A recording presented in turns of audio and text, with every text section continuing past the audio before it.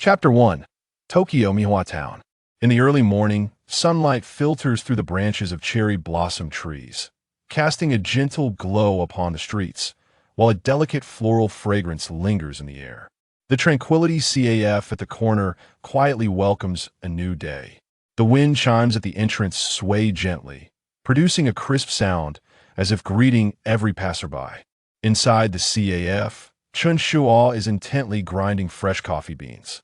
In his 30s, he possesses a tall stature and striking features, exuding an effortless elegance in his every movement. The light-colored shirt complements his neat hairstyle, making him appear as though he has stepped out of a romantic film as the leading man. Occasionally, he lifts his gaze to smile, and his gentle demeanor instinctively puts the customers at ease. On the surface, Chen Shuo is merely the owner of the Tranquility CAF, a passionate baker who enjoys interacting with the neighbors. However, the complexity of his past far surpasses that of the fragrant coffee he brews. He was once a top assassin in another world, codenamed Dustless. This alias symbolizes his swift and silent movements, as well as the solitude and coldness residing within his heart. He was once ruthless, efficient, and skilled, with a perfect mission completion rate, burdened with countless bloodshed and sins. Yet, years spent dancing with darkness left him emotionally drained, leading to a gradual disillusionment with such a life. One day, he learned that his friend, John Wick, had successfully extricated himself from the mire of assassination and was living an ordinary life, igniting within him the thought of retirement. However, fate seemed unwilling to grant him such an easy escape. A sudden car accident transported him from his former life to this entirely unfamiliar world of Tokyo, Mihua Town.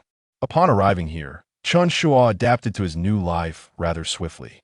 He decided to conceal his identity as Dustless in the shadows, becoming a friendly CAF owner by day, while occasionally accepting commissions at night, continuing his work as an assassin. After all, it would be a pity to waste such talent. "Good morning, brother Chen Shuo." A cheerful voice interrupted his thoughts. Chen Shuo looked up to see a girl with a smile as radiant as spring, Mao Lilan, the daughter of the detective Muri Kagoro, standing at the door. Mao Lilan visits the Tranquility CAF almost daily, enjoying a cup of cappuccino crafted by Chen Shuo himself, and has long become a regular patron.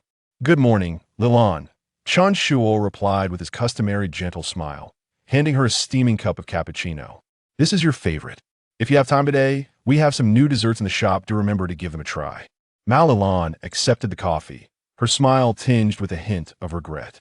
"Thank you, brother Chen Shuo, but I might not have time today. Shinichi mentioned there's a case, and we've arranged to visit the scene." "Kudo Shinichi?" Chen Shuo smiled faintly, a subtle coldness flashing in his eyes. "He truly is quite busy." Kudo Shinichi, the prodigious young detective, a star student at Tiden High School, renowned for his exceptional deductive skills, holds a certain fame not only in Tokyo, but across the nation. Chen Shuo, however, harbors little fondness for this young detective. While he acknowledges Shinichi's intelligence, he feels that Kudo Shinichi is overly fixated on cases, often neglecting the important people and matters around him, especially Mao Lilan. Time and again, Mao Lilan has endangered herself to accompany Shinichi on his investigations. This disregard for others' safety irks Chen Shuo considerably. His mind is consumed with nothing but cases. Mao Lilan pouted slightly, her tone laced with helplessness. "You are under no obligation to follow him constantly," Chen Shuo said gently, his tone calm, yet concerned.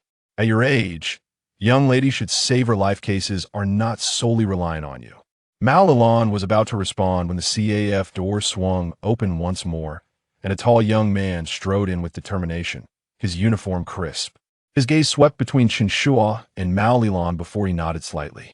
"Good morning, Mr. Chen Shuo," the young man greeted politely, his tone neither warm nor cold. The newcomer was none other than Kudo Shinichi. "Good morning, Shinichi," Chen Shuo replied with a smile, fully aware of the animosity Kudo Shinichi harbors towards him. He couldn't help but chuckle inwardly. The young man's hostility is merely rooted in his concern for Mao Lilan. Though unspoken, it was evident to Chen Shuo.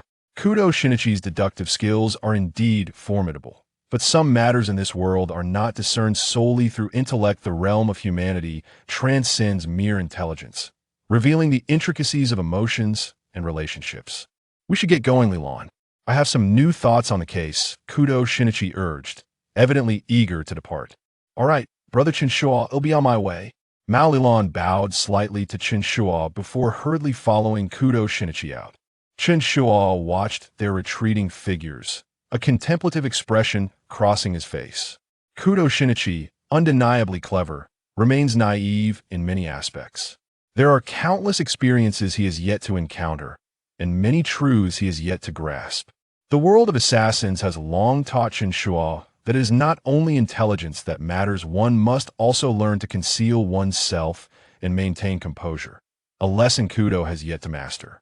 As nightfall descended, the daytime bustle gradually faded, and Mihua town regained its tranquility beneath the evening sky. The Tranquility CAF remained softly illuminated, with Chen Shuo methodically tidying up the shop in preparation for closing. Just then, the door swung open again, revealing a familiar figure, a middle-aged man clad in a somewhat disheveled suit, his eyes gleaming with a hint of triumph. Brother Chun, today I've managed to crack a major case.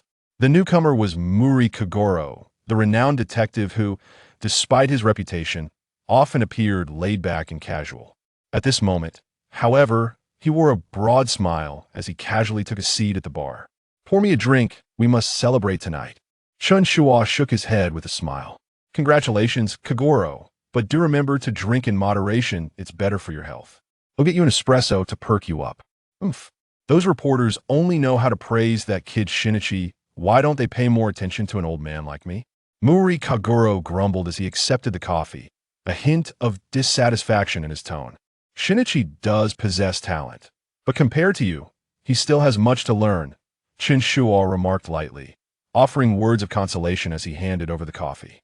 As they chatted idly, Chen Shuo's phone vibrated slightly. He picked it up to find an encrypted message on the screen. New task, target, Colonel Ikemoto Kanekyo, time. 4 a.m. tomorrow, location, Mihua Dock. Do you accept the assignment? Chen Shuo's gaze flickered. The name Ikemoto Kanekyo was no stranger to him. This colonel is entangled in numerous illicit dealings, acting with impunity. Such a target poses no significant challenge for Chen Shuo. He nodded, confirming the acceptance of the task. Chen Shuo's actions caught Muri Kagoro's attention, a glint of curiosity flashing in his eyes. Brother Chen, do you have a new part-time job? Chen Shuo smiled faintly. Yes, there's some trash that needs to be cleared out. He's not a good person. Muri Kagoro regarded Chen Shuo with a keen gaze before waving his hand dismissively. Is that so? Then good luck. Just remember, you're still a person, don't go too far. Although Muri Kagoro often appeared to be a muddled detective, Chen Shuo understood that his capabilities far surpassed those of Kudo Shinichi. Muri Kagoro had long been aware of Chen Shuo's other identity, yet he did not dwell on it. With his rich life experience, he comprehended that light and darkness always coexist, a tacit understanding shared between Muri Kagoro and Chen Shuo. Chen Shuo chuckled lightly. I have had enough of living in the shadows. I am quite selective now. With that, Chen Shuo stood up, smiling as he bid farewell to Muri Kagoro. I need to head to the back for a moment. Take your time drinking, and remember to close the shop when you leave. Muri Kagoro waved him off. Go on, go on. Stay safe. I quite enjoy your coffee, and Lilan does too. With a nod and a smile, Chen Shuo turned and entered the storage room at the back of the CF. The door to the hidden chamber closed silently behind him, revealing walls adorned with various weapons and assassination tools. He selected a modified Remington 1875 revolver, his favorite, along with a dagger. He preferred simplicity and efficiency in his equipment, avoiding any unnecessary burden. At 3:30 a.m., Mihua Dock. Tokyo's night was shrouded in a thin veil of mist, with dim lights surrounding the dock. Occasionally, a few cargo ships would dock at the shore, the gentle sound of water mingling with the cold breeze. Dressed in a black suit, Chen Shuo moved with light steps, blending seamlessly into the darkness. He found an excellent hiding spot near the dock, quietly observing Ikemoto Kanekyo and his entourage. They arrived punctually, preparing for an illicit transaction. As time passed and the goods were gradually unloaded, Chen Shuo felt a stir within the moment had arrived. Without a hint of hesitation, Chen Shuo silently emerged from the shadows, akin to a specter. Two bodyguards, alert to his presence, quickly realized their peril. However, their movements were no match for Chen Shuo's swiftness. The dagger sliced through the air, instantaneously claiming their lives. Blood splattered upon the ground. Nkavitong abruptly sensed the looming danger, hastily attempting to flee, but his efforts were futile against Chen Shuo's speed. Chen Shuo raised his hand, delivering a precise shot that struck Conan's leg, causing him to collapse to the ground in excruciating agony. Chen Shuo leaned down, gazing at the once arrogant colonel with eyes as cold as ice. "Who sent you?"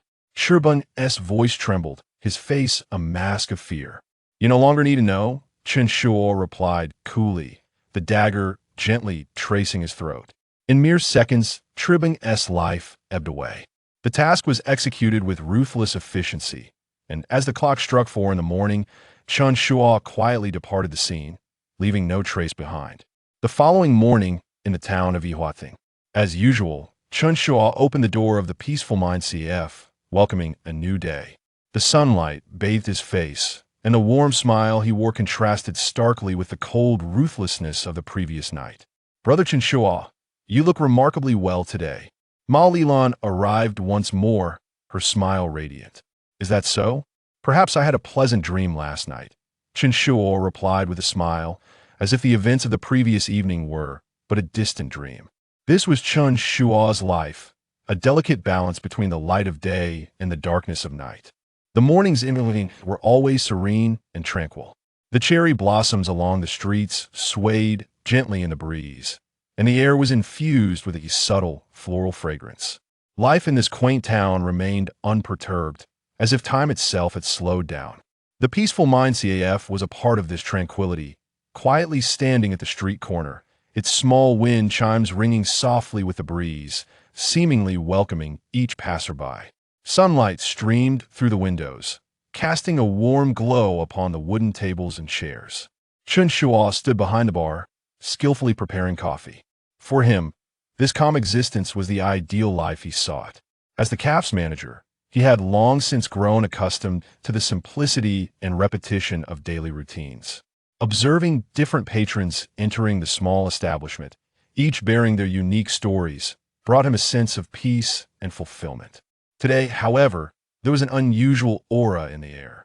Chen Shuo sensed that Peaceful Mind would receive some particularly noteworthy guests. Ding! The wind chimes tinkled gently as the door swung open, a gust of wind sweeping into the CF. Chen Shuo looked up to see two figures entering. Leading the way was a woman clad in a white coat, her chestnut hair cascading smoothly over her shoulders, exuding both elegance and competence. Her features were soft, adorned with a faint smile, yet her eyes revealed an imperceptible calm. Following closely behind was a slender girl dressed in a black coat, her countenance stern, her gaze betraying a hint of aloofness and vigilance. A subtle stirring occurred within Chen Shuo. Despite their silence, the energy between the two women hinted at something extraordinary. "Welcome," Chen Shuo greeted with his customary gentle smile.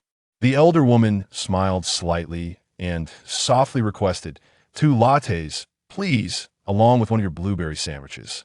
Additionally, do recommend a dessert." "Certainly, please hold on a moment." Chen Shuo nodded, beginning his preparations. Meanwhile, he discreetly assessed the two guests. He had noticed that they seemed to be conversing with others outside moments ago. Although he hadn't caught the entirety of their exchange, he had overheard their names. The elder woman was named Gongye Mingmoi. While her name might be unfamiliar to the average person, Chen Shuo had vaguely heard whispers surrounding her. She was not a prominent figure, yet there appeared to be connections to some disreputable circles. As for the aloof girl, named Chen Shuo did not recognize her, but her demeanor suggested she was no ordinary individual. Soon, Chen Shuo approached their table with 2 lattes in hand, placing the drinks and sandwich before them. "Enjoy," he said with a smile. "Thank you," Gongye Mingmei acknowledged politely, accepting her coffee. As for her sister, Go merely nodded slightly, her fingers tracing the rim of her cup, her expression devoid of excess emotion. Chen Shuo took note while he held little interest in the sisters. His instincts told him that Guo was certainly no ordinary person. There was a maturity in her eyes that belied her youth, as if she had navigated through many complex experiences. Such an aura was seldom observed among the cafe's patrons. Outside, cherry blossoms drifted gently in the breeze, sunlight pouring through the windows onto the table. Good Mary sat by the window, elegantly sipping her coffee, occasionally glancing outside with a relaxed and tranquil demeanor. This CF has a lovely ambience, quite peaceful, she remarked to her sister, a subtle smile gracing her lips. Gungyagabag, hearing her sister's words, remained expressionless, offering only a faint nod, as if the external surroundings held little significance for her. Her gaze roamed the cafe's corners, occasionally fixating on the street outside, her vigilance palpable, as though she were perpetually prepared for any unforeseen circumstances. Chen Shuo silently observed them from behind the bar. He could sense the air of detachment emanating from Miano Shiho, as if she were out of sync with her surroundings, although seated beside her sister. An ethereal mist seemed to envelop her heart, isolating her from the external world. You two sisters share a wonderful bond, Chen Shuo remarked casually, his tone relaxed and natural. Miano Akemi smiled gently, her eyes reflecting a hint of warmth. Indeed. We are usually quite busy, so it is rare for us to have the opportunity to unwind together today. Chen Shuo nodded, replying with a smile, it is indeed a rarity to carve out time to be with family.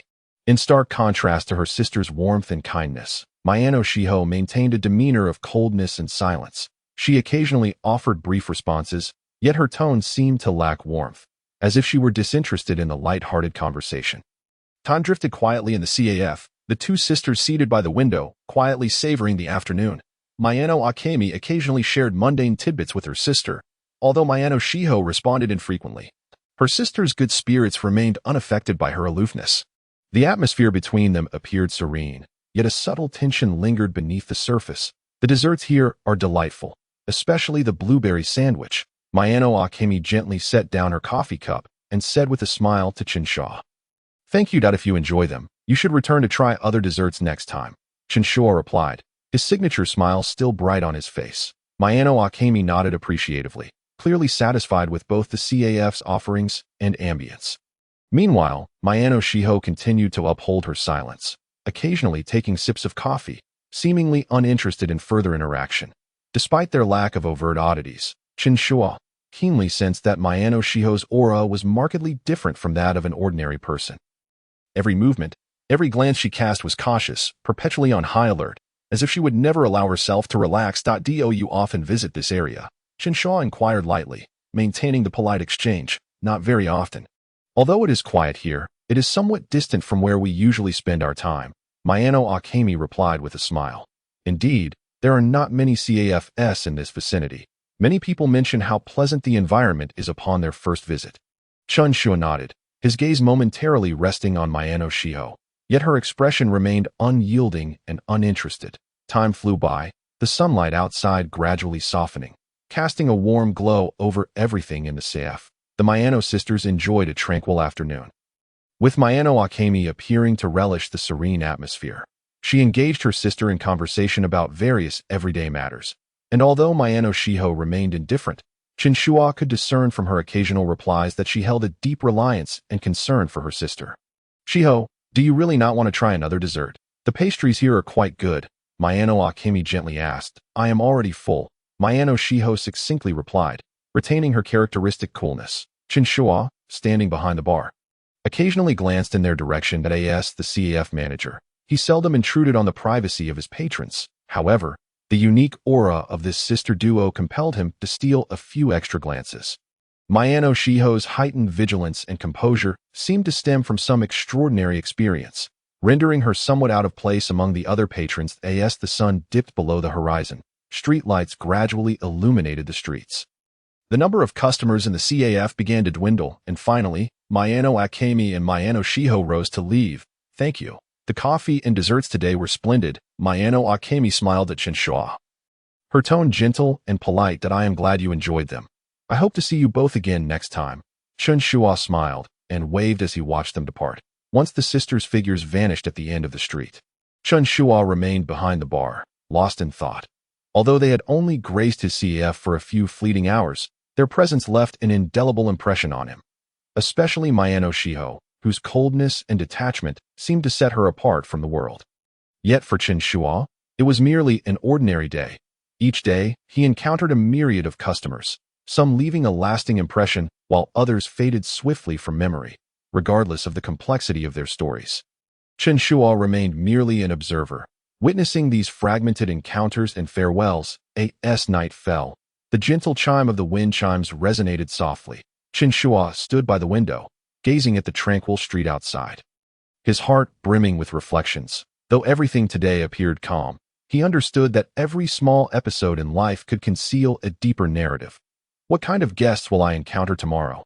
He murmured softly to himself. A hint of anticipation gracing his smile. The CAF remained serene in the night. Yet Chen Shuo knew that perhaps tomorrow's tranquility would welcome more intriguing encounters and stories as the night deepened. The streets of Mihua town gradually fell into silence. The streetlights flickered to life, casting a warm glow over the deserted avenues, with scarcely a soul in sight. The CAF tranquility welcomed yet another quiet night.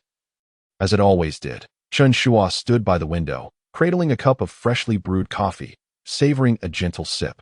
Nighttime was his favorite hour, when patrons were few, leaving him alone in the CAF. The tranquil ambience allowed him to organize his thoughts while contemplating his role in this world. Tokyo truly is a hot spot for incidents. Chen Shuo mused softly, his gaze drifting through the window to the street scene outside. The Mayano sisters had piqued his interest today, particularly the reticent and distant Mayano Shio. Her demeanor bore a resemblance to those dangerous individuals he had encountered in the past, as if she were perpetually prepared for an unforeseen crisis. However, Chen Shuo also recognized that his position in this world dictated that he need not meddle in others' affairs. Since his arrival in this realm, he had maintained a low profile, refraining from engaging in any external conflicts apart from his CAF tranquility. Yet today was different. It was rare for him to keep the CAF's doors open so late at night. After witnessing the Mayano sisters, he had anticipated the arrival of a group of special guests. Ding-ling, the wind chimes tinkled gently as the doors swung open. Two towering figures stepped inside. Chen Shuo turned, his gaze sharpening slightly. Leading the way was a man clad in a black trench coat. His silver hair cascading over his shoulders, and his eyes sharp as blades. His stern visage exuded an innate aura of intimidation, as if he had never known the meaning of laughter. Following him was a burly man dressed in a deep black suit. Though his expression appeared somewhat dull, he too emanated an air of oppression. Chen Shuo recognized them immediately. Jin and Vodka, two notorious figures within the underworld. Given their identities and status, ordinary individuals could scarcely approach them. Yet, this time, they had both entered his CAF. Chen Shuo pondered quietly, realizing that the Mayano sisters must be affiliated with their organization. He maintained a calm facade, concealing his thoughts. He did not display surprise. Instead, he offered a relaxed smile. "Welcome, Jin and Vodka," Chen Shuo greeted, his voice smooth and polite, as if they were merely ordinary patrons. Jin nodded slightly, his gaze sweeping across every corner of the CF before he approached the bar and took a seat. His movements were deliberate, yet carried an undeniable authority. Vodka stood behind him, appearing more reserved. "Mr. Chun, I apologize for the intrusion." Jin's voice was deep and resonant, laced with a hint of respect. Despite his formidable reputation in the underground world, he exhibited humility in the presence of Chen Shuo.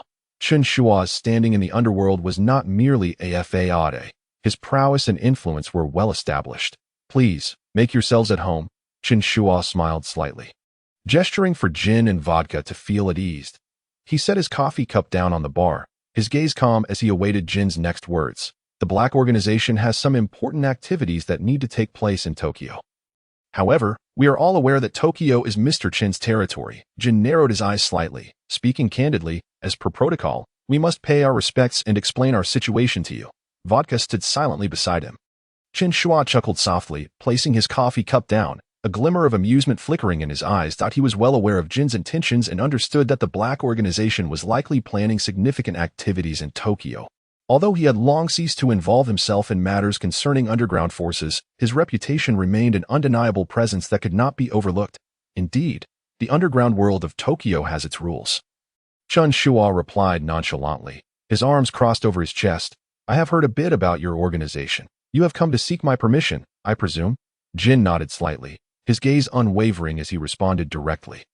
Indeed, our operation in Tokyo this time is considerable in scale and is intended to be a long-term endeavor. To avoid unnecessary conflicts and complications, we hope Mr. Chen will allow us to proceed smoothly. Vodka, standing nearby, interjected at an opportune moment. Rest assured, we will not engage in any overstepping behavior. Chen Shuo narrowed his eyes slightly, pondering for a moment. Tokyo was his territory, and this news had long since circulated within the underworld. The tranquility he maintained was due to the clarity and precision of the rules he had established. Any force wishing to operate in Tokyo must first obtain his consent. Otherwise, he would take appropriate measures. It seems you are well prepared, Chen Shuo remarked. However, I am curious about the nature of your operation in Tokyo. Jin's expression remained calm, his tone steady as he replied, this operation involves a long-term strategic plan, and we cannot disclose specific details at this time. But please be assured, we will not infringe upon your interests. Chen Shuo smiled faintly, his gaze imbued with a hint of significance. Jin, since your actions will not affect me, I see no reason to make things difficult for you. However, the underground order in Tokyo must be maintained. If you disrupt the established rules here, the consequences should be clear to you. Jin's eyes brightened slightly, and he nodded, his tone carrying a note of seriousness. We understand Mr. Chen's rules. We will not cross the line. As long as we have your permission, we will ensure that all actions do not impact those who should remain unaffected. Chen Shuo nodded slightly, aware that someone of Jin's caliber would never make promises lightly. Yet, once a promise was made, it would undoubtedly be fulfilled. In that case, you adhere to the rules and have given me, Chen, the necessary respect. Therefore, I am not one to be ungrateful. Rest assured, I will not hinder your activities in Tokyo. Chen Shuo's tone bore a casual note, yet his decision was of utmost importance. That a flicker of relief crossed Vodka's eyes. While Jin stood up, bowing slightly to Chen Shuo, his demeanor exceedingly respectful. Thank you, Mr. Chen, for your generosity, Jin said. We will act in accordance with our agreement. Chen Shuo waved his hand, signaling that there was no need for excessive formalities. For him, this meeting was merely a routine exchange in the underworld. Although the influence of the black-clad organization was substantial in the realm of Tokyo, Chen Shuo still held an unassailable position. Jin refrained from saying anything further. Turning to leave the CAF with Vodka, their task was complete, and Chen Shuo's attitude had eased their concerns. Remember my words, Chen Shuo added casually as they were about to exit. Tokyo is a place governed by rules. Jin paused, glancing back at Chen Shuo, his eyes carrying a hint of respect, then nodded. If Mr. Chen has any needs, please feel free to contact me. With that, he pushed the door open and stepped outside. Vodka followed closely behind, entering their Porsche 356A, though a flicker of confusion crossed his features. Since entering this seemingly ordinary CF, a question had begun to stir within him. Though he understood that today's task was merely a show of respect, he could not fathom why Jin displayed such deference to the seemingly mundane proprietor of the CAF. Throughout Jin's conversation with Chen Shuo, Vodka maintained an air of respect, yet his mind was filled with questions. Once they departed the CAF and entered the vehicle, Vodka could no longer contain himself. Boss, that Chen Shuo is just a CAF owner, right? Why do you treat him with such caution? Vodka's voice bore a touch of bewilderment. His brow furrowed. Despite his robust appearance, he was, in fact, a technician within the organization, and to him, Chen Shuo was merely an unfamiliar face. Hearing Vodka's inquiry, Jin's gaze remained composed, but the corners of his mouth lifted slightly, revealing a hint of a smile. Vodka, you truly underestimate the gravity of the situation. Jin's voice was low and steady, tinged with a trace of hidden recollection as he began. Chen Shuo is not someone you can assess with ordinary standards. He was once the nightmare of the entire underworld. Vodka furrowed his brow, clearly taken aback by this assessment. Nightmare? But he appears to be just an ordinary person. How did he earn your respect? Jin tilted his head slightly, his eyes reflecting a blend of reminiscence and apprehension. Have you heard of the name Wuchan? A glimmer of shock flickered in Vodka's eyes, even though he knew nothing of Chen Shuo. He understood the implications of the figure Jin referred to. The legends surrounding Wuchan were all too clear to him. A ruthless and relentless assassin, a living legend in the underworld. Now, from Jin's words, it seemed that Chen Shuo was Wuchan. Chen Shuo, Wuchan? Vodka murmured, seemingly struggling to grasp this reality. Observing Vodka's perplexed expression, Jin continued, "He is a world-class top assassin, with no record of failure. Once his target is marked, there is no chance of escape. Global underground forces tremble at his actions. He controls the underground order of Tokyo, and no one dares challenge his authority. Do you think he runs a CAF now for a peaceful life? No, Vodka. It is because no one dares to disturb him anymore." Jin's tone grew increasingly cold, laced with memories of the past and a profound respect for Chen Shuo. He single-handedly eradicated the entire Tokyo gang in a single night. No one knows how he accomplished it. Those individuals didn't even have time to cry for help before their plans were dismantled. "Do you believe our organization is formidable?" In Chen Shuo's eyes, "We are merely larger insects." Vodka listened, speechless, his mind conjuring an unimaginable scene that he fell silent, obediently starting the car and driving away. The evening breeze stirred the wind chimes at the entrance, producing a crisp, tinkling sound. Chen Shuo stood still, watching their figures gradually fade into the night, his heart undisturbed. Although the actions of the black-clad organization seemed significant, they would not affect him in the slightest. The underworld will always be rife with such conflicts. Chen Shuo murmured to himself, a faint, meaningful smile gracing his lips. Perhaps tomorrow will bring forth new stories. That he gazed up at the night sky, gently sighing as if anticipating something. Beneath the cloak of night in this city, many events unfolded quietly, while Chen Shuo remained the tranquil guardian of the CAF, the uncrowned king of Tokyo. As the morning sun streamed through the windows of the quiet Heart CAF, the gentle light fell upon every table and chair, filling the air with a faint aroma of coffee. Chen Shuo stood behind the counter as usual, skillfully operating the coffee machine while engaging in conversation with the cheerful Mao Lilan seated nearby. Chen Shuo relished the moment spent chatting with someone as vivacious as Mao Lilan. Her smile always brought him a sense of ease. Mao Lilan, in turn, was delighted to visit the Quiet Heart CAF, especially in Chen Shuo's company. His extensive knowledge and captivating stories provided a refreshing contrast to the tension and intrigue she experienced with Kudo Shinichi. However, Chen Shuo had also noticed that since he and Mao Lilan had grown closer, Kudo Shinichi's presence in the CAF had increased significantly. He couldn't help but glance at Kudo, who sat not far away with a look of discontent, inwardly chuckling.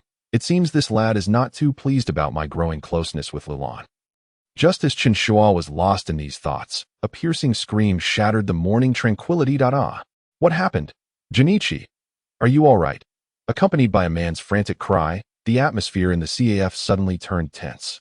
Chen Shuo raised his head, following the direction of the sound, and saw a man slumped over at a corner table, his fingers stiffly pointing towards the ground. His complexion was pale, and the corners of his mouth had turned slightly blue, indicating he had ceased to breathe. The coffee cup beside him lay shattered on the floor, the dark liquid splattered everywhere, releasing a pungent aroma of coffee.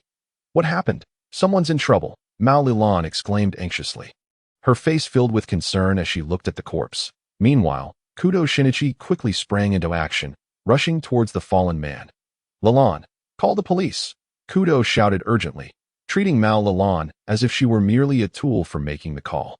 As Kudo crouched down to examine the body, he continuously scanned the surroundings. In the meantime, Chen Shuo observed the scene with calm detachment, slowly taking a sip of his coffee before walking over to Mao Lilan and gently ruffling her hair, softly saying, "Lilan, sit down. This is not something you should witness." Mao Lilan initially intended to offer assistance, but upon seeing Chen Shuo's composed demeanor, she hesitated and ultimately returned to her seat obediently. Her face flushed slightly as she touched the top of her head, which had been gently caressed by Chen Shuo, a complex array of emotions flickering across her countenance. "Officer Mu Mu, over here." Soon after, Officer Mu Mu and several police officers hurriedly arrived at the scene. They cordoned off the CAF, erecting a barrier, and began their investigation. Officer Mu Mu approached Kudo Shinichi, his eyes solemnly scanning the lifeless body. The deceased, named Kidajima Shinichi, was an executive at a local company. As Officer Mu Mu examined the corpse, he solemnly remarked, "At first glance, it appears to be a case of poisoning. The discoloration at the corners of the mouth corroborates this." Kudo Shinichi nodded slightly, his gaze shifting to the shattered coffee cup. "The cup is broken. The poison must have been administered through the coffee. The question is, who had the opportunity to poison it?" Officer Mu Mu surveyed the CAF's patrons, aside from Chen Shuo and Muri Ran. There were two other customers. One was a visibly flustered man in a suit, named Matsumoto Ichiro, who was the deceased business partner. The other was a young woman, Tanaka Miki, who appeared particularly anxious, seemingly gripped by fear. I am innocent. I have no idea why he suddenly collapsed, Tanaka Miki whispered, her voice trembling, her fingers nervously twisting her scarf, clearly unsettled. Officer Mumu furrowed his brow and turned to Kudo Shinichi. Kudo. My young friend, have you made any discoveries? Kudo Shinichi's gaze shifted to Chen Shuo behind the bar, his expression grave. The coffee in the CAF was brewed by Mr. Chen Shuo. The poison was likely placed in that cup. And at that moment, no one except Mr. Chen could have touched it. Upon hearing this, Chen Shuo maintained a faint smile, taking a gentle sip from his own cup of coffee. Kudo, are you sure you want to jump to conclusions so quickly? As a detective, one should exercise greater caution. Muri-ran stood up, visibly displeased by Kudo Shinichi's accusations. Shinichi, how could you suspect Shuo? He could never be the murderer. Kudo Shinichi disregarded Muri-ran's emotions. Continuing to fixate on Chen Shuo, his gaze resolute. The evidence does not lie. The deceased coffee was served by your hands. If it wasn't you, then who else could it be? Chen Shuo gently shook his head, his eyes sweeping over the other patrons before settling on the visibly distressed Tanaka Miki. Kudo, you seem to have overlooked a critical point. If I had poisoned the coffee, I would not have done so brazenly. In fact, this Miss Tanaka seems rather out of sorts. Tanaka Miki's complexion paled further, her eyes darting around, clearly feeling the pressure. I didn't stay calm. Miss Tanaka, Chen Shuo maintained his composure. You inadvertently brushed against the deceased's cup upon entering. Your ring appears to have quite an interesting mechanism, doesn't it? Tanaka Miki's face turned ashen, her scarf nearly slipping from her grasp as her body trembled slightly. I have no idea what you're talking about. Officer Mumu stepped forward, his expression serious. Miss Tanaka, please hand over your ring for inspection. Kudo Shinichi's gaze remained fixed on Tanaka Miki. He keenly sensed something amiss in her demeanor, recalling the details of her entrance into the CAF, which indeed suggested she had touched the coffee cup. Miss Tanaka, what was your relationship with the deceased? Kudo Shinichi's voice was calm, yet piercing. Unable to withstand the mounting pressure, Tanaka Miki's tears cascaded down her cheeks as she trembled. I had a past relationship with him. He promised to divorce and marry me, but in the end, he betrayed me in a moment of impulse. Kudo Shinichi took a deep breath. The truth was finally surfacing in a fervor of anger and disappointment. Tanaka Miki had poisoned the coffee using the toxin from her ring, resulting in Kitajima Shinichi's demise. You took advantage of his inattention to tamper with the coffee cup? Kudo Shinichi inquired, his voice tinged with resignation. The case was, in fact, quite simple. Jealousy had clouded her judgment. Tanaka Miki weakly nodded, tears flowing uncontrollably. I didn't intend to, but he deceived me. With Tanaka Miki's confession, the truth of the matter was laid bare. Officer Mumu signaled for his subordinates to escort Tanaka Miki away, and the atmosphere within the CAF gradually returned to tranquility. After the case was resolved, Officer Mumu approached Chen Shuo, his tone laced with a hint of apology. Mr. Chun, I sincerely apologize for involving you in this matter. Thank you for your cooperation. Chen Shuo smiled gently, responding nonchalantly. No need for apologies, Officer Mumu. It is my honor to assist you in uncovering the truth.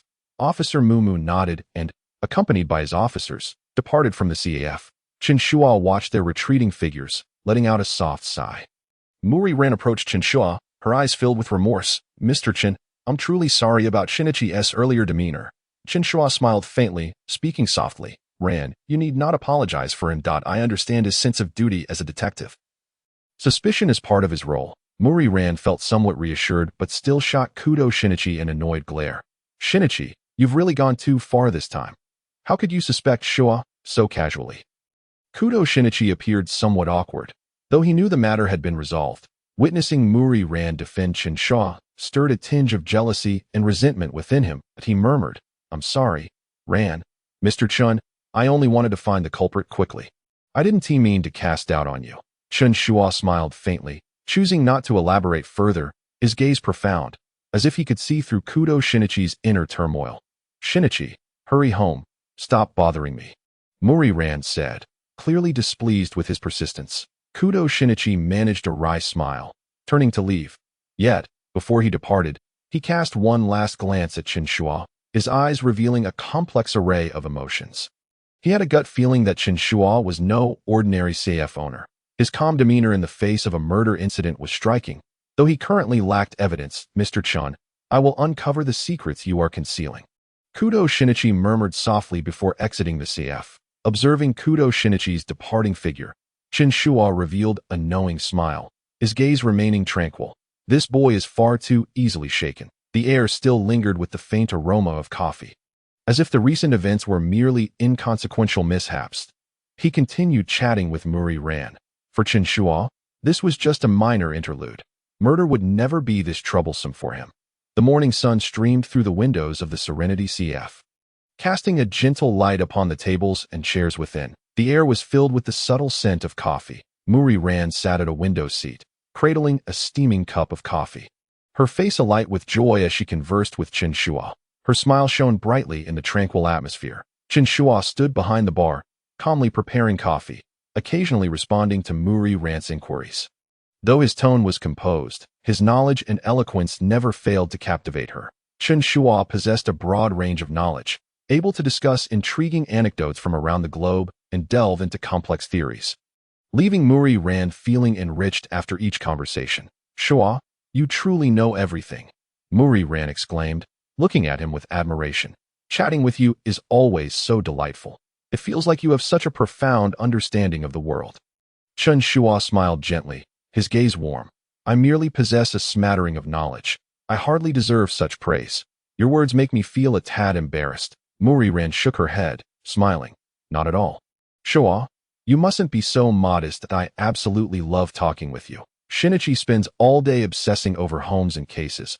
I find it quite tiresome. Chen Shuo chuckled softly, continuing to craft the coffee in his hands. While Muri Ran took a sip, her face still adorned with a gentle smile. Each visit to the Serenity CF brought her a unique sense of tranquility and comfort through Chen Shuo's company. Just then, the CAF door swung open abruptly, and a cheerful voice rang out. Ran, I finally found you. Muri Ran turned her head to see a vivacious girl striding into the CF. It was her dear friend Suzuki Sonoko.as. Sonoko entered. Her eyes sparkled with excitement, captivated by the CAF's decor and ambience. Ran, why do you always hide in places like this without telling me? Sonoko approached Muri Ran, her tone a mix of reproach and playfulness. I went through a lot of trouble to find you. Muri Ran chuckled helplessly. Sonoko, I'm not deliberately hiding from you. I just enjoy coming to this CF lately, to relax and chat. Oh, relax? UNZ raised an eyebrow slightly, suddenly revealing a meaningful smile on her face, her gaze swiftly shifting to Chen Shuo, who stood behind the bar. Her eyes widened in astonishment, as if she had stumbled upon an extraordinary treasure. Wow, Xiaolan, is this the Serenity CF you mentioned? UNZ deliberately elongated her words, her lips curling into a teasing smile, her gaze lingering on Chen Shuo's face, reluctant to look away. This handsome gentleman must be the manager. Right? TSK, he's simply too dashing. Muri Ran felt a wave of embarrassment wash over her, hastily clarifying. UNZ, please don't speak carelessly. Shuo is just the CAF's manager. He merely looks out for me. However, UNZ paid no heed to Muri Ran's words, her eyes sparkling with excitement as she stepped closer to the bar, a sweet smile directed at Chen Shuo. Mr. Chen, hello, my name is Suzuki UNZ, and I am a good friend of Xiaolan's. You are truly handsome. UNZ's tone was unabashedly filled with admiration, her eyes reflecting an infatuation for Chen Shuo. Chen Shuo, accustomed to such encounters, maintained a polite and composed smile in response to UNZ's enthusiasm. Miss Suzuki, it is a pleasure to meet you, he said, nodding slightly, his tone warm yet marked by a hint of mature restraint, showing no signs of discomfort or awkwardness in the face of UNZ's fervor. Wow, Xiaolan, how did you discover such a wonderful place? The ambience of this CAF is fantastic, and the manager is so handsome, UNZ exclaimed, casting a playful glance at Muri Ran. You've been keeping this a well-guarded secret. Muri Ran sighed helplessly, smiling as she replied. UNZ, please don't say such things. Shuo is just a friend. Friend? UNZ squinted her eyes, a teasing smile playing on her lips. Xiaolan, are you feeling a bit guilty? Why are you so nervous? Have you decided to abandon that case-cracking maniac? Muri Ran's face flushed crimson, and she waved her hands in denial. That I am not guilty. I'm just worried you'll misunderstand. UNZ laughed heartily, wearing an expression that suggested she understood everything, and continued to gaze at Chen Shuo with fervor. Mr. Chen, may I ask if you have a girlfriend? A man as exceptional as you must have no shortage of admirers, right?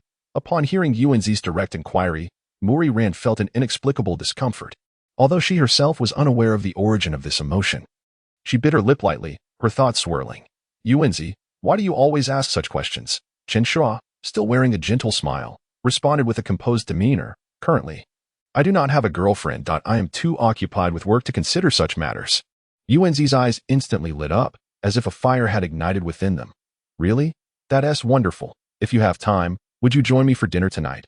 Muri Ran couldn't help but interrupt Yuanzi, her tone laced with a tinge of exasperation. Yuanzi, please don't be like this. Shuo is not the kind of person who would agree so easily. Yuanzi tilted her head, feigning deep contemplation. Is that so? Xiaolan, it seems you know quite a bit about Mr. Chen. Are you overly concerned for him? Muri Ran's cheeks reddened further at Yuanzi's words, and she quickly defended herself. I just frequent this CF and speak with Shuo more often. Watching the interplay between the two, Chen Shuo felt a warmth and amusement in his heart. He recognized that Yuanzi was only joking. Despite her teasing tone, there was no malice behind it. Muri Ran's reactions only added to his perception of her as endearing. Though she denied it with her words, the blush on her face betrayed some subtle emotions within her. Miss Suzuki, I appreciate your kind intentions, Chen Shuo remarked with a smile directed at Yuanzi. But at present, I am quite focused on my work and have not contemplated other matters. Yuanzi blinked, letting out a gentle sigh, a hint of regret crossing her features. What a pity. A man as exceptional as you is still single. It seems someone needs to make a concerted effort to pursue you. Muri Ran couldn't help but roll her eyes, feeling a twinge of jealousy, though she suppressed her inner turmoil and said to Yuanzi, All right, Yuanzi, enough of this. What brings you here today? Only then did Yuanzi seem to recall her original purpose, exclaiming, Oh right, I came to invite you to go shopping. You've been coming to this CF so often. It's been ages since we've gone shopping together. Come on, Xiaolan, let us go have some fun. Muri Ran initially intended to decline, but seeing Yuanzi's eager expression made her feel guilty to refuse. So she agreed. Fine, since you're here, I'll accompany you for a bit. Yay, that's wonderful, Yuanzi exclaimed, leaping with joy, and then grabbed Muri Ran's hand, ready to lead her out of the CF before leaving. Yuanzi turned back to Chen Shuo, waving her hand with a mischievous smile. Mr. Chen, I will be back next time. Chen Shuo nodded slightly, still responding warmly. You are always welcome. As he watched the two depart, Chen Shuo continued to prepare coffee with a calm demeanor, a slight smile gracing his lips. He found no offense in Yuanzi's exuberance and banter. Rather, it invigorated the CAF's atmosphere. After exiting the CAF, Muri Ran felt a lingering complexity in her emotions that Yuanzi's remarks seemed to unearth an inexplicable discomfort within her, particularly when Yuanzi mentioned whether Shuo had a girlfriend, causing her heart to inexplicably race. What is wrong with me? Muri Ran silently questioned herself, quickly dismissing the thoughts. Xiaolan, your behavior just now is quite unlike you, Yuanzi suddenly remarked, her tone teasing. You don't actually have feelings for that Chen Shuo. Do you? Of course not. Muri Ran hastily denied, a hint of panic in her expression. Yuanzi, don't think too much. Shuo is just a friend. Yuanzi laughed even more heartily. It's all right. It's all right. Mr. Chen is indeed very charming. But Xiaolan, don't be too tense. It's not wrong to like someone. Muri Ran sighed helplessly. Although she verbally countered Yuanzi, she couldn't shake the feeling that Yuanzi's words had struck a chord within her, leaving her puzzled about her own emotions. All right, let us drop the subject. Come on, let us go shopping, Muri Ran urged, eager to shift the conversation away from the discomforting topic. Their figures gradually faded into the distance. While the Serenity CF remained enveloped in a warm and tranquil atmosphere, Chen Shuo stood behind the bar, silently contemplating the events of the day, his gaze drifting through the window towards the street beyond. Still adorned with a faint smile, the morning's hustle had subsided, restoring the CAF to its serene state. Yet Chen Shuo understood that in the days to come, such tranquility may be disrupted. He knew that life was always brimming with new stories and encounters awaiting him. A notion he relished. The night at the Serenity CAF remained peaceful and harmonious, warm light softly illuminating the bar and tables, the familiar aroma of coffee wafting through the air. Chen Shuo, standing behind the bar, held a book in his hands, appearing engrossed. Though his thoughts had already drifted far away, that he set the book down, sighed, and opened his phone to check a newly received message. The content on the screen was brief and direct, yet sufficient to turn his gaze icy. Target: George Dixon. Location: New York. Time frame: within 7 days. A few simple lines concealed a web of intricate commissions and lethal intentions. George Dixon, a senator in the United States, appeared to be an upstanding politician, yet behind the FAAD lurked connections with various dark forces. He had ruthlessly eliminated obstacles, and now it was his turn to become the target. What an unexpected invitation, Chen Shuo murmured to himself, a cold smile curling at the corners of his lips. But perhaps it's for the best, if I don't engage in some activity. My body will grow rusty. He rose to his feet, beginning to tidy up the CAF in preparation to close. Since the name Dustless faded from the underworld, he had rarely taken on such tasks. However, it was evident that this trip to New York would once again plunge his life into turbulent waters. That I need to make a trip to New York, he resolved internally, the mission demanding swiftness and precision, leaving no traces behind. While he currently enjoyed a tranquil and leisurely life, accepting such tasks occasionally helped him maintain his sharpness.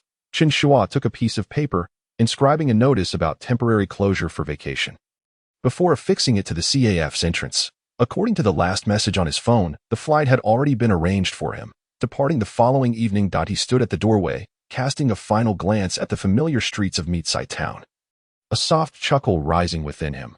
When I return, all will return to tranquility. The next morning dawned bright and sunny.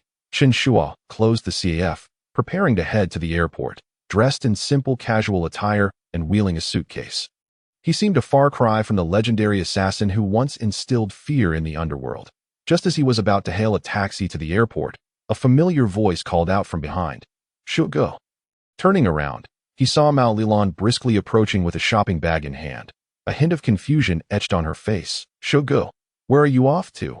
Why is the CAF closed today?" Taking a break, she inquired curiously. "Indeed, I plan to spend a few days in New York to unwind and attend to some personal matters," Chen Shuo replied, smiling gently at Mao Lilan. "New York?" Mao Lilan's eyes sparkled with surprise. "You're going to New York too? What a coincidence. We're flying to New York tonight as well." Chen Shuo paused, contemplating this unexpected twist of fate. Raising an eyebrow slightly, he responded with feigned surprise. "Oh, you are too?" Mao Lilan nodded enthusiastically. "Yes, Shinichi's mother invited us to travel to New York together. The school is on break, so we're departing tonight. Who knows, we might even be on the same flight." Upon hearing Kudo Shinichi's name, Chen Shuo's mind began to calculate. This young detective was always entwined with cases and peril, and this mission must not involve him. If they crossed paths in New York, things could become complicated. "What a coincidence." Chen Shuo maintained a warm smile. "I sincerely hope we can travel together." Mao Lilan beamed. "It would be wonderful if we could fly together." While Chen Shuo nodded and smiled, he had already resolved to minimize any interaction with them. As night fell, the terminal of Narita Airport buzzed with activity. Clad in casual attire, Chen Shuo walked steadily towards the boarding gate. His demeanor remained calm and composed, as if this trip to New York were merely a routine holiday rather than a perilous mission. However, just as he was about to board, a familiar voice called out from behind, "Shuo, are you on the same flight?" Turning around, he found Mao Lilan and Kudo Shinichi approaching him, Mao Lilan's face alight with joy, while Kudo Shinichi wore his usual calm and scrutinizing expression directed at Chen Shuo. "What a coincidence. It seems we truly are traveling together," Chen Shuo said with a faint smile. Inwardly sighing, he understood that such coincidences would complicate matters further. "That's great," Mao Lilan exclaimed. "Now we can board together." Kudo Shinichi appeared more composed, yet his gaze remained inquisitive, occasionally glancing at Chen Shuo as if attempting to decipher his thoughts. "Shuo, do you have any special plans in New York? Or is it purely for leisure?" Mao Lilan asked curiously. "Just attending to some personal affairs and taking a break," Chen Shuo replied, maintaining his calm demeanor, as though his trip to New York was genuinely for relaxation. Kudo Shinichi frowned slightly, evidently dissatisfied with the vague answer, but he refrained from pressing further. "If we have time, we could explore New York together." Mao Lilan chimed in cheerfully. "I've heard there are many delicious foods and interesting places." "If time permits, certainly," Chen Shuo smiled in response, while internally devising ways to keep his distance from them. As the plane ascended into the night sky, stars twinkling above, Chen Shuo leaned back in his seat, Gazing out at the night scenery, his thoughts already drifting towards New York, his target, George Dixon, remained blissfully unaware of the impending danger. Yet, as Chen Shuo pondered, Kudo Shinichi suddenly appeared beside his seat, his expression probing. "Mr. Chun, what exactly is your purpose for going to New York?" Kudo Shinichi whispered, his tone laced with an unavoidable inquiry. Chen Shuo looked up, meeting his gaze with a calm, yet distant expression. "Personal matters. Not suitable for discussion," he replied. Kudo Shinichi frowned, clearly dissatisfied with this ambiguous response. "You are always so enigmatic. There are always many things that are hard to decipher about you." Chen Shuo chuckled lightly, responding nonchalantly. "Everyone has their private affairs. Kudo, including you, I presume?" Kudo Shinichi scoffed softly, his gaze still scrutinizing. "But your calmness and composure are certainly not typical. Your attitude towards danger and cases seems to diverge from that of an ordinary person." "You think too much," Chen Shuo said dismissively, then turned his gaze back to the window. "I am merely a regular CF owner. There's no need to overthink it." Kudo Shinichi did not press further. Yet it was evident that doubts lingered in his mind. This man always exuded an air of mystery. Though he appeared tranquil on the surface, Kudo knew well that Chen Shuo was far from simple. After Kudo returned to his seat, Chen Shuo retained his placid expression, though he grew increasingly vigilant of Kudo Shinichi's perceptiveness. He understood that this young detective possessed keen instincts, necessitating heightened caution in handling the upcoming mission. As the night deepened, most passengers aboard the aircraft had succumbed to sleep, leaving the cabin enveloped in silence. Chen Shuo intended to close his eyes for a brief respite, but a faint whiff of smoke suddenly wafted towards him. Smoking on a plane, Chen Shuo frowned slightly, a wave of displeasure washing over him. From the front row came the protest of a passenger. "Sir, please do not smoke on the plane. It's prohibited." Chen Shuo turned to see a kindly middle-aged man with squinty eyes earnestly advising the seemingly careless man in a hat seated next to him. The hat-wearing man grinned mischievously, casually waving his cigarette. "I am terribly sorry," he replied nonchalantly, before exhaling a cloud of second-hand smoke directly into the face of the middle-aged man, who began to cough violently. The middle-aged man sighed helplessly, while other passengers, intimidated, refrained from intervening. Just as Chen Shuo prepared to step in, the young woman sitting beside the hat-wearing man awoke, snatching the cigarette from his hand. "What are you doing? This is an airplane," she scolded sternly. Clearly familiar with the man, the hat-wearing man laughed dismissively, pulling out a film roll from his pocket and boasting loudly. "Once I sell this roll of film, I'll be rich. You should be happy for me. Provided you actually captured scandalous photos of Senator Dixon." A soft voice drifted from the adjacent seat. Chen Shuo had no intention of getting involved, but upon hearing the words film and Senator Dixon, his expression shifted slightly. Dixon? This name connected with his target, prompting Chen Shuo to pay closer attention to the hat-wearing man. The hat-wearing man continued to boast loudly. A cold voice abruptly interrupted his self-aggrandizement. "First, do not smoke on the plane. Second, be quiet and go to sleep." The voice emanated from Chen Shuo, his tone devoid of warmth and undeniably authoritative. The hat-wearing man, ready to retort, turned to find himself staring into Chen Shuo's icy gaze. As if frozen in place, after a moment's hesitation, the hat-wearing man reluctantly donned an eye mask and slumped into his seat, feigning sleep. The woman beside him cast a grateful glance at Chen Shuo and whispered an apology. Chen Shuo nodded slightly, his mood easing a fraction as he closed his eyes, striving to regain his composure. The mission in New York had commenced, and he needed to rest well as the night deepened.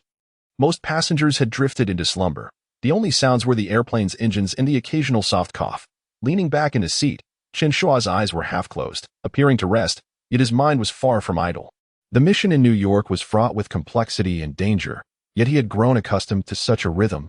He contemplated how to execute the mission with precision, ensuring no traces were left behind. Suddenly, the tranquility of the cabin was shattered by a piercing scream. Chen Shuo jolted awake, instinctively turning to the source of the sound. It emanated from the rear of the cabin, urgent and filled with terror. The surrounding passengers, startled, awoke in a flurry, glancing around as chaos erupted within the cabin. Furrowing his brow, Chen Shuo swiftly rose from his seat, scanning the area to confirm there was no immediate danger before directing his gaze towards Mao Lilan's seat. Seeing that she remained unscathed, he felt a slight sense of relief. If there were anything aboard this aircraft that Chen Shuo cared about, it would undoubtedly be Maoli Lan. At this moment, Kudo Shinichi had already risen to his feet. his gaze revealing a calm and sharp intensity, as if he had instantaneously entered detective mode. He said little and offered no explanations, instead dashing towards the source of the commotion. Mao Lilan watched Shinichi's hurried silhouette with a countenance full of concern and confusion. Shinichi. She reached out, attempting to call him back, only to be gently interrupted by Chen Shuo's soothing voice. Do not worry, Xiaolan. Kudo's detective instincts always compel him to immerse himself in the case at times like this. Mao Lilan glanced at Chen Shuo with a hint of helplessness, her face betraying her anxiety. Yes, he is always like this. He neglects everything else when a case arises. Chen Shuo lightly patted her shoulder. His tone warm. That is his sense of responsibility, driving him to uncover the truth. But fret not, he will manage everything. Mao Lilan nodded. Although her heart remained troubled, Chen Shuo's words provided her with a modicum of reassurance. Meanwhile, Kudo Shinichi had reached the scene of the incident. He swiftly navigated through the crowd of onlookers, arriving at the restroom door, which stood wide open, a subtle and unpleasant odor wafting through the air. The previously boisterous man in the hat was slumped on the toilet, his eyes wide open and mouth slightly agape. A look of sheer terror etched across his pallid face. Clearly, he had succumbed to death. What has happened? A trembling passenger inquired. Please remain calm and do not approach the scene. Kudo Shinichi asserted from the restroom entrance. Regaining control of the situation, he bent down to carefully examine the man's condition. His brow furrowed. There were no apparent external injuries, no traces of blood at the scene, yet the deceased's complexion was alarmingly pale. Poisoning? Sudden death? Or perhaps some form of concealed weapon? Shinichi pondered, mentally flipping through similar cases he had previously encountered. At that moment, several uniformed flight attendants hastily arrived on the scene, led by Officer Megure Juizu and Officer Takagi Wataru, who were on duty on this flight and had rushed over upon hearing the commotion. Kudo, my young brother. Have you encountered another case? Officer Megure approached, his brow furrowing at the sight before him. This was a serious matter aboard an aircraft. Kudo Shinichi nodded. Indeed, this passenger may have died from poisoning or other causes. A thorough examination of the body is necessary. The perpetrator must have employed some hidden method to create a locked room scenario. Officer Megure scanned the surroundings and commanded, Takagi, secure the scene, prevent other passengers from approaching. Takagi promptly nodded and began to disperse the onlookers. The surrounding passengers appeared terrified and anxious, whispers and speculations rippling through the crowd. Meanwhile, Chen Shuo remained by Mao Lilan's side, endeavoring to help her relax. Mao Lilan's mood was evidently still unsettled. She anxiously gazed in the direction of Kudo Shinichi's departure, her eyes filled with worry. Shuo-gu, do you think this could be an accident? She asked cautiously. Her voice tinged with unease. Chen Shuo smiled gently, shaking his head. It is difficult to say, but we currently lack sufficient clues. Do not worry, Xiaolan. Kudo will soon uncover the truth. He is always like this. When a case arises, he neglects everything else. Mao Lilan lowered her head in disappointment, her eyes reflecting a complex array of emotions. Chen Shuo smiled softly, his gaze imbued with tenderness. He is a born detective. Focus is his innate gift, but do not worry, I will remain by your side. Upon hearing this, a faint blush colored Mao Lilan's cheeks. She nodded, feeling somewhat calmed, though still anxious. Chen Shuo's voice provided her with a sense of solace. She couldn't help but admire his calm and composed demeanor. Regardless of the circumstances, Chen Shuo always maintained his tranquility and steadiness. Shuo-gu, you are truly impressive. It seems you can face anything with such composure.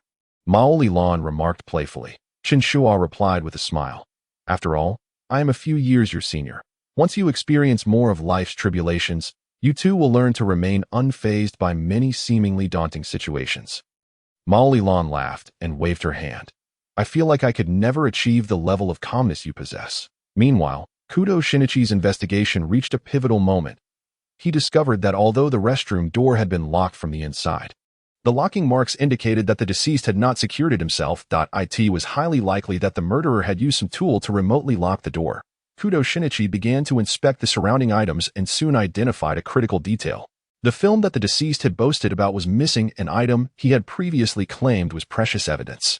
Shinichi narrowed his eyes, hypothesizing that this film was likely connected to the case. The film is missing. Perhaps the motive of the perpetrator lies here, he murmured to himself. At that moment, Chen Shuo was engaged in light-hearted banter with Mao Lilan when Kudo Shinichi abruptly approached. his gaze shifting to Maoli Lan's cheerful interaction with Chen Shuo, stirring an uncomfortable sensation within him. Nevertheless, he focused on the murder case at hand. Xiaolan, come here for a moment. I have a question to ask you. Kudo Shinichi abruptly interrupted their conversation, pulling her aside to inquire in a hushed tone. Moments later, Kudo Shinichi seemed to have obtained the answers he sought and hurriedly returned to the crime scene. Maoli Lan approached, her cheeks flushed, evidently flustered by Shinichi's probing question. Chen Shuo smiled, refraining from asking further, and continued to engage Maoli Lan in gentle conversation. Soon after, Kudo Shinichi finally unraveled the truth. The murderer was indeed a young woman. Motivated by the fact that the deceased had previously ruined her life through despicable means, through a clever ruse and a time delay, the perpetrator had successfully made it appear as though she was not present at the scene. So, this is the locked room the murderer created. Kudo Shinichi calmly disclosed the truth. Officer Magyar nodded in satisfaction. Thanks to you, Shinichi. However, amidst the accolades, Kudo Shinichi's gaze fell upon Chen Shuo in the distance. Conversing with Maoli Lan, she seemed oblivious to his commendable performance, joyfully engaging with Chen Shuo. Instead, observing the relaxed and warm smile on Maoli Lan's face, a surge of complex emotions welled up within him. Jealousy, concern, and even a tinge of inexplicable disappointment. He realized that the girl who usually cheered for him after he solved cases seemed to be absent this time. Shortly thereafter, Kudo Shinichi returned to his seat. The case resolved. Yet, upon seeing Maoli Lan and Chen Shuo engaged in pleasant conversation, a wave of complicated feelings washed over him. Chen Shuo noticed Kudo Shinichi's arrival and applauded to congratulate him. Offering a gentle smile to Maoli Lan, since the matter is settled, I shall return to my rest. You should take a nap as well, for we have yet to land. Good night, Xiaolan. With that, he ruffled her hair affectionately and made his way back to his seat. Maoli Lan's face beamed with a smile, appearing entirely at ease as she shyly tidied her tousled hair, playfully chiding. Shogo, really? I am not a child anymore. Her tone resembled a playful pout. Her gaze frequently drifting toward Chen Shuo, radiating a sense of ease and reliance. Kudo Shinichi felt an inexplicable pang of bitterness in his heart. How strange it is. I have just solved the case. Yet I feel even more unsettled. Kudo Shinichi pondered inwardly. His gaze lingered on Chen Shuo, revealing a hint of jealousy and wariness. Chen Shuo perceived everything clearly, yet maintained a serene smile, offering no further response. He understood that Kudo Shinichi harbored increasing animosity towards him due to Maoli Lan's affections. However, he remained unfazed. Ever since he had come to understand Kudo Shinichi's character, he had never believed that he deserved Maoli Lan. No wonder Murikagoro had always treated Kudo Shinichi with disdain. Based on his social experience, he had likely seen through the boy's true nature long ago. If Maoli Lan were to be with him in the future, she would likely endure endless grievances. This child was far too kind, suffering in silence without voicing her pain, while Kudo Shinichi would only grow more audacious. Contemplating this, Chen Shuo furrowed his brow. That scoundrel shall never be allowed to be with Xiaolan. Not even Jesus could keep them apart, I assure you. Under the veil of night, the airplane continued its flight through the tranquil skies. Yet within the stillness of the cabin, emotional turbulence had not fully subsided. The plane landed smoothly at New York's Kennedy Airport, the cabin lights illuminating as passengers began to rise from their seats, preparing to disembark. Chen Shuo tidied up his belongings and stood aside, waiting for Maoli Lan and Kudo Shinichi to leave together. Maoli Lan smiled at Chen Shuo. We have finally arrived in New York. This flight felt so long. Chen Shuo nodded with a smile. Indeed. But fortunately, the journey had its little interludes, so it wasn't entirely dull. Kudo Shinichi stood silently to the side, his emotions evidently complex. Although the case had been resolved, an inexplicable sense of unease lingered within him, particularly after witnessing the interaction between Muri Ran and Chen Shuo. At that moment, he lacked the inclination for idle pleasantries, as thoughts of Muri Ran's indifferent demeanor during the case replayed in his mind. A frown creased his brow, entwining jealousy and doubt in his heart. What was happening? Ran had never been this way before. Why did she seem completely unconcerned about my solving the case? What on earth was going on? Upon disembarking, the brisk New York air greeted him, and the hustle and bustle of the streets came into view. The airport terminal was a sea of people, yet soon, the trio noticed a young woman in a fashionable coat striding towards them. Shinichi, Ran, I'm over here. Kudo Shinichi instantly recognized that familiar voice belonging to his mother, Kudo Yukiko, clad in a vibrant coat and wearing a wide-brimmed hat. Yukiko's radiant smile exuded her characteristic cheerfulness and vitality. At that moment, one would scarcely believe she was a middle-aged woman with a high school-aged son. She appeared more like a vivacious young girl. She approached Kudo, Shinichi, and Muri Ran with brisk steps, enveloping them in a warm embrace. Oh my, Ran, it's been ages. You've become even more beautiful. Yukiko teased as she drew near, her exaggerated expressions directed at Ran, before turning to Kudo Shinichi. Shinichi, you're looking quite well too. However, I heard you've encountered another case? Yeah, Mom. Kudo Shinichi replied with a hint of exasperation, then glanced somewhat displeased at Chen Shuo. This is, before Kudo Shinichi could introduce him. Yukiko's gaze unexpectedly shifted to Chen Shuo, her expression transforming instantaneously from surprise to delight as she exclaimed, "Oh, isn't this Mr. Chen?" Chen Shuo offered a gentle smile and nodded slightly. "Yukiko, it's been a while. I never imagined you would be Kudo's mother. With the same surname as you, I should have deduced it sooner." Yukiko approached enthusiastically, giving Chen Shuo a hearty pat on the shoulder, as if greeting an old friend. "I never expected to encounter you here. You're still as serious as ever. This simply want to do. Are you still single?" Both Muri Ran and Kudo Shinichi were utterly taken aback, clearly unprepared for the revelation that Chen Shuo and Yukiko knew each other. Kudo Shinichi's doubts deepened, his brow furrowing slightly. "Mom, you know him?" Yukiko laughed heartily. "Of course, Mr. Chun is a good friend of your father and me. Your father often speaks highly of him, especially that time he saved your father from the mafia. Even your father holds him in the highest regard." Kudo Shinichi was momentarily stunned.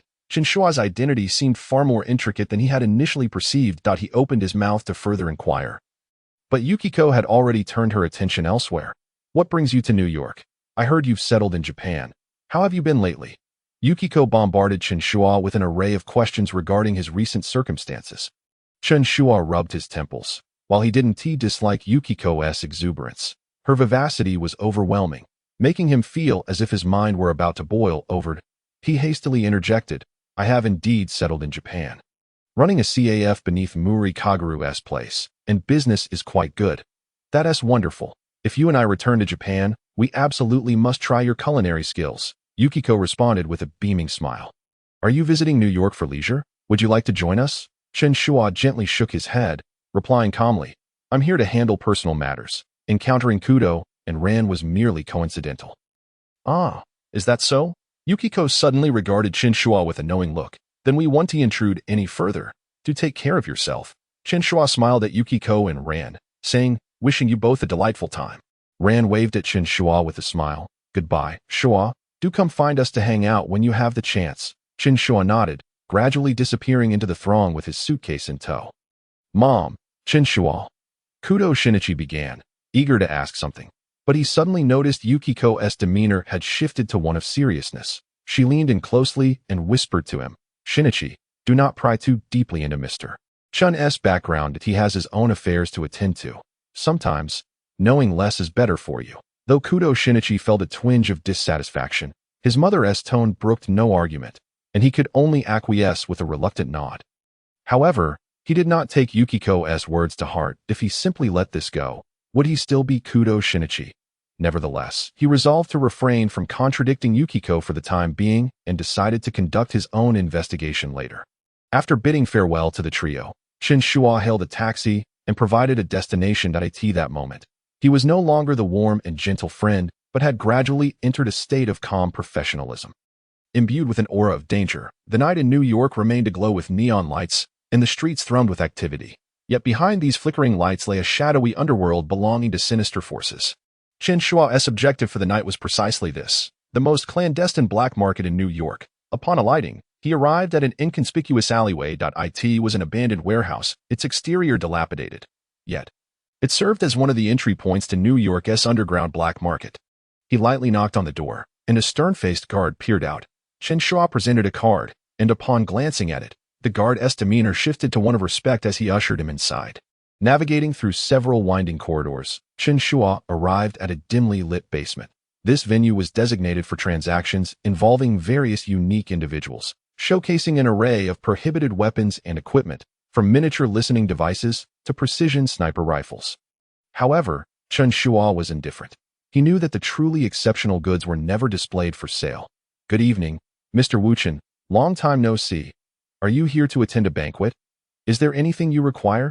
The proprietor behind the counter was a short, stout, middle-aged man wearing sunglasses, his tone warm and friendly, yet tinged with an unmistakable respect. Chen Shuo smiled faintly, nodding lightly. It's been a while, Johnny, you've put on some weight. This time, I need to host a birthday banquet and require some accompaniments. May I sample them first? Johnny's eyes lit up. Ah, Mr. Chen, for you, you can always sample the finest dishes first. Please, follow me. Johnny led Chen Shuo to a clandestine door, unlocking it to reveal a room reminiscent of a museum exhibit. But instead of antiques, it displayed an array of high-end weaponry, a professional guide. Johnny began to introduce the items to Chen Shuo. I know you enjoy cooking yourself, but I must strongly recommend this high-grade MP7A1 from Germany. Johnny handed Chen Shuo a submachine gun, continuing, compact and easy to carry, with a high rate of fire and quick reload. The body is made from a composite carbon fiber plastic, allowing for metal components to be embedded where necessary. You will surely appreciate its customization options. Chen Shuo took the weapon, swiftly disassembled it, and within moments reassembled it, nodding in approval before placing it on the table. That I need something precise and powerful, he stated. Johnny pondered for a moment, then walked over to retrieve a slender rifle, presenting it to Chen Shuo. The QBU-191, from your homeland, developed from the QBZ-191, features a high-precision cold-forged barrel equipped with a universal Picatinny rail. A barrel length of 500 millimeters, weighing 4 kilograms empty, and offers both semi-automatic and fully automatic modes with an effective range of 800 meters. Chen Shuo nodded in satisfaction, swiftly disassembling and reassembling it before placing it on the table. Domestic products are impressive. Continuing his inquiry, Chen Shuo asked, do you have something for finishing off? Something more aggressive? Johnny's eyes sparkled with enthusiasm. Truly an expert. Allow me to present this shotgun. He picked up a nearby weapon, speaking passionately. The Benelli M2, a classic Italian model, modified by Taran Tactical. It's a ferocious beast.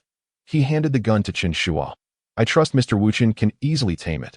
Chen Shuo nodded, a slight smile gracing his lips. Johnny, you truly are professional. Johnny offered a slight bow. Salute to you, Mr. Chen. Upon finishing, he produced a box and handed it to Chen Shuo. Opening it revealed 2 eagle claw knives, glinting with a cold sheen under the dim light. Their crescent-shaped blades razor-sharp. Upon closer inspection, one could almost hear the faint sound of air being sliced as they cut through it. Chen Shuo cast a puzzled glance at Johnny, who simply smiled lightly. This is our gift to you, Mr. Chen. Welcome to New York. May you enjoy the banquet. Would you like all the dishes delivered to your room? Chen Shuo nodded appreciatively, expressing his gratitude. Thank you, that is splendid. After uttering these words, he strode out of the room, while John maintained a warm smile, watching Chen Shuo fade from view. Emerging from the basement, the night outside remained profound, with pedestrians hurrying along the street, seemingly oblivious to the man who had just emerged from the shadows. Upon returning to the hotel, the equipment Chen Shuo had procured lay neatly arranged on the table as he meticulously inspected each item.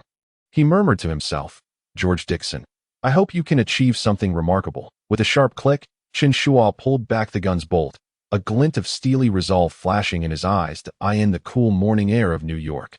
The sun cast its golden glow upon the bustling streets, illuminating the towering buildings. Moreland, Shinichi Kudo, and Yukiko Kudo navigated the streets of Manhattan, relishing a long-awaited moment of leisure.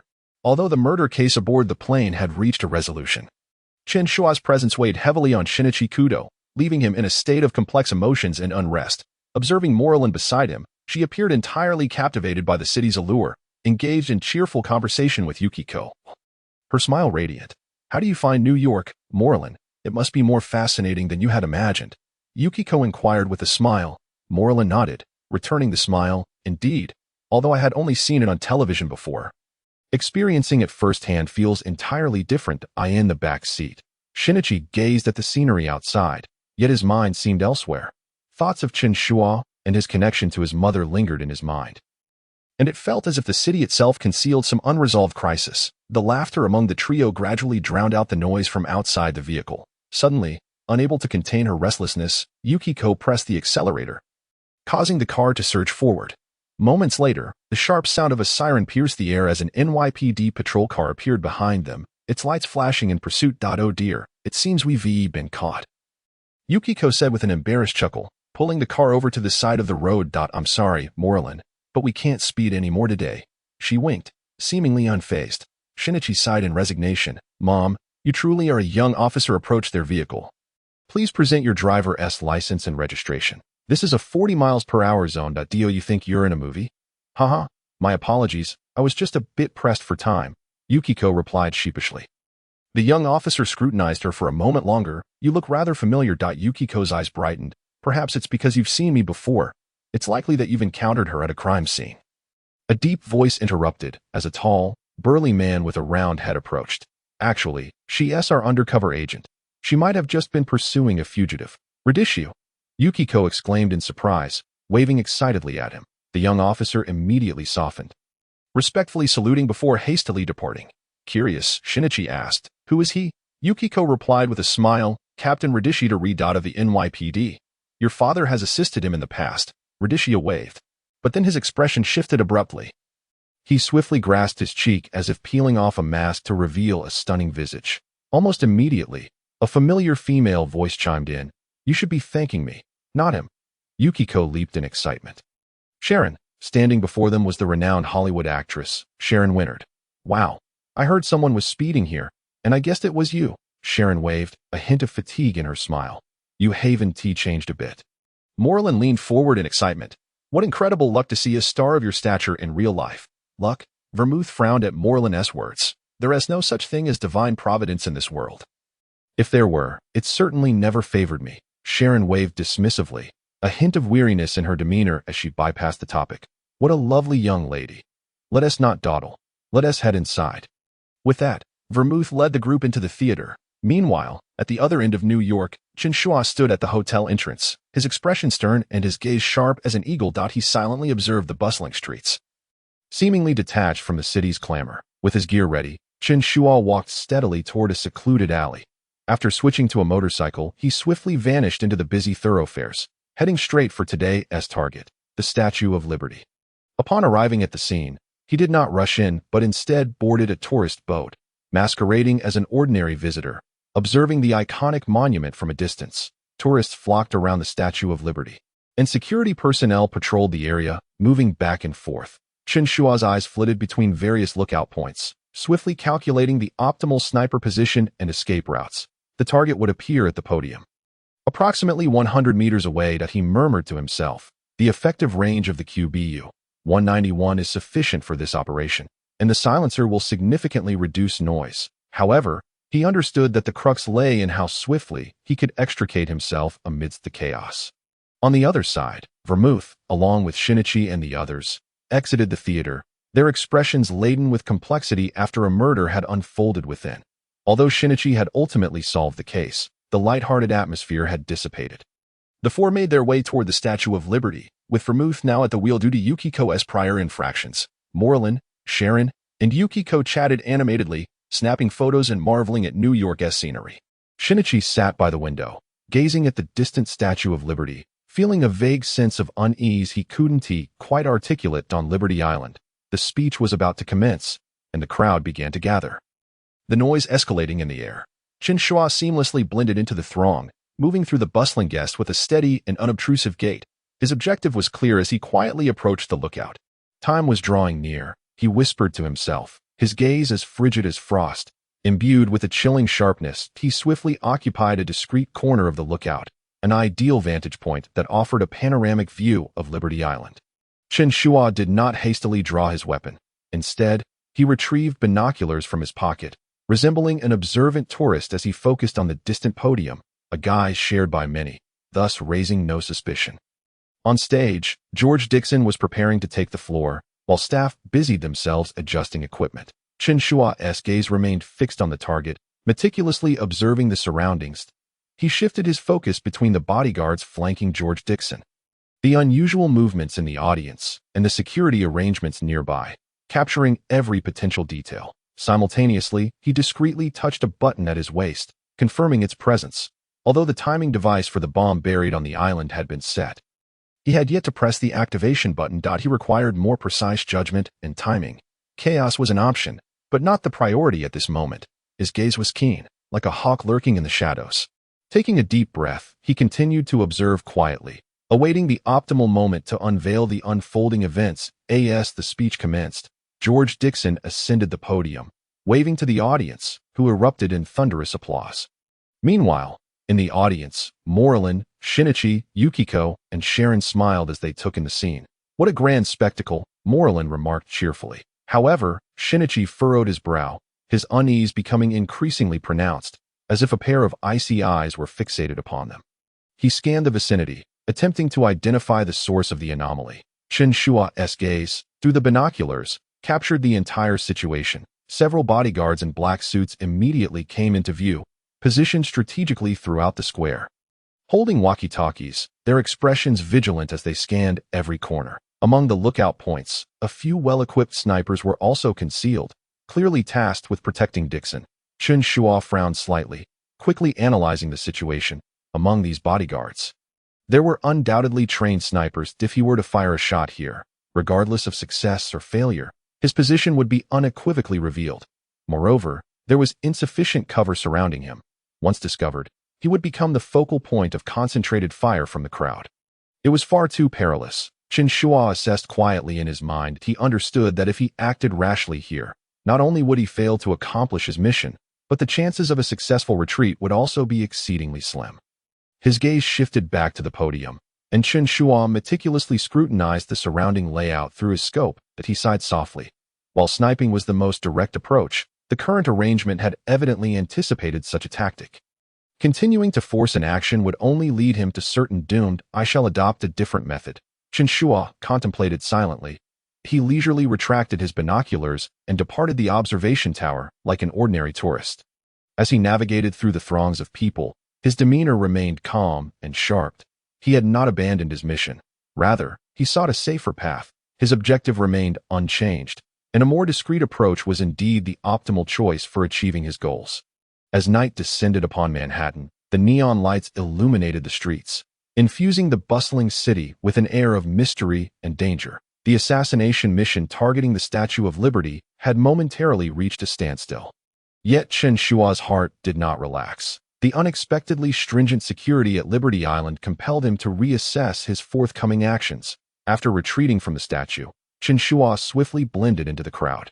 Following a meticulously planned counter-surveillance route back to an unremarkable underground warehouse deep within the city, his steps were steady, his mind racing with new operational strategies. The itinerary for Dickinson indicated that he would return to his hotel near Central Park for rest that evening. Chen Shuo settled onto a modest wooden chair and opened his laptop, the screen revealing the latest movements of his target.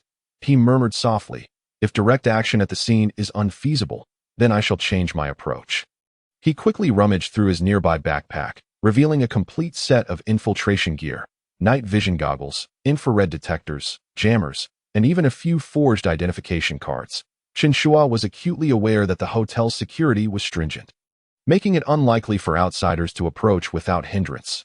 However, he had never shied away from a challenge. Tonight, the hotel would serve as his battleground. That he spoke to himself, his gaze steely, with thoughts as sharp as the dagger in his hand. Chen Shuo organized his equipment, swiftly analyzing the hotel's security layout.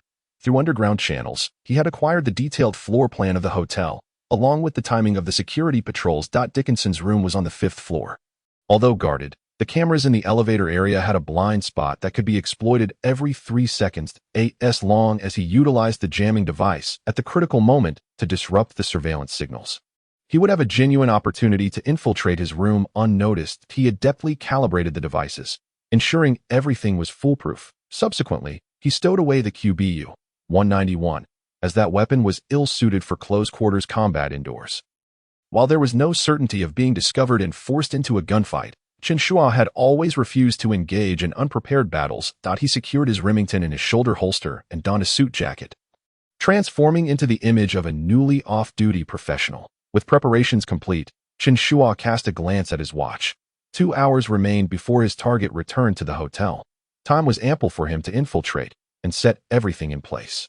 Meanwhile, at the other end of Manhattan, Shinichi Kudo, Ran Muri, and Yukiko Kudo had returned from the Statue of Liberty to the city. Although they had participated in a lively speaking event, The recent murder at the theater cast a shadow over the atmosphere. Ran, in particular, had been feeling quite despondent. Sharon Wynyard bid farewell to Yukiko and the others on the street, saying, "What a delightful day, though there was a slight incident. I hope you continue to enjoy your time in New York." Rand smiled gratefully in response. "Thank you so much, Miss Sharon." Yukiko teased, "I hope next time it's not so frightening.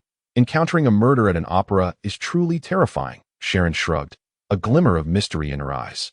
"Who knows, next time, you might witness something even more intriguing." After parting ways with Sharon, Yukiko received a call from the NYPD, requesting her presence at the police station to provide a statement regarding the murder case at the Golden Apple Theater. Thus, she planned to go alone, suggesting that Shinichi and Ran return to the hotel first. "You two head back. I will find you once I've completed my statement." Yukiko waved as she drove off in her sports car. Shinichi nodded and promptly hailed a yellow taxi, where they both took their seats. The night of New York poured through the car windows, contrasting the city's clamorousness with the tranquility within the vehicle. The taxi driver, a middle-aged man with a stubbly face, glanced at the two in the rearview mirror and remarked, "You two must be tourists, be cautious. There's been talk of a Japanese serial killer targeting tourists in New York lately." "A Japanese serial killer?" Rand's expression instantly shifted to one of alarm. "Indeed, this fellow is quite terrifying, and the police have yet to track his whereabouts. You two should refrain from wandering around carelessly." The driver spoke ominously, as if intentionally trying to frighten them, but Rand's complexion paled, and she turned to Shinichi, asking, "What should we do? Is it really that dangerous?" Seeing her anxious expression, Shinichi couldn't help but chuckle. "Ran, you aren't genuinely scared, are you? Aren't you usually quite brave?" Ran puffed her cheeks in dissatisfaction. "But I find this genuinely frightening. Can't you offer me some comfort?" "Comfort?" Shinichi shook his head helplessly. "If you're that scared, perhaps you should just call Chen Shuo whenever danger arises. He would undoubtedly rush to protect you." Mentioning Chen Shuo caused Rand's face to flush slightly, though she stubbornly retorted, "Shuo wouldn't mock me like you do. He would surely comfort me properly." Upon hearing this, Shinichi felt a twinge of discomfort, his smile fading gradually. "How well do you really know Chen Shuo? He may appear to be a good person, but who knows if he has ulterior motives?" Rand rebutted defiantly. "How can you say that about Shuo? He has always treated me well and would never be as cold as you." Their argument escalated, the atmosphere growing increasingly tense. Just then, a gust of wind swept the handkerchief Rand was holding out of her grasp, sending it fluttering out of the car window. "Da-da! My handkerchief!" Rand exclaimed urgently. "Driver, please stop the car." That handkerchief was a precious gift from the celebrity Sharon Wynyard, and she couldn't bear to lose it. Upon hearing this, the driver instinctively slammed the brakes, bringing the car to a halt by the roadside. "Wait, I'll go retrieve it." Rand quickly opened the car door and dashed out. Shinichi watched her retreating figure, feeling a sense of annoyance. Why does she have such an affinity for that guy Chen Shuo? He mumbled to himself, feeling a tinge of possessiveness. The taxi driver turned his head, noticing Rand had run off, and remarked blandly, "Your girlfriend seems quite troublesome. Thankfully, my wife isn't so demanding. She's not my girlfriend." Shinichi's irritation flared at the driver's comment, and he leaned back in his seat, choosing to ignore the conversation while waiting for Rand to retrieve her handkerchief. Rand sprinted after the fluttering handkerchief, which was drifting towards the rooftop of a nearby high-rise. Furrowing her brow, she pondered, how did it end up floating so high? Standing below, she gazed up at the handkerchief caught on the railing of the rooftop, hesitating momentarily before deciding to retrieve it. After all, it was a gift from Sharon, and she was unwilling to simply abandon it. As she approached the building's entrance, she found the door slightly ajar. Just as she was about to push it open, a tall figure suddenly emerged at the corner, slowly advancing towards her. At that moment, the words of the driver concerning the Japanese serial killer resurfaced in her mind, causing her heart to race, yet she forced herself to remain composed. Upon closer inspection, the figure was a tall, stern-looking Asian man clad in black, with deep-set eyes that exuded an aura of icy detachment. The instant she laid eyes on him, Rand felt her heartbeat quicken, a terrifying thought of the Japanese serial killer flashing through her mind. Even more alarming, the man halted directly before her, his cold gaze locked onto her. "Who are you?" Rand instinctively inquired, her voice trembling slightly. The man did not respond immediately, merely observing her in silence, his eyes seemingly reflecting a mix of helplessness and complexity. At that moment, a distant roar of an automobile engine echoed through the air. Mao Lilan turned her head to behold a taxi speeding away, leaving a cloud of dust in its wake. What? Mao Lilan was taken aback. The taxi driver, evidently terrified, had glimpsed the man and immediately feared he had encountered the so-called Japanese murderer. He pressed the accelerator, whisking Conan Edagawa away from the scene in haste. Shinichi. Mao Lilan gazed at the receding taxi, a wave of helplessness surging within her.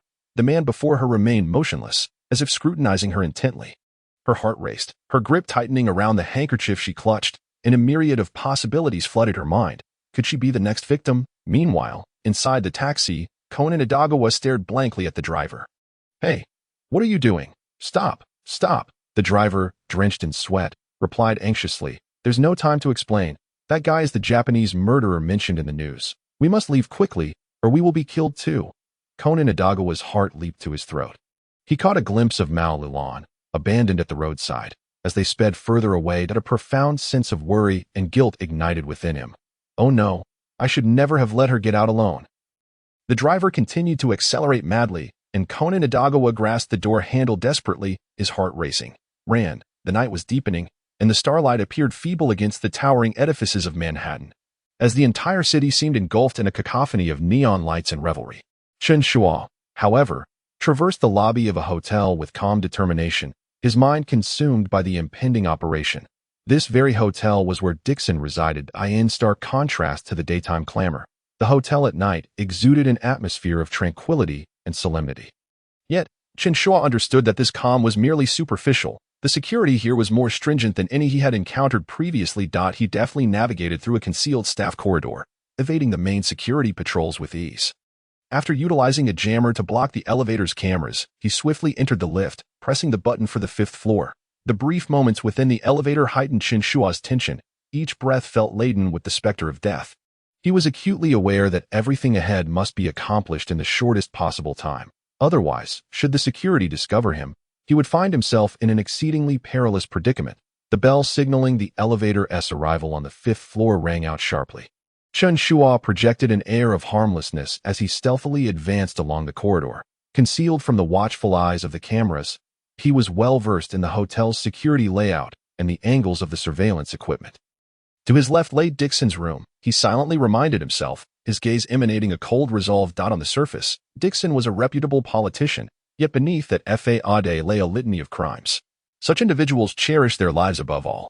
He surrounded himself with a cadre of ruthless bodyguards, shielding this vile scoundrel drenched in sin this moment. He likely reveled in a false sense of security, utterly oblivious to the looming specter of death. Chen Shuo halted outside Dixon's door, gently placing a small signal jammer in the crack beneath it. He then skillfully produced his tools, silently unlocking the electronic lock. The entire operation took mere seconds. The door creaked open, and Chen Shuo glided into the room like a wisp of smoke, shutting the door behind him with a soft click. Inside was a typical luxurious hotel suite, with expansive windows offering a panoramic view of Manhattan's nocturnal splendor. The room was enveloped in silence, as Dixon had yet to return, and his subordinates had not yet entered their rest phase. Chen Shuo swiftly surveyed the area, confirming the absence of hidden security devices before locating a discreet, yet well-positioned corner, from which he drew his eagle claw knife. As time trickled by, heavy footsteps echoed faintly from outside the room. Chen Shuo's expression hardened. He knew the target was imminent. Sure enough, within a minute, the door swung open, revealing Dixon accompanied by 2 burly bodyguards. This evening's speech was a complete waste of time. Dixon fumed, loosening his tie as he commanded his men, "You two stay outside and ensure no one disturbs me." The bodyguards, though expressionless, were clearly accustomed to his brusque commands, promptly retreating to stand guard at the door. As soon as the door closed, Dixon exhaled deeply, tossing his coat onto the sofa and striding towards the room's liquor cabinet. He poured himself a drink while muttering curses under his breath. However, Dixon's moment of relaxation lasted but a few fleeting seconds. Just as he raised the glass to his lips, Chen Shuo materialized from the shadows, his blade slicing through the air toward Dixon's nape. With a soft thud, the blade penetrated flesh, the sound almost merging with his breath. Dixon's eyes widened in shock, the glass slipping from his grasp and shattering upon impact. Instinctively, he attempted to scream, but Chen Shuo swiftly covered his mouth, twisting his wrist with force, the blade precisely severing his trachea and arteries. Blood erupted in a torrent, staining the room's carpet a deep crimson. Dixon had scarcely enough time to struggle. His body crumpled to the floor, life extinguished within mere seconds. Mission accomplished, Chen Shuo murmured quietly, his gaze fixed on Dixon's lifeless form sprawled in a pool of blood. He quickly stowed away his dagger, preparing for a retreat. However, at that moment, a woman's laughter suddenly rang out from outside the room. Chen Shuo's expression shifted. This was not part of his plan. "Dixon, darling, I'm here." The woman's voice grew clearer with the sound of her high heels clicking against the floor. Chen Shuo swiftly assessed the situation, his body darting like an arrow toward the window, intending to make his escape. Yet, before he could act, the door was thrust open, and a stunning woman clad in a red evening gown entered, her golden hair cascading down her shoulders, upon spotting Dixon's corpse on the floor. Her eyes widened in horror as she let out a piercing scream. "Aw, murder!" Chen Shuo's heart sank. This was a dire turn of events. He quickly retreated, but the woman's scream had already attracted the attention of the bodyguards outside. He heard their hurried footsteps approaching. Clearly, Dixon's men were rushing over. "Damn it," Chen Shuo muttered under his breath, pivoting to deliver a swift kick that knocked the woman unconscious, his eyes narrowing with resolve. He realized the situation had spiraled out of control, and his only option was to escape via the rooftop. Chen Shuo swiftly opened the window, but just then, the door was violently flung open, and 3 heavily armed bodyguards burst in, guns drawn and aimed directly at him. "Mr. Dixon, bastard. Kill him," the leading bodyguard bellowed, raising his weapon to fire. Chen Shuo moved with the agility of a leopard, dodging the bullets as they flew past. Rolling into a corner of the room, seizing a lamp from the table, he hurled it towards the guards, momentarily disrupting their line of sight. Bang! Bang! Bullets struck the wall, sending sparks flying. Seizing the momentum, Chen Shuo leaped into action. His movements fluid as he sprang up from the ground, drawing his Remington shotgun and aiming it at the nearest bodyguard without hesitation. Boom! The gunfire was deafening, and the bodyguard's chest erupted in a spray of blood as he was slammed against the wall, slowly sliding down to the floor. The remaining 2 bodyguards, undeterred by their comrades' gruesome demise, charged forward, weapons raised to fire at Chen Shuo. However, Chen Shuo was faster. He rolled to evade their shots, retaliating with pinpoint accuracy as a bullet pierced one bodyguard's forehead, killing him instantly. The other bodyguard, enraged by this turn of events, opened fire, but Chen Shuo had already taken cover behind the sofa. The bullets ricocheted off the furniture and walls, producing a series of dull thuds. Without granting his adversary any opportunity, Chen Shuo swiftly maneuvered around to the bodyguard's flank, kicking his gun away before delivering a powerful punch that sent him crashing to the ground. After dispatching the 3 bodyguards, Chen Shuo hurriedly made his way toward the exit. He knew that the hotel's security system must have already triggered an alarm, and more guards would soon be on their way. Damn, he gritted his teeth, a flicker of anxiety crossing his gaze. Time was of the essence. Chen Shuo resolutely decided to alter his escape route, sprinting up the emergency staircase towards the rooftop. Meanwhile, Mao Lilan stood frozen in fear. Her eyes locked onto the man before her, whose cold demeanor seemed to appraise her. She nervously clutched the handkerchief in her grasp, her heartbeat quickening as the shadow of the Japanese murderer loomed in her thoughts. Who are you?" Mao Lilan's voice trembled. The man did not respond immediately but continued to scrutinize her, seemingly deep in thought. After a moment, he spoke, his voice low and deliberate. "Have you seen a silver-haired man with a mustache from Japan?"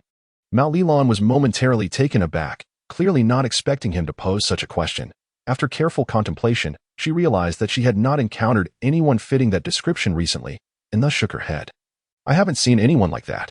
Why do you ask?" The man's expression remained unchanged. Still as frigid as ever, he did not directly respond to Mao Lilan's inquiry, but continued. "This individual is a dangerous murderer currently wanted by the police. If you happen to come across him, do not approach him. Leave immediately." Although Mao Lilan felt a surge of anxiety, confusion also clouded her mind. "Who exactly are you? Why are you asking me these questions?" The man offered no reply but instead cast a cautious glance around, revealing a hint of wariness on his face. He then stepped closer, gently grasping Mao Lilan's wrist, attempting to lead her away from the area. "This place is unsafe. The Japanese murderer may be nearby. It is perilous for you to remain here. You must leave at once." His tone, though still stern, bore an undeniable sense of command. Instinctively, Mao Lilan wrenched her hand from his grasp, her gaze resolute. "I cannot leave. My handkerchief is still on the rooftop, and I must retrieve it." The man furrowed his brow, clearly taken aback that she would refuse his advice for the sake of a mere handkerchief. He hesitated for a moment, seemingly pondering how to persuade her. Yet, upon witnessing Mao Lilan's stubborn demeanor, he ultimately refrained from further urging her, coldly stating, "This is your choice if you insist on remaining here. You must bear the consequences." With that, the man turned to depart. Mao Lilan watched his retreating figure, a strange sensation stirring within her. Despite his seemingly ruthless exterior, he appeared to harbor no malice, almost as if he were trying to protect her. Yet, her mind was solely fixated on retrieving her handkerchief, leaving no room for other considerations. "Wait," she suddenly called out to the man. He halted, slightly turning his head, irritation flickering in his eyes. "That murderer." Mao Lilan hesitated before inquiring. "Is he truly nearby?" The man turned fully, his gaze deep and composed. "Indeed, he lurks like a specter, poised to manifest at any moment. That I advise you against engaging in futile risks." With that, he resumed his stride. Vanishing into the darkness, Mao Lilan observed his departing silhouette, a sense of unease gnawing at her. Nevertheless, she inhaled deeply, lifting her eyes towards the rooftop. The handkerchief hung just a short distance from the railing. She could retrieve it with ease. She reassured herself that as long as she acted swiftly, nothing would go awry. Thus, she entered the building. However, in her haste, Mao Lilan failed to notice the continuous thunderous sounds echoing through the building, akin to firecrackers, nor did she observe the bloodstains dotting the floor beneath her feet. The night was as dark as ink, the moonlight filtering through the clouds to cast a cold sheen upon the towering edifices of Manhattan. Chen Shuo's figure darted swiftly through the shadows, his footsteps light and silent. Within the narrow confines of the hotel corridor, he unleashed a slaughter as swift as lightning. His movements were precise and efficient, devoid of any superfluous gestures, the air thick with tension and the scent of death. Upon exiting the room, Chen Shuo disregarded the residents who rushed out to investigate the commotion, choosing to position himself in a corner of the corridor, affording him a clear view of the entire combat zone while ensuring his back was against the wall to avoid a surprise attack from behind. He conducted a final check of his Remington 1875, fingers lightly brushing the trigger as his body slipped into a state of readiness, every muscle taut, poised for the impending confrontation. Moments later, the sudden eruption of violence shattered the hotel's silence. Two fully armed bodyguards burst into Chen Shuo's line of sight. Clad in bulletproof vests and wielding handguns, their movements swift yet tinged with panic. Clearly, they had not anticipated that their day would come, as their first instinct upon spotting Chen Shuo was to raise their weapons. However, Chen Shuo's reflexes were swifter. Seasoned by experience, he had already predicted their actions. The two bodyguards were merely a second too slow, and in that fleeting moment, Chen Shuo did not hesitate to pull the trigger. Bang! The deep gunfire reverberated through the air, the recoil of the revolver sending shockwaves through the atmosphere. The first bodyguard's chest was almost instantly torn apart by the immense force, a torrent of blood splattering against the walls, even shattering his ribs with the shrapnel of the shot. As the gunfire faded, the lifeless body thudded heavily against the ground, producing a muffled sound. The second bodyguard reacted slightly slower. Horror washed over him as he witnessed his companion fall, and he instantaneously realized that the adversary before him was no ordinary foe. He raised his weapon to aim at Chen Shuo, but it was already too late. Chen Shuo's movements were fluid. At the moment he squeezed the trigger, he had already rolled swiftly to the side, taking cover behind a sofa, the entire maneuver executed with barely a pause. The bodyguard's bullet grazed the edge of Chen Shuo's hair, sparks flying against the wall. Yet, Chen Shuo's actions flowed seamlessly, skillfully utilizing the corner as a shield, his body pressed against the ground, minimizing his target profile, seizing the moment when the bodyguard needed to reload. Chen Shuo fired again. The ear-splitting gunfire erupted, and the second bodyguard's head exploded in a gruesome display, flesh and blood scattering. His body was hurled backward as if struck by a powerful force, crashing against the wall before collapsing lifelessly to the floor. In the midst of the fray, Chen Shuo exhibited remarkable spatial awareness and tactical foresight. He was not merely shooting. He was leveraging every object and every terrain feature to gain a strategic advantage. In such a confined environment, speed and precision outweighed brute firepower. Having dealt with the two bodyguards, Chen Shuo remained vigilant. He perceived a movement nearby, instinctively drawing his eagle claw knife.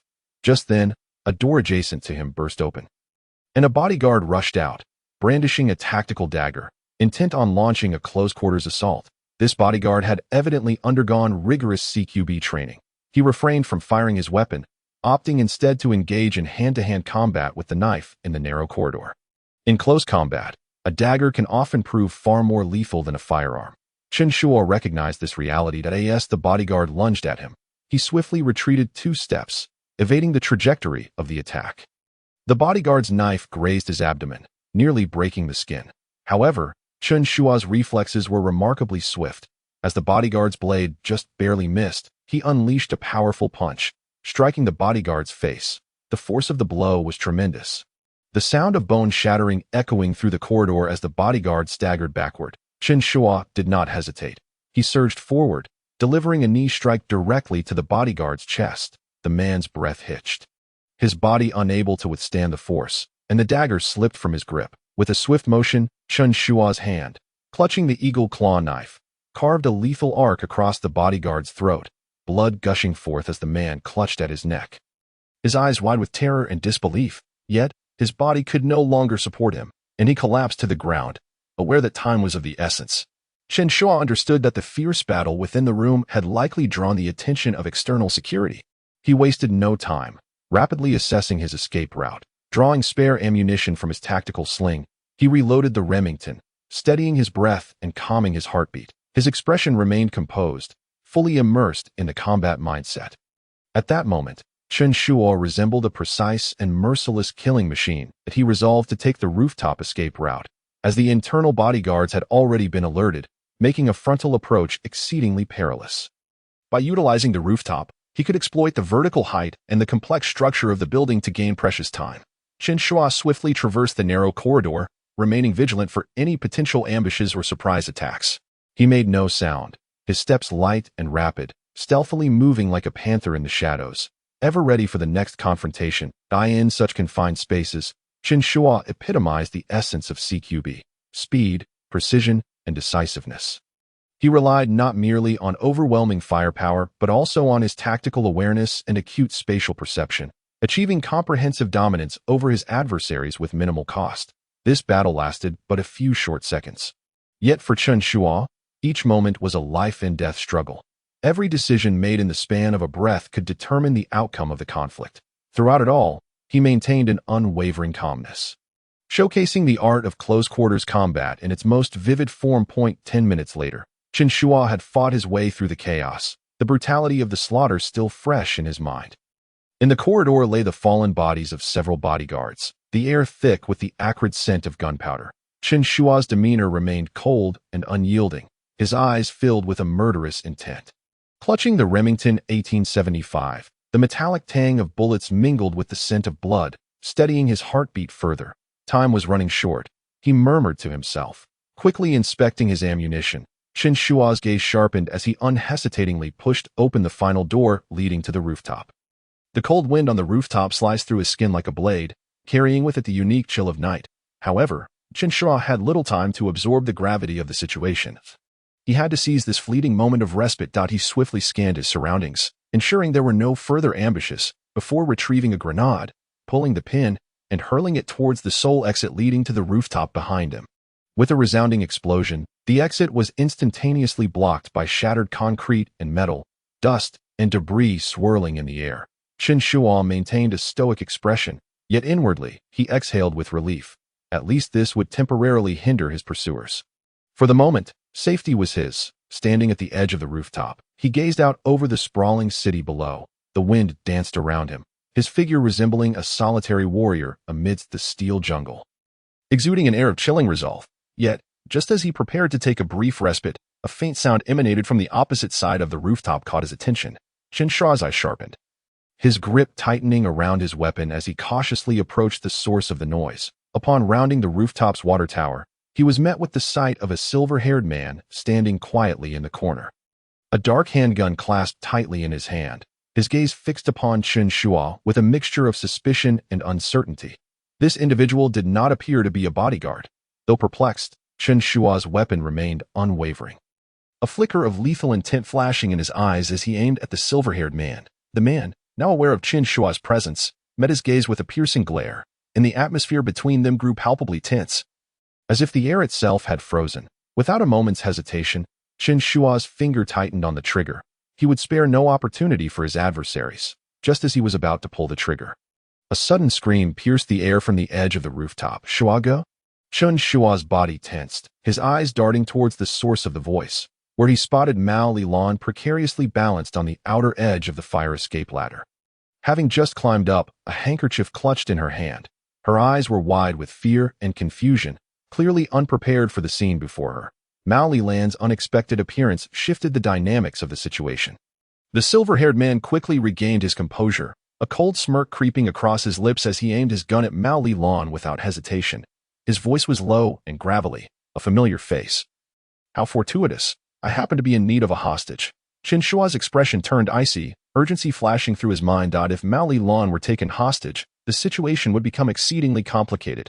However, at that moment, an unforeseen event transpired. The railing the silver-haired man leaned upon, weakened by age, creaked ominously as he shifted his weight, and with a sharp crack, it gave way. He suddenly lost his balance, plummeting towards the edge of the rooftop. This dramatic turn of events left even Chen Shuo momentarily stunned. Yet, he breathed a sigh of relief. At least Mao Lilan was safe. Everyone was caught off guard when, instinctively, Mao Lilan reached out a hand to grasp the falling silver-haired man. "Grab my hand," Mao Lilan shouted with a fierce determination in her eyes. The silver-haired man, taken aback by her willingness to save him, froze, his expression shifting to one of complexity as she held onto him. Chen Shuo rushed to the edge, a cold glint in his eyes as he crouched down, gripping Mao Lilan's shoulders with force, pulling both her and the silver-haired man back to safety. The silver-haired man, still in shock, stared blankly at Mao Lilan, unable to comprehend the unfolding events. After pulling him up, Chen Shuo positioned Mao Lilan behind him, aiming his gun at the man's head. Yet, the silver-haired man seemed unfazed by the weapon's threat, his gaze fixed on Mao Lilan, questioning silently. Why? Why save me? Mao Lilan clutched at Chen Shuo's coat, seeking solace. Though still trembling, her eyes reflected unwavering resolve. It is perhaps true that one might need a motive to take a life, but the instinct to aid another in dire circumstances requires no such justification, does it? Her softly spoken, yet resolute words pierced the hearts of the two killers, awakening long-dormant emotions within them. "Thank," the silver-haired man began, but before he could finish, Chen Shuo's gun was already leveled at his abdomen, and without hesitation, he pulled the trigger. Bang! The muffled sound echoed as the bullet penetrated the silver-haired man's midsection. His eyes widened in disbelief, a mask of excruciating pain contorting his features as he fell to his knees, clutching his wound. "You," he gasped, his face paling. Chen Shuo's gaze remained cold, the muzzle of his gun unwaveringly directed at the man's head. As if poised to extinguish his life at any moment, however, he refrained from firing immediately, coolly stating, "I won't kill you this time. I shall allow you to experience the agony slowly." With that, Chen Shuo holstered his weapon and turned to Mao Lilan, who was still in shock from the harrowing ordeal. "Let us go. We must leave this place swiftly." Mao Lilan remained wide-eyed, still reeling from the brush with death, her heart racing. Yet, she obediently followed Chen Shuo as they made their way across the rooftop. Below, hotel security and police had thoroughly sealed off the building. Chen Shuo guided Mao Lilan through the emergency escape route, disappearing into the night of Manhattan. The distant wail of sirens gradually faded, swallowed by the sound of the wind. "Shugu, who exactly are you?" Mao Lilan finally could no longer contain her curiosity, her voice tinged with confusion and apprehension. Chen Shuo did not turn back, pausing for a moment before responding with a hint of resignation. "You needn't concern yourself with that. To you, I shall always be your Shugu." Inside a telephone booth on the streets of New York, Sharon Wynyard, or rather, Belmont, clutched her bleeding abdomen, her complexion as pale as a ghost. Struggling, she lifted the phone and dialed a number. After uttering a few words into the receiver, she hung up, aware that she had narrowly escaped this ordeal. Blood oozed from her wound, carrying with it the sin of death. Everything around her blurred, save for the image of that angelic little girl reaching out to save her, which replayed incessantly in her mind. "Why save me?" she whispered, her gaze dimming. Meanwhile, Chen Shuo and Mao Lilan strolled through the streets of Manhattan. Filled with questions, Mao Lilan looked at the man beside her, suddenly realizing how little she knew about him. "Shogu, there are many things you have yet to tell me," she softly remarked. Chen Shuo turned to glance at her, a faint smile gracing his lips, one familiar to Mao Lilan. Some things are best left unknown, but rest assured, I shall never harm you, I swear. Xiaolon. Just as Mao Lilan was about to press Chen Shuo for more answers, a voice called from behind. Kudo Shinichi was rushing towards her. She turned and saw him approaching, and when she looked back, Chen Shuo had vanished without a trace. Shaking her head, she buried her thoughts deep within, greeting her childhood friend. Despite Kudo Shinichi's barrage of questions, she remained silent, and together they returned to their hotel in quietude. Morning in Manhattan remained as bustling as ever, the streets alive with the hustle and bustle of people, as if they would never cease. Sunlight poured over the glass facades of skyscrapers, reflecting dazzling rays. Chen Shuo stood before the hotel window, gazing at the city that never sleeps, a sense of tranquil fulfillment swelling within him. After the night's tumult, his mission had been successfully completed, and he could afford to momentarily set aside his tension. Indulging in a brief respite, Chen Shuo chuckled softly, donned his coat, and prepared to relish this rare leisure time. In a quaint CF on the street, Chen Shuo ordered a black coffee, sitting quietly by the window as he observed the ebb and flow of passers-by. He felt no urgency to be anywhere, for now that the mission was complete, this city offered itself as a delightful escape. He had no plans for the next step, with no constraints binding him. Why impose goals upon himself? In the afternoon, Chen Shuo strolled down Broadway, appreciating the architectural beauty and cultural ambience surrounding him that in his previous life, he seldom had the opportunity to leisurely wander like this. Yet in this life, he yearned to savor existence. These mundane moments brought him a peculiar sense of liberation. As a killer, perpetually teetering on the edge of life and death, he had grown accustomed to danger and solitude. Thus, this ordinary peace felt particularly precious. Time sped by, and before he knew it, evening had arrived. Chen Shuo found himself in a serene Western restaurant, indulging in a sumptuous dinner, just as he was engaged in a battle with a steak. His phone vibrated unexpectedly. The caller ID displayed a familiar name, Mao Lilan. Chen Shuo's brow furrowed. As expected, what was meant to come had arrived. Hello, Xiaolon. Chen Shuo answered the phone, his tone imbued with the same gentle calmness as always. On the other end, Mao Lilan's voice wavered, as if she were struggling to articulate her thoughts. Shuo, may I see you for a moment? There are some matters I wish to discuss with you. Chen Shuo fell silent for a few seconds, his gaze gradually becoming complex. After last night's events, he was uncertain how to explain things to Mao Lilan. Yet, he did not refuse. Very well, tell me the location. At the rooftop CAF of our hotel. The view is quite splendid, and it is serene. Mao Lilan's voice revealed a hint of anxiety and anticipation. All right, I shall see you in half an hour. After hanging up, Chen Shuo stood, settled the bill, and let out a soft sigh. Half an hour later, Chen Shuo stood at the entrance of the rooftop CF. The night breeze was cool, and the expansive view allowed the lights of the entire city to shimmer beneath him. Mao Lilan was already seated at a table near the edge, her face betraying evident anxiety and tension. Chen Shuo approached and sat across from her, his expression tranquil. Xiao Lilan, I have arrived.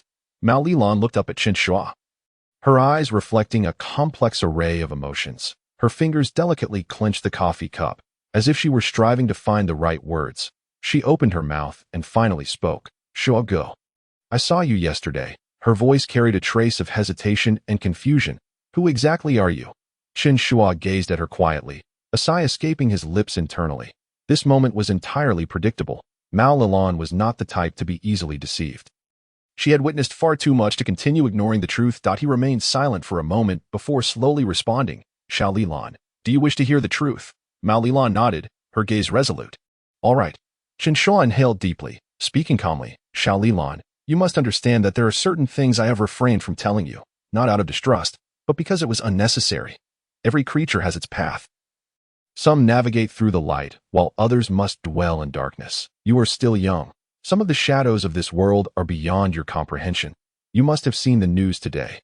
It was I who was responsible for what transpired at that hotel yesterday. IT is my line of work. This revelation struck Mao Lilan like a cold blade piercing her heart. Her pupils dilated. Her body trembled slightly, and the coffee cup in her hand nearly slipped from her grasp. That a killer, Mao Lilan murmured, the implication of Chen Shuo's words dawning upon her. She had always perceived Chen Shuo as a strong and reliable older brother, a gentle soul one could trust.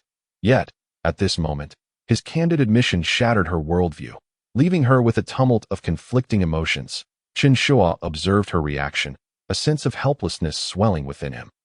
Faced with this angelic girl, he had no desire to conceal the truth any longer. To do so would be to treat her as a fool, yet he also understood the cruel nature of this revelation for her. He spoke softly, "I know this is difficult for you to accept, but it is the truth that my profession is not ordinary. I undertake dangerous and confidential missions, often involving lives."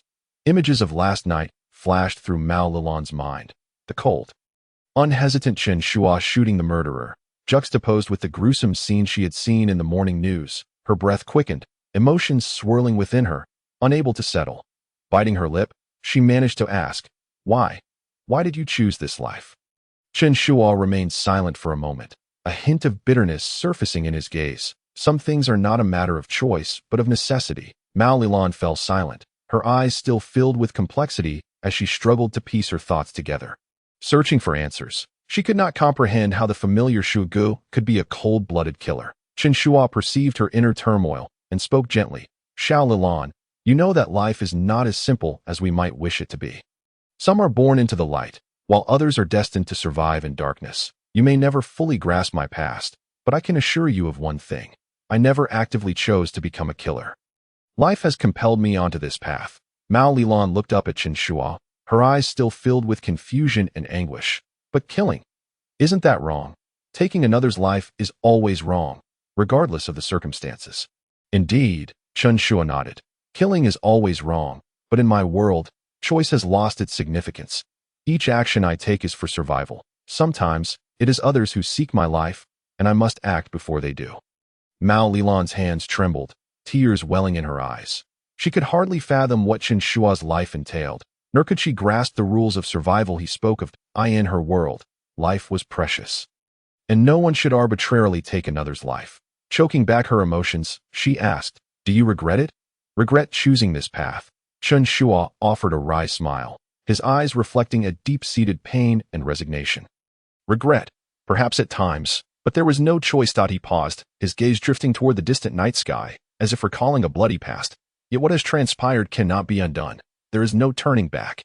Even if I wish to escape, reality will not allow it." Mao Lilan's tears finally spilled over, her voice trembling as she pressed, "But you are such a good person. Why have you become this way?" Chen Shuo regarded Mao Lilan, a pang of sorrow filling his heart that he reached out, gently patting her shoulder, his tone soft yet resolute. "Xiao Lilan, I too wish for things to be simpler, but this world is not as fair as you might believe. I understand you cannot comprehend this. Perhaps you will come to hate me. Yet, no matter what, I hope you understand that I have never wished to harm you, and I never will." Mao Lilan was at a loss for words, the internal struggle and pain crashing over her like a tidal wave. She looked at Chen Shuo, the man she saw daily, who greeted her with a gentle smile, now revealing himself to be a killer. This truth struck her profoundly. "That I do not know how to face this," she stammered.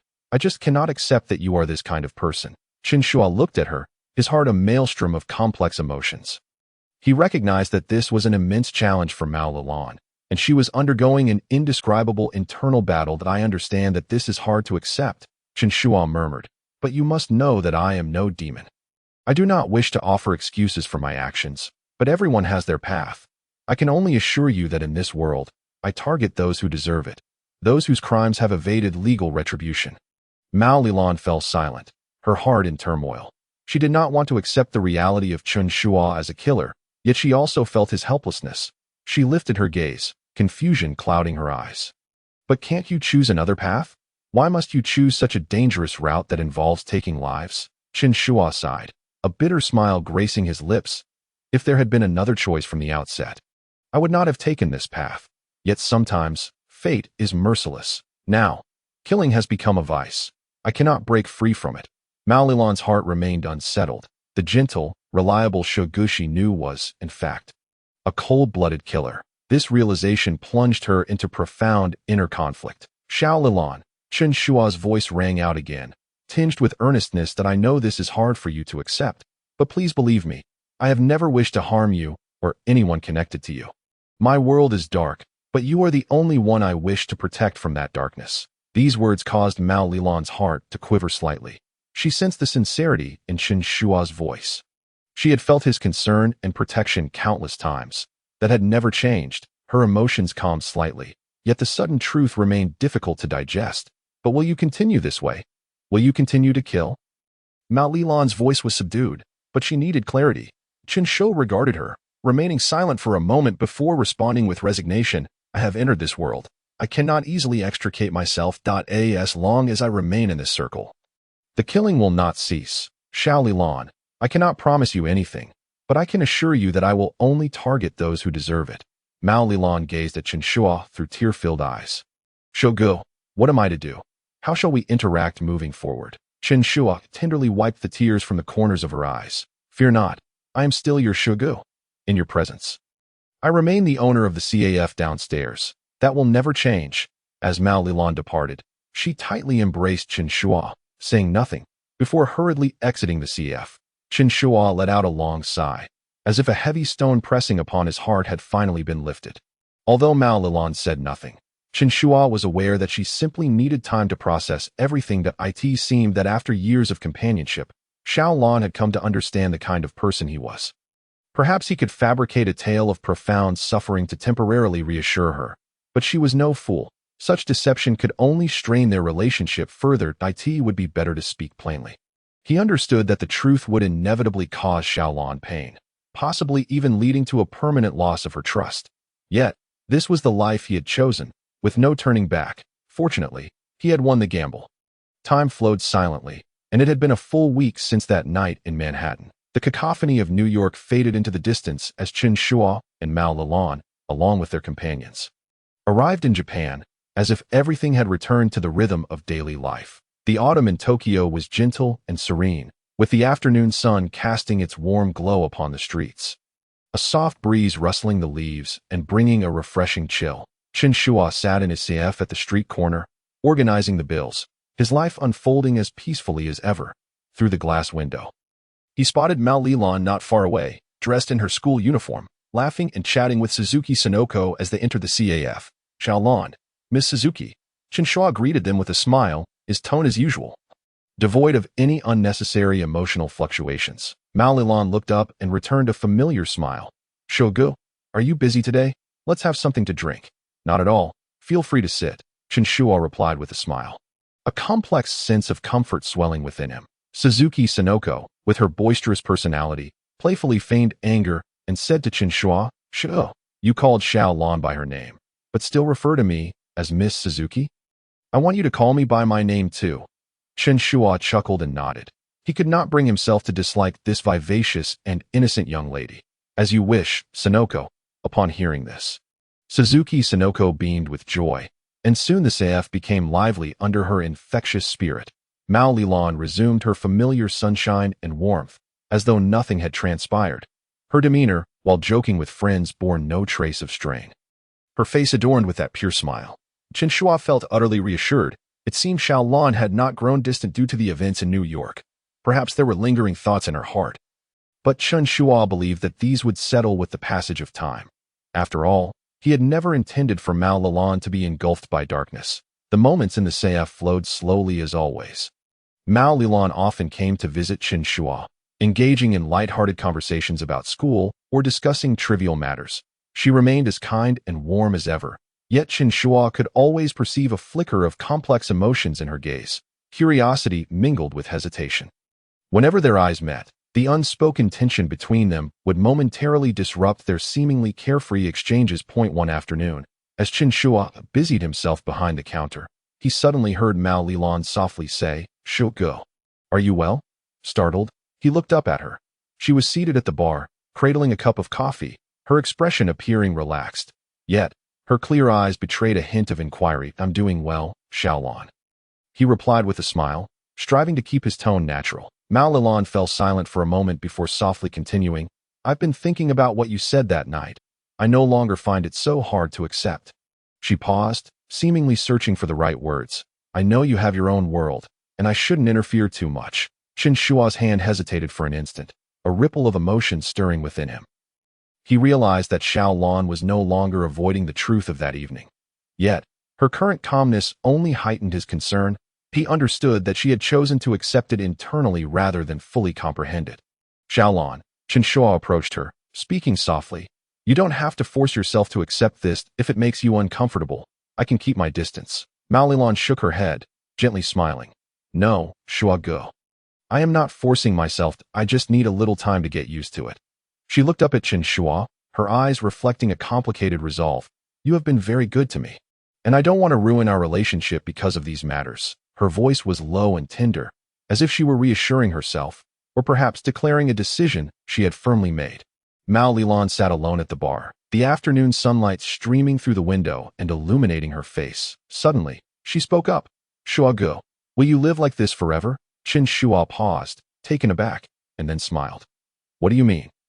I mean, will you continue living this way, leading two completely different lives? Mao Lilan looked at him, her eyes filled with curiosity. Chen Shuo remained silent for a moment before replying nonchalantly. Perhaps, who knows? But for now, I haven't found another path. Mao Lilan nodded, refraining from further inquiry. She understood that the answer to this question was beyond her control. She could only choose to accept or withdraw. And evidently, she was not inclined to withdraw. Life continued in this unremarkable manner. The relationship between Mao Lilan and Chen Shuo had reverted to its previous state. She chose to remain by his side, nurturing their bond.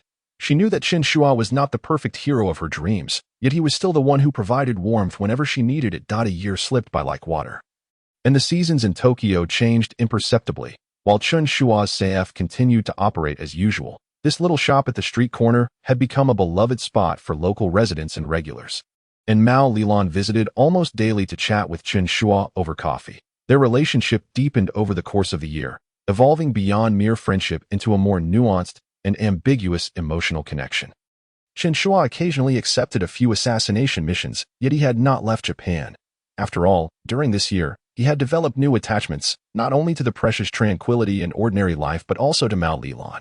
During this time, the Mayano sisters frequently visited the CF. Their relationship with Chen Shuo grew increasingly amicable, especially with Mayano Shio, whose typically aloof demeanor seemed to soften within the cozy confines of the CAF. Every time she sat in the corner with her sister Mayano Akemi, they appeared relaxed and at ease. Chen Shuo sometimes engaged in simple conversations with the two sisters. Mayano Shio was composed, intelligent, and meticulous. Her way of thinking always impressed Chen Shuo, and her respect and trust for him deepened gradually. Mayano Akemi was gentle and serene, cherishing the limited time she could spend with her sister.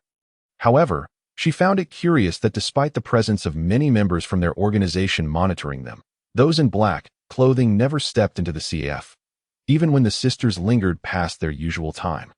Their watchers never entered to remind them. Chen Shuo was aware of the underlying dynamics. He suspected that perhaps Jin had issued some directive, forbidding the organization's members from interfering in this place. Mayano Shio evidently sensed this too. She often glanced toward the indistinct figures outside the CF, her eyes flickering with subtle suspicion and contemplation. Shuo Ge, I made it to the karate finals. One day, Mao Lilan burst into the CF, her face radiant with uncontainable joy, her eyes sparkling as she spoke. She dashed over to Chen Shuo, her voice brimming with excitement. The finals are next Saturday. You must come and cheer for me. Chen Shuo was momentarily taken aback, then smiled. That's impressive, Xiaolan. The finals? I will definitely be there. You must not disappoint me. Mao Lilan's face flushed slightly, her expression playful. You must keep your word. You have to come. I'm practicing very diligently. Rest assured, I will be there. Chen Shuo earnestly nodded, feeling warmth in his heart as he witnessed the anticipation in her eyes. He had observed her progress and dedication, and each of her successes and moments of joy filled him with pride. However, a sudden thought crossed Chen Shuo's mind. If he attended the match, the CAF would have to close. Although the CAF operated on a small scale, it had many regular customers, and closing for a day would be quite inconvenient. He pondered whether he should find a staff member to assist in the evening, as Chen Shuo managed the affairs of the CAF. Mao Lilan prepared to head home. Before leaving, she waved her arms once more. Shuo Ge, remember the match next Saturday. Don't forget. Chen Shuo smiled in agreement, his gaze sweeping across the seats in the CAF. And once again, the thought of hiring an assistant surfaced in his mind. The following day, Chen Shuo posted a recruitment advertisement, its content concise and clear. The CAF seeks a part-time staff member with basic service experience and a strong sense of responsibility. After putting up the ad, he felt a slight alleviation of his burdens. As the day of Mao Lilan's competition gradually approached, Chen Shuo's mood began to shift. He rarely attended Mao Lilan's matches. Yet this final seemed particularly significant for her. She eagerly invited Chen Shuo, and he did not wish to disappoint her. During this time, Chen Shuo gradually realized that Mao Lilan's feelings for him had seemingly transcended mere friendship. Her eyes often revealed a more intricate emotion than before, a concern and attachment that surpassed friendship. In this subtle atmosphere, Chen Shuo also began to develop new feelings for Mao Lilan. He could not ignore her importance in his life. The warmth and trust she offered had taken root deep within his heart. He knew he should not let himself fall too deeply, for his life was destined to be incompatible with Mao Lilan's. Yet, he found himself unable to resist the gradual growth of these feelings. The day of the competition finally arrived. That day, Chen Shuo made a point to close the CEF early. He had not managed to recruit any staff. But there was little he could do. Clearly, this event concerning Lilan was of greater importance. This match held great significance for her, and he did not wish to miss this moment. As Chen Shuo stepped outside. Just as he was about to leave, he suddenly heard a familiar voice from behind. "Oh, isn't this Chun, my young friend? Are you heading to the match?" Turning around, he saw Mao Li Zhaigoro, dressed in his ever-unchanging suit. A lit cigarette dangling from his lips, and his trademark confident smile adorning his face. "Zhaigoro, are you going too? Shall we go together?" Chen Shuo greeted him with a smile. Mao Li Zhaigoro waved his hand dismissively, wearing an expression that suggested it was only natural. "Of course, Lilan is my daughter. How could I possibly miss her match? Shall we take a taxi?" Chen Shuo shrugged. "That's not necessary. I'll drive." Mao Li Zhaigoro looked taken aback. "Huh? You have a car? I've never seen you drive before." He explained, "I live at the CAF and rarely go out, so I usually don't have the chance to drive." "Just wait a moment. I'll go get it." After saying that, Chen Shuo headed towards the underground parking lot. Mao Li Zhaigoro lit a cigarette, and not long after, the roar of an engine filled the air, suggesting that the arriving vehicle was anything but ordinary. Sure enough, a sleek black vintage car appeared in Mao Li Zhaigoro's line of sight. It was a Jaguar XK120, a classic sports car from the 1950s. Its low, streamlined body shimmering under the sunlight, resembling a beast poised for action. The car's lines flowed like water, extending from its rounded front to the slightly lifted rear, exuding an elegant sense of motion. An oval air intake grille was embedded at the front, with intricate chrome detailing outlining graceful curves, while the dual round headlights emitted a soft glow, akin to a pair of sharp, yet steady eyes. As the car halted before Mao Li Zhaigoro, Chen Shuo opened the door, the metallic sound unique to vintage vehicles stirring a flicker of excitement within Mao Li Zhaigoro. The interior was simply and clearly laid out. The leather seats, though weathered by time, remained in excellent condition. The dashboard was adorned with a series of classic mechanical gauges, their needles lying still, as if ready to spring to life and proclaim their power and speed. "Get in, Zhaigoro, don't be late." Mao Li Zhaigoro was momentarily speechless, nearly dropping his cigarette. He quickly steadied it, exclaiming in astonishment, "Wow, this treasure is a rare find. After all this time, it still maintains so well." He then patted the door, his eyes reflecting a hint of envy. "This car is truly a rare classic. Driving it feels like being a movie star." Chen Shuo chuckled, gesturing towards the passenger door. "Hop in. Experience the industrial prowess of 1950s Britain." Mao Li Zhaigoro's eyes lit up as he eagerly climbed into the car, declaring, "Well, I want to hold back. I've never had the chance to drive something like this. Sitting in it is thrilling enough." Mao Li Zhaigoro did not propose taking the wheel. As men, they understood that cars of this caliber were not meant to be handed over to others. Chen Shuo started the vehicle, and the Jaguar XK120 glided smoothly onto the street, its deep engine growl resembling that of a wild beast, yet it drove with remarkable steadiness. The car wove through the streets of Tokyo, the autumn breeze flowing through the open window, carrying a touch of coolness. "Quite nice." Mao Li Zhaigoro reclined in his seat, savoring the blend of vintage and modern quality within the car, and couldn't he help but exclaim, "Chen Shuo, I truly envy you. Driving this car and residing in the quietest corner of this city, you live a life akin to that of a celestial being." Chen Shuo smiled. "If you could muster a bit of genuine skill, you wouldn't have ended up in your current predicament. I'm not quite sure what you're thinking. Speaking of which, there should be quite a few people attending today, right?" Ingli mentioned she would be coming. Mao Li Ziyagoro abruptly changed the subject, his tone somewhat complex. Of course, Ingli is Lilan's mother. She would certainly be here. Chen Shuo raised an eyebrow. Mei Ingli was Mao Li Ziyagoro's wife, although they had been living apart for many years. Their relationship remained ambiguously close. Chen Shuo had also interacted with Mei Ingli and held great admiration for her intelligence and grace. They shared a strong friendship. Yes, she said she'd come to support Lilan. Mao Li Ziyagoro made a face, seemingly displeased by the news. Every time she comes, she always has something unpleasant to say, constantly mocking me. Chen Shuo couldn't help but chuckle. The cold banter between the Mao couple had long been recognized as their marital routine. The car smoothly entered the parking lot of the competition venue. Just as Chen Shuo parked, he spotted a familiar figure standing not far away. Mei Ingli. She was dressed in an elegant lady's suit, her tall stature and refined features making her stand out in the crowd. Mei Ingli also spotted Chen Shuo and Mao Li Ziyagoro, offering a slight smile as she approached. Chen Shuo. She ignored Mao Li Ziyagoro entirely, directing her greetings solely at Chen Shuo, as if her husband did not exist. You woman, Mao Li Ziyagoro fumed, initiating the couple's intimate interaction. Chen Shuo observed their witty exchanges, shaking his head in exasperation. He interjected, all right, the match is about to start. Let us not bicker any longer. Let's head inside. Only then did the two cease their banter and follow Chen Shuo into the venue. Inside, the atmosphere was lively and electric. The crowd bustling with excitement, filled with a palpable tension. Chen Shuo, Mao Li Ziyagoro, and Mei Ingli found their seats, and not long after, they heard a familiar voice from behind. Hey, Uncle Mao, Aunt Mei, you're here. Chen Shuo, you made it too. Suzuki Sonoko greeted the trio with excitement, her face beaming with a radiant smile. What a rare sight to see Uncle Mao and Aunt Mei together. Mao Li Ziyagoro and Mei Ingli both exclaimed simultaneously. I certainly don't want to appear with this man, woman. It's only for Lilan. They exchanged glances, snorted in unison, and turned away from each other. Chen Shuo chuckled at the awkwardness between them. Turning back to Sonoko with a smile, Sonoko, it's been a while that I certainly wouldn't miss Lilan's match. Suzuki Sonoko beamed with joy, standing beside Kudo Shinichi. Upon seeing Chen Shuo, Kudo's expression darkened, his brows furrowing slightly. The relationship between Chen Shuo and Kudo Shinichi had always been somewhat delicate. From the outset, Kudo had sensed that Chen Shuo was not an ordinary person, and as time passed, this suspicion deepened. Chen Shuo, you're here to join the fun? Kudo Shinichi remarked with an irritated tone. Chen Shuo offered a calm smile, his gaze steady as he replied to Kudo Shinichi.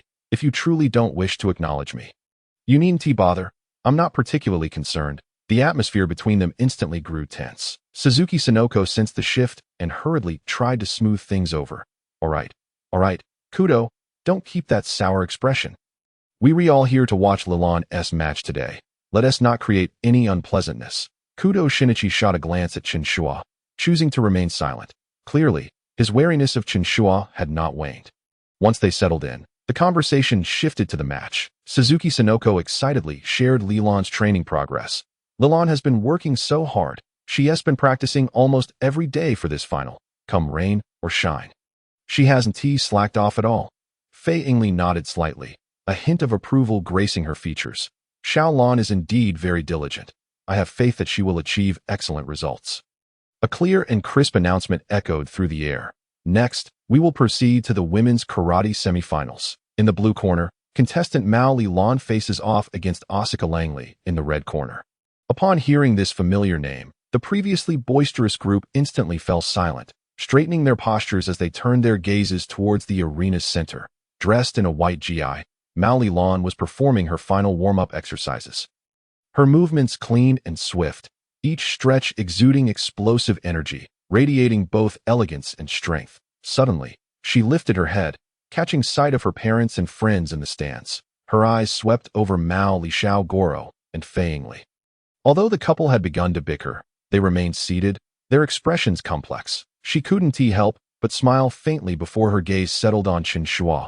Imbued with warmth and reassurance, she raised her hand gently, greeting them. Then her expression hardened with determination as she turned towards the center of the competition area. With the referee's authoritative command, the match officially commenced. The moment the whistle blew, Mao Lilan let out a fierce shout. Ha! She propelled herself forward like an arrow, swiftly closing the distance between her and her opponent, her movements rapid as the wind, her fist aimed directly at Asuka's chest. Asuka Langley had barely registered the attack before being struck. Stumbling backwards, clearly taken aback by Mao Lilan's ferocity, a flicker of panic crossed her face as she hurriedly adjusted her stance to prepare for defense. However, Mao Lilan offered no respite. With a swift turn, she raised her right leg high, executing a powerful downward strike aimed at her opponent's shoulder. Asuka's eyes widened in surprise, and she quickly raised her arms to block. But the disparity in strength was evident as she was knocked back several steps. Nearly losing her balance, Mao Lilan's third strike came even faster. Her feet landed firmly on the ground, and in a low stance, she swept her leg across Asuka's knees, cleanly and decisively bringing her opponent crashing to the mat. The entire sequence unfolded in just 3 moves, clean, efficient, and without hesitation. A hush fell over the venue, soon erupting into enthusiastic applause and cheers. Mao Lilan stood at the center of the arena. Her breathing steady, her expression calm and composed. She exhibited no arrogance. Instead, she approached Asuka with politeness, extending her hand to help her up from the ground. Asuka, momentarily dazed, clearly not fully recovered from the lightning-fast match, managed a weak smile and nodded in gratitude. The referee raised Mao Lilan's hand, announcing loudly, "The blue corner wins. Impressive, truly impressive. Xiaolan is amazing. And now it's time for the finals. Uncle Mao Li." Suzuki Sonoko exclaimed, shaking Mao Li Xiaogoro's shoulder joyously. Although Mao Li Xiaogoro was equally thrilled, he feigned calmness, crossing his arms and nodding with a smirk. It was a piece of cake. Xiaolan is the strongest in the arena. This is surely a testament to my teachings. Ha ha ha. His boisterous laughter was met with Sonoko's enthusiastic nods. One must beware of overconfidence leading to a reversal by the opponent. A cold voice interjected, drawing the attention of the jubilant duo. Turning to look, Fei Yingli stood with her arms crossed, casting a sidelong glance at Mao Li Xiaogoro, much to his displeasure, just as he prepared to retort. Fei Yingli continued, "However, Xiaolan is my daughter. There is no need for concern about that. You two are unbearable," Suzuki Sonoko lamented, caught in the middle of the bickering couple, but then her eyes brightened as she stood up, waving at the departing Mao Lilan. "Hey, Xiaolan, make sure to give it your all in the finals." Mao Lilan smiled lightly and nodded. Chen Shuo sat quietly nearby, watching the spirited Xiaolan with a gentle smile. Suddenly, he felt a gaze sweep over him. Alert, he turned to see a tall, sturdy youth from Kupu High School. The young man had a slightly tanned complexion, exuding a strong martial artist aura. Chen Shuo felt an unexpected pressure emanating from him. He speculated that if he were to engage in a straightforward match with this youth, victory was not guaranteed. At that moment, the dark-skinned youth was gazing intently at Suzuki Sonoko. Chen Shuo observed Sonoko, who was animatedly cheering, then glanced back at the youth, a smirk playing on his lips. The youth, sensing the attention directed at him, shyly nodded at Chen Shuo before lowering his head. Chen Shuo returned his gaze, turning away without much thought. After all, he had no right to interfere with others' attention. However, as he scanned the surroundings, he sensed something was amiss. Now, we begin the finals of the women's team event. In the red corner, Watanabe Hinata from Kupa High School. In the blue corner, Mao Lilan from Tidan High School. Before Chen Shuo could ponder further, the announcement for the match to commence rang out, prompting him to focus on the competition. The atmosphere in the finals was exceptionally tense. With another authoritative command from the referee, Mao Lilan and Watanabe Hinata stood at the center of the ring. The two exchanged bows before adopting their respective karate stances. The audience held their breath, all eyes fixated on this highly anticipated final match. As the competition began, Watanabe Hinata immediately showcased her formidable prowess. Her movements were swift, her strikes relentless, quickly overwhelming Mao Lilan. The tension in the arena escalated as Watanabe's agile footwork and rapid punches and kicks barraged Xiaolan, while Mao Lilan fought valiantly to defend herself. It was evident she was on the back foot. She attempted to retaliate several times, but each effort was deftly countered by her opponent. Watanabe Hinata's karate skills were exceptional, her attacks sharp, leaving Mao Lilan little room to breathe. In the audience, Chen Shuo, Mao Li Xiaogoro, and Fei Yingli all recognized Mao Lilan's disadvantage, their expressions tightening with concern. Mao Li Xiaogoro furrowed his brow, his gaze fixed on the ring, his fists clenching unconsciously. Fei Yingli wore a grave expression, silently praying for her daughter. Meanwhile, a flicker of worry crossed Chen Shuo's eyes. He rarely saw Mao Lilan so overwhelmed in a match. He knew she possessed considerable strength, yet Watanabe Hinata was undoubtedly a formidable opponent. "Lan, hang in there," Suzuki Sonoko shouted anxiously from the sidelines, her fists clenched and swinging fervently, almost leaping onto the stage to support Mao Lilan. Her voice reverberated throughout the venue, but the dynamics of the match did not shift in her favor. Watanabe Hinata's offensive grew increasingly aggressive, cornering Mao Lilan into a defensive position. In that instant, Watanabe seized the opportunity, launching a powerful mid-level kick aimed directly at Mao Lilan's abdomen. The move was executed cleanly and with great force, striking its target almost instantaneously. "Point," the referee announced loudly. Mao Lilan steadied herself, but at that moment, she had clearly lost the initiative. Watanabe Hinata scored the first 2 points, and the match entered a brief pause. The venue fell silent, all eyes converging on Mao Lilan. "This is bad," Mao Xiao Goro murmured, his brow furrowed. "Lan is completely under pressure now." Fei Yingli's expression mirrored his concern. "The opponent's technique is too solid. Lan will need to find a way to shift the momentum." Chen Shuo remained silent, his gaze fixed intently on Mao Lilan, that he understood that she would not easily concede defeat. For her, this match was not just about honor, but also a testament to her abilities. Even when under pressure, she would undoubtedly seek an opportunity to counterattack. The climax of the match was only just beginning. With the referee's command, the competition resumed. Watanabe Hinata launched her offensive first, her steps steady, her punches fierce, like a tempest sweeping through.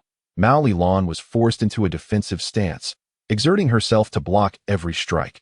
Yet it was clear she was struggling. Each of Watanabe Hinata's attacks carried a heavy sense of pressure, leaving Mao Lilan with almost no respite. Occasionally, she attempted to counterattack, but Watanabe's reflexes were lightning fast, easily evading Mao Lilan's every move. To the spectators, the clash appeared intense and spectacular, eliciting gasps of awe. Yet, for those like Chen Shuo, Mao Xiao Goro, and Fei Yingli, who truly understood the intricacies of combat, concern etched their brows. They quickly realized that although Mao Lilan was still holding her ground, she had undeniably fallen into a position of absolute disadvantage. "Lan is being overwhelmed this time," Mao Xiao Goro muttered, his expression increasingly grave. "Her rhythm is completely under Watanabe's control." Fei Yingli's face darkened. If this continued, Lan might not be able to hold on much longer. Chen Shuo remained silent, but a glimmer of worry flickered in his eyes. Although Mao Lilan continues to strive for opportunities, each of her counterattacks is deftly neutralized by Hashida Haruna, rendering her efforts nearly devoid of any effective threat. Suzuki Sonoko, lacking knowledge of combat, mistakenly believes that the two are evenly matched, fervently waving her hands and shouting, "Ran, go for it. You can definitely win." Yet, the situation in the arena remains unchanged despite Sonoko's enthusiastic encouragement that as the rounds progress, Mao Lilan's stamina begins to wane, and her movements grow increasingly sluggish. In contrast, Hashida Haruna maintains a relentless offensive rhythm, applying continuous pressure. Suddenly, while attempting to counterattack, Mao Lilan slips, losing her balance and falling to the ground. "This is bad." Chen Shuo's heart sinks. The audience erupts in gasps of shock, and the referee promptly signals for a pause in the match. Sitting on the ground, Mao Lilan supports herself with her hands, sweat glistening on her forehead, her breath becoming labored, gritting her teeth. Her face is etched with determination. "Ran," Maori Kagoro rises, anxiety etched across his features, while Eri Kisaki furrows her brow, evidently worried for her daughter. Chen Shuo's gaze is fixed on Mao Lilan, his heart filled with a complex swirl of emotions. At this moment, he yearns to step into the ring and teach Ran a few moves that could turn the tide in her favor, but alas, he cannot. Watching her panting heavily, Chen Shuo feels a pang of concern for her. During the pause, the atmosphere in the arena grows tense as the referee and both competitors adjust their states, while the audience gradually quiets down. However, at that moment, Chen Shuo's gaze inadvertently sweeps across a corner of the audience and suddenly locks onto a familiar figure, Kudo Shinichi. It seems something is amiss. It turns out this young man is absent. Kudo Shinichi stands to one side, seemingly restless, his eyes fixed on Mao Lilan in the arena, gesturing animatedly. Chen Shuo squints slightly. Noticing the movements of Kudo's lips and quickly discerning his message, their essay case. Clearly, Maori Ran also perceives Kudo Shinichi's hint. Her gaze trembles for an instant, and then her entire aura seems to dim.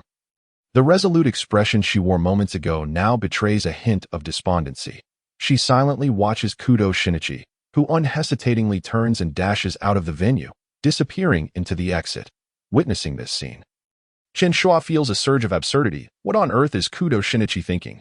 To abandon his close childhood friend for the sake of a so-called case, he is not a police officer.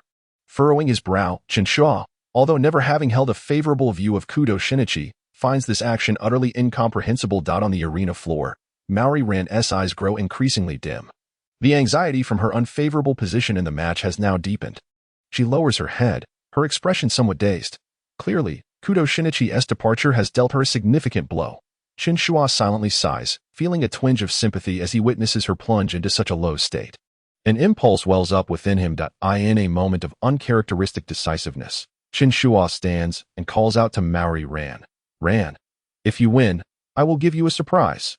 His words fall like a stone into a placid lake, instantly stirring ripples of excitement. Maori Ran's head snaps up, her gaze locking onto Chen Shuo, surprise replacing the earlier despondency in her eyes. In that moment, something within her reignites. She no longer gazes in the direction of Kudo Shinichi's disappearance, but instead focuses intently on Chen Shuo, the man who has always quietly supported her and offered her warmth. A surprise. The phrase flashes through Maori Ran's mind, igniting a warmth in her heart, as all her discouragement and unease seem to vanish in an instant.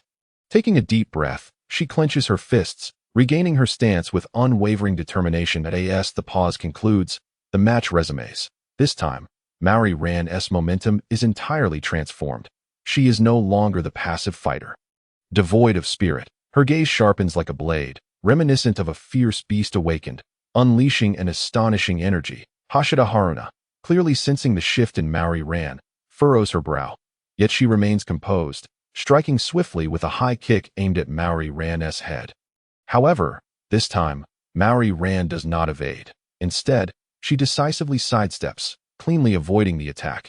Immediately, she retaliates with a powerful mid-level punch aimed at Haruna's abdomen. Haruna, caught off guard, stumbles back several steps, her expression finally revealing shock. Well done. Chen Shuo's lips curl into a slight smile, and he feels an indescribable pride swelling within him as he observes Maori Ran's progress. In the subsequent rounds, Maori Ran fully seizes the initiative. Her footwork is nimble, her attacks fierce, akin to an enraged tiger, completely overwhelming Hashida Haruna. Each punch and kick she delivers is precise and decisive, exerting immense pressure on her opponent. Finally, at an opportune moment, Maori Ran capitalizes on a fleeting opening in Hashida Haruna's defense, swiftly launching a powerful high kick that connects with Haruna's head. Haruna, completely unprepared for this blow, is sent staggering back several steps. Nearly losing her balance, the referee raises his arm, declaring that Maori Ran has scored. The arena erupts in thunderous applause and cheers, with Suzuki Sonoko leaping with excitement, waving her hands and exclaiming, "Ran, you are incredible." Maori Kagoro and Eri Kisaki also display proud expressions. Chen Shuo sits quietly in his seat, softly clapping. Maori Ran stands in the arena, breathing heavily, sweat cascading down her cheeks, yet her gaze is resolute. As if that moment had finally allowed her to reclaim herself. Removing her helmet reveals a slightly flushed face, her eyes sparkling with joy as she directs her gaze towards Chen Shuo in the audience. Chen Shuo watches her, nodding slightly, a look of reassurance gracing his smile. Maori Ran's victory signifies not merely a triumph in competition, but a profound journey of personal growth, and that surprise may well be more than just a promise. It embodies an unspoken emotion. Maori Ran emerges as the champion of this karate tournament. Upon her remarkable victory, the atmosphere is jubilant, drawing together Maori Kagoro, Eri Kisaki, Chen Shuo, and Suzuki Sonoko outside the venue, all eager to congratulate her. "Ran, you were amazing." Suzuki Sonoko is the first to rush forward, nearly jumping with excitement. "I knew you would win." Maori Kagoro beams with pride, unable to conceal his delight. "My precious daughter, your years of hard work have truly paid off." Eri Kisaki gazes tenderly at her daughter, her eyes filled with warmth.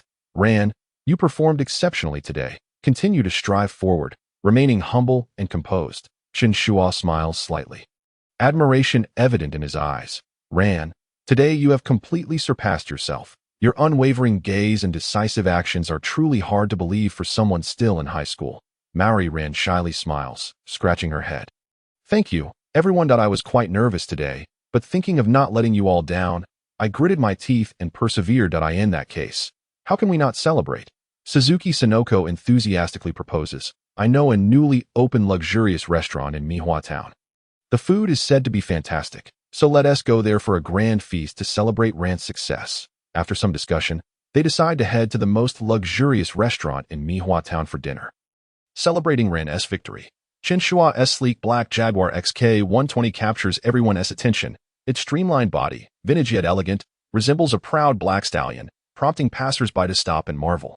Suzuki Sonoko's eyes shine brightly. Wow, Shuo's car is simply stunning. This is a Jaguar XK120, a globally limited edition, truly a collector's gem. My family doesn't even have one. At this moment, Mari Kagoro stands tall and proud, akin to a cocky rooster. Isn't it impressive? Riding in this car feels entirely different. Eri Kasaki rolls her eyes at Mari Kagoro. What does this have to do with you? It's not your car. Then, glancing at the Jaguar, she chuckles while shaking her head. But this car can only seat 2 people. We can't all fit. Then I'll be the first to sign up. Sonoko raises her hands, eager to climb into the Jaguar, but then hesitates as if recalling something, playfully taking Mari Ran's hand. Ran, today is your celebration feast. You are the main character. Riding in Shuo's car will be quite impressive. Moreover, it would be such a waste not to ride in such a luxurious vehicle at least once. Xiaolan had yet to fully comprehend the situation when she found herself abruptly pushed in front of the door of a Jaguar. A faint blush creeping across her face. She exclaimed. There's no room for Yuenzi. Without further ado, firmly seated her in the passenger seat. She then turned and joyfully skipped towards Fei Ingli's BMW Mini, waving her hand and cheerfully declaring, I won't interrupt you all. Today, I shall ride with Uncle Maori and Annie Fei. Let's go. Having said that, Suzuki Yuenzi pulled the Maori couple towards Fei Ingli's car. Maori Lan was evidently bewildered, her eyes filled with confusion as she glanced at her parents and Yuenzi's retreating figures. Before shifting her gaze to Chen Shuo, Chen Shuo, however, seemed to grasp the situation, chuckling lightly as he shook his head. Let it be, Yuenzi. Lan, get in the car, don't fall too far behind them. And fasten your seatbelt. All right. Yuenzi, splendid job. I will keep an eye on that young man with the dark complexion. Within the most luxurious restaurant in Mihua Town, the ambience was vibrant. Crystal chandeliers illuminated the space as if it were daytime. The opulent decor radiated luxury, with marble tables draped in exquisite lace tablecloths, adorned with a plethora of delectable dishes, their enticing aromas wafting through the air. The tender steaks on the plates were sliced paper-thin, while the top-grade sashimi glistened like jewels, presenting a feast for the eyes and palate alike. Yet, the atmosphere at the table felt somewhat heavy. Xiao Lan held a knife in her hand, yet her mind seemed elsewhere. She had anticipated that Shinichi would arrive to celebrate her victory in the karate tournament. But as of now, there was no word from him. It appeared that, in his eyes, the case took precedence over everything. Glancing at the table, now missing one person, a flicker of disappointment crossed Xiao Lan's eyes. Her lips slightly downturned as her fork absently prodded a piece of steak on her plate. That guy, Shinichi, always does this. Observing her friend's dejected demeanor, Suzuki Yuenzi indignantly exclaimed, he clearly promised to come celebrate. Yet the moment a case comes up, he vanishes without a trace. Honestly, what matters more to him? Friendship or solving cases? Mari Kagoro also expressed his dissatisfaction, popping a piece of sea urchin into his mouth. Humph, that brat. How could he stand up my little lawn? It's utterly unacceptable. Fei Ingli, noticing her daughter's forlorn expression, sighed softly. All right, dear, he has his own choices that we cannot let our feelings be swayed by him. Lan, this meal is a celebration for you. Do not let these matters dampen your spirits. Xiao Lan forced a smile and shook her head. It's fine, mother. Shinichi, this is his passion. I can understand. Sensing the awkwardness in the air, Chen Shuo offered a gentle smile and cleared his throat, shifting the topic. Xiao Lan, although that kid Kudo couldn't make it. I happen to have a surprise for you, hoping it might somewhat compensate. Everyone turned their attention to Chen Shuo. Yuanzi's eyes sparkling with curiosity as she inquired, "Oh, what surprise? It wouldn't be some extraordinarily rare gift, would it?" Maori Lan's expression also brightened with anticipation. She had been eagerly awaiting this surprise all day. Hence, she was particularly excited about what Chen Shuo was about to reveal. Chen Shuo, with a mysterious smile, pulled out several exquisite tickets from his pocket and gently placed them on the table. "These are VIP tickets to Dalu Amusement Park, a gift from a friend of mine that I thought since you've worked hard for this competition, it would be a perfect opportunity for you to unwind. You can go and have fun with everyone this weekend of VIP tickets to Dalu Amusement Park." Upon hearing this, Suzuki Yuenzi's eyes lit up. Nearly bouncing out of her chair, "Oh my, Shuo, you are simply incredible. You mean that newly opened amusement park? They say it's immensely fun, and VIP tickets are nearly impossible to obtain." Fei Yingli looked at the tickets in astonishment. "Such tickets are indeed hard to come by, Chen Shuo. How did you manage to get them?" With a gentle smile, Chen Shuo explained, "It's not a big deal. A friend of mine, who is involved in investment, happens to be part of the park's development. Knowing that Lan has been busy training without much time to relax, I thought if she won this competition, I would give her a little surprise." Xiao Lan gazed at the tickets, a glimmer of joy flickering in her eyes, yet more hesitance lingered. "Shuo, this gift is too generous. There's no need to decline." Chen Shuo interrupted her hesitation. "Going together not only allows for relaxation but also strengthens our bonds." With that, he cast a glance at the Maori couple. "Exactly. No need to be polite, Xiaolan." Suzuki Yuenzi interjected, seizing the tickets and excitedly proclaiming, "This is Shuo Ji's heartfelt intention. Besides, it has been ages since we've gone out together. Let us seize this opportunity to unwind. No more reluctance." Maori Kagoro chimed in cheerfully, "Indeed, Lan, let us all go out and enjoy ourselves. You've been training so hard lately. It's time to indulge a little." "Yes, Lan." Fei Yingli gently patted her daughter's shoulder. "Everyone has witnessed your efforts. It's rare for Chen Shuo to offer such a thoughtful gesture, so don't let his kindness go unappreciated." Receiving Chen Shuo's hint, Maori Lan finally broke into a radiant smile, her earlier disappointment gradually replaced by anticipation and joy. "Thank you, Shuo.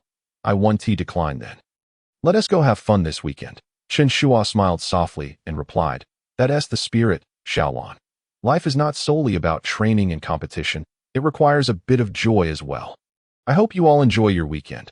Upon hearing this, Maori Lan quickly grasped Chen Shuo's hand at Shuo, does that mean you want to be joining us? It would be a shame if you didn't come along.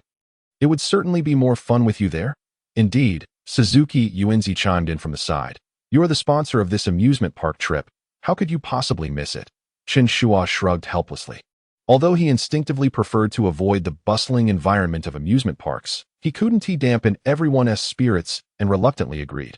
Laughter erupted around the table, dispelling the earlier gloom entirely. They chatted merrily, relishing the delicious cuisine, and the slightest hint of disappointment had long been washed away by the warm atmosphere.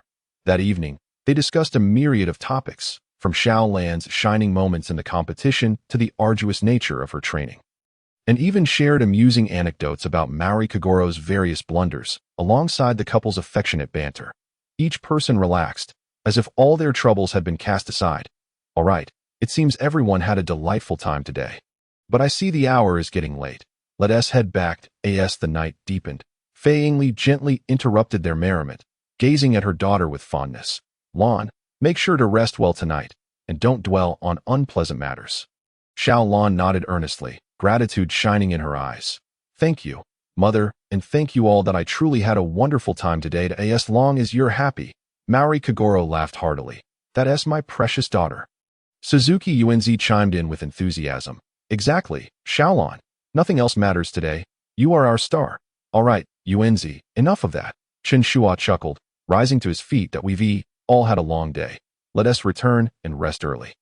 Everyone stood up, making their way out of the restaurant. Under the night sky, the streets sparkled with neon lights, bustling with traffic. The night in Mihua Town was eternally vibrant and lively. The intertwining headlights in the night seemed to carve a brilliant glow for Xiao Lan's victorious evening.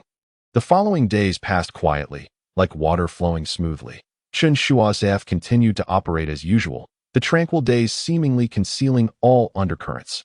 Occasionally, familiar customers would enter, ordering a freshly brewed coffee, perusing books or newspapers in the gentle afternoon sunlight.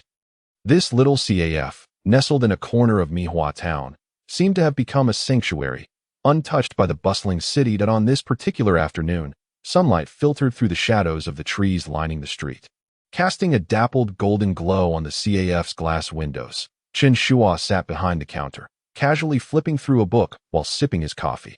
Although he appeared calm on the surface, he remained acutely attentive to the subtle movements around him. With even the minutest details not escaping his keen observation, the wind chimes tinkled lightly as a tall, slender man pushed the door open. Chen Shuo's gaze was instantly drawn to him. The man appeared to be in his 20s. His refreshing light golden hair shimmering softly in the sunlight, and his slightly tanned skin exuded health and vitality. His features were sharp and defined, with a piercing and austere expression. He was clad in a white shirt and a black waistcoat. His posture upright, yet elegantly poised. Every gesture he made exuded a distinctive aura, both composed and tinged with an undercurrent of perilous sharpness. His cold, profound gaze left a lasting impression, as if it could penetrate the very depths of one's soul. Effortlessly discerning the innermost thoughts, the man approached the counter with a polite and well-mannered smile, his voice deep and resonant. "Good day. I am Amuro Toru, here to apply for a position." Chen Shuo regarded him with an expression of calm indifference, though a sense of alertness stirred within him. This CF, situated in Mihua town, typically catered to local patrons, with few unfamiliar faces gracing its threshold. Particularly, the presence of someone as striking and uniquely charismatic as Amuro Toru felt rather jarring. However, Chen Shuo refrained from revealing his unease, instead offering a faint smile. "Welcome. May I inquire, Mr. Amuro, what compels you to seek employment at our CF?" Amuro Toru smiled subtly, his demeanor serene. "I have always harbored a keen interest in coffee and possess prior experience in the culinary industry. I have heard commendable things about your CAF in this vicinity, and I wish to deepen my knowledge of coffee preparation." Chen Shuo nodded, his gaze casually sweeping over Amuro Toru's stature and movements. If he were merely a seasoned professional in the culinary field, this individual would still seem remarkably extraordinary. His posture was too upright, his stride too powerful.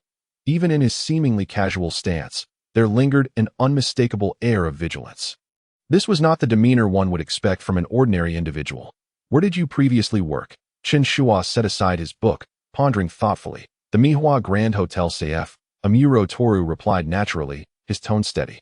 "I served as the assistant manager there." "The Mihua Grand Hotel?" Chen Shuo raised an eyebrow slightly, regarding him with a wry smile.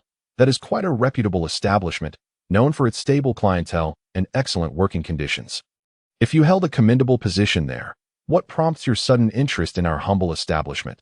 Does this CF hold some peculiar allure for you?" Amuro Toru hesitated for a moment, but quickly regained his composure, his smile unwavering. "I have heard whispers about your CAF and felt a curiosity to learn more." "Curiosity?" Chen Shuo's eyes scrutinized Amuro Toru, as if appraising him. After a brief pause, he remarked, "Or perhaps you are intrigued by certain happenings within my establishment." Amuro Toru momentarily faltered, yet his smile remained as calm as ever. "Mr. Chen, while your CAF may indeed attract an array of intriguing individuals, my sole intention is to seek employment, though. Is that so?" Chen Shuo maintained his smile, yet his gaze sharpened.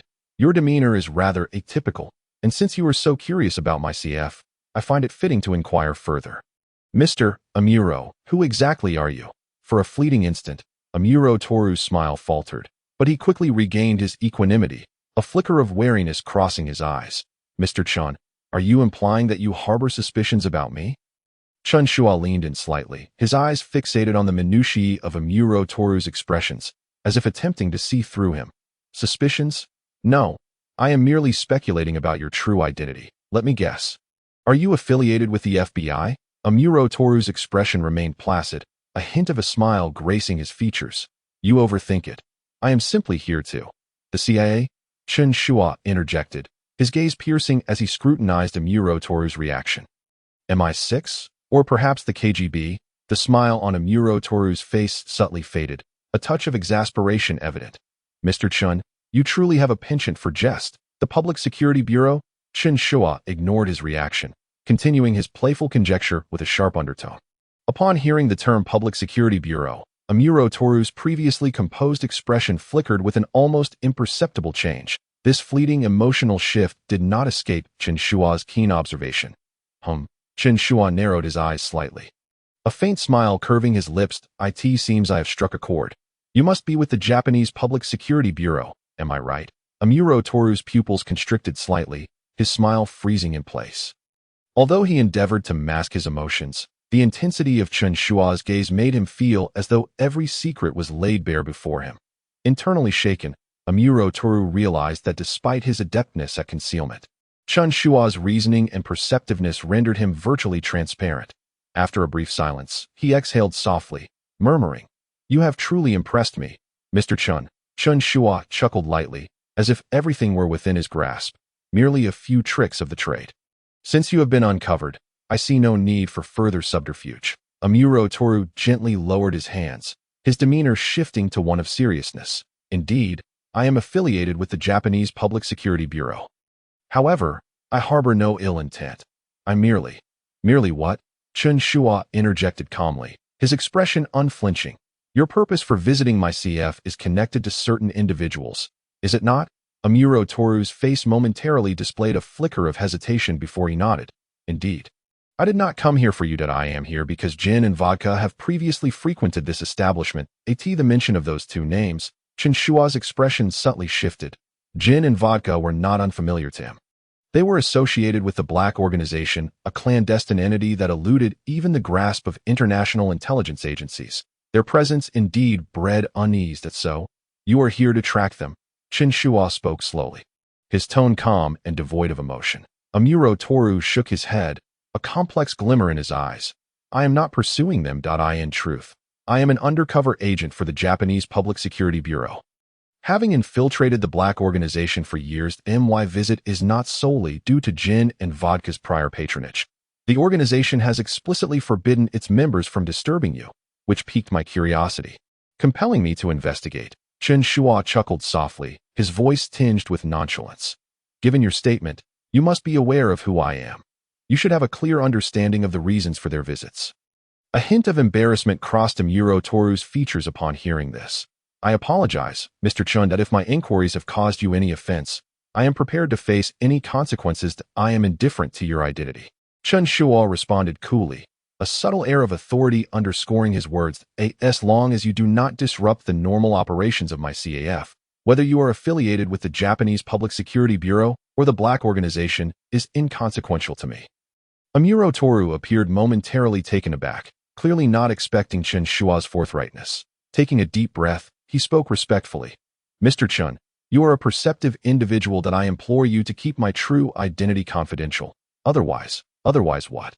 Chen Shuo interjected leisurely, a glimmer of amusement in his gaze. "Are you attempting to threaten me?" Amuro Toru's expression shifted, and he hastily waved his hands. No. I harbor no such intentions. I merely fear that if my identity were to be exposed, it could jeopardize my work. I simply ask that you assist me in safeguarding this secret." Chen Shuo regarded him for a moment before slowly nodding. "Very well, I shall honor your request. However, there is one matter I must caution you about." "What matter?" Amuro Toru inquired, lifting his gaze, a hint of apprehension in his expression. "You may continue your investigation, but should you attract unnecessary trouble or disrupt my life here, you will bear the consequences." Chen Shuo's voice was low and firm, carrying an undeniable weight of intimidation. Upon hearing this, a flicker of fear coursed through Amuro Toru's eyes.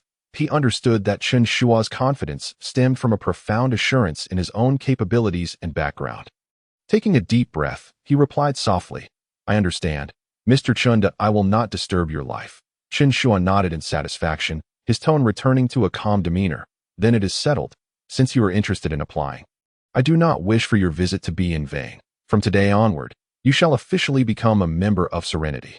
However, remember, my rules are simple. Perform your duties diligently and avoid causing any unnecessary disturbances." Amuro Toru regarded Chen Shuo with gratitude, softly stating, "Thank you, Mr. Chen. I will work diligently and ensure I do not disappoint you. I hope so." Chen Shuo replied with a slight nod, then allowed a gentle smile to grace his face. Now, let us discuss the specifics of your role. In the ensuing hours, Amuro Toru commenced his duties within Chen Shuo's CAF. His skills and experience quickly became evident, and Chen Shuo recognized that this new employee possessed remarkable talent in coffee preparation and service. Whether it was the meticulous grinding of coffee beans or the precise control while frothing milk, he executed each task with effortless finesse. The guests unanimously extolled his handsome visage and professional service. As night fell and the CAF closed its doors, Chen Shuo sat alone in the empty establishment, gazing at the upright figure of Amuro Toru before him, a gentle smile gracing his lips. Amuro, there's no need to be overly formal. I am not a demon. As long as you perform your duties well and do not cause me trouble, you shall remain my employee in my eyes. Relax a bit. Your performance today has been commendable.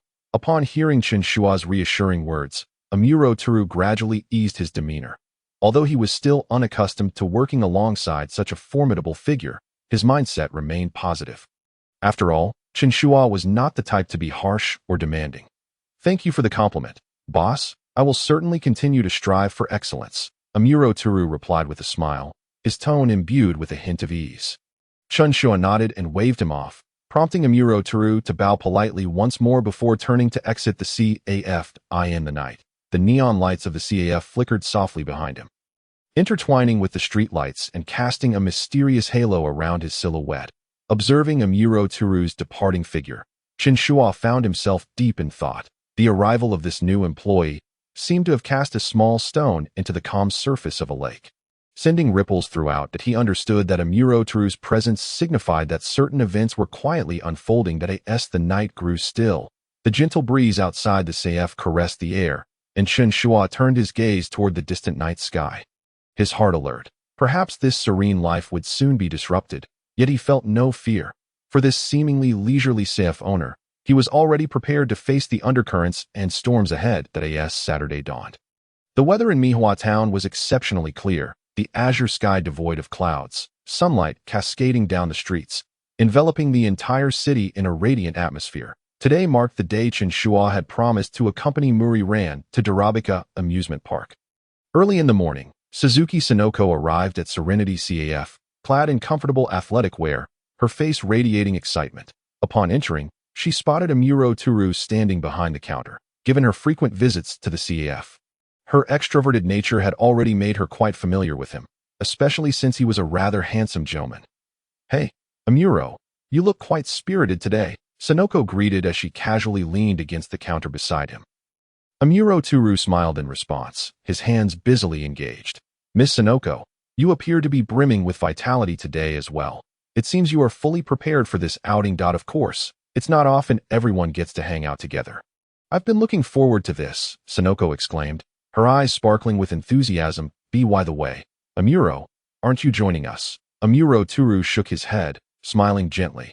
No, I must remain here to tend the CAF. If I were to go, the establishment would have to close, and the boss would deduct my wages. Just as Sonoko and Amuro Toru engaged in their light-hearted banter, the CAF door swung open once more. Muri Ran and Muri Kagoro entered, closely followed by Hayuri Reiko. Upon seeing them together, Sonoko's eyes lit up. Oh, Annie Hayuri is here too. What a rare guest. Hayuri Reiko smiled gracefully, maintaining her calm demeanor. Ran called me yesterday, insisting that I come early today. Huh. I wonder who was eagerly anticipating this outing last night. Muri Kagoro huffed, his hands stuffed in his pockets, his demeanor awkward yet unmistakably happy.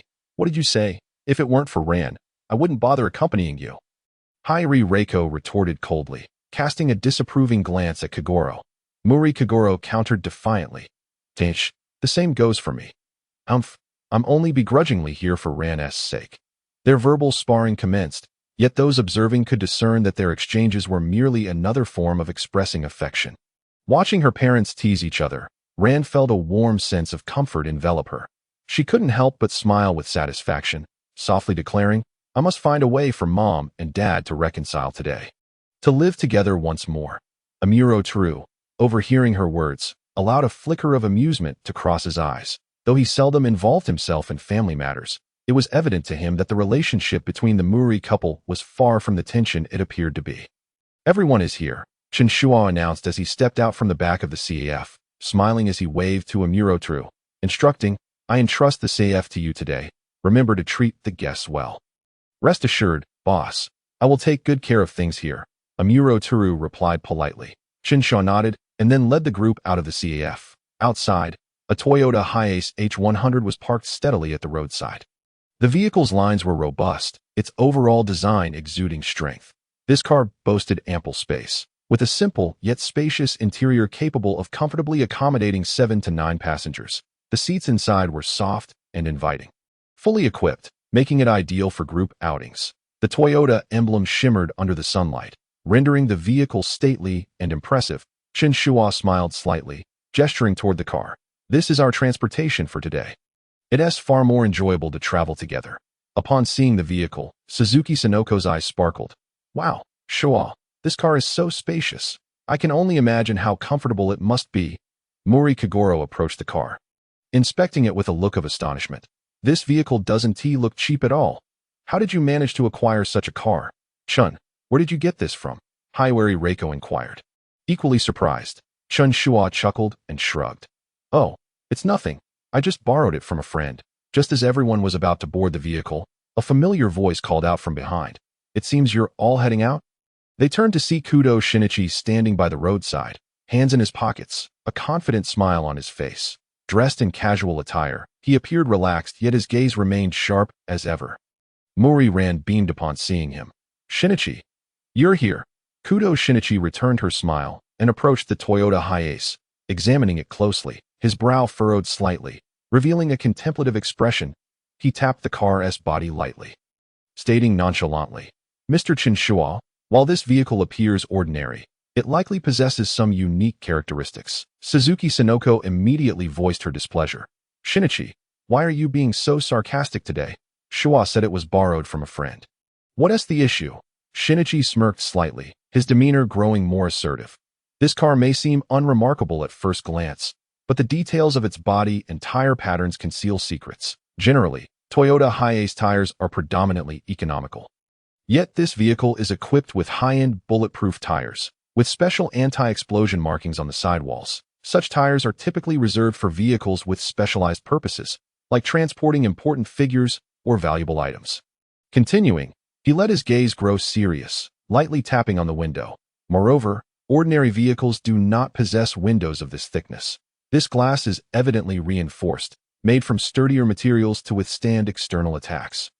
I've seen in the records that the Yatsuga Cookie often employs this specific model of Toyota Hiace as transportation for their key personnel. His words rendered the crowd silent. Mori Kagoro frowned, clearly displeased. What do you mean by that, you brat? Chen Shuo narrowed his eyes slightly, studying the young detective before him, a hint of profundity flashing in his gaze. Kudo, what are you implying? Kudo Shinichi met Chen Shuo's gaze directly, skepticism evident in his tone. Mr. Chen Shuo, I am not targeting you. I simply find your vehicle seems different from ordinary ones. This car may very well have connections to the Yatsuga Cookie. What exactly is your identity? Shinichi, how can you say that? Mori Ran interjected, her expression turning angry. Shuo is our friend. Your words are quite rude. Suzuki Sinoko also glared at Kudo Shinichi. Exactly, Shinichi. It's not easy for everyone to get together today. And you start by suspecting him. That's really irritating, you know? Mori Kagoro, although typically unreliable, also adopted a serious tone. Hey, brat, you should watch your words. Today is to celebrate Rant's victory, and we won't tolerate any nonsense. Hiwari Reiko furrowed her brow as well, crossing her arms. Shinichi, I know you excel at deduction, but sometimes you must be mindful of your words and refrain from baselessly speculating about others' identities. Kudo Shinichi seemed to have stirred a wave of discontent and hurriedly clarified. Ran, that's not what I meant. That I merely think that Mr. Chen's friend lending the car of the Sumiyoshi Society is quite significant. Enough, Mao Lilan interrupted him, her eyes reflecting palpable anger. How could you doubt Shuo? We've known him for so long, and he's been nothing but kind to me. Your words are utterly disrespectful. Kudo Shinichi realized that his remarks had been rather extreme and promptly apologized. I'm sorry, Rand, I was merely concerned for your safety. Hijiri Iri cast a cold glance at Kudo Shinichi and replied with a frosty tone.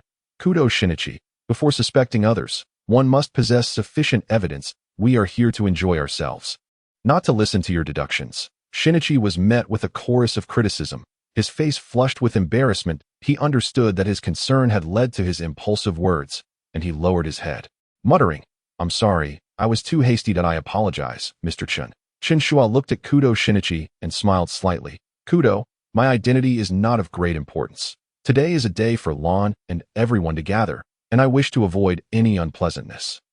However, the car indeed belongs to a friend of mine, and his identity is inconsequential. We should simply enjoy ourselves." Kudo Shinichi stared at Chen Shuo for a moment before offering an awkward smile to Mao Lilan. "I apologize for my behavior. May I join you?" Mao Lilan sighed, a hint of irritation still lingering but softened by his apology. "All right, Shinichi, since you're here, let us not dwell on this any longer. What do you think, Shuo?" Chen Shuo maintained a gentle smile, appearing unperturbed by Shinichi's inquiries and doubts. He waved his hand lightly and replied nonchalantly, "It matters not. Whether one more person joins or leaves makes no difference to me."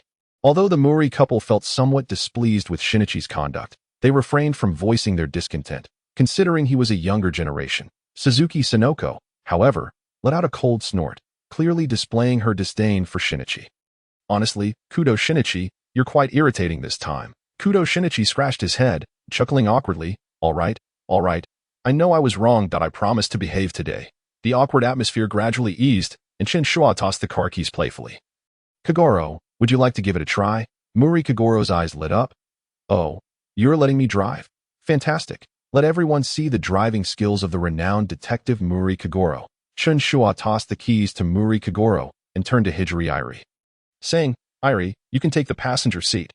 The rest will be assigned to Lan." "Terrific, Shuo." Mao Lilan thought to herself, recognizing that this would allow her father and mother to have more opportunities to converse.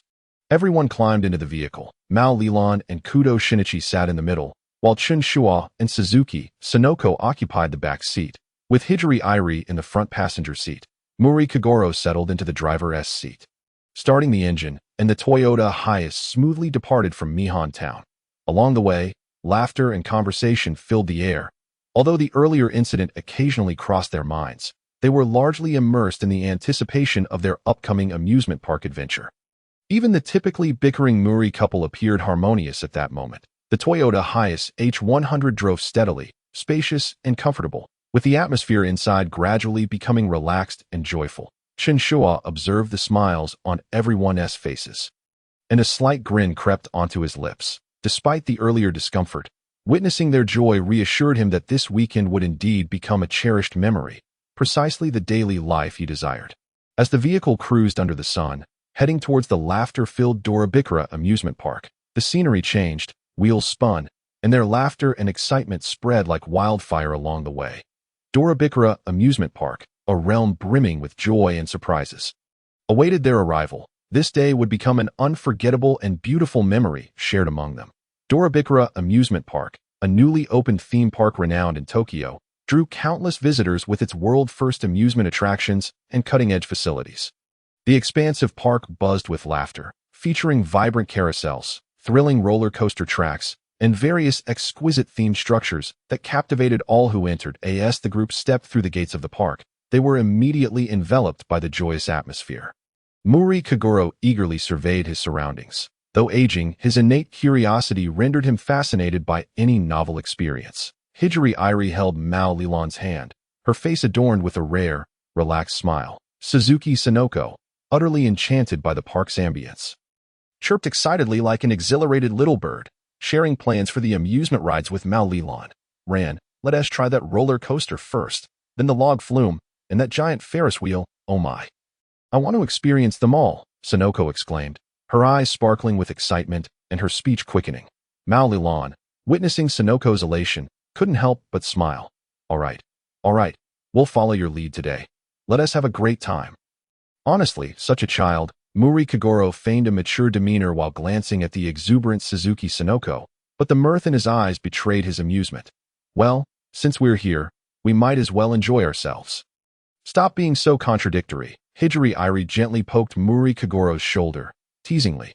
"You secretly want to have fun too, don't you?"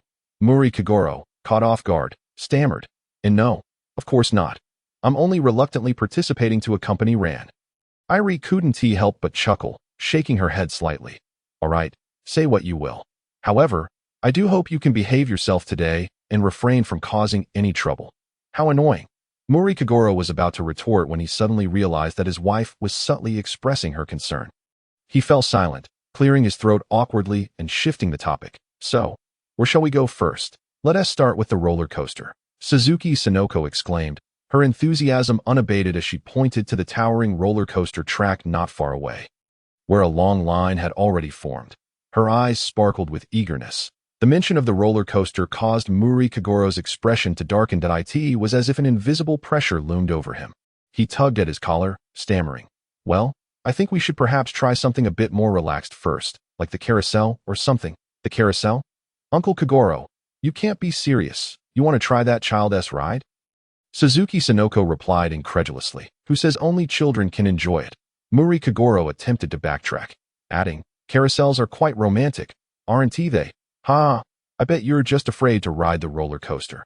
Irie laughed heartily, her eyes glinting mischievously. Kagoro, do you mean to say you're scared? Of course not. Muri Kagoro protested, puffing out his chest as he declared, I could never be afraid. I just don't want Ran and the others to feel uncomfortable riding it. It's all right, Daddy. Both Mom and I really want to ride. Mao Lilan chimed in playfully, her tone laced with encouragement.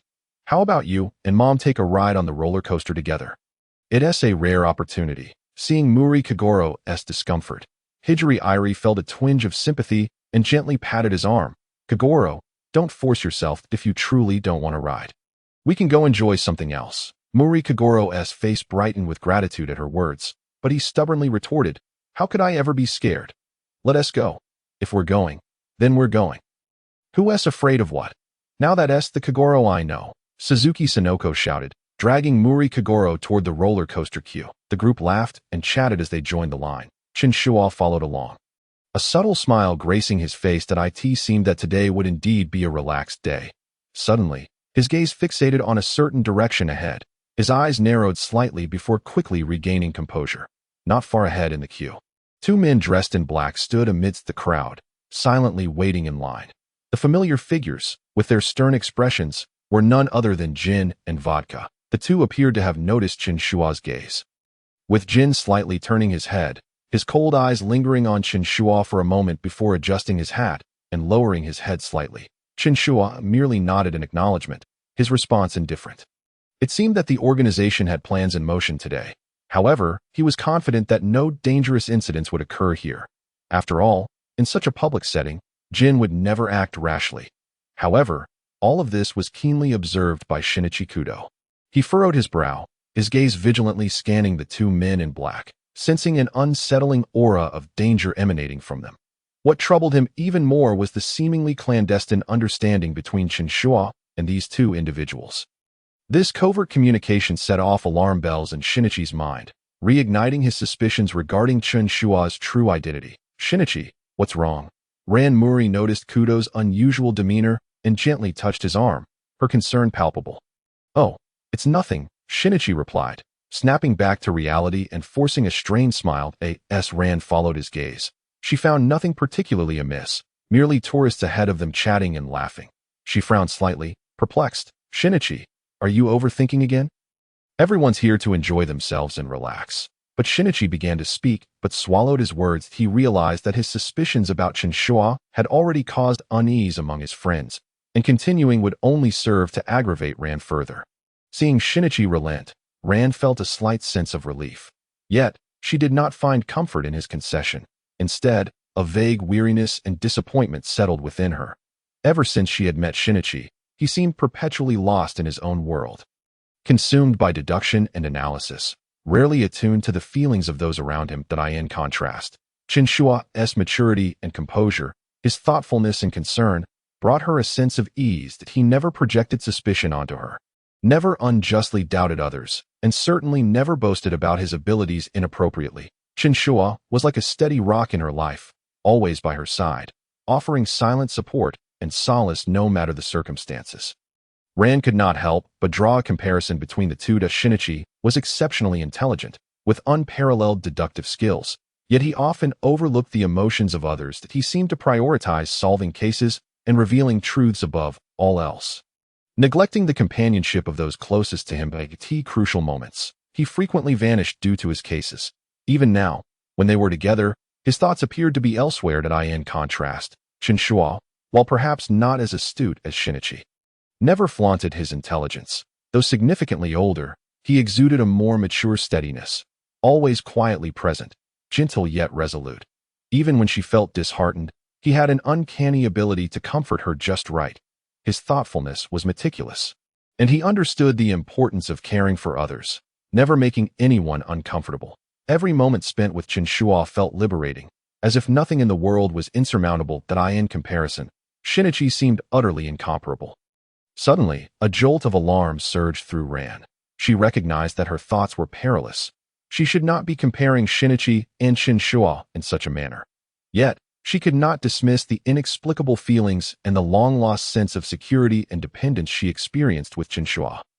With this realization, a flush crept onto her cheeks, prompting her to hastily avert her gaze from Chen Shuo's silhouette. That moment, Chen Shuo was deeply engrossed in conversation with Sonoko Suzuki, who was enthusiastically discussing her plans and expectations for the amusement park. Chen Shuo interjected occasionally, his tone warm and laced with playful teasing. They were thoroughly engaged, lost in a light-hearted atmosphere. "How wonderful! We must make the most of this outing," Sonoko exclaimed, nearly jumping with excitement. Meanwhile, Shinichi stood awkwardly beside Ran, who was lost in thought, feeling somewhat out of place. He found himself casting glances at Chen Shuo and Ran, an inexplicable irritation swelling within him once more, while everyone animatedly deliberated their next course of action. The line for the roller coaster gradually moved towards the entrance. Kagoro Mori, noticing their proximity to the seemingly perilous ride, felt trepidation creeping in. He managed a strained smile, attempting to mask his unease. "Why don't you all go ahead? I'll just stay back and take photos. Oh, come on, dear." Eri Kisaki interlinked her arm with Kagoro's, smiling brightly. "It's a rare occasion for us to have fun. You can't just sit this one out." She then covered her mouth, chuckling mischievously. Oh, the renowned detective Kagoro Mori, afraid after all. Hearing his wife's playful jibe, Kagoro suddenly found his courage. He puffed out his chest. "How could I be afraid? It's just a roller coaster. Watch me conquer it." His bravado would have been more convincing had his trembling legs not betrayed him. As Shinichi continued his discourse about Sherlock Holmes with Ran, he remained oblivious to whether she was interested.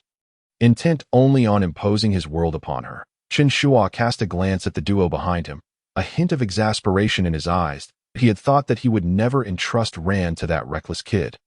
Yet it seemed he need not intervene at all. Just as Chen Shuo found himself questioning the absurdity of believing that Shinichi could win Ran's heart, Shinichi, perhaps lost in his own fervor or eager to impress his childhood friend, unexpectedly grabbed the hand of a girl in front of the line. "This young lady must be a gymnast, right?" He flashed a confident smile, completely disregarding the bewildered expression on her face. The girl, equally taken aback, did not immediately withdraw her hand. Instead, she asked, "How did you know?" Her companions looked on in confusion, assuming Shinichi was acquainted with her, but she quickly denied it. Ran was equally astonished by Shinichi's impulsiveness, momentarily at a loss for words, while others turned to stare at him in bewilderment. Believing that everyone was astonished by his deduction, Shinichi felt a swell of satisfaction as he continued his reasoning. "It's because she has many blisters on her hands. Let's set aside the blisters for now," Chen Shuo interjected, his voice cutting through Shinichi's musings. He was utterly taken aback by Shinichi's obliviousness to the discomfort he was causing others. Hearing Chen Shuo's words, the girl jumped, turning to stare wide-eyed at Shinichi. Her companions erupted in outrage, one boy stepping protectively in front of her, angrily exclaiming, "What do you think you're doing? Hands off. Do you think you can just speculate about someone else's identity as an excuse? Pervert." Shinichi was momentarily stunned. Realizing his impulsiveness, he quickly attempted to clarify. "You've misunderstood. I merely deduced her identity. I meant no harm." However, his explanation held little weight, as the girl's companions remained furious, their glares almost burning into him. Ran, standing nearby, also felt a surge of dissatisfaction at his abrupt behavior. She frowned, murmuring, "Shinichi, this is really too much. We're all here to have fun, not to engage in a deduction contest." Shinichi awkwardly scratched the back of his head, his smile stiffening. "I just wanted to prove." "Prove what?" Eri interrupted coldly, her tone laced with reproach. "That you can randomly grab a stranger's hand. That's a crime." Her words made Shinichi's face flush with embarrassment. Internally, he grumbled. It was just deduction. It's all Chen Shuo's fault. If only I could articulate my reasoning. Everyone would be amazed. The uncomfortable interlude concluded amid the group's awkward silence as the line inched forward, finally bringing them to the front. However, due to the large number of participants, they could not all ride the same roller coaster. Although there were available seats, they decided to wait for the next ride. Don't worry, we'll all ride together next time, Chen Shuo reassured them. The roller coaster roared to life, filled with screams and exclamations as it ascended into the winds and heights above. Minutes later, the ride returned to the starting point, and everyone assumed it was merely time to disembark. However, the atmosphere suddenly grew ominous. What is going on? Chen Shuo, standing in line for the next ride, was the first to notice something amiss that he furrowed his brow. Looking at the now stationary roller coaster. What's happening? Murmured a nearby visitor. Why is everyone just sitting there? Are they scared stiff? Chen Shuo narrowed his eyes, and before anyone could react, he quickly covered Sinoko's eyes. Pulling ran into his embrace to shield her as well. Don't look. It's not suitable for you. Just walk slowly with me, he said gently, guiding the two girls away from the crowd. Alongside them, Kagoro and Eri also moved to shield her from the spectacle. As for Kudo Shinichi, he has long since vanished. My goodness, he is dead. Once the group emerged from the throngs of people into a more spacious area, the realization struck the other tourists, who began to scream, plunging the entire scene into chaos. Onlookers chattered animatedly, recounting the terrifying events that had transpired on the roller coaster. Some covered their mouths, their faces pale, while others whispered anxiously to one another, their expressions filled with fear and unease. They spoke of a death, and worse yet, the head was missing. How horrifying! Who could have anticipated such a calamity while enjoying a roller coaster ride? Surely, this cannot be an accident. It is far too bizarre. As these fragmented conversations reached her ears, the women standing nearby gradually came to comprehend the gravity of the situation. Hiyori frowned, yet the turmoil within her remained concealed, as she appeared remarkably composed. At that moment, Muri Kaguru had quietly approached her side, instinctively shielding her from the bustling crowd, ensuring she was not jostled. Hiyori glanced up at him, a rare softness flickering in her eyes, although she would not verbally acknowledge it. She felt quite gratified by Muri Kaguru's thoughtfulness. She let out a huff and said with a hint of pride, "Humph, it's rare for you to possess such awareness. Keep it up. Perhaps I might begrudgingly commend you a bit more." Muri Kaguru, clearly taken aback by the praise, flushed a deep shade of red. However, he quickly straightened his posture and retorted with a touch of defiance. "Why, you're misinterpreting things. This is merely instinctive behavior, nothing significant." Hiyori couldn't help but chuckle softly, her gaze softening further. Though their banter continued unabated, it seemed that their feelings were quietly warming through these trivial interactions. Meanwhile, Suzuki Sonoko looked at Chen Shuo with immense gratitude, for he had steadfastly protected her amidst the chaos, ensuring she was not knocked over by the panicking crowd. She patted his shoulder and expressed her appreciation, saying, "Shuo, I truly thank you. You are always so reliable." Chen Shuo smiled, waved his hand dismissively, and humbly replied, "Not at all. It was just a small effort. After all, we are friends." "How gentle," Sonoko mused, before her tone shifted as she couldn't resist teasing. "Unlike certain individuals who mysteriously vanish every time something like this happens," completely disregarding the feelings of those around them. Although she did not name names, it was evident she was referring to Kudo Shinichi. Whenever a case arose, Kudo Shinichi was invariably the first to rush to the front line, leaving his companions behind. Listening to this, Muri Ran felt a swirl of complex emotions. She instinctively gazed into the distance, and, sure enough, Kudo Shinichi had once again disappeared from view, even his silhouette lost to her sight. With a slight sigh, memories of the past years flooded her mind. Her gaze returned to Chen Shuo, and the contrast became increasingly apparent. Chen Shuo's gentle consideration was always for her and her friends. In contrast, Kudo Shinichi, despite his brilliance, consistently chose to act alone at the most critical moments, often forgetting the feelings of those around him. While she understood that Shinichi had his own passions, the sense of disappointment within her was still difficult to suppress. It was always like this, Muri Ran thought silently, her emotions tangled. What more can I expect from him? With the sudden upheaval caused by the roller coaster incident, the dynamics among the group began to shift imperceptibly, and Muri Ran's disappointment in Kudo Shinichi seemed to deepen, while Chen Shuo's attentiveness gradually sparked a new sentiment within her. The transformation of one's heart can occur in such unguarded moments. The police arrived promptly at the scene, with Magyar JZ and several officers swiftly cordoning off the roller coaster area of the amusement park. An air of tension spread among the crowd. But when Officer Magyar noticed Muri Kaguru and the others standing nearby, he managed a relaxed smile and approached them. "Muri, Lawyer Hoeri, and Shun, what a coincidence to see you here," Magyar JZ remarked while scanning the surroundings. Seemingly confirming whether they were accidental witnesses, the group nodded politely, responding, "Yes, we just came to enjoy the park. We didn't expect to encounter such an event." After exchanging a few words with them, Magyar JZ excused himself to continue with the investigation. Interestingly, Muri Kaguru, who typically took the initiative in solving cases, appeared unusually disinterested this time. That he stood aside, seemingly indifferent to the ongoing investigation, his gaze frequently drifting towards Hoeri, his expression softening. Chen Shuo keenly observed this moment. A smile creeping onto his lips, he noted that the once bantering Muri couple had inadvertently clasped hands, a long-lost intimacy flowing between them, perhaps even more captivating than the tension surrounding the crime scene. Unable to resist, Chen Shuo chuckled softly and gently nudged Muri Ran with his arm, prompting her to look in her parents' direction. "Ran, take a look at your mom and dad," he said, teasingly. "It seems their relationship is recovering quite nicely." Muri Ran, initially preoccupied with Kudo Shinichi's disappearance, froze for a moment when she followed Chen Shuo's gaze and saw her parents' hands tightly intertwined. Her mother, Hoeri, bore a much softer expression, while her father, Muri Kaguru, had cast aside his usual playful demeanor, revealing an undeniable warmth in his eyes that made Rant's own eyes slightly misty. "They really are holding hands." The wave of long-forgotten warmth surged within Muri Ran, and her earlier unease and turmoil instantly transformed into joy. For years, her parents had lived apart, and though she had always hoped for their reconciliation, witnessing this moment filled her with unparalleled delight. A smile unconsciously spread across her face, radiating a sense of ease and happiness. "It seems they truly have a chance at mending their relationship," Ran whispered, a heavy weight finally lifted from her heart.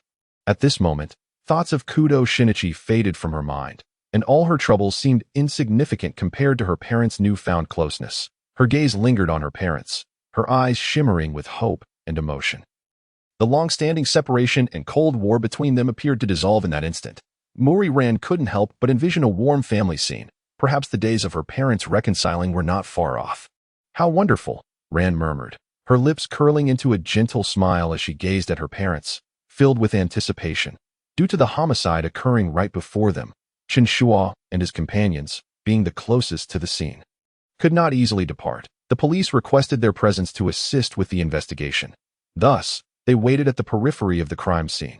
Fortunately, as they were accustomed to such situations, the three girls remained relatively composed, their emotions steady since they had not witnessed the gruesome scene firsthand, and the atmosphere surprisingly felt lighthearted. "Phew.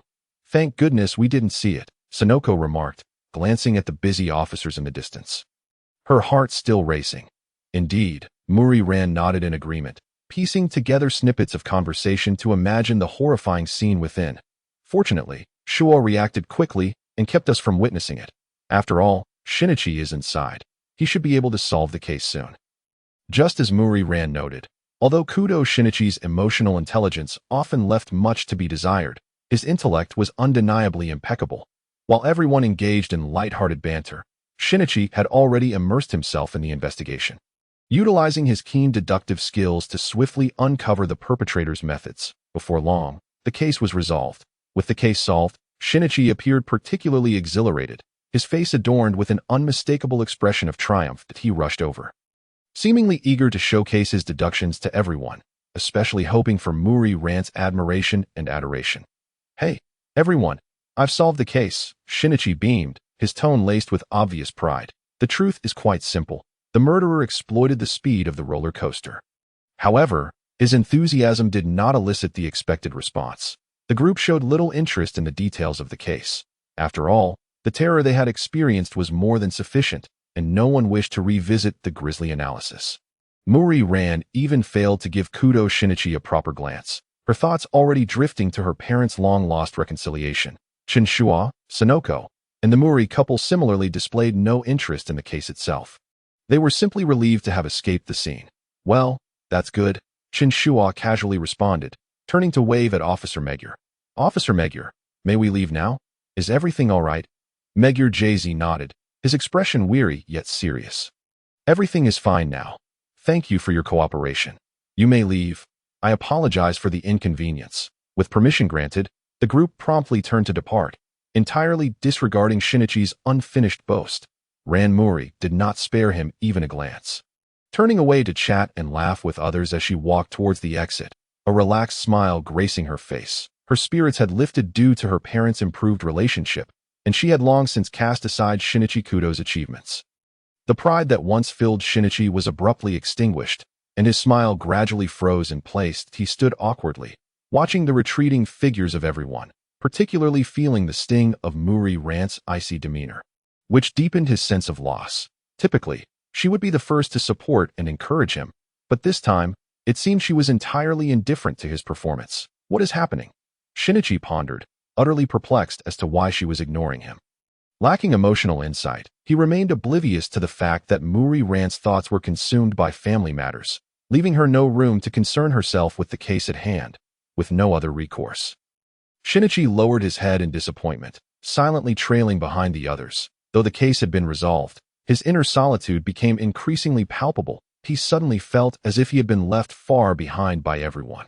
Whether it was Muri Ran or the others, it appeared they had ceased to acknowledge his heroic moment. I don't understand, he sighed, his face etched with dejection as he gazed at Muri Ran, who was happily walking away alongside her parents. He couldn't help but feel a sense of confusion, his inner desolation mirroring the departing crowd that seemed to leave him behind. As the sun dipped below the horizon, the evening glow gradually painted the sky a deep red, and the merriment of the amusement park began to soften. Suzuki Sonoko was whisked away early by her family's driver to attend an important banquet.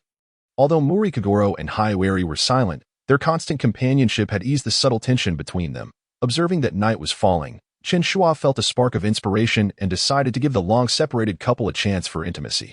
Seizing a moment as everyone prepared to wrap up their outing, Chen Shuo quietly approached Muri Kagoro, lowering his voice to say, "Kagoro, don't waste this wonderful opportunity tonight, that I've noticed your relationship with Haiwari has improved quite a bit.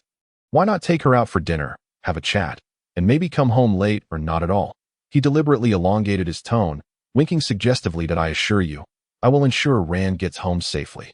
So you needn't worry.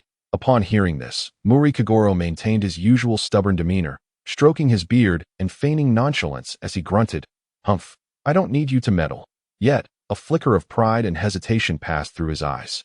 "However, since you put it that way, it might not be a bad idea after all." A slight smile tugged at the corners of his mouth, hinting at anticipation.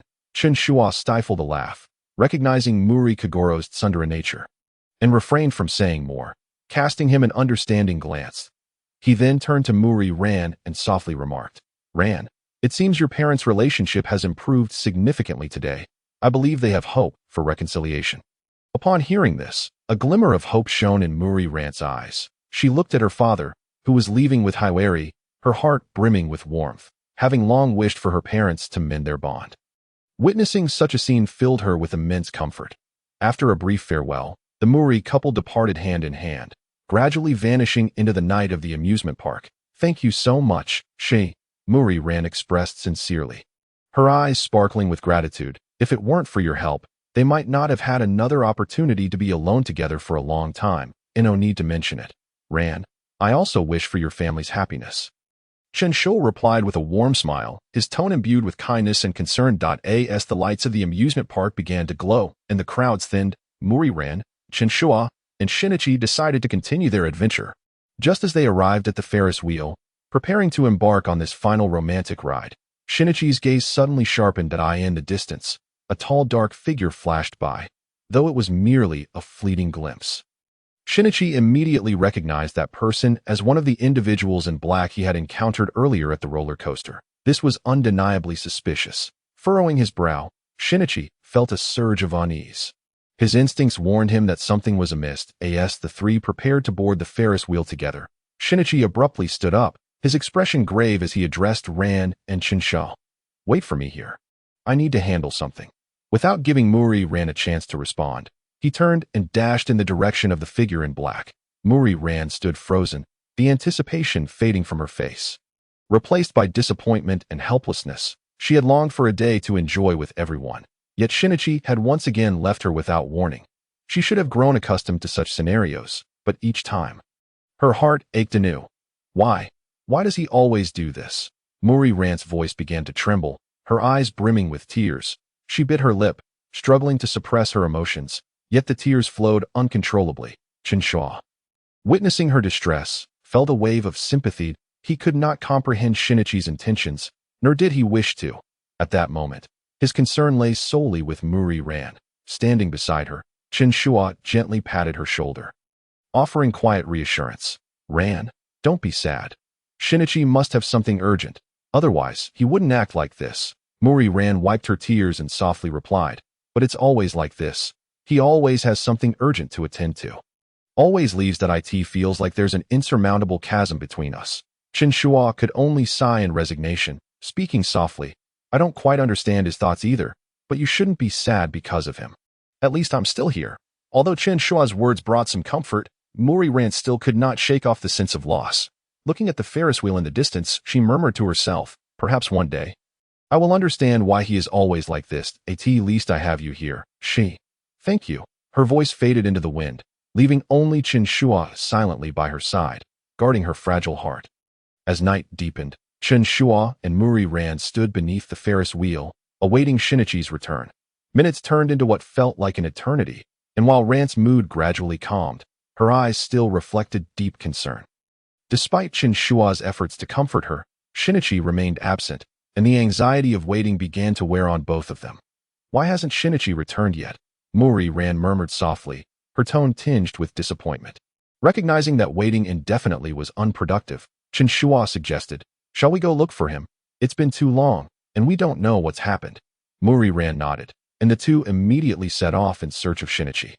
Retracing the direction he had vanished, they navigated through the throngs of the amusement park, winding through alleys and passing hidden corners, yet they found no trace of him. It wasn't until they reached a secluded public restroom area that they were shocked to discover Shinichi lying on the ground. Bloodied and unresponsive, Shinichi, Muri Ran's heart raced as she rushed to his side, crouching down anxiously to assess his condition. Shinichi, wake up! What happened? Her voice was laced with tension and fear as she gently patted his face, trying to rouse him. Chen Shuo, remaining calm, knelt beside Shinichi and felt for his pulse that it was still beating, albeit rapidly.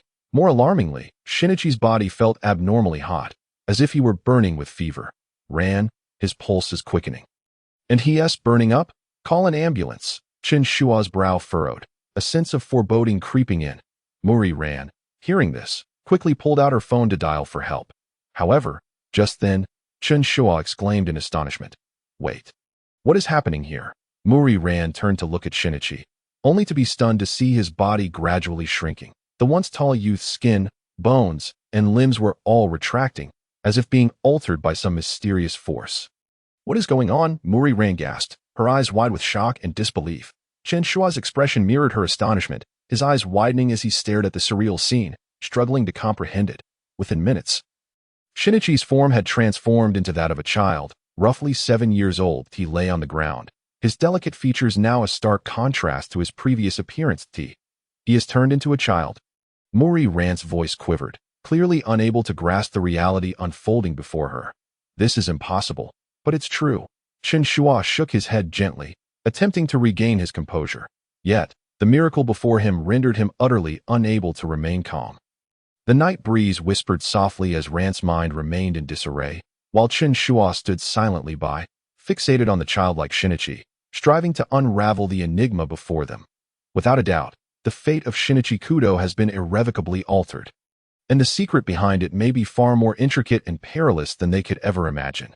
Gradually regaining consciousness amidst a wave of excruciating pain, Shinichi instinctively rubbed the back of his throbbing head. As the surroundings began to come into focus, to his astonishment, he discovered that he was reclining in the back seat of a vehicle. How did I end up in a car? Furrowing his brow, Shinichi endeavored to recall the events leading up to this moment. Just then, a familiar voice pierced through the haze of his mind. Shinichi, you're awake? It was Ran Muri. Her voice emanated from the front passenger seat, tinged with concern and urgency. Ran, Shinichi quickly sat upright and surveyed the interior of the vehicle, only to realize he was in Chen Shuo's Sea Lion. Chen Shuo was at the helm, calmly gripping the steering wheel, while Ran wore a complex expression as she gazed at him. How did you end up here? The last thing I remember is tailing that man in black, witnessing a clandestine transaction. Memories flashed through Shinichi's mind, and he became instantly alert, his fingers instinctively tightening around the seat. I was knocked out. It was too dangerous for you back then. Thankfully, we arrived in time. Otherwise, Ran's voice quivered with palpable relief. Chen Shuo glanced at Shinichi through the rearview mirror, nonchalantly stating, "It's good that you're awake. Try not to panic. It seems you've narrowly escaped death." Shinichi felt a sense of oddity wash over him as he lowered his gaze to his hands. Suddenly, his pupils constricted, and he froze in disbelief. This, my hand." His voice trembled, noticing that his palms were significantly smaller than he remembered. In a panic, he touched his face, the unease within him intensifying. "Ran, why am I smaller?" Ran shook her head, turning to scrutinize him with disbelief still evident in her eyes. "We have no clue what's going on. What on earth is happening?" Shinichi was engulfed in sheer panic and shock. He distinctly recalled being a high school student. How could he awaken as a child? It appears those men in black not only knocked you out, but perhaps also administered some drug. Chen Shuo remarked, his tone dripping with calm disdain. "However, since you're still alive, that's preferable to being dead." Shinichi forced himself to regain composure, rapidly organizing his thoughts. Yet, the abruptness of this transformation made it difficult for him to accept. He clenched his jaw, his gaze sweeping across the car's interior until it settled on Ran's familiar eyes. "Regardless of my current appearance, I will uncover the truth behind all of this. I will not let that group in black get away." Chen Shuo shrugged dismissively. "All right, let's investigate later. An organization capable of creating such a drug is not easily dealt with. Right now, the priority is to avoid being discovered by those individuals." That he added, "This transformation may not be entirely unfavorable. At least it allows you to evade their pursuit for the time being." Listening to Chen Shuo's words, Shinichi's tightly clenched fists relaxed slightly. Although his situation was undeniably bizarre, it also presented him with a chance for a fresh start, a chance to investigate the truth from the shadows. "From this moment on, I must operate under a different identity," he murmured, his eyes glinting with determination. At last, the trio returned to Shinichi's home, despite having endured unimaginable experiences. The familiarity of the house brought him a modicum of solace. However, his mind remained troubled, the pressing dilemma still weighing heavily upon him. "Shinichi, what do we do now?" Ran inquired, her gaze filled with worry and confusion. "You can't face others looking like this, can you?" Shinichi raised his eyes to the mirror, staring at his youthful visage that bore an uncanny resemblance to his childhood self. He sighed silently, and then turned toward his wardrobe, rummaging through it until he unearthed a set of old clothes from his youth. Although they appeared to have lain untouched for quite some time, they fit him perfectly at that moment. He quickly donned the garments, as if transported back to his childhood days. Ran watched him, unable to suppress a giggle. "Shinichi, you look just like you did when you were little." With a resigned shrug, Shinichi replied, "There's no helping it, Ran. However, I can't let everyone know I'm Shinichi Kudo." He looked down at himself. "If those men in black discover this form, I might not stand a chance of survival." Indeed, at that moment, Chen Shuo rose from the sofa, his eyes penetrating as he gazed at Shinichi. "You must conceal your identity. Since they believe you to be dead, let this version of Shinichi Kudo vanish for now. The most crucial thing is that you need a new name. A new name?" Shinichi was taken aback, glancing around the room. His gaze fell upon the bookshelf, where several neatly arranged volumes caught his eye. Running his fingers along the spines, he paused at a collection of detective stories by Idagawa Rampo. A faint smile gracing his lips as if inspiration had struck him. "Idagawa," he whispered, a spark of resolve igniting in his eyes. Ran peered at him, puzzled. "Idagawa?" With a subtle smile, Shinichi's attention shifted to another shelf where works by the esteemed detective novelist Arthur Conan Doyle were displayed. His fingers brushed over the complete collection of Sherlock Holmes stories, and in that instant, the name crystallized in his mind. "Let it be Idagawa Conan," he articulated with unwavering conviction. "Conan," Ran echoed, a hint of confusion lacing her voice. But soon a smile broke through. "That name sounds rather fitting for a detective." Chen Shuo nodded, a glimmer of approval in his eyes. "It's peculiar, but Idagawa Conan should suffice to keep your identity hidden for now." He paused, emphasizing, "From this point forward, you are Idagawa Conan, Shinichi Kudo no longer exists. Taking a deep breath, Shinichi, no, Idagawa Conan, clenched his fists resolutely, and no matter what I become, I will uncover the truth behind those men in black. Whether as Shinichi Kudo or Idagawa Conan, my goal will remain unchanged. Chen Shuo stood by the window, gazing out at the scenery with a tumult of thoughts swirling within him. That organization is impressively formidable. I should pretend to be unaware of this matter. What should I do when I next encounter Jin? Meanwhile, Ren looked at this new figure before her, her heart heavy with complexity. Her childhood friend was gone. In the living room, the atmosphere grew tense. Ren gazed at Shinichi, now transformed into a child, her eyes filled with concern. After a brief contemplation, she could no longer hold back. Shinichi, no. Conan, I think you should temporarily leave here and find your parents. They re in America, where it's much safer. Compared to staying here to continue tracking those men in black, avoiding danger is the wisest choice. Conan furrowed his brow, clearly opposed to Ran's suggestion. He stubbornly shook his head, his tone resolute. No, Ran, I want to leave. I must uncover the truth behind those men in black. I will bring them to justice. Ran's eyes widened in alarm, her expression frantic. But what if you encounter them again in this state? What if they discover you've shrunk? At that moment, Chen Shuo, who had been silent, interjected with a hint of impatience in his voice. Are you out of your mind? In your current condition, you can barely protect yourself, yet you're still thinking of pursuing leads. You're throwing yourself into the fire. Have you considered the feelings of others? You may disregard your safety, but what about Ran? What about Yusaku? What about Yukiko? Do you think those men want to silence your friends and family if they find out?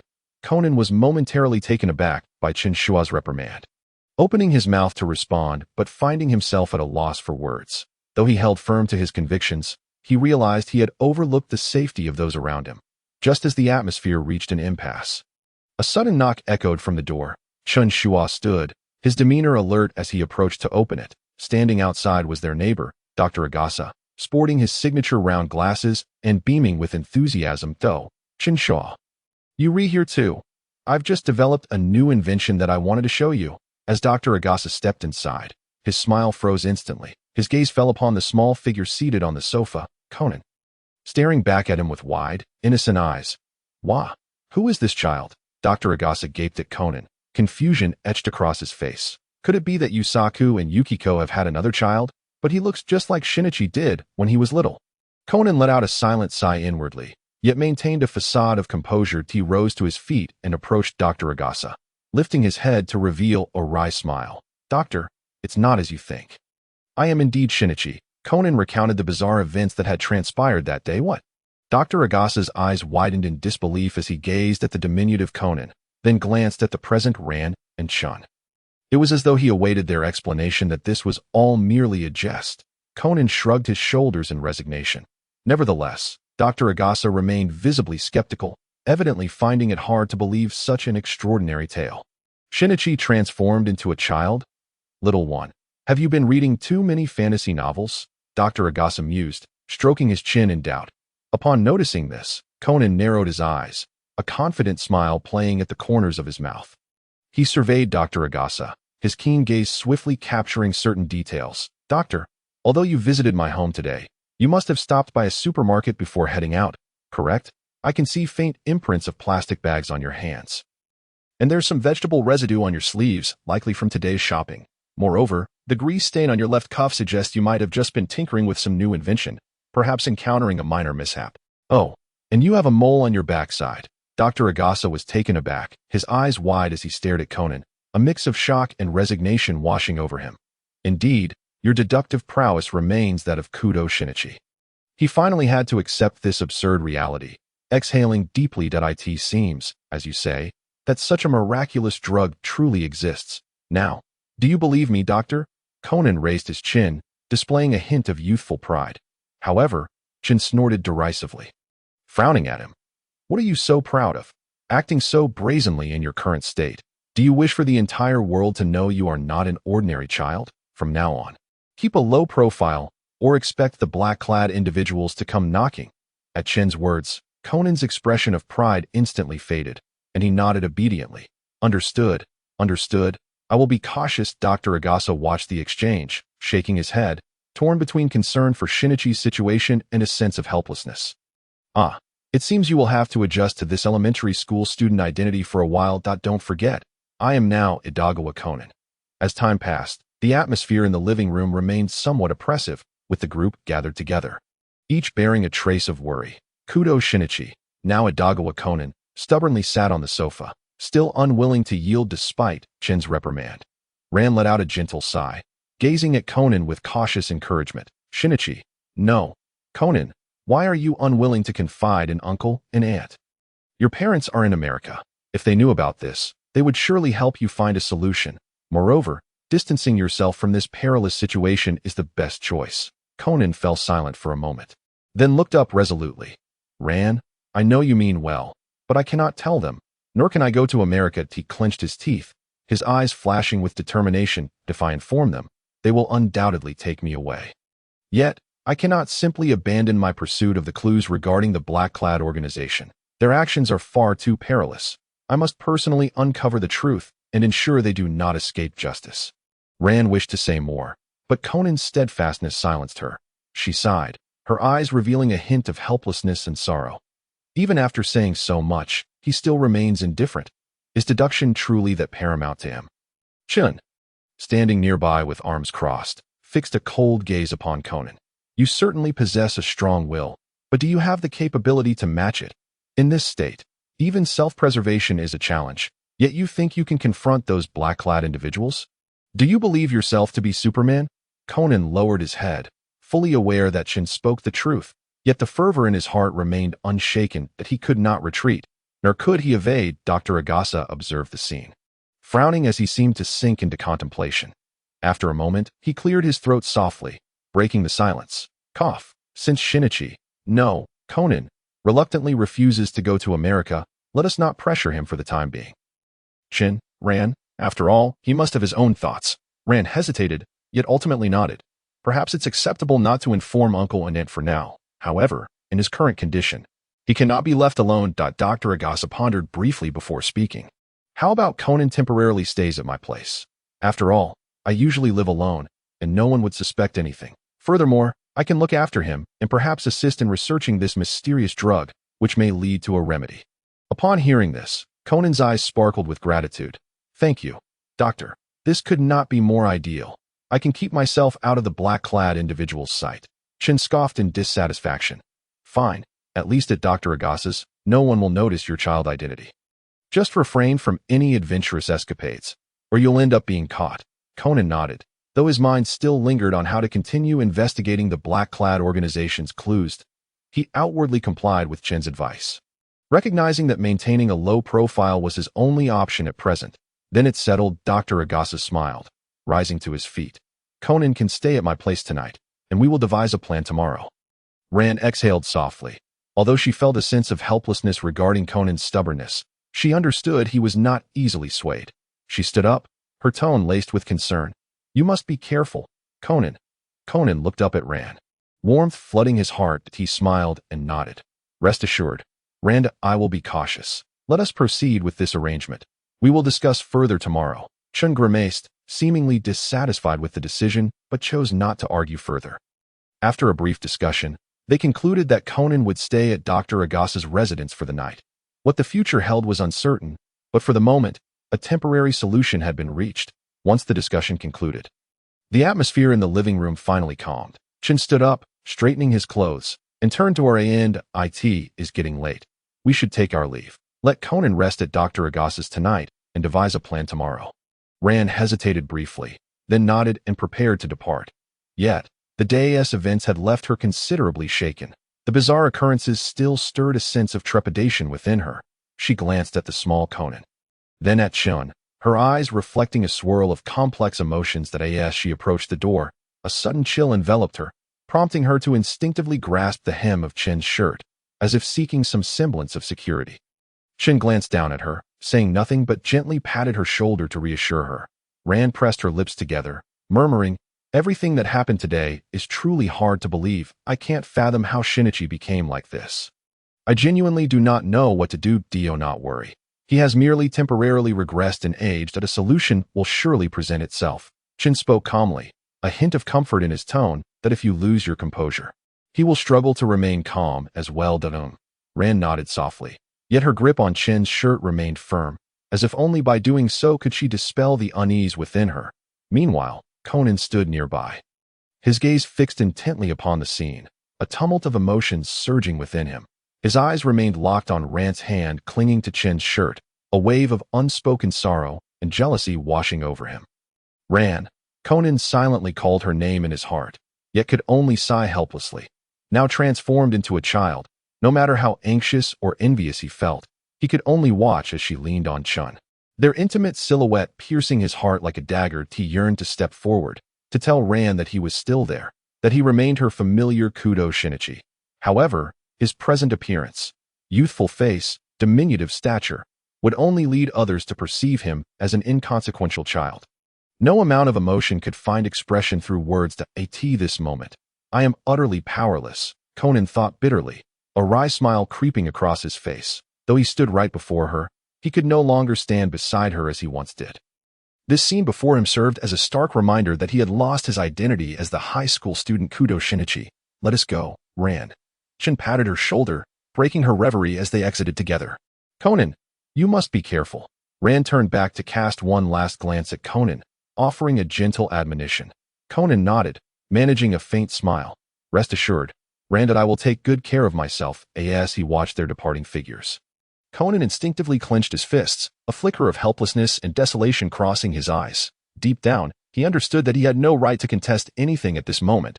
All he could do was silently observe as the two of them drifted further away. The door closed gently, plunging the entire room into silence. Conan stood rooted in place, his heart brimming with a tumult of emotions. Yet, he also recognized that now was not the time for caprice or jealousy.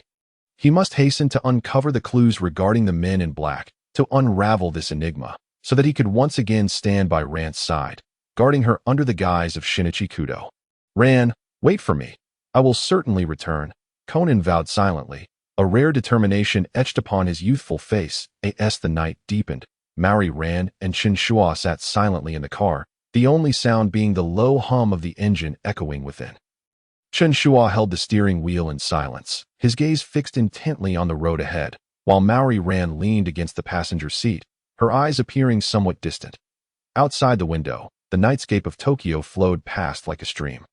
Yet beneath the dazzling neon lights lay a shroud of shadows. After a long moment of hesitation, Rand finally mustered the courage to break the silence. Shuo, do you know who those people are that turned Shinichi into that way? Chen Shuo's hand paused on the steering wheel, his gaze unwaveringly fixed ahead.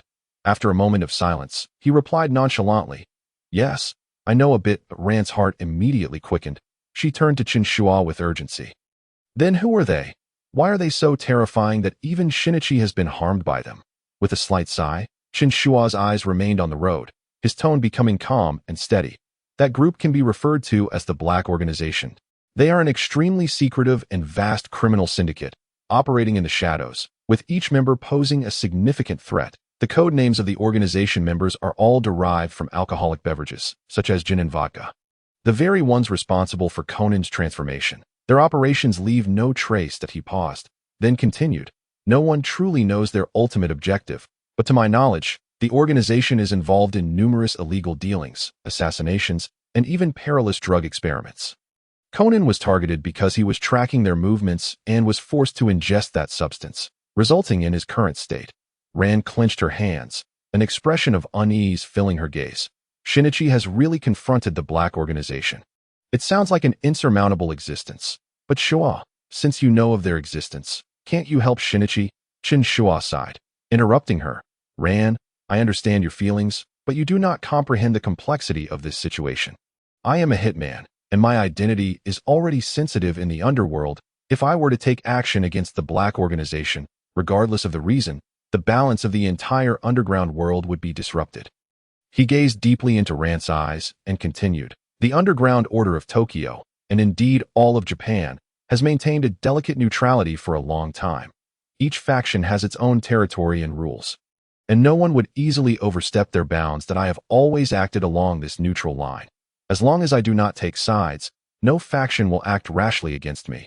They will only operate within the rules I have established. He looked ahead, his tone growing more serious. However, if I were to get involved, It would signify that the rules I set no longer applied at that point.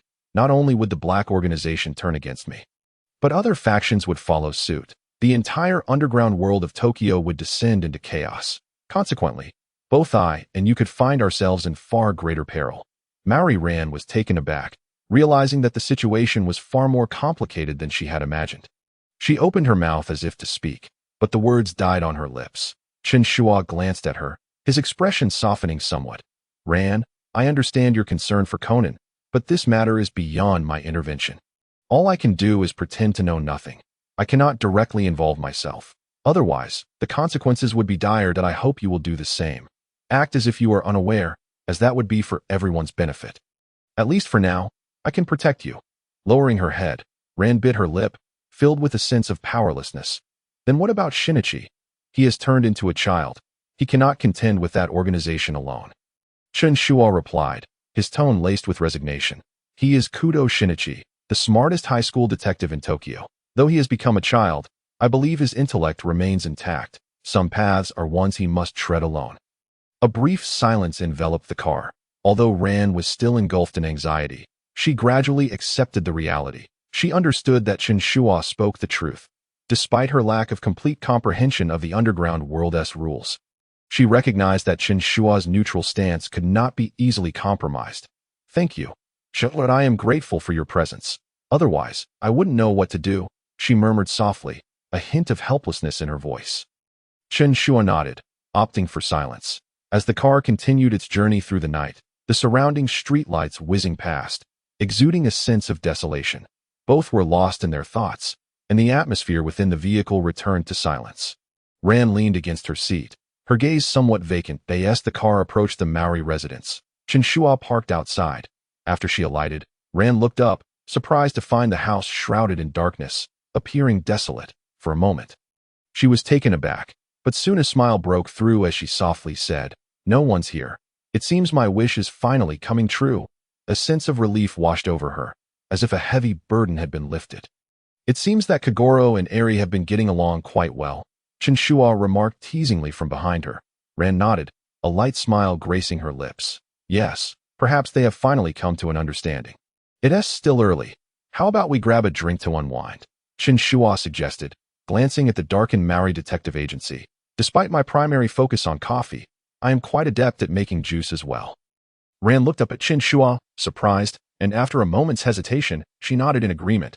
All right, since there is nothing else to do, a drink sounds lovely. As the night deepened, the warm glow of the Serenity CAF illuminated the faces of Ran and Chen Shuo.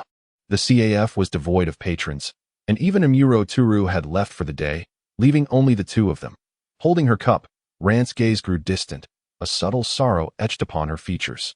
She remained troubled by thoughts of Shinichi that I don't know. She began softly, her voice tinged with unease and struggle. Shinichi has always been immersed in the world of deduction.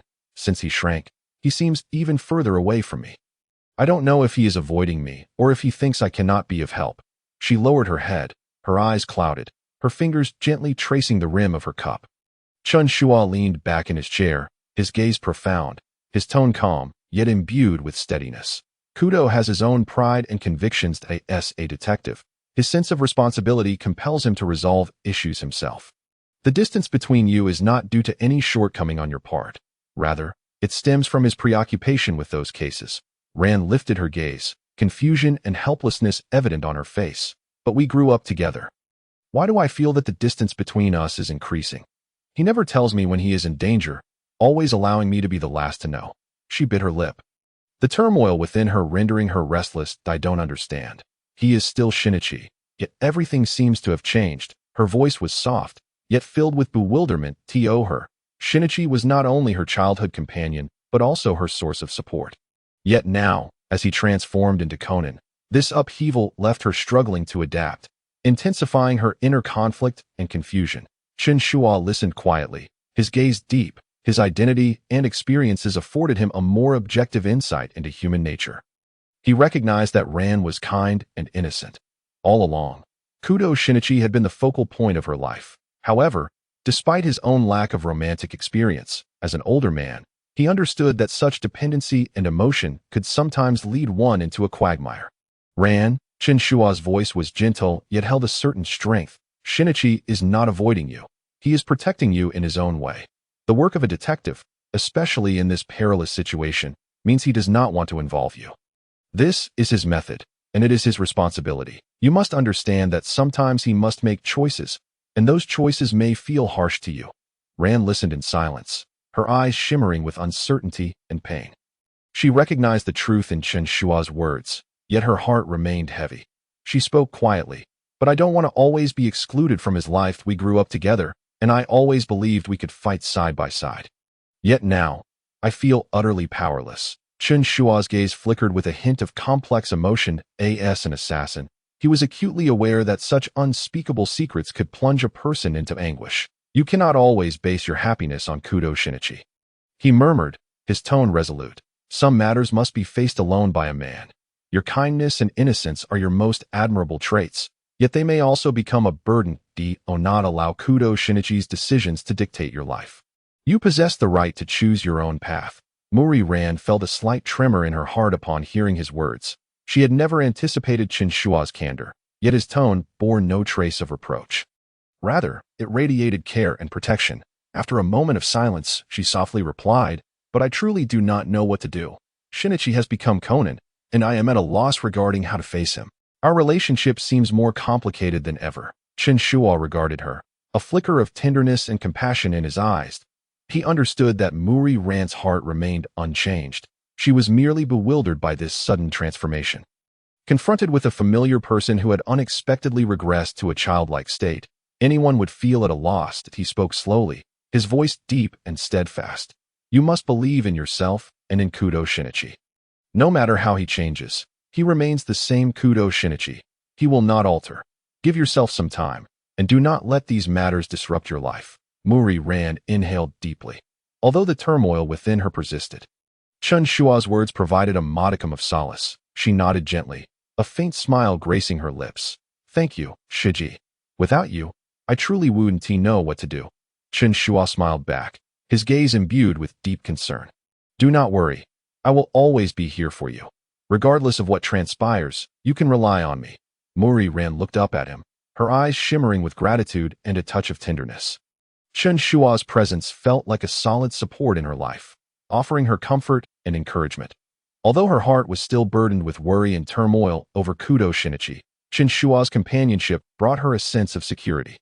Suddenly, Muri Ran realized her feelings for Chen Shuo had transcended the boundaries of friendship and familial affection. That a wave of panic surged within her, leaving her utterly disoriented.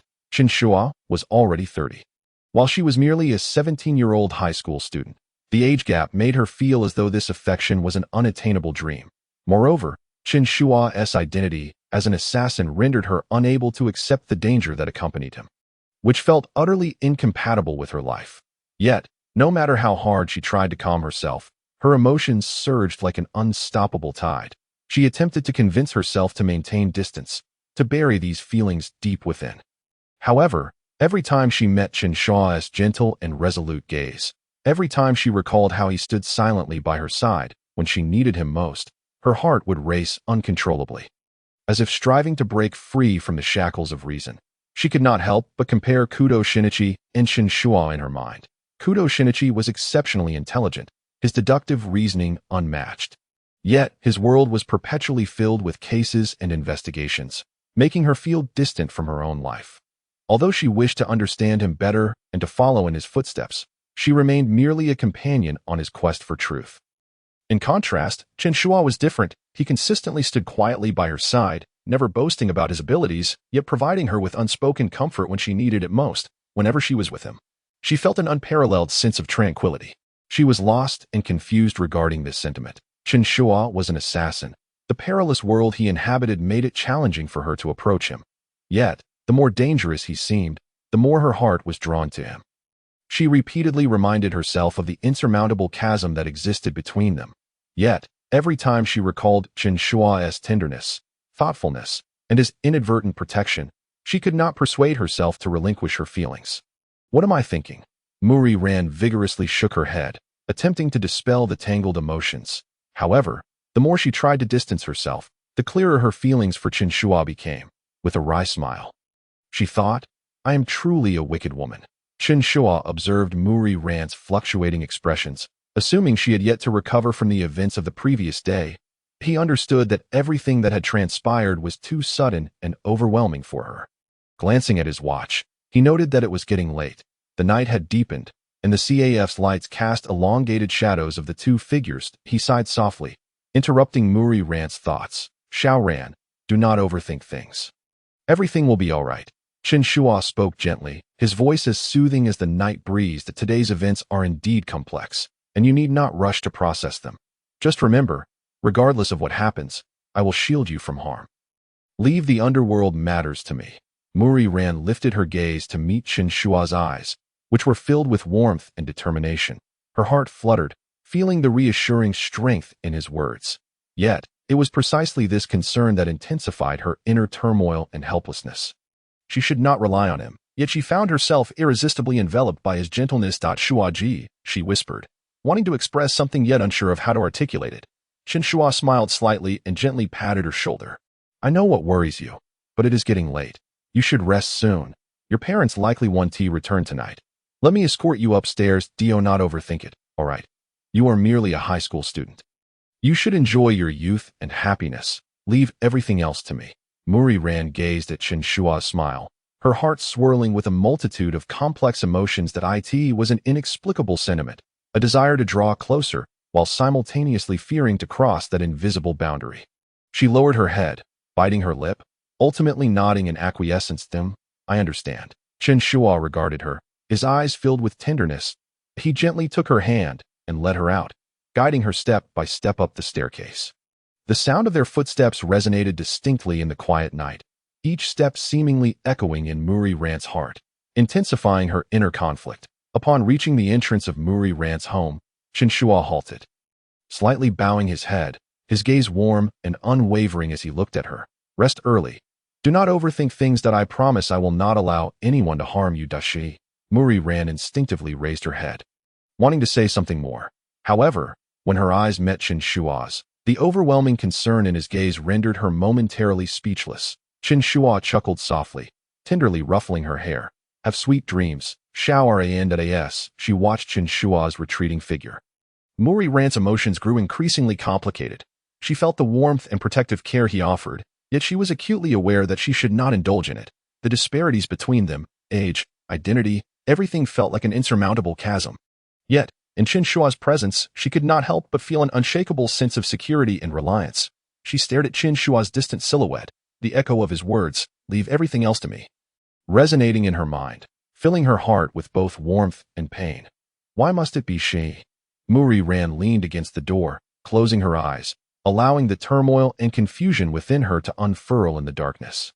The following morning, sunlight streamed through the curtains of Serenity CF, warm and gentle, mingling with the rich aroma of coffee, enveloping the space in tranquility and comfort.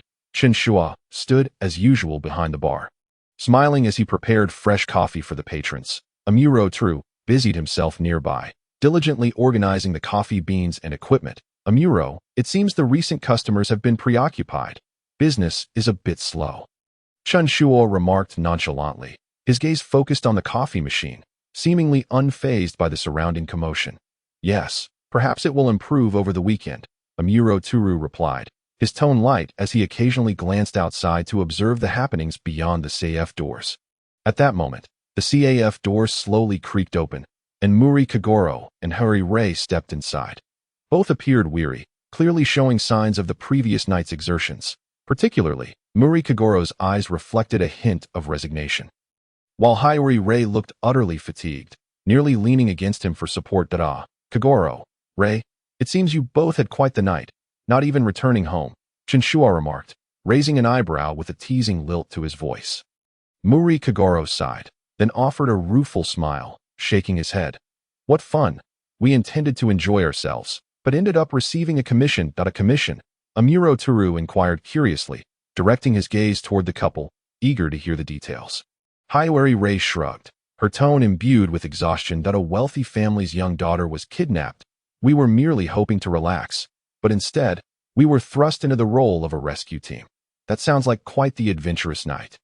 Chen Shuo remarked, lifting his gaze with a hint of playful mockery. What efforts were required to bring her back? After a series of tumultuous events, success ultimately prevailed. The voice of Kagoro Muri was laced with a hint of pride. Despite his fatigue, a semblance of satisfaction graced his face when the topic of rescuing someone arose. However, this case was truly no simple matter. It had drained us of our energy, so, after resolving everything, you simply found a hotel to rest? Chen Shuo inquired, a glimmer of cunning in his gaze. Indeed, by the time we finished, we were utterly exhausted and just collapsed into the first place we could find. Eri Kisaki remarked, running her fingers through her hair with a hint of resignation. Regrettably, the bed at the hotel was hardly comfortable, and we didn't manage to rest well. It certainly sounds like a challenging ordeal. Chen Shuo sighed softly, his tone imbued with understanding. It's tough on you, having your plans disrupted just to save someone. None of that matters, Kagoro Muri replied, weakly glancing at him from the bar, rubbing his stomach. I'm on the verge of starving. Could you please bring us something to eat? No problem. Amuro, could you whip up 2? No, 3 sandwiches? I'll treat them to a hearty breakfast, Chen Shuo said with a smile. Observing the weary countenance of the Muri couple, it seemed that their shared experience from the previous night had indeed strengthened their bond. Amuro Turu nodded from the side. Mr. Muri, Ms. Kisaki, please hold on. I will prepare 3 sandwiches for you right away. Kagoro Muri and Eri Kisaki exchanged knowing smiles, a flicker of tacit understanding passing between them. Although they had been separated for quite some time, it appeared that their relationship was quietly thawing in the wake of this experience. Soon, they began to engage in playful banter, the light-hearted atmosphere enveloping the CF in warmth. Chen Shuo, just look at this guy. He is truly a dreadful detective. If I hadn't reminded him last night, who knows where he would have ended up, Eri Kisaki said, a hint of irritation in her voice, yet laced with affection. Humph, I had already sensed something was amiss with that butler. I simply didn't wish to alarm him. Kagoro Muri retorted defiantly, their playful argument filled with warmth and laughter. It seems your breakfast is not merely to satiate your hunger, but carries a touch of emotional nuance as well. Chen Shuo remarked, raising his cup, his expression neutral, yet the corners of his mouth curled into a subtle smile. For a moment, laughter and conversation intertwined within the CF, as the warm sunlight bathed everyone's faces, rendering the moment particularly delightful. The group engaged in cheerful conversation, the relaxed atmosphere spreading throughout the calm mind CF. Sunlight streamed through the windows, casting a glow on every face, as if even their spirits were brightened. At that moment, Amuro Teru was diligently preparing breakfast, meticulously arranging the freshly made sandwiches on a plate, just as 3 portions were completed. Just then, the CAF door swung open once more, and Ran Muri entered. Her complexion appeared somewhat weary, dark circles under her eyes indicating a lack of sleep. Seeing her parents together brought a slight relief to her heart, and a smile instinctively graced her lips. Good morning, everyone, Ran Muri greeted cheerfully, her voice imbued with warmth. Morning, Kagoro Muri responded, his tone somewhat fatigued. Miss Ran, you've arrived just in time. The sandwiches are ready. Come and have a taste, Amuro Turu offered, presenting the plate with a hint of teasing in his eyes. Wow, is this for me? Ran Muri exclaimed, astonished by the sight of the sandwich before her. She had not expected to be greeted with breakfast upon her arrival at the CF. This is all thanks to the boss's thoughtfulness. Amuro Turu replied with a gentle smile. Thank you, Shuo. Ran Muri expressed her gratitude, warmth flooding her heart. Learning that this was Chen Shuo's arrangement, she realized he had been attentive to her needs. Even understanding her routines, however, a complex swirl of emotions began to stir within her. She pondered the implications of Chen Shuo's concern for her. Turning her gaze to her parents, her mood lightened once more. Dad, Mom, how was your night?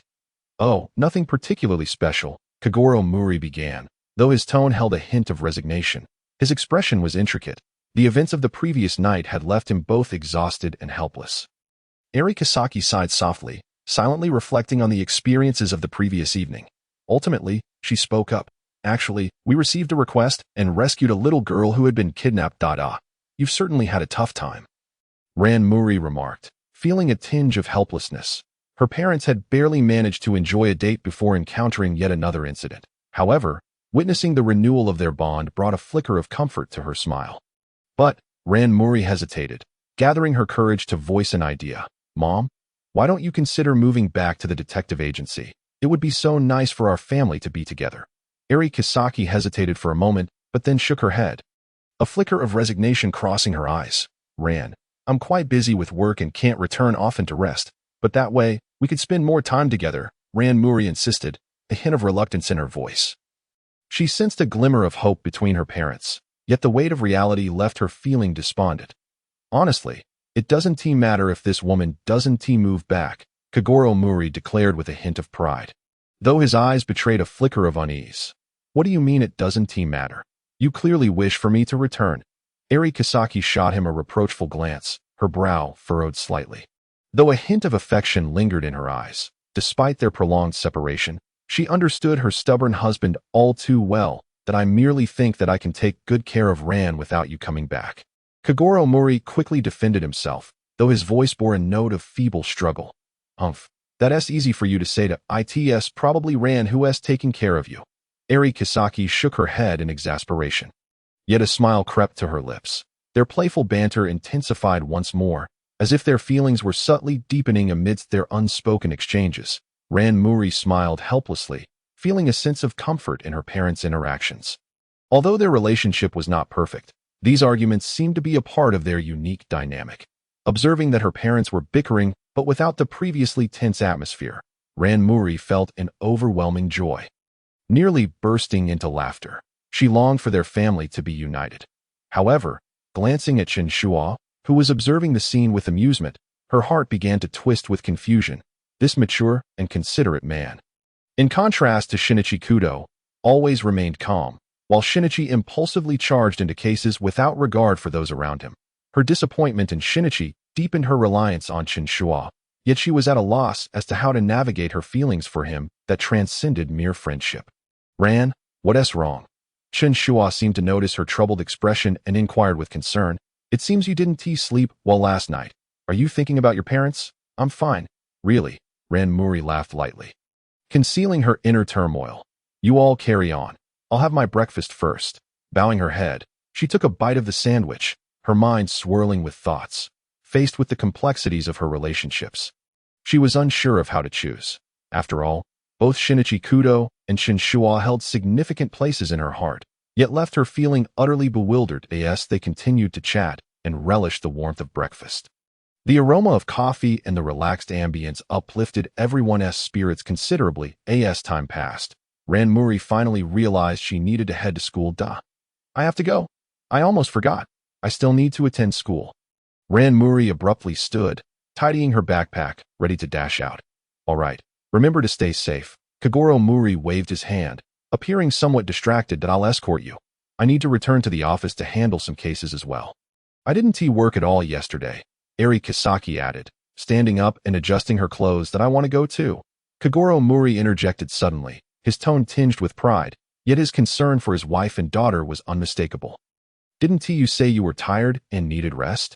Eri Kisaki shot him a glance, her lips curving slightly as she sensed the conflict within him. I am just worried about Ran. Kagoro Muri protested, though it was clear to anyone that his concern was for his weary wife, a warmth masked by his prideful demeanor. Eri Kisaki detected the care in his words and couldn't help but let out a soft laugh. Ran can safely get to school with me. You should just rest. I can't trust you. You're already exhausted and still want to work. Kagoro Muri's tone may have been harsh, but the concern woven within his words was evident. What, can I handle a case? Fei Yingli's voice carried a hint of sarcasm, as if she were retaliating against her husband's unreasonable antics. At that moment, Chen Shuo noticed that the two seemed on the verge of another quarrel and hurriedly interjected. Xiao Wulong, the breakfast today was quite delightful. Perhaps you should take a moment to rest. Shum, I grant you a day off. Why not accompany Xiaolon and Yingli? Shum nodded with an expression of bemusement. Sure thing, boss. I certainly don't need your guidance. Mao Li Xiaogulang responded with dissatisfaction, yet a hint of fatigue glimmered in his eyes. His pride and concern intertwining in a manner that was both amusing and exasperating. Dad, Mom, I really must be going, Mao Li Lan urged, anxiously grasping Fei Yingli's hand as they headed toward the door. Seemingly wishing to escape their quarrel. Come along, Xiaolon, and thank you, Shum, for your assistance. Fei Yingli smiled faintly, although she was reluctant to trouble Shum. Yet, She was undeniably weary. Driving herself would indeed pose a danger. So she tightened her grip on her daughter's hand and exited the CF. "You two or something else," Chen Shuo remarked, shaking his head with a wry smile. The couple, evidently affectionate yet stubbornly prideful, always managed to spark small arguments amidst their mundane daily life, which was both amusing and frustrating. As the door gently closed, tranquility returned to the CF, and Chen Shuo gazed at their departing figures, a warm feeling surging within him. Although their interactions were somewhat awkward, it was precisely such exchanges that fortified their bond. Stepping out of the CF, Shum took Fei Yingli's car keys, and the three made their way down the street toward the school, where Mao Lilan felt a sense of relief regarding her parents' relationship. Despite the constant bickering, these little squabbles enveloped her in a comforting sense of familial warmth, as if everything were entirely natural. A new day dawned, sunlight streaming through the curtains of the Jingxin CF, and as it was a weekday, the establishment had only a handful of patrons. Chen Shuo observed Shum bustling behind the bar. Feeling somewhat bored, he decided to entrust the CAF's affairs to him while he attended a launch event for a gaming company called Man Tian Tang, intending to enjoy himself as well. "Shum, I'm heading out. There aren't many customers today, so keep an eye on the shop," Chen Shuo announced, casually waving his hand as he stepped out with a light-hearted demeanor. "All right, boss. Take care," Shum replied, nodding as he continued to focus on brewing coffee, his smile reflecting his dedication as an employee. Arriving at the event for Man Tian Tang, Chen Shuo was swept up in the lively atmosphere, surrounded by a cacophony of voices and cheerful laughter.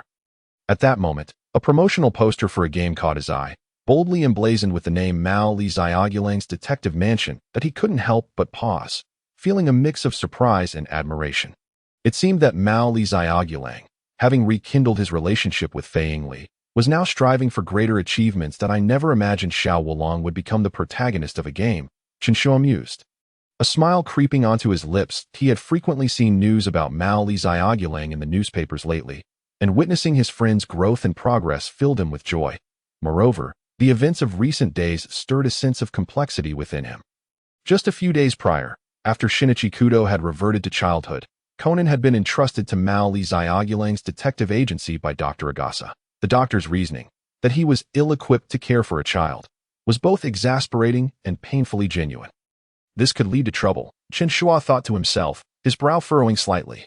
While Mao Li Xiaogulang remained oblivious to Conan's true identity, believing him to be merely a relative of Dr. Agasa, the implications were significant.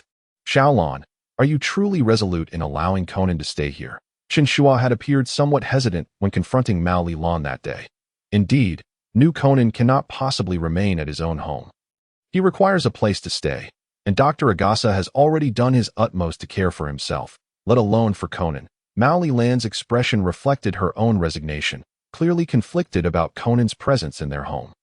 "But after all, this is the only way I can assist him," Mao Lilan interjected before Chen Shuo could finish, turning to him with a radiant smile. "Shuogu will take good care of me.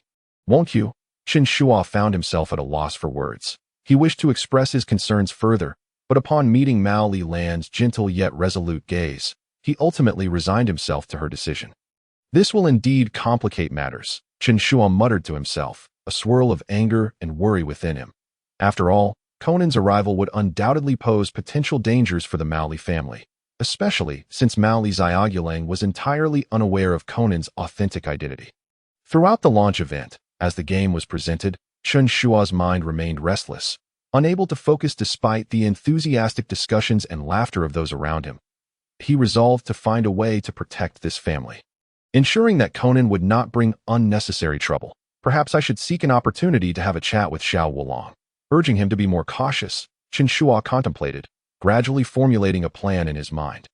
Although he had been granted a second chance at life to relish its pleasures, he would not stand idly by when it came to his friend's affairs. "Hey, is that you, Shuo?" Just as Chen Shuo's thoughts were wandering, a sudden voice disrupted his reverie. He turned to see Mao Lilan and Conan approaching him. With Mao Li Xiaogulang leaning against the wall, his expression one of utter despair, Mao Lilan's eyes sparkled with surprise. Clearly not expecting this composed and mature man to appear at a gaming launch event. "Shogo, are you here for the release as well?" she inquired, her face alight with curiosity.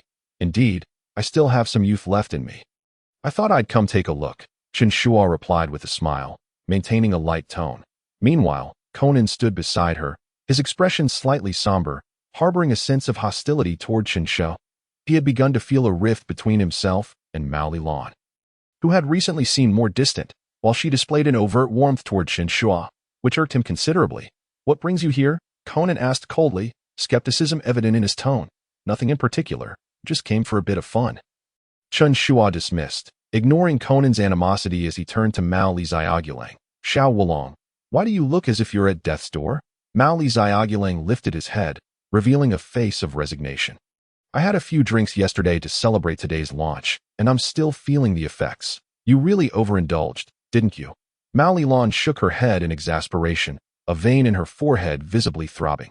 "I truly don't understand why you would choose to drink so much. I hardly drank that much." Mao Li Xiaogulang retorted defensively, a hint of annoyance in his expression. "That I only had a few glasses of gin, vodka, and bourbon." Upon hearing these names, Chen Shuo's gaze instinctively flicked to Conan, who instantly paled, as if realizing something significant. It appeared he had gleaned some information about the organization responsible for his transformation.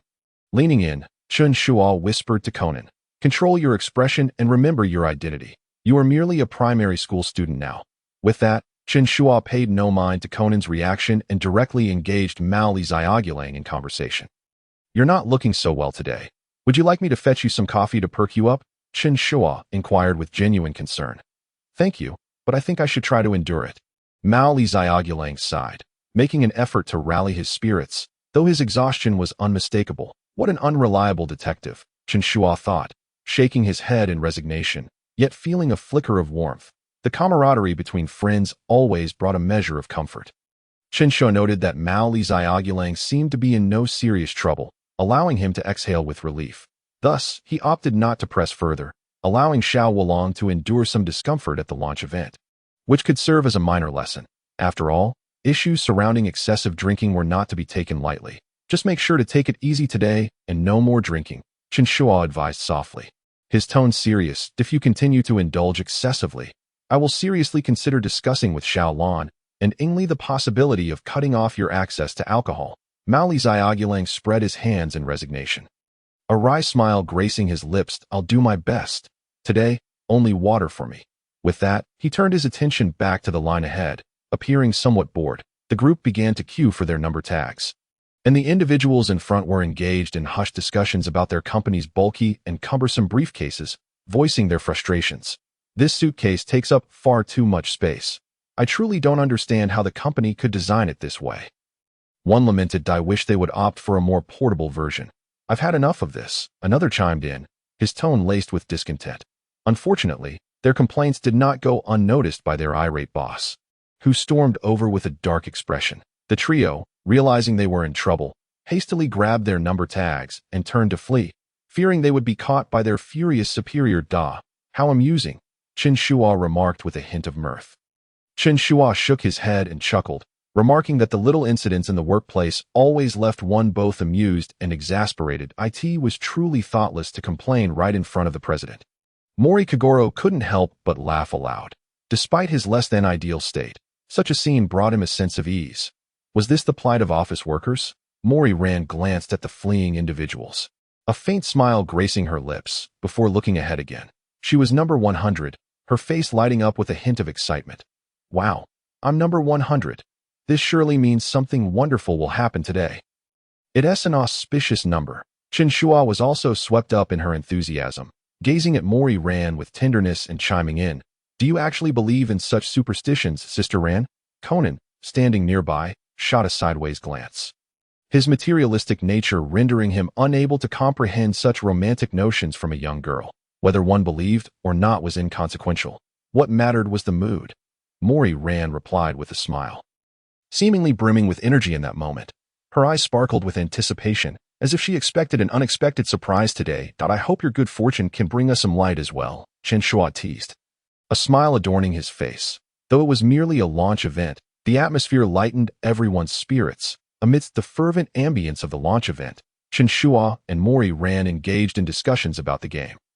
While also noticing Mori Kagoro standing on stage, his demeanor somewhat awkward as the host introduced him, Kagoro was thrust into the spotlight, Despite his efforts to remain composed, his slightly trembling hands and bewildered expression appeared rather endearing.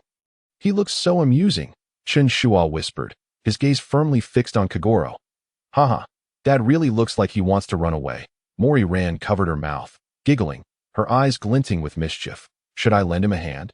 Perhaps write him a sign saying I'm just an ordinary detective to ease his nerves?" Chen Shuo half-jokingly suggested, finding great amusement in Kagoro's predicament. "That won't he do? Dad is a renowned detective now. We can't let him lose face." Mori Ran laughed and shook her head, though her expression revealed a hint of eagerness, as if she were itching to act. His current state perfectly reveals his true nature. Chen Shuo couldn't help but jest. After all, timid characters were rare in the detective world. The two joyfully exchanged anecdotes about Mori Kagoro, occasionally drawing amused glances and chuckles from passersby. They recalled a time when Kagoro chased a suspect but tripped over his own feet and fell face-first into the mud. Insisting afterward that it had been intentional, merely a ploy to better conceal his movements, Mori Ran laughed so hard she clutched her stomach, recalling her father's faux calmness, unable to contain her delight. "Haha, Kagoro is truly amusing." A glimmer of happiness flashed in Chen Shuo's eyes. Such playful banter and interaction made him feel lighthearted. Meanwhile, Conan stood nearby, filled with jealousy and dissatisfaction. Watching Chen Shuo and Mori Ran share laughter drove him slightly mad. Why could they be so happy while he felt utterly powerless? Conan clenched his fists, frustration evident in his gaze. "I must find a chance to investigate that organization to turn back," he resolved internally, his determination growing stronger. However, the scene before him only deepened his despondency. The joyous atmosphere of the launch event continued, with Chen Shuo and Mori Ran mocking Kagoro's blunders, while Mori Kagoro endeavored to compose himself on stage. Under the scrutiny of the audience, he appeared somewhat clumsy, yet the spectators were equally charmed by the light-hearted ambience and responded with enthusiastic applause. "It seems Kagoro is still quite popular," Chen Shuo remarked with mock seriousness. "Indeed, though Dad can be a bit clumsy, he is, after all, a good detective." Mori Ran nodded in agreement, her eyes shining with pride. "That I believe Kagoro will pull through." Chen Shuo smiled lightly, filled with anticipation for his friend. Yet Conan stood by, feeling increasingly disgruntled. Even this cheerful atmosphere couldn't distract him from his inner turmoil. The launch event continued, laughter and cheer mingling with bright melodies, yet only Conan remained trapped in a world of distress. After the event concluded, the group began to enjoy various games at the venue.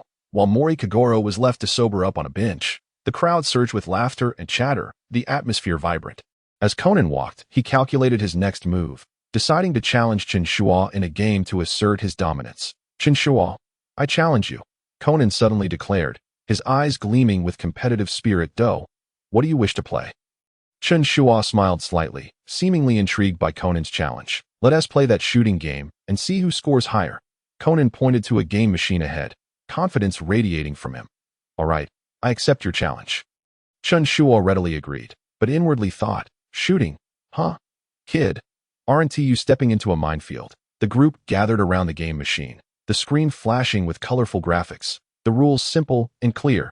Hit as many targets as possible within the time limit. With the highest score winning, the game commenced. Conan focused intently, striving to bring out his best performance. His fingers danced rapidly over the buttons, attempting to close the gap with Chen Shuo. "You're taking this too seriously." "Conan," Mori Ran teased from the side. "It's just a game, not a life-or-death case. This is different. I need to prove I can win." Conan retorted defiantly, gritting his teeth. Yet reality proved harsh. Chen Shuo remained calm, operating with ease, as if every target was within his control. His score skyrocketed, while Conan's lagged behind despite his frantic efforts. Why? How could this be? Conan grew increasingly frustrated, beginning to doubt his abilities.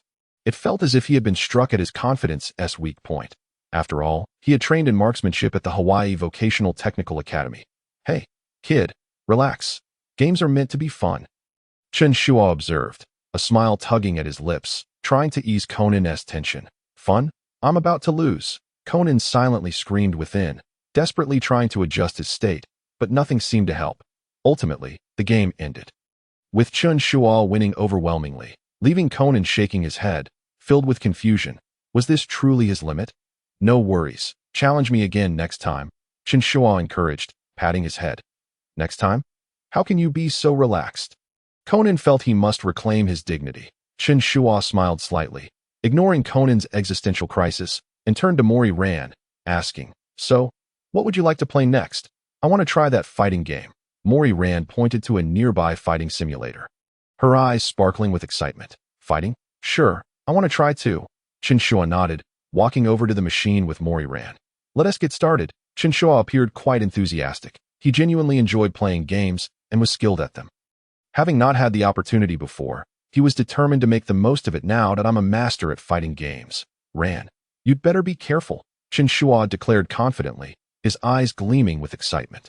"Please, take it easy on me, Shuji." Mori Ran clasped her hands together, looking a bit nervous, clearly inexperienced with such games. "No worries. Just give it a try and relax," Chen Shuo reassured with a smile, thinking that winning or losing didn't matter as much as enjoying the process with friends. The game began, and Chen Shuo quickly showcased his skills, effortlessly responding to Mori Ran's attacks with fluid combos. While she appeared somewhat flustered, unsure of how to operate the controls, her fingers inadvertently mashing the buttons. "You need to press this button. That way, you can execute moves." Conan chimed in to guide her, but Mori Ran still floundered, occasionally hitting a few buttons, causing her character to flail about on-screen like a headless chicken. What should I do?" Mori Ran exclaimed, her eyes reflecting helplessness. However, after Chen Shuo easily bested her a few times, something unexpected occurred. As Mori Ran's fingers continued to frantically press the buttons, her character unexpectedly performed a series of complex combos, as if her hands had received some mysterious command. "Wow, what am I doing?" Mori Ran froze, her eyes wide with astonishment. "What? How could this happen?" In an instant, Chen Shuo felt a surge of anxiety. He had never anticipated that Mao Lilan would possess such extraordinary luck. As she executed her moves, her character unleashed a series of unparalleled special attacks on the screen, akin to the display of an exceptional martial prowess. "Go! Special move!" Mao Lilan exclaimed, her fingers dancing rapidly over the buttons. The dazzling effects on the screen igniting an overwhelming excitement within her. Just as Chen Shuo prepared to counterattack, Mao Lilan's character completed a magnificent spin, swiftly obliterating Chen Shuo's character, with the words "game over" glaringly appearing on the screen. "What, I lost?" Chen Shuo stood there, dumbfounded and utterly shocked, scarcely able to believe his eyes, his mind awash with existential doubt. "I actually won." Mao Lilan's face blossomed into a radiant smile, seemingly oblivious to the enormity of what had just transpired. As she leaped up in sheer delight, "This is impossible." Chen Shuo rubbed his eyes in disbelief, his mind swirling with confusion. "Have you really never played this game before?" "No, I just pressed some buttons randomly." Mao Lilan replied joyfully, appearing completely unconcerned. "This is truly bizarre. It defies logic." Chen Shuo's eyes shimmered with astonishment. "How could it be? I've never seen that move before, and you executed it so effortlessly. I don't know what happened." "Perhaps it was just luck that I feel particularly fortunate today." Mao Lilan chuckled lightly, shrugging her shoulders, as if her victory had taken her by surprise at that moment. One of the three individuals who had been ahead of them approached. His face aglow with excitement, he introduced himself, saying, "Hi everyone, I'm Takeshita, from Mantion Heaven Company. I designed this game." "Wow, so you're the designer." Mao Lilan's eyes sparkled with admiration. "Your game is incredibly fun. Thank you for the compliment." Takeshita replied with a smile, clearly enjoying the recognition. By the way, I saw your moves just now. They were impressive. That special move is quite complex. I don't know how it happened. Maybe it was just luck." Mao Lilan said shyly, then curiously inquired, "Do you have any game recommendations?"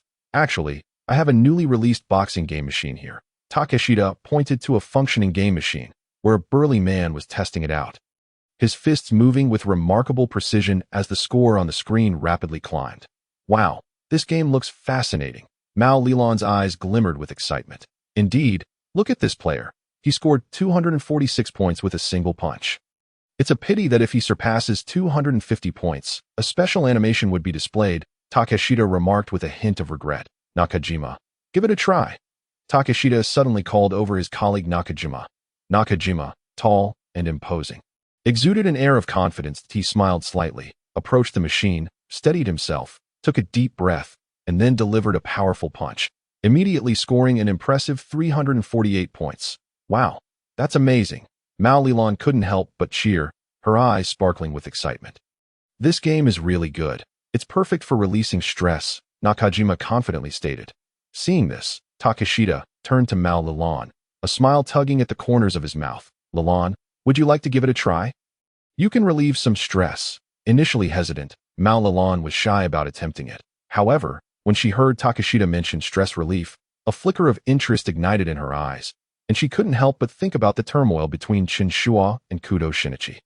All right, I'll give it a try, she declared, clenching her fists, a fierce determination kindling within her. Standing before the game machine, Mao Lilan took a deep breath, and as she released her frustrations, she delivered a powerful punch, instantly achieving a staggering score of 400 points. Wow, that's incredible. The surrounding crowd was taken aback, their eyes glued to the screen, their perceptions of the seemingly delicate girl dramatically altered. You scored 400 points. Takeshita exclaimed excitedly, as if he had personally witnessed a miracle. I don't know how that happened. Perhaps it's because I've been practicing karate, Mao Lilan said bashfully, yet pride sparkled in her eyes. Lilan, that's impressive. Chen Shuo observed from the sidelines, applauding her high score. He was well aware of Mao Lilan's capabilities, so such a score was hardly surprising. Thank you, Shuo. Mao Lilan replied enthusiastically. You should give it a try too. Me? No, I don't want to be defeated by you, Chen Shuo quickly declined, but her enthusiasm left him with no choice but to acquiesce. You can't just avoid it like that. I'm super curious to see what score you can achieve. Mao Lilan's eyes sparkled with anticipation, knowing Chen Shuo's hidden identity and wondering just how formidable he truly was. All right, I'll give it a shot. Ultimately, Chen Shuo was swayed by her enthusiasm and stepped forward. Donning the boxing gloves. Remember to hit hard, Mao Lilan reminded him, her eyes gleaming with expectation. I will, Chen Shuo replied with a slight smile, understanding Mao Lilan's intentions. Given that, he decided to astonish her as the game commenced. Chen Shuo appeared to throw a casual punch, yet the numbers on the screen skyrocketed. Just as he was reveling in the moment, the screen suddenly went black, and the game machine emitted a warning sound. Seemingly shaken by a significant impact, accompanied by a puff of smoke. It seems this game machine has some quality issues, Chen Shuo noted, disregarding the astonished crowd around him, calmly removing the boxing gloves and placing them into the stunned Takeshita's hands. My goodness, are you some kind of human Godzilla? Takeshita's eyes widened in disbelief, his face a mask of shock. In no way. That punch was anything but ordinary, Conan thought inwardly, his suspicions about Chen Shuo deepening. He is certainly not an ordinary person. The crowd gradually converged, their astonished gazes fixated on Chen Shuo. At that moment, everyone silently pondered what kind of strength could so effortlessly damage a game machine. That's truly unbelievable, Mao Lilan exclaimed, covering her mouth in astonishment. Shuo, you are incredible. I didn't expect it either. The quality of this machine could use some improvement, Chen Shuo shrugged nonchalantly, his tone exuding an air of pretentiousness. I need to reassess your strength, Shuo. Conan mused to himself, beginning to contemplate some of Chen Shuo's peculiarities. After the boxing game debacle, the group continued to enjoy themselves at the venue for a while longer.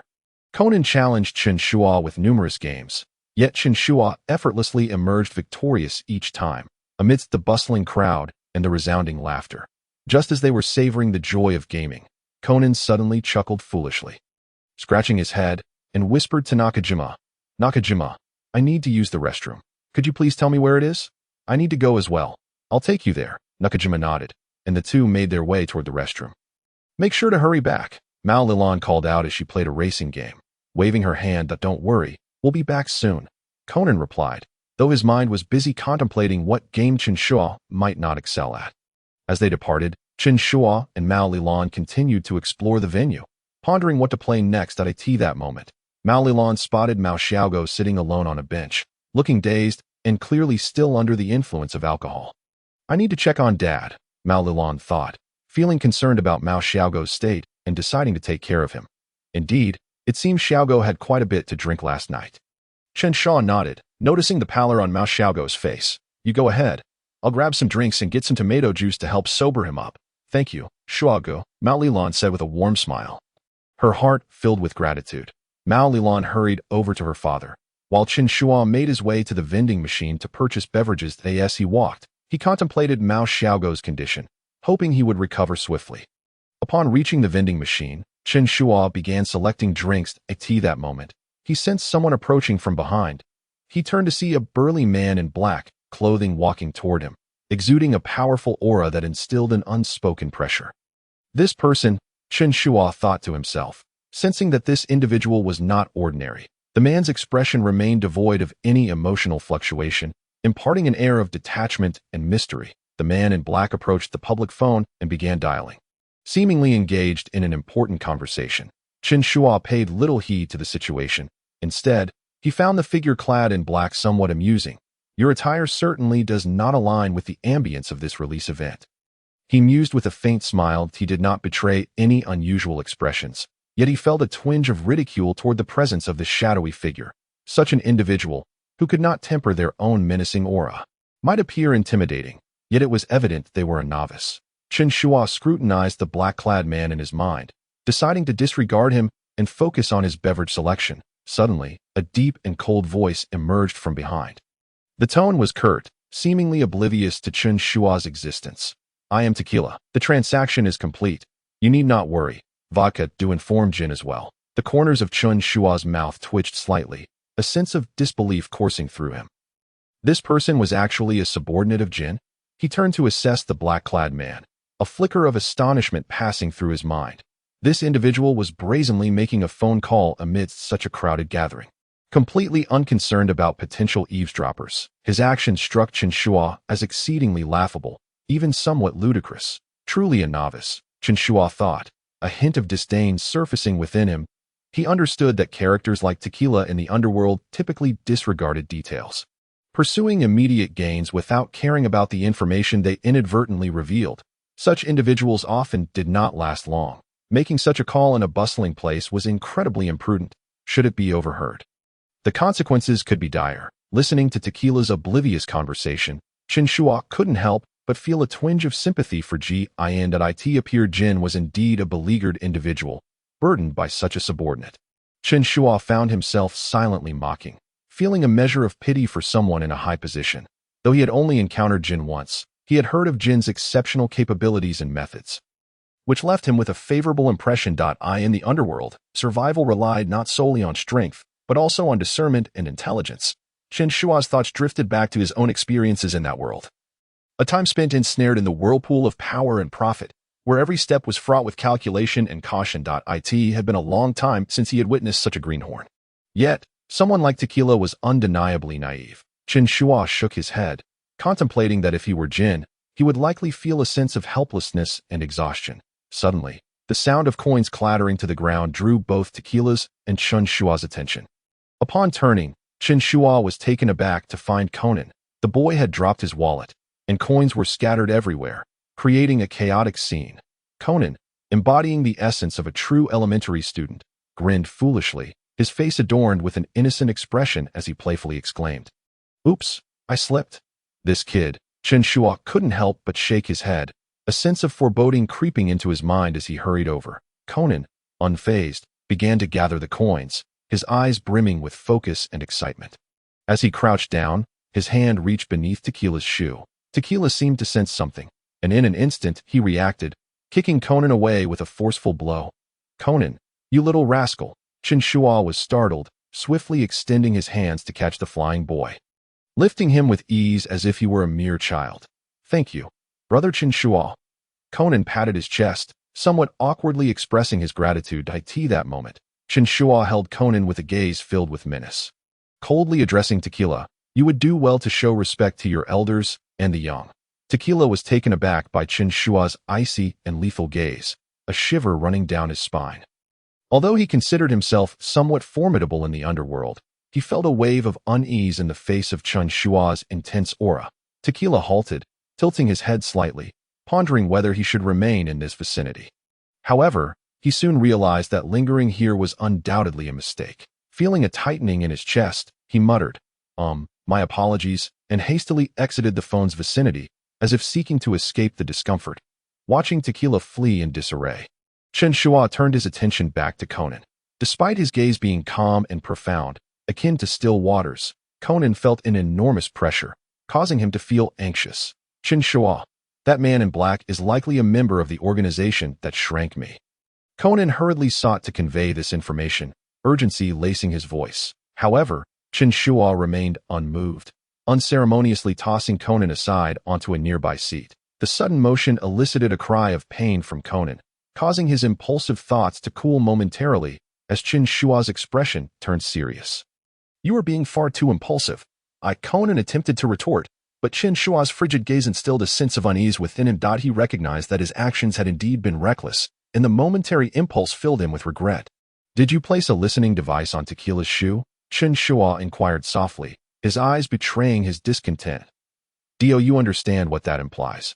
"I merely wish to find a clue about the black-clad organization," Conan replied eagerly, though a hint of panic flickered within him. "It is the only way to uncover the truth.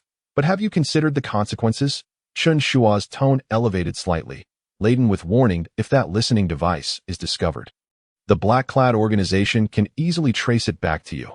You are the only one who has been near Tequila's shoe today." Conan fell silent, fully aware that Chen Shuo's words held merit. Yet, a sliver of obsession persisted within him. He had to know their plans. Only then could he discern their weaknesses. "You little brat, to put it bluntly, pursuing the black-clad organization is your own affair." Chen Shuo's tone was icy and unyielding. "However, your actions could not only endanger yourself, but also complicate the entire situation, potentially implicating those around you. I understand, but I cannot simply give up," Conan sighed softly, anxiety flooding his heart. He yearned to unveil the truth behind the black-clad organization, yet he found himself ensnared in an invisible predicament. "Calm down, little brat." Chen Shuo inhaled deeply, striving to maintain his composure, determined not to act rashly against Conan and sever any potential future ties. "What you're doing is leading your friends and family toward a precipice." "Very well, I will consider your advice," Conan finally nodded. Though he still felt a sense of reluctance, he understood that continuing to clash head-on was not a wise course of action. In that case, I will think of a way to dispose of the listening device later. "You stay close to Muri Kagoro and keep a low profile," Chen Shuo whispered, a flicker of irritation crossing his eyes. "Understood," Conan replied. Though anxiety lingered within him, he began to contemplate earnestly, albeit reluctantly, believing that he should heed Chen Shuo's counsel at this moment. Observing Conan's reaction, Chen Shuo felt a sense of relief, as if the young detective was gradually grasping the situation. Despite the complexity of their relationship due to Muri Ran, he remained willing to guide Conan, if only to prevent his impulsiveness from disrupting his tranquil life. "Remember, the underworld is no child's play. To survive in this intricate environment, you must exercise caution," Chen Shuo cautioned, his gaze firm with warning. Conan nodded helplessly. I will be more careful." As for whether he truly absorbed Chen Shuo's admonitions, only time would tell. He watched Conan limping toward Muri Kagoro. Chen Shuo contemplated for a moment before picking up the juice he had already purchased, leisurely trailing after Tequila. Chen Shuo followed Tequila, slowly making his way toward the restroom, but Tequila's figure vanished around a corner, and Chen Shuo did not rush to pursue. Instead, he chose to linger at the restroom door for a minute or two. He was an expert in following others, well-versed in the art of remaining inconspicuous. Almost time. Entering now won't raise suspicion, Chen Shuo thought to himself, just as he prepared to step inside when suddenly an intense sixth sense surged within him, as if warning him, something's off. His internal alarm blared, his intuition having saved him countless times before. He immediately decided against waiting any longer and swiftly retreated. Just as he stepped back, a tremendous explosion erupted from within the restroom, sending violent shockwaves throughout the venue, and the piercing sound of alarms followed suit. "That was close," Chen Shuo muttered to himself, feeling grateful for his timely response. Had he delayed even a moment longer, he might have been swept into this sudden catastrophe. He quickly scanned his surroundings, noticing that people around him were beginning to panic and scatter, creating a scene of utter chaos. This level of explosion likely meant that those inside had met a grim fate. Chen Shuo internally analyzed the situation, feeling a sense of helplessness at the complexity of the scene before him. His gaze fell upon the deformed restroom door, and he understood that the listening device had undoubtedly left no trace. In that case, I shall no longer concern myself with this matter, he muttered to himself. Resolving not to delve further into the reasons behind the explosion, recognizing that it was beyond his purview, he decided to return to find Muri Ran and the others, opting to play the role of a mere bystander. As he retraced his steps, Chen Shuo couldn't help but ponder the motives behind the explosion and the actions of the black-clad organization. He found it rather peculiar that such a group would resort to using human bombs. Even if they were to employ such a tactic, surely a restroom would not be their chosen venue. Just then, his attention was abruptly captured by a familiar figure. Conan? Chen Shuo caught sight of Conan rushing toward the explosion site. Evidently intent on searching for clues, that a wave of exasperation washed over him as he shook his head in resignation, thinking, "This kid is reckless once more, truly hopeless." Chen Shuo sighed, deeming Conan's behavior utterly unnecessary. He knew that the young detective was always eager to uncover the truth, yet in such circumstances, impulsiveness would only lead to more trouble. "Forget it. I won't interfere any longer," he resolved, growing increasingly dissatisfied with Conan's tendency to charge headlong into incidents without regard for others. He decided to let Conan be. After all, he was not his babysitter, and whether it was Kudo Shinichi or Conan, both seemed to harbor animosity toward him. He strode directly back toward Mari Kagoro. Preparing to distribute the freshly purchased juice at that moment, Kagoro leaned against the wall, his gaze distant, appearing somewhat dazed, yet he was also contemplating a visit to the explosion site, being a detective after all. "Here, have some tomato juice before you go," Chen Shuo offered, handing a bottle to Kagoro. "How are you feeling?" he inquired, concern evident in his eyes. Mari Kagoro accepted the tomato juice and shook his head with difficulty. "I'm fine, just a little dizzy." "Humph, you brought this upon yourself, and now you're suffering," Chen Shuo scoffed, admonishing Kagoro. "From today onward, I will help Ran monitor your alcohol intake. Be prepared to quit drinking. Look at yourself. What a sight you are." All right, I understand. Just help take care of Ran for me. I'll head over first," Kagoro exclaimed, but upon meeting Chen Shuo's calm yet imposing gaze, he could only acquiesce. He gulped down the tomato juice in one go, slapped his face to muster some spirit, and made his way toward the explosion site. The repercussions of the explosion continued to ripple outward. With people fleeing to safety, Chen Shuo glanced back at Conan, who was busy searching, and felt a surge of irritation. What a troublesome little brat, he thought, having already resolved not to interfere with Conan's actions. After all, he could ensure the safety of the Maori family, and while he maintained a decent relationship with the Kudo couple, he would merely issue a warning. Whether they could manage the situation was beyond his concern. Due to the heinous nature of the explosion, the police quickly arrived on the scene, cordoning off the surrounding area. Chen Shuo and Maori Ran stood on the periphery, observing the police's frantic activity and the chaos of the scene, as if all of it were entirely unrelated to them.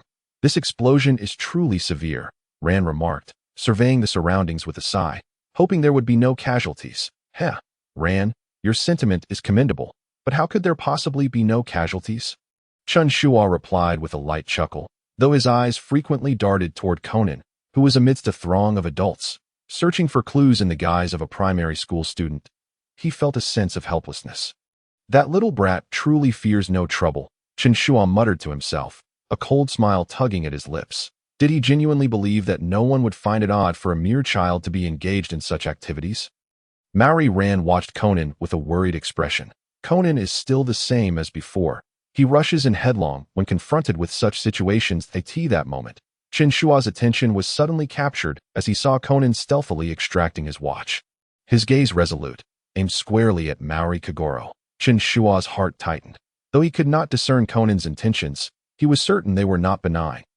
"Hey," Chen Shuo couldn't help but call out, but before he could utter another word, Conan swiftly injected a tranquilizer into Kagoro's neck.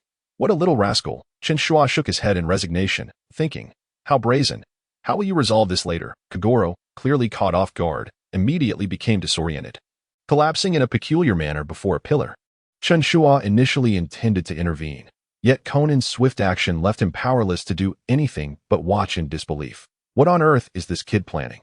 Chen Shuo felt a sense of absurdity wash over him as he realized that Conan was using a voice changer to mimic Kagoro's voice, shamelessly unraveling the case. The police present remained oblivious to Conan's peculiar behavior, continuing their investigations and questioning witnesses. Chen Shuo couldn't help but feel a wave of absurdity. Are these people truly blind? Or is Conan's trickery simply too skillful? It was hard to believe that he shook his head, feeling both helpless and amused. The fact that this little brat could remain unnoticed in such a scenario was nothing short of miraculous. As Conan's performance continued, the surrounding police remained completely unaware. Chen Shuo inwardly sighed, recognizing that this little rascal was indeed extraordinary, yet his impulsiveness was beyond comprehension. Alas, I must find a way to protect the Maori family. Chen Shuo resolved firmly, despite his frustration with Conan's actions, deciding to observe quietly for an opportune moment to discuss matters with Jin, ensuring the safety of the Maori family. Just as Chen Shuo prepared to keep an eye on Conan, Ran sighed beside him, seemingly filled with confusion. Shitty. You've noticed too, right? The cases Dad has solved recently have all been revealed by Conan using the same methods. Dad is merely a tool. Did no one else notice besides you? Chen Shuo shook his head slightly, a hint of astonishment flickering in his eyes. This has been quite blatant, hasn't it?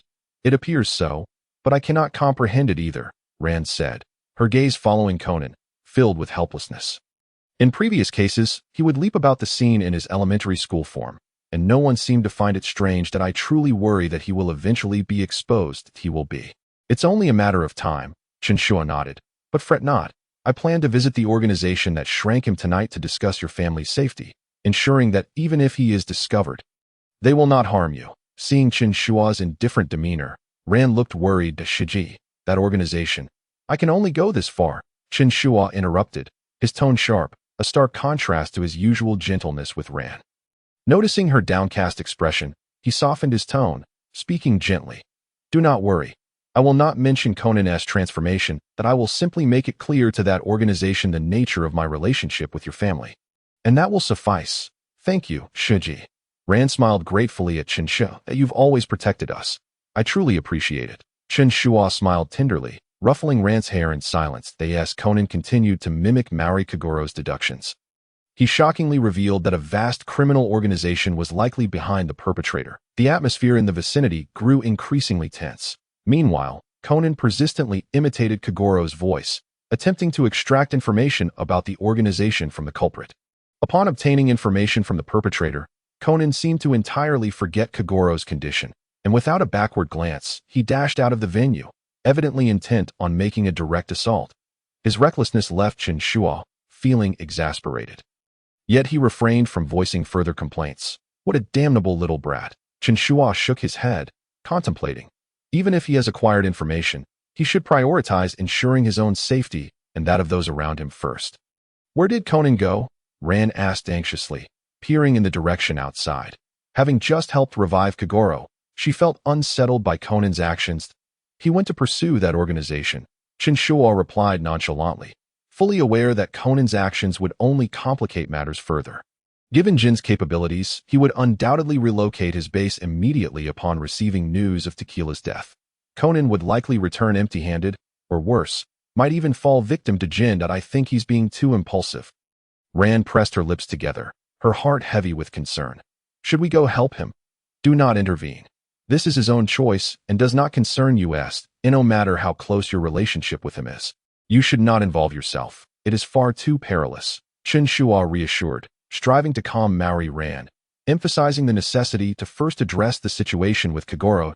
He had just regained consciousness and undoubtedly required ample rest.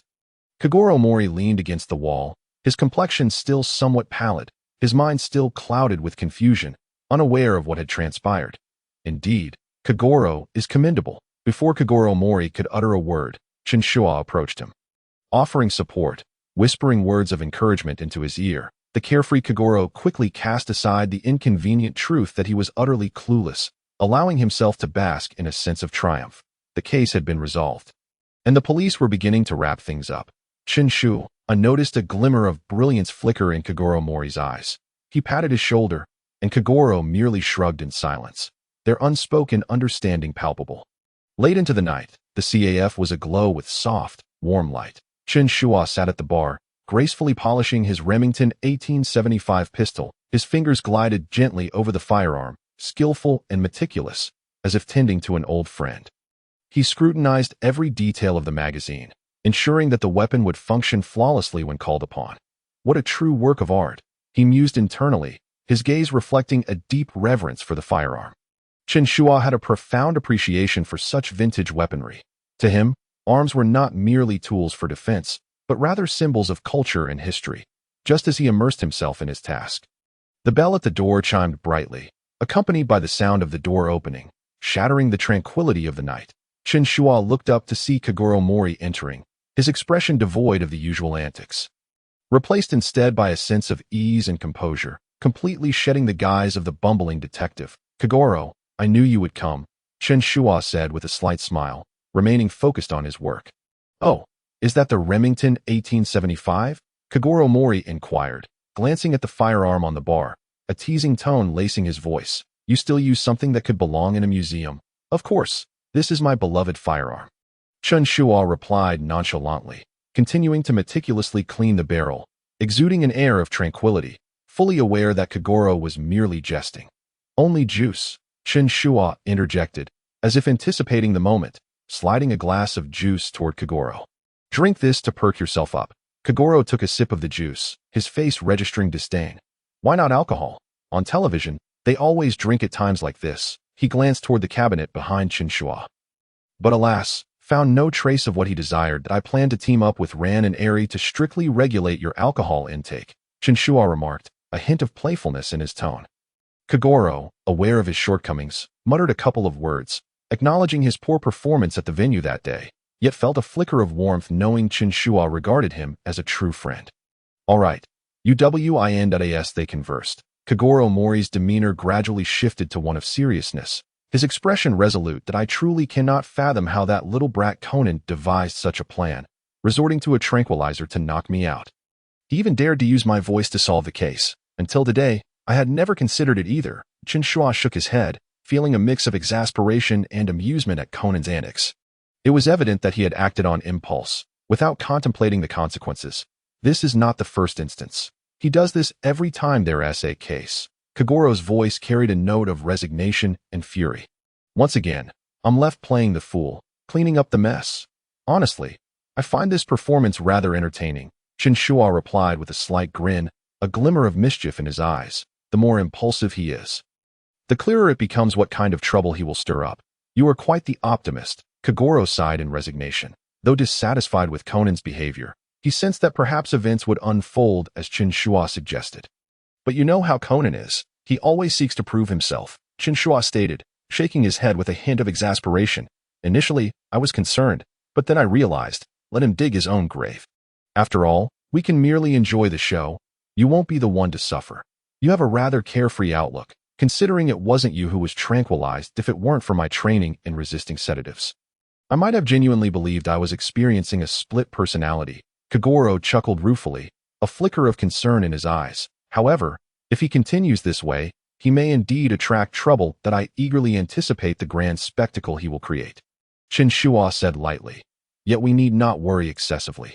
Things are unlikely to spiral too far out of control." The unspoken understanding between the two grew ever more pronounced, both cognizant that Conan would inevitably land himself in significant trouble.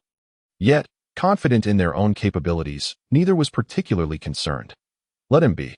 I am curious to see how he will manage to complicate matters," Kogoro remarked with a sardonic smile. "Indeed, we can treat it as a splendid performance to behold," Chen Shuo replied with a subtle smile, seemingly filled with anticipation for the unfolding events. Kogoro Mori finally received the answers he sought, his worries dissipating, a relaxed demeanor returning to his face.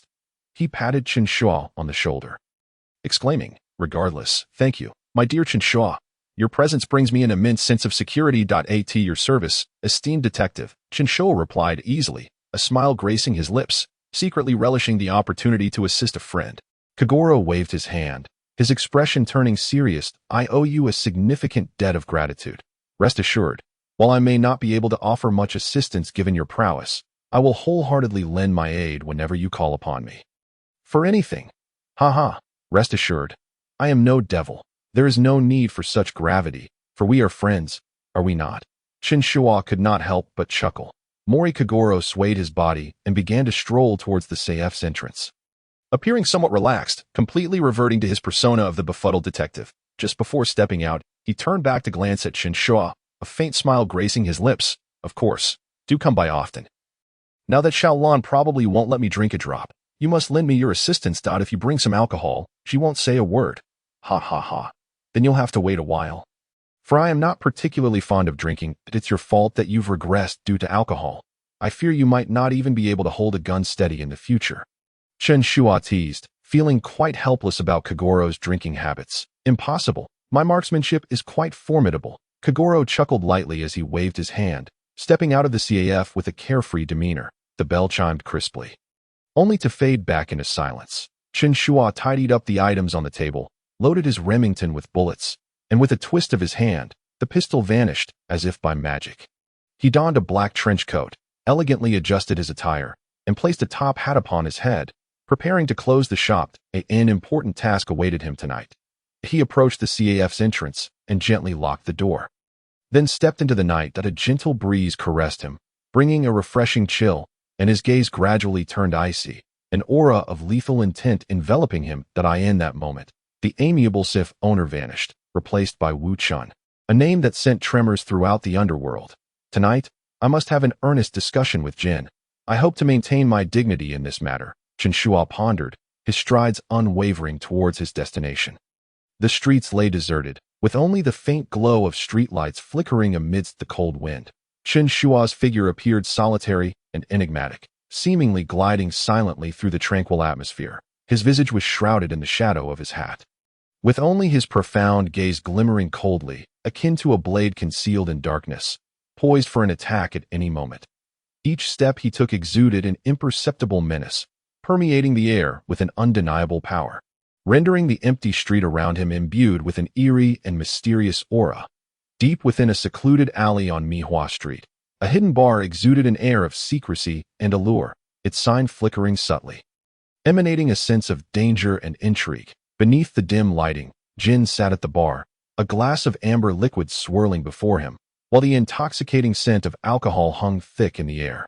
Humph, tequila is utterly useless, Jin remarked coldly, his expression impassive, tinged with irritation that tequila's demise during a blunder at the venue had left him disillusioned with the capabilities of his subordinates. Indeed, brother, that fool is utterly inept, falling prey to such a simple task, Vodka replied, lifting his glass with a bitter smile. This has certainly brought us considerable trouble. Jin's gaze turned frigid, gently swirling the glass in his hand before downing its contents in one go.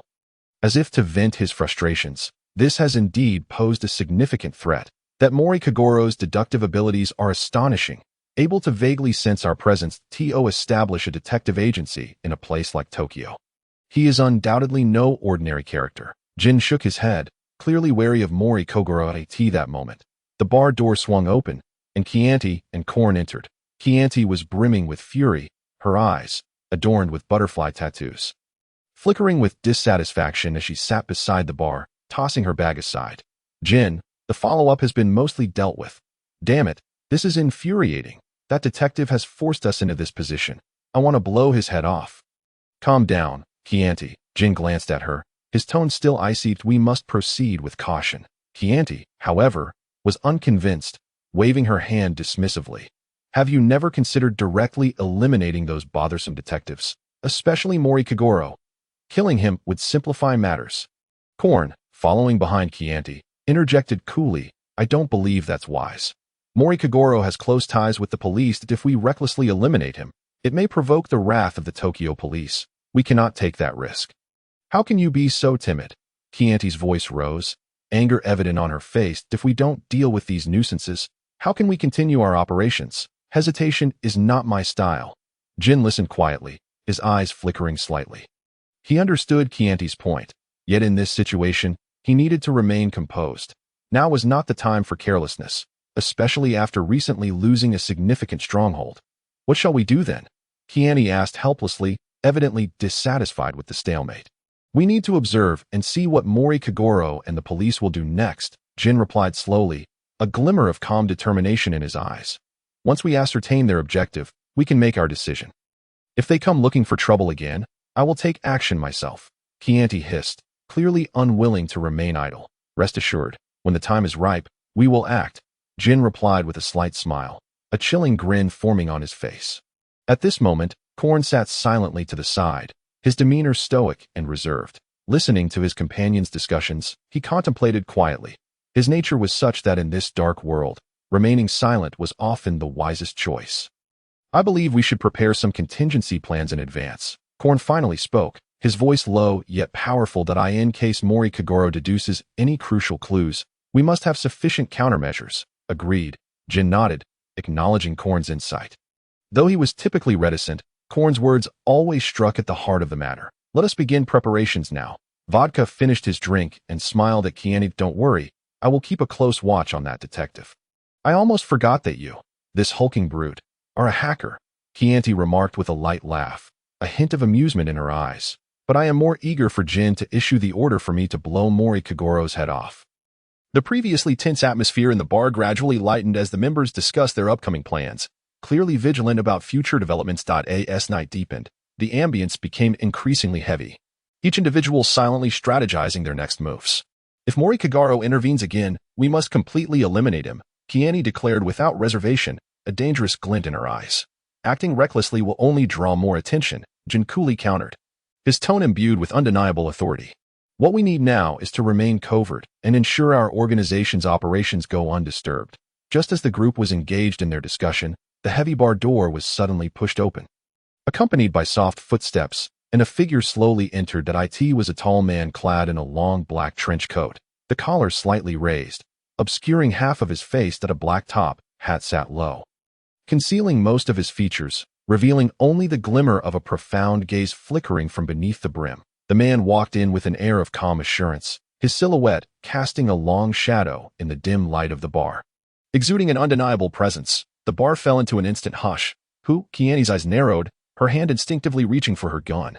Korn reacted even more swiftly, his cold pistol aimed directly at the man's heart the moment he stepped into the bar. Gin and vodka mirrored the urgency, for gun barrels aligning menacingly towards the unexpected guest, the icy menace emanating from the guns enough to raise the hairs on anyone's neck. Yet the man seemed entirely oblivious to this threat. Unfazed by the guns trained on him, the man in the black trench coat continued to walk into the bar, his steps steady and confident. He showed no signs of hesitation, as if the guns of death were mere trifles. The man approached a sofa near the corner, seated elegantly with an air of composure, his gaze calm and indifferent, slowly lifting his head. The shadow of his hat tilted back slightly, revealing a stern and mature visage. His abyss-like eyes glinting in the dim light of the bar. I am Chen Shuo, code name Wu Chen. In an instant, everyone was taken aback. Kiani's fiery disposition nearly led her to curse. Silence. Chianti, vodka quickly intervened, a bead of cold sweat forming on his brow. It is Mr. Wu Chen. Upon hearing this, Chianti was momentarily taken aback, the flames of her fury swiftly supplanted by a wave of unease. She then retracted her firearm. Though her gaze still betrayed an unmistakable hostility, Jin's reaction was notably swifter.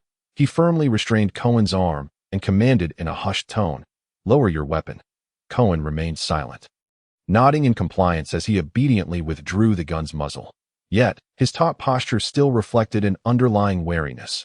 Even in the presence of Chen Shuo, his icy, unyielding stare showed no sign of wavering. "Mr. Wu Chen, what brings you here today?" Jin inquired as he rose and stepped forward, holstering his gun.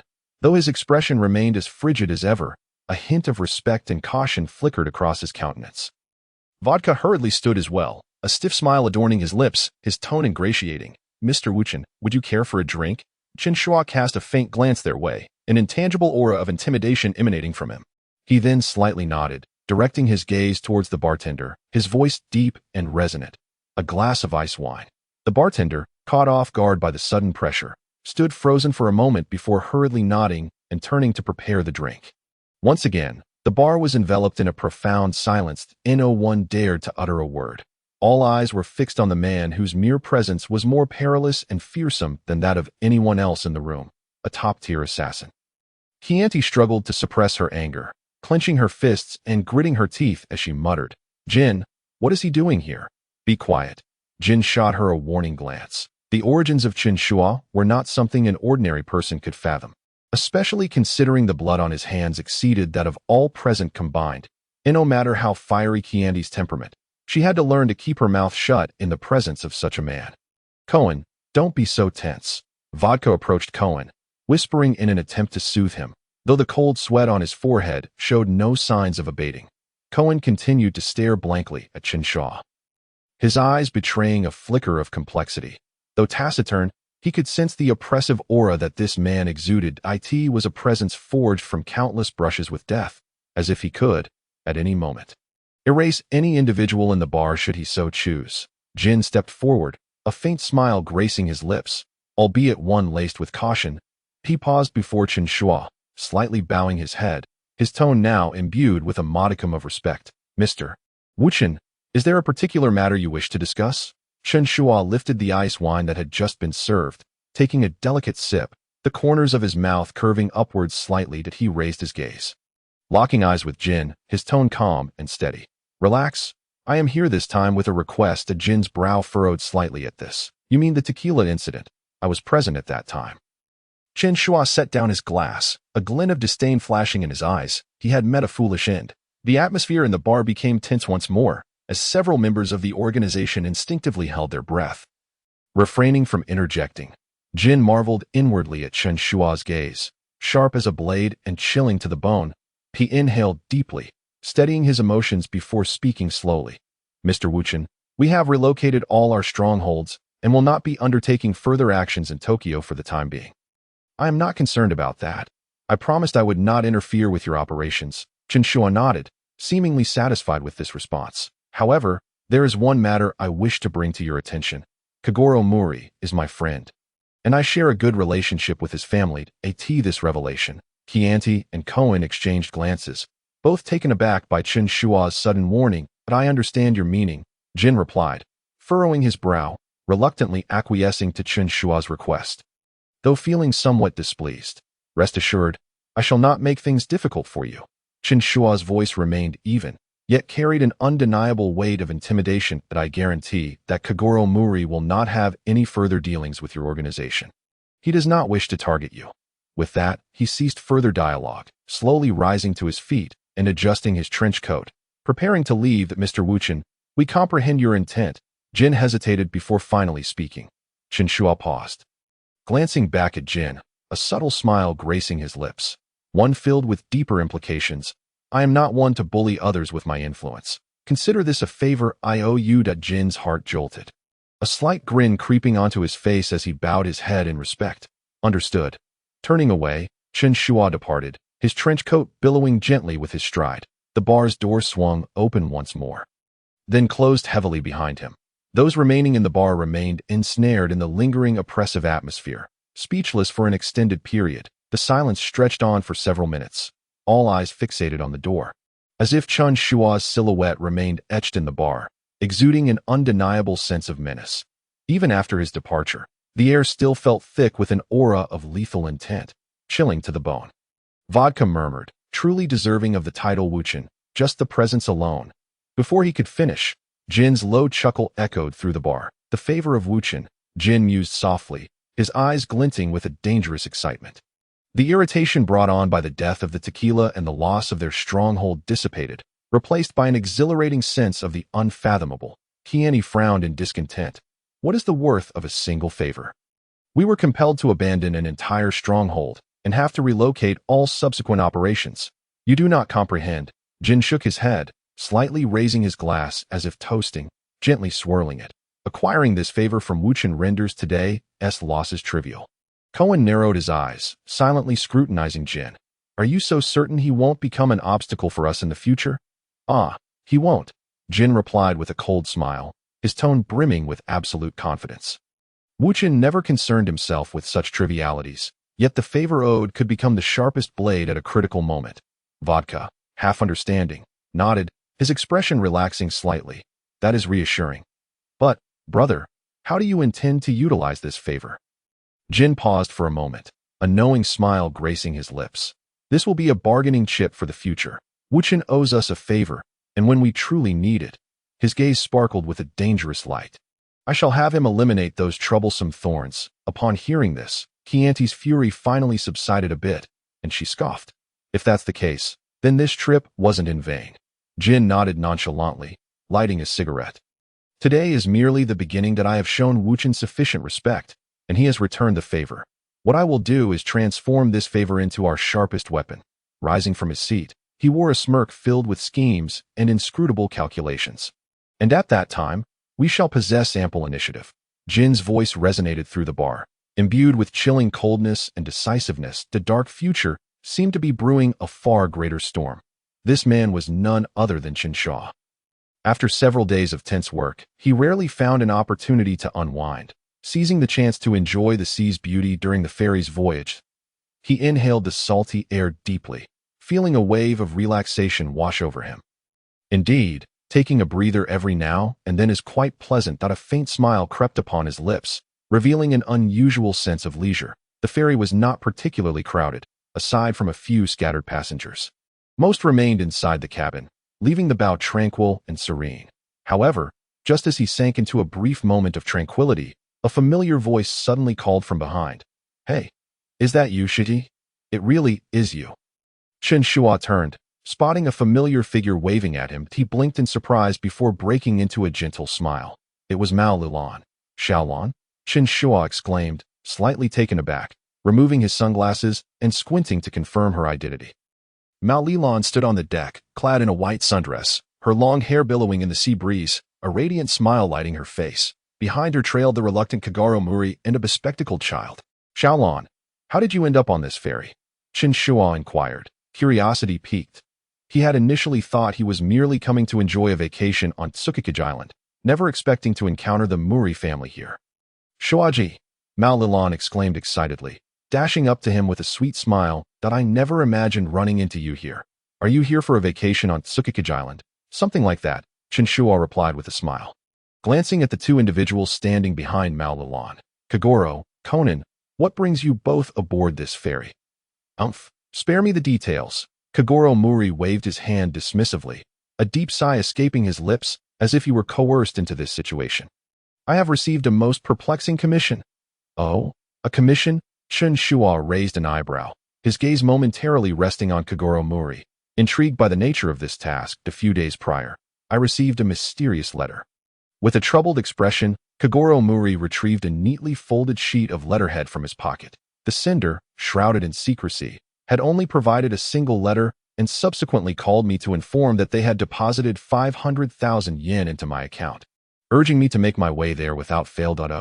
This piques my interest. Chen Shuo arched an eyebrow as he accepted the letter, a glimmer of curiosity flickering in his eyes that on the night of the next full moon, shadows will once again vanish from Moonshadow Island.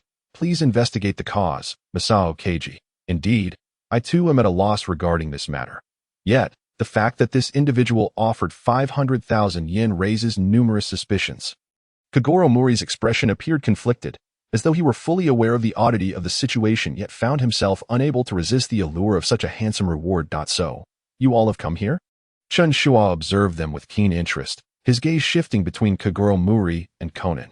Indeed, Kagoro Muri huffed, then scoffed with a hint of disdain in his eyes. "I would never be swayed by a sum of 500,000 yen. However, since it is a commission, a detective must investigate, cough cough, merely to uncover the truth." Conan stood beside Kagoro Muri, his petite figure tilted upwards, a cryptic smile adorning his face, as if he were privy to a joke. "Uncle Muri, you are clearly in it for the 50,000 yen. Your bravado is futile." "Silence, you little brat." Kagoro Muri's face flushed with embarrassment as he shot a glare at Conan, then feigned ignorance by shifting the topic. "And you, Chen Shuo, what brings you here?" "Me?" Chen Shuo shrugged nonchalantly, a serene smile gracing his features. "I simply came to unwind. The CAF has been rather bustling lately, and I thought it prudent to take a breather. After all, with Toru Amuro managing the shop, I need not worry excessively. I see." Kagoro Muri nodded, then adopted a serious demeanor, placing a hand on Chen Shuo's shoulder. "But since you happen to be here, why don't we collaborate? With your prowess, you would surely be of great assistance." Chen Shuo chuckled at Kagoro Muri's presumption. "Kagoro, are you mistaken? I am merely here for leisure." "That of course," Kagoro Muri replied with a triumphant arch of his brow, laughing heartily. "Since you're here for fun, joining us might indeed be more entertaining, right? You have no particular objective, do you? You old rascal," Chen Shuo playfully scolded, a flicker of contemplation crossing his gaze, though the letter was somewhat ambiguous. Any discerning individual would recognize it as a probable murder forewarning. The direct transfer of 500,000 yen to Kagoro Muri's account hardly seemed like a prank. "Brother Shuo, let us go together." Ran Muri chimed in, her eyes brimming with anticipation. "With you here, we can let Father and Conan handle the investigation while we enjoy ourselves on the island." Conan, observing Ran's enthusiastic demeanor towards Chen Shuo, felt a twinge of discomfort. While he would undoubtedly prioritize the investigation over accompanying Ran, a flicker of jealousy simmered within him. Yet, he remained silent, quietly observing Chen Shuo's reactions. Chen Shuo took in their expressions. A slight smile tugging at his lips, he noted Ran's eager gaze and the silent Conan beside her, internally shaking his head. "You might as well give up on the investigation and play with Ran." "Huh?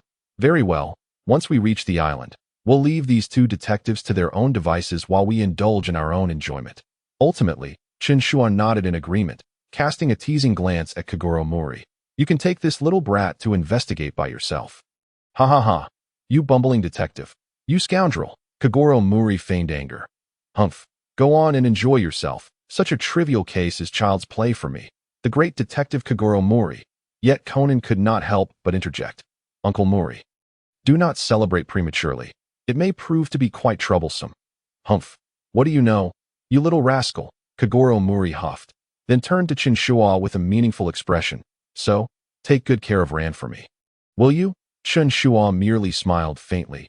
Choosing not to respond, he lifted his gaze towards the distant SEAT that moment. The outline of Moonshadow Island gradually emerged on the horizon. The island appeared tranquil and serene beneath the sunlight. Yet for some inexplicable reason, a sense of unease lingered within Chen Shuo's heart. "I have a premonition that this will be quite intriguing," he murmured softly, a faint smile gracing his lips. Nevertheless, he resolved that since he had come to relax, he would not involve himself in this incident. He merely wished to enjoy the island's offerings with Ran, leaving the investigation to Kagoro Muri and Conan. Thus, the group engaged in lively conversation aboard the ferry, heading towards the enigmatic Moonshadow Island. What awaited them in the future remained beyond anyone's prediction. As they disembarked from the ferry, Moonshadow Island came into view. The island's architecture exuded an ancient charm tinged with a hint of desolation. The village enveloped in an eerie tranquility, surrounded by dense woods that seemed to conceal untold secrets. "This is indeed Moonshadow Island." Chen Shuo surveyed his surroundings, a faint smile gracing his lips, curiosity flickering in his eyes. It certainly exuded a leisurely island vibe. Ran Muri followed closely, her excitement palpable as she gazed at the scenery. "Wow, it looks like an ancient painting. It feels steeped in history. Brother Shuo, look at that path over there. It seems to lead into a forest." The group continued their chatter until they reached the village office, where clusters of villagers gathered, most appearing leisurely and content, seemingly oblivious to the bustling pace of city life. "Indeed, it is a suitable place for a holiday." Chen Shuo chuckled, glancing at the map alongside Ran, contemplating their itinerary. They had no specific destination in mind, simply wishing to wander and unwind. However, before they could finalize their plans, Kagoro Muri suddenly erupted with a thunderous roar. "How is this possible? How can there be no record of this person?" Kagoro Muri sprang to his feet, glaring at the village office staff, his face etched with shock and dissatisfaction. What on earth is Kagoro up to now? Chen Shuo rubbed his ears, his expression tinged with annoyance. "What has happened?" Ran inquired curiously, drawing closer to see Kagoro Muri fuming at the front desk. Bewilderment and anger etched across his face. "Humph. What is wrong with these people?" Kagoro Muri slammed his hand on the table, furiously pointing at the staff. "I asked them to look up a person named Masao Keiji, and they have the audacity to tell me there is no such individual." "No Masao Keiji?" Chen Shuo raised an eyebrow. "You mean Masao Keiji?" The speaker was an elderly staff member from the village office, his gaunt face betraying a serious demeanor. Upon hearing the name, his complexion paled as if he had encountered a forbidden phrase. The other villagers and staff, previously engaged in their tasks, were drawn to his reaction, casting astonished and apprehensive glances in their direction. "You wish to investigate Masao Keiji?" The elder's voice trembled, as if questioning Kagoro Muri's mental state. "Have you all lost your minds? Why invoke that name?" "Sir, what troubles you?" Ran Muri, startled by the elder's sudden demeanor, quickly inquired. "Is there something wrong with the name Masao Keiji?" Chen Shuo narrowed his eyes, keenly sensing the villagers' reactions. They all bore expressions akin to seeing a ghost. with some even quietly retreating, as though fearing the misfortune of proximity. "Hey, stop being so cryptic," Kagoro Muri exclaimed impatiently. "I merely wish to ascertain what sort of person he is. Is such a reaction necessary?" Upon hearing Kagoro Muri's inquiry, the elder's expression became increasingly complex, as though something lodged in his throat prevented him from speaking. After a prolonged silence, he finally managed to utter, "Masao Keiji has been dead for over a decade." "Dead for over a decade?" Kagoro Muri's eyes widened in disbelief. The elder took a deep breath, as if summoning some terrifying memory, his gaze wandering as if he dared not meet Kagoro Muri's eyes. Masao Keiji was a pianist. Over a decade ago, he held a concert at the Civic Hall on this island. Is he a pianist? Kagoro Muri and Chen Shuo exchanged bewildered glances, clearly taken aback by such an unexpected identity.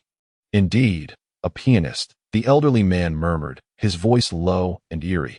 Yet after the concert concluded, he transformed into a demon. That very night, he murdered his wife and daughter, setting his own home ablaze with his own hands.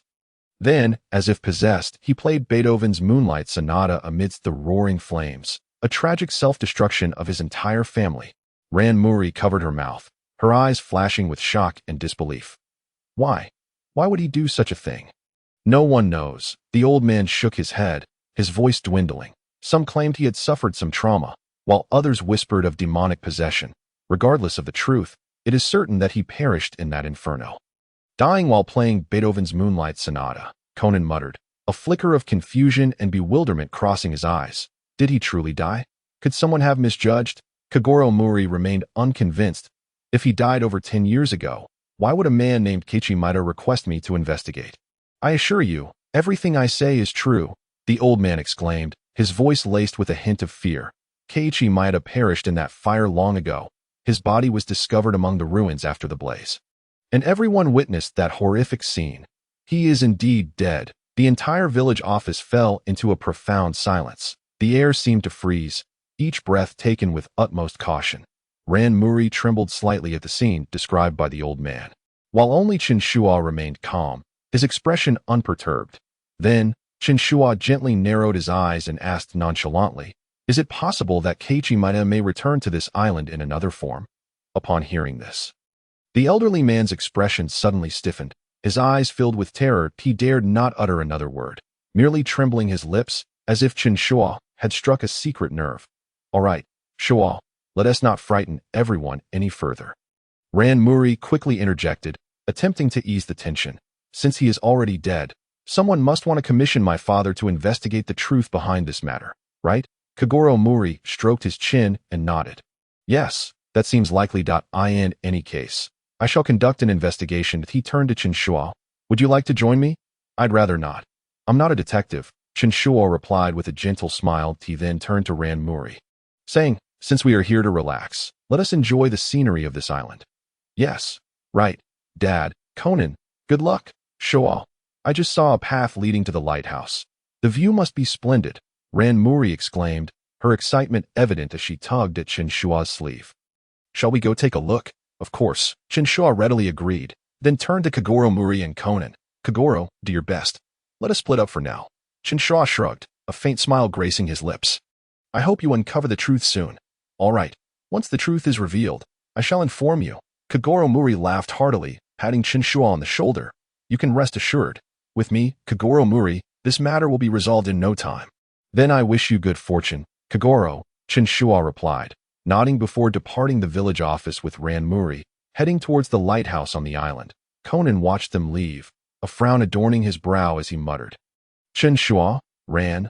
An unsettling feeling welled within him, sensing that his childhood friends were drifting further away. Yet, he could not ignore the apparent threat of murder that loomed. In any case, he resolved to solve this mystery first. Once he thoroughly investigated that organization and grew stronger, perhaps Ran would return to her former self. The forest on Moonshadow Island appeared exceptionally tranquil, its towering trees reaching for the heavens, their dense canopies slicing sunlight into dappled spots that danced upon the leaf-covered path. A gentle breeze whispered through, rustling the leaves, while the air was infused with a subtle scent of pine and the briny essence of the sea. Occasionally, birds took flight, their melodic calls punctuating the stillness, adding a touch of vitality to the serene surroundings. Chen Shuo and Ran Muri strolled side by side along this secluded path, their feet lightly pressing upon the thick carpet of fallen leaves. Ran, in front, occasionally skipped like a carefree fawn, while Chen fell slightly behind, a soft smile adorning his face as he tenderly regarded her form. "Wow, this place is truly beautiful," Ran Muri exclaimed, turning her head in delight to look at Chen Shuo. "Look at those branches entwined together. They resemble a natural archway. And the air is so fresh. I've never breathed such pure air in Tokyo. Indeed, it is quite remarkable," Chen Shuo replied with a slight smile. Following the direction of Ran's pointing finger, several ancient trees grew intertwined by the roadside, their robust trunks cloaked in moss, branches weaving together to form a natural archway, as if welcoming every traveler into this forest. The preservation of this woodland is commendable. Such sights are indeed a rarity. Yes, I feel incredibly relaxed. Ran Muri inhaled deeply, closing her eyes with a smile, as if to etch this moment of tranquility and beauty into her heart. Chen Shuo observed her, the warmth of his smile deepening. "You should venture out more often, rather than remain confined in the chaotic environment of Tokyo. Occasionally stepping outside to clear your mind allows one to better confront the trivialities of life." Ran Muri nodded, opening her eyes to reveal a spark of joy. "Sometimes, I feel like I'm on the verge of being overwhelmed in Tokyo, especially with family matters, though Dad and Mom have reconciled. They still live apart, and Shinichi is always engrossed in various cases." That a hint of weariness tinged her voice, but she quickly brightened, adding, "But thankfully, with you around, I feel like I can truly unwind." Is that so? Chen Shuo chuckled softly, his tone gentle. "Then let us relish this moment of peace and not dwell on those troubling matters."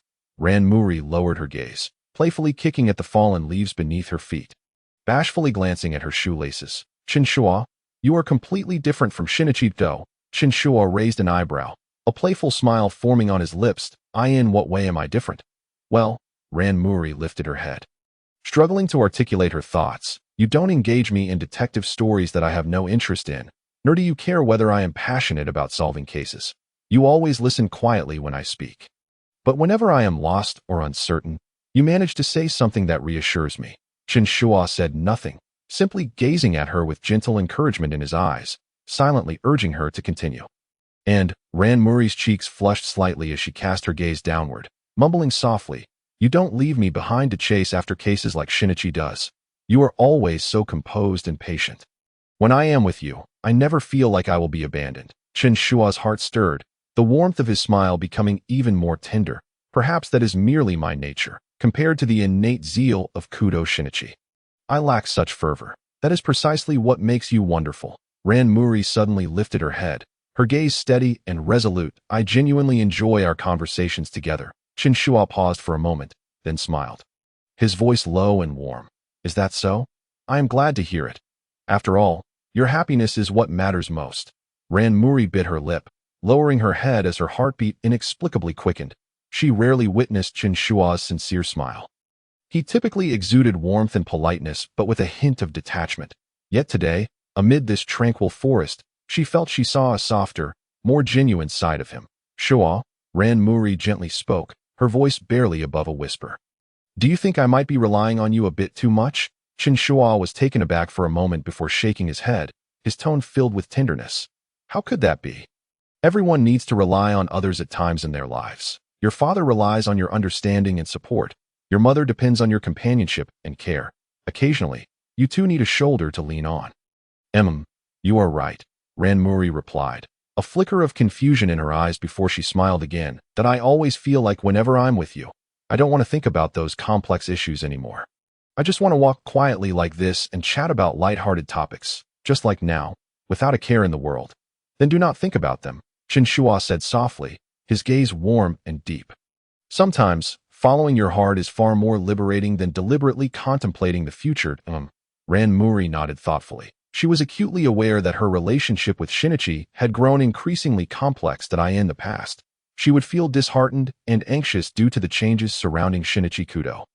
Yet now, when she was with Chen Shuo, an unexpected tranquility enveloped her. Shuaji, Mao Lilan halted her steps, lifting her gaze to meet his, a hint of confusion flickering in her eyes. "How should we define our relationship at this moment?"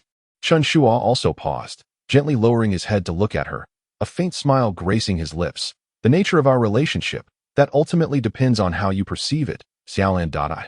Mao Lilan bit her lower lip. Her heart a tumult of emotions. Beside Chen Shuo, she felt a sense of security and relaxation. His calmness and steadiness consistently provided her with comfort during her moments of unease. However, she could not entirely forget Shinichi Kudo, her childhood companion who had occupied a special place in her heart for many years. The two figures intertwined and overlapped in her mind, leaving her uncertain about how to confront her feelings.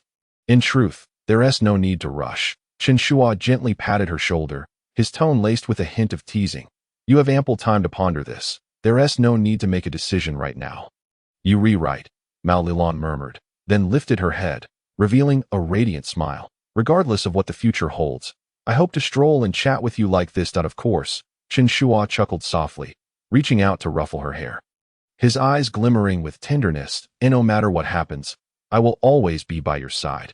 They exchanged smiles, the gentle breeze in the forest brushing against them, bringing a refreshing chill within Mao Lilan's heart. It seemed as though some confusions had begun to unravel, yet a multitude of emotions still churned within her. She understood that her feelings were intricate, but for this moment, she simply wished to relish her time with Chen Shuo. Thus, they continued along the path, their steps leisurely and unhurried amidst the serene and beautiful forest. Dappled sunlight spilled onto their shoulders, illuminating their figures as they walked side by side, gradually disappearing into the depths of the woods. Perhaps the future was still fraught with uncertainty, yet the tranquility and contentment of this moment were enough to be cherished for a lifetime. Having departed from the tranquil forest, Chen Shuo and Mao Lilan slowly made their way along a path that led to an open area, where a quaint community hall nestled against the mountainside, overlooking the sea. The architectural style of the hall was both ancient and elegant, its exterior adorned with creeping vines, evoking a sense of age and solemnity. A gentle sea breeze caressed them, carrying a hint of salty moisture, while the distant sound of waves lapping at the shore added an air of mystery to this serene isle. The architectural style here is quite remarkable, Mao Lilan exclaimed, pointing excitedly at the hall's facade. Doesn't it exude a sense of history? Indeed, it possesses a certain charm, Chen Shuo replied with a smile, casually surveying the entrance of the hall. However, his attention was momentarily arrested by the black and white banners hanging at the entrance. Wait a moment, Xiaolan. Do you sense something amiss? Chen Shuo suddenly halted, a frown creasing his brow. Mao Lilan looked up and noticed the white banners flanking the entrance, along with a black banner suspended above, adorned with black and white chrysanthemums. The entire community hall appeared to be decorated like a grand morning hall, casting an especially oppressive atmosphere. What is going on here? Mao Lilan asked in surprise, turning to Chen Shuo with a puzzled expression. Why does it resemble a funeral hall? I have no idea, Chen Shuo shrugged, his gaze reflecting his bewilderment. He had initially thought this was a typical leisure facility, only to discover it was a mourning hall. Had they inadvertently stumbled upon a peculiar event? Just as they stood outside the community hall, a middle-aged woman carrying a tote bag passed by, her face betraying a hint of sorrow. Observing this, Mao Lilan quickly approached her, politely inquiring, "Excuse me, what has happened here?" The middle-aged woman paused for a moment before turning to Mao Lilan. Tonight, a memorial service will be held for the former village chief, Mr. Guishan, to commemorate the 3rd anniversary of his passing. Everyone will gather here this evening to pay their respects at a memorial service. Mao Lilan's eyes widened slightly. Former village chief Guishan, how long ago did he pass away? Chen Shuo instinctively asked. Although he had seen the banner earlier, he still felt something was off. Former village chief Guishan has been deceased for 3 years. After the middle-aged woman departed, Chen Shuo contemplated the community hall in silence. Mao Lilan regarded him curiously. Shiji, what is the matter? Is something amiss? Chen Shuo turned to her, his expression earnest as he replied, I find it difficult to comprehend your Japanese customs surrounding funerals. Is it truly necessary to hold a memorial 3 years posthumously? Mao Lilan quickly grasped the situation. Well, it must simply be a custom unique to this island.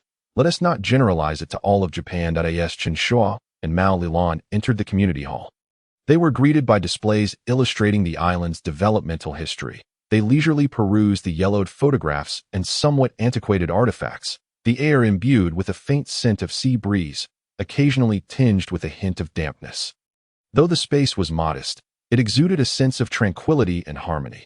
This place carries a distinctly leisurely ambience, Chen Shuo remarked, donning sunglasses, his hands tucked in his pockets, a relaxed smile playing at his lips. Indeed, such a location is perfect for unwinding, Mao Lilan agreed, grinning. When she was with Chen Shuo, she felt she could genuinely let go of her worries, unlike Shinichi Kudo, who would incessantly delve into detective matters at every opportunity. Chen Shuo was more inclined to listen quietly, yet could offer profound and gentle insights at pivotal moments, instilling a sense of calm within her. Their conversation flowed easily, and before long, they found themselves in a spacious room by the sea. The sea breeze wafted through the open windows, bringing a refreshing coolness. The room was bare and simple, save for a dusty piano positioned in the center, seemingly untouched for ages. What a unique place.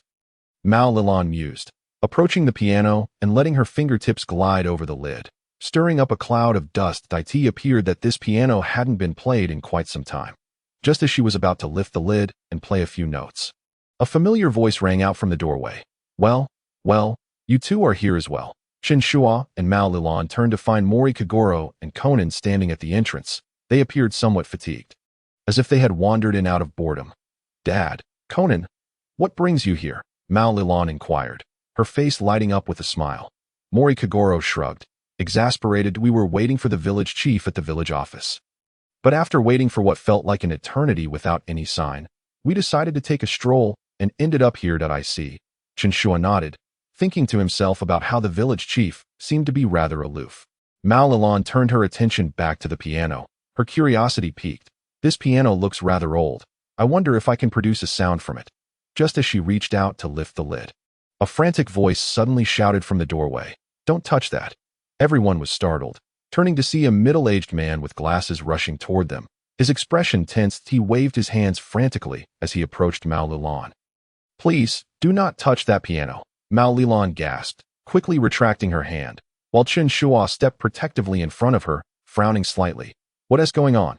The man took a few deep breaths to calm himself before explaining. "This piano was played by Keiji Asu just before his death, and 3 years ago, our former village chief, Guishan, also passed away in front of this very piano." "What?" Mori Kagoro's eyes widened in astonishment as he exclaimed. "Both Asu and village chief Guishan died here." "Indeed." The man nodded gravely, his voice low as if recounting a chilling tale. 3 years ago, while passing by the community hall, I heard piano music, yet there was no one here. Upon entering, I discovered village chief Guishan dead at this piano, the cause being a heart attack. Hence, the islanders refer to this as the cursed piano. The man sighed, a glimmer of fear in his eyes. Whenever this piano is mentioned, it evokes a sense of foreboding among the people. Both deceased had played Clair de Lune before their passing. It can hardly be deemed mere coincidence. The atmosphere in the room grew heavy with tension. Chen Shuo maintained a contemplative demeanor. While he did not subscribe to notions of curses, the story was indeed spine-chilling. Mao Lilan clutched Chen Shuo's shirt tightly, as if seeking added reassurance from the gesture. However, Conan appeared to be the exception. With narrowed eyes, he seemed utterly unconvinced, dismissing the idea of a curse entirely. "What a curse? Merely a coincidence," he scoffed, dismissively uttering the words. No sooner had he spoken than Conan sprang onto the chair before the piano, carelessly pressing down on the keys. A few delicate notes echoed through the room, imbued with an ancient resonance, as if responding to the provocation of this mischievous child. "Conan, what are you doing?" Mao Lilan exclaimed, nearly taken aback. "You little rascal, you truly fear nothing," Mori Kagoro grumbled, pulling Conan down from the piano chair. The man, infuriated, glared at Conan, stating, "You truly lack manners, child. You all should leave this room quickly. This piano should not be touched again." With that, he hurriedly ushered everyone out, appearing quite anxious. "The village chief is currently very busy. You'll only be able to see him after the ceremony concludes," he said hastily before turning to depart. Standing outside the civic center, Chen Shuo gazed at the door of the room housing the piano, a faint smile gracing his lips, his eyes betraying a hint of cold amusement. "The cursed piano is rather intriguing. Brother Shuo, this curse isn't real, is it?" Mao Lilan glanced at him, her tone laced with concern. Chen Shuo shook his head, chuckling softly. "I do not believe in such curses, but I am curious to see what will unfold next." Outside the piano room, several individuals stood in the slightly chilly air. Their expressions varied. Mao Lilan still appeared somewhat unnerved, glancing around, while Conan wore a look of disdain, evidently uninterested in the cursed tale he had just heard. Meanwhile, Chen Shuo stood calmly to the side, his demeanor indifferent, observing the scene with a wry smile. Just as they were processing the bizarre story, a clear and gentle female voice suddenly broke the silence. "Oh dear, Mr. Mori, what brings you here?" Maori Kagoro turned towards the voice, spotting a tall woman walking gracefully toward them. Clad in a sleek black sheath dress, she exuded elegance and intellect. Her bright eyes sparkled with warmth. Her cherry lips curved into a smile, and her long black hair danced lightly in the breeze, as if she had stepped out of a painting, radiating an irresistible allure. Though, Dr. Asakai, long time no see. Maori Kagoro's expression instantly transformed, akin to someone who had received a jolt of energy. The frown that had been etched on his face vanished, replaced by his signature Mori-style smile, his eyes nearly squinting into slits. "Dr. Asakai, what brings you here?"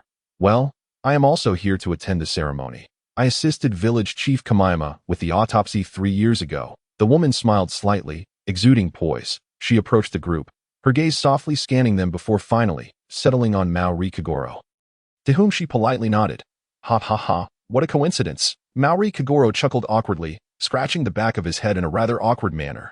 Chen Shuo and Mao Lilan watched this exchange with subtle expressions. Particularly Mao Lilan, who could almost see the stars sparkling in her father's eyes. "That he remains as ever," Chen Shuo remarked softly, teasingly. "Dad, don't overdo it," Mao Lilan chided, linking her arm with Maori Kagoro's, and politely greeted Dr. Asakai, saying, "Hello, I am my father's daughter, Mao Lilan. I look forward to your guidance." She emphasized the word daughter, evidently wary of something. However, Maori Kagoro entirely disregarded his daughter's warning and excitedly introduced Chen Shuo and Mao Lilan to the newcomer. "Allow me to introduce. This is Chen Shuo, my good friend, a remarkably talented CAF owner, and this is my precious daughter, Mao Lilan. This lady is the island's sole doctor, Dr. Asakai, and like us, she hails from Tokyo. Pleasure to meet you." Dr. Asakai smiled, nodding politely at Chen Shuo and Mao Lilan, her demeanor warm and courteous. "Hello, Dr. Asakai." Chen Shuo smiled slightly, nodding gently, yet said little more. Mao Lilan also returned a polite smile. "Dr. Asakai is truly a beauty." "Oh, thank you for the compliment," Dr. Asakai smiled, her eyes curving into crescents, radiating softness. By the way, I didn't see you earlier. Were you exploring the island? Did you not accompany Detective Mori?" "Indeed, we were just strolling through the woods," Mao Lilan responded, her gaze shifting between her father and Conan, her tone somewhat resigned. "Brother Shuo and I are not at all interested in such deductions. Oh, is that so?" Dr. Asakai nodded slightly, her gaze gentle as she looked at Maori Kagoro. "Mr. Mori is indeed a very dedicated detective." Maori Kagoro beamed at the praise, waving his hands dismissively. "Oh, not at all." Meanwhile, Chen Shuo quietly assessed the woman before him, a subtle furrow forming on his brow.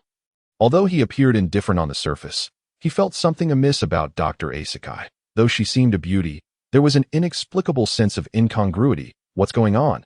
Chen Shuo pondered, sensing something peculiar about her demeanor, as if she were deliberately concealing something. Nevertheless, he shook his head, forcing himself to relax. After all, he had come to Tsukikage Island for a vacation, not to solve mysteries. Besides, what does it matter if she seems off? A hint of self-deprecation crossed his mind as a faint smile played on his lips. "As long as I take good care of Lilan and enjoy our time together, that's all that matters." Mao Lilan observed her father engrossed in conversation with Dr. Asakai and couldn't help but roll her eyes at Chen Shuo, quietly muttering, "Honestly, Dad has reverted to this again. Just recently, he vowed to change due to Mom's matters. And now, Lilan, just let him be." Chen Shuo chuckled softly. Kagoro's nature is unlikely to change. However, this must also be a fade. After all, no one would be wary of someone like him. "Humph, you're defending him." Mao Lilan pouted, but seeing her father's cheerful expression, she ultimately sighed in resignation, accepting it as a part of her routine. Dr. Asakai seemed to notice their interaction and turned to them with a smile, gently inquiring, "Do you have any plans for what comes next? If you don't mind, I could show you around some fun spots on the island after the ceremony." "No, thank you." Chen Shuo waved his hand, smiling as he declined. We actually just wish to wander about the island without any specific itinerary, but I also believe that wandering around the island allows one to truly experience its atmosphere. Mao Lilan concurred, a hint of anticipation brightening her expression. I see. Dr. Asakai nodded, clearly understanding their decision. Then I want to intrude any further. If you have any questions while on the island, feel free to seek me out. My clinic is on the west side of the island, a small house with a prominent sign. Thank you, Dr. Asakai. Mao Lilan smiled and nodded. If needed, I will certainly pay a visit. After exchanging a few more pleasantries, Dr. Asakai bid them farewell and strolled toward the other side of the civic center. It was only when her figure disappeared at the corridors and that Chen Shuo withdrew his gaze, letting out a gentle sigh. Brother Shuo, you think Dr. Asakai is beautiful too, right? Mao Lilan asked, somewhat exasperated. Chen Shuo stroked his chin, a wry smile on his lips. There's something off about this woman. Really? Mao Lilan looked at Chen Shuo in surprise. What seems off about her? I'm not sure. Chen Shuo shrugged. I just feel there's an air of incongruity about her. But who cares? It's none of my business. Let us continue exploring. Mao Lilan was quite pleased. This was the difference with Chen Shuo. He wouldn't pry into things that didn't concern him or those close to him, which made her immensely satisfied. The two exchanged smiles, temporarily setting aside their odd speculations. Ready to continue enjoying this rare vacation together, as night fell.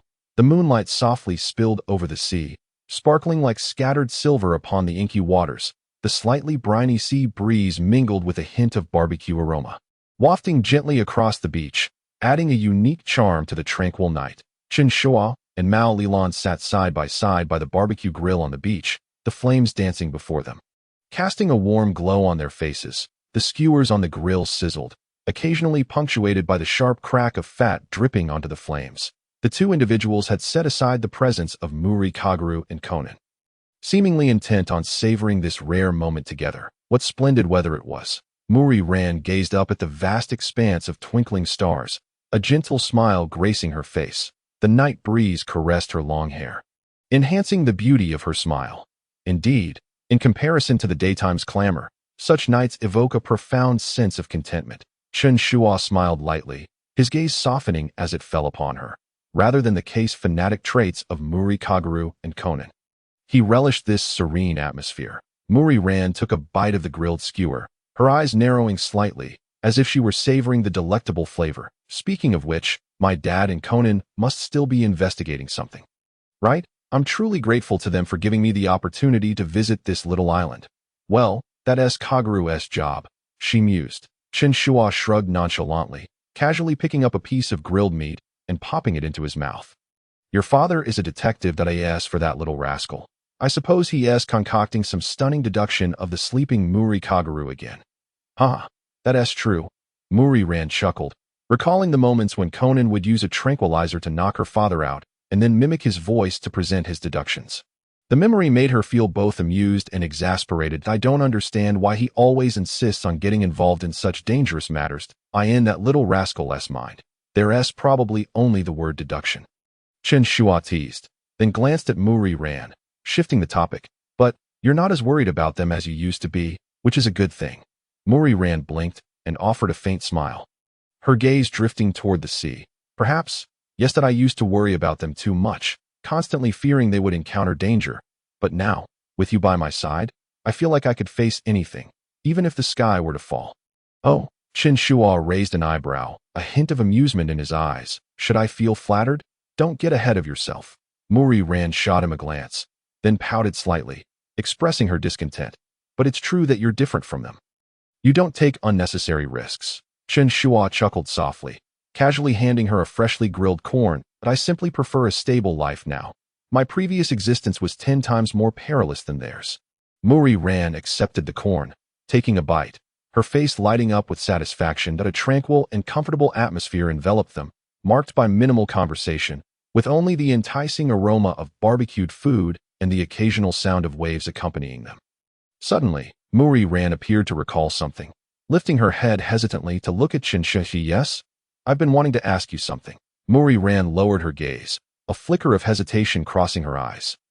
Her voice soft as a feather's descent. That you've rarely spoken about your past, particularly your time as a hitman. Did you find that period painful? Chen Shuo paused, then smiled gently. He looked at Murray Ran. His clear eyes, devoid of disdain or fear, filled instead with a subtle curiosity and concern. Painful, he echoed with a light laugh, as if pondering. Well, if you refer to the daily encounters with bloodshed, death, and relentless pursuits, I never found that particularly painful. Then did you find it interesting? Murray Ran's gaze bore a hint of complexity. I know you are a hitman, involved in dangerous work, yet you always seem so composed now.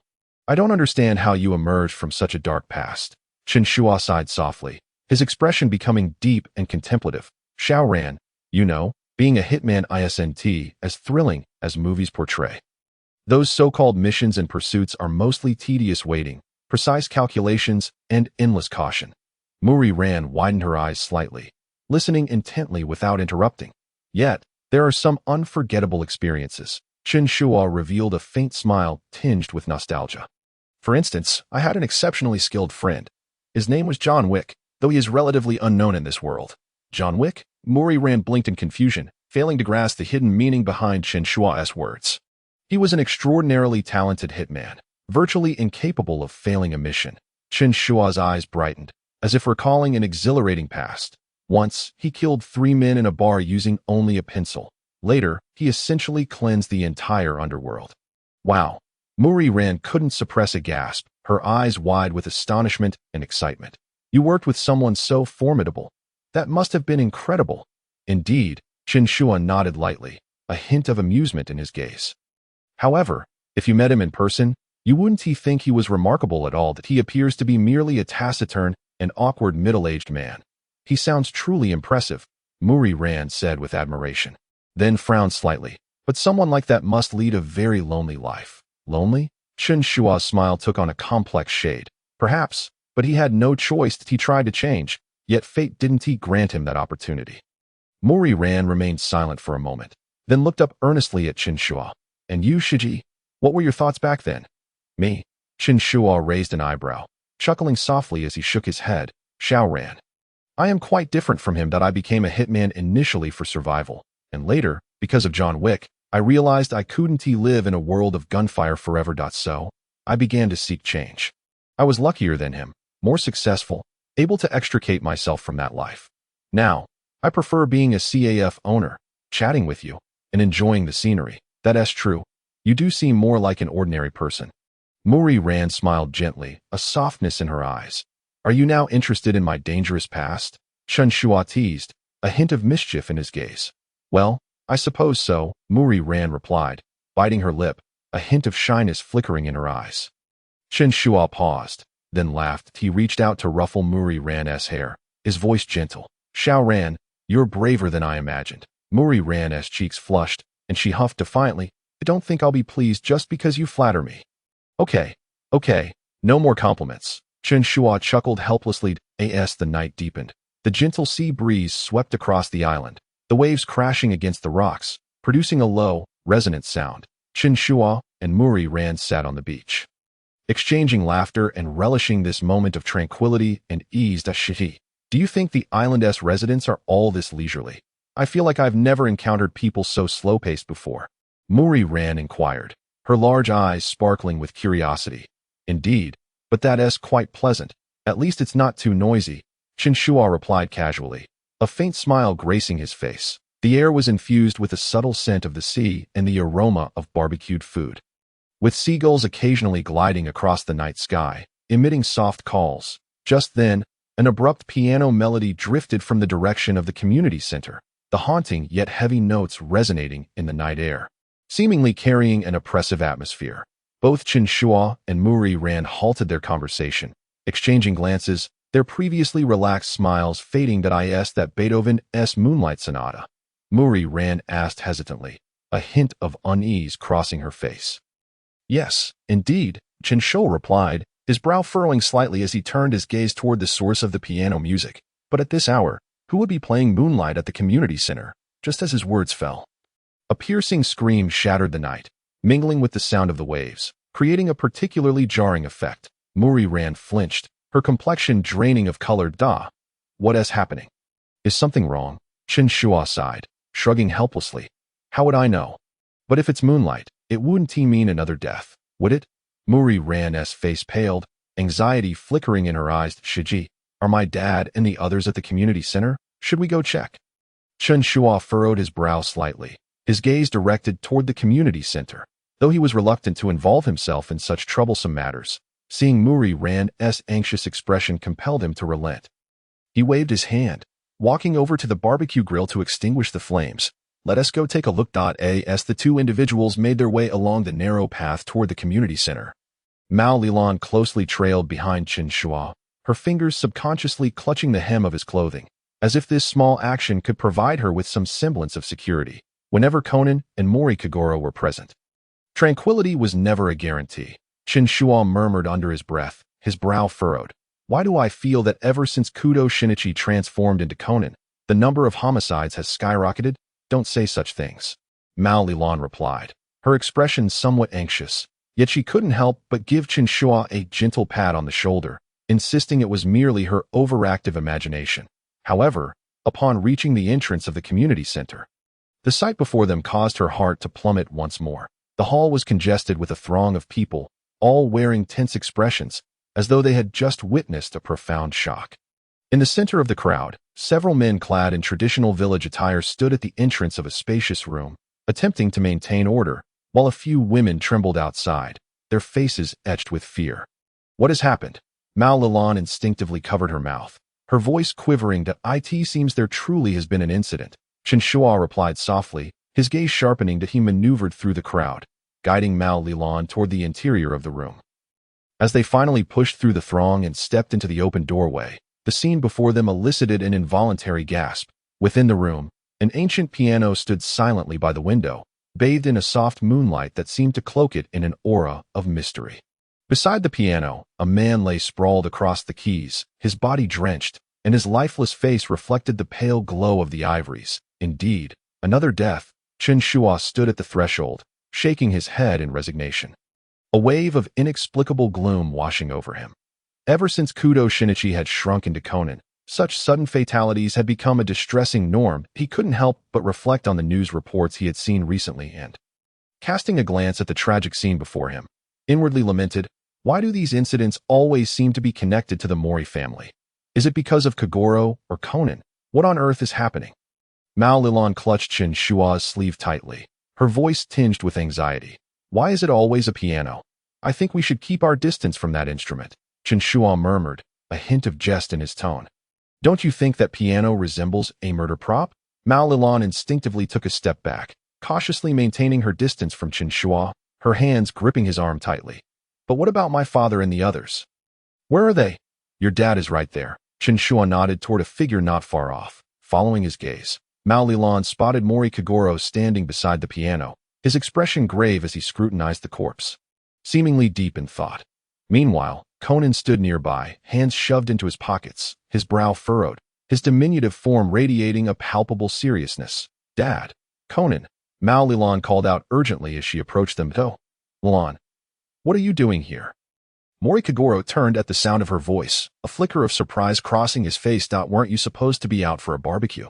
We heard a scream, Mao Lilan stammered, her eyes fixed on the tragic sight of the corpse. What on earth is going on? Humph, another dead body, Mori Kagoro remarked, his tone heavy with gravity.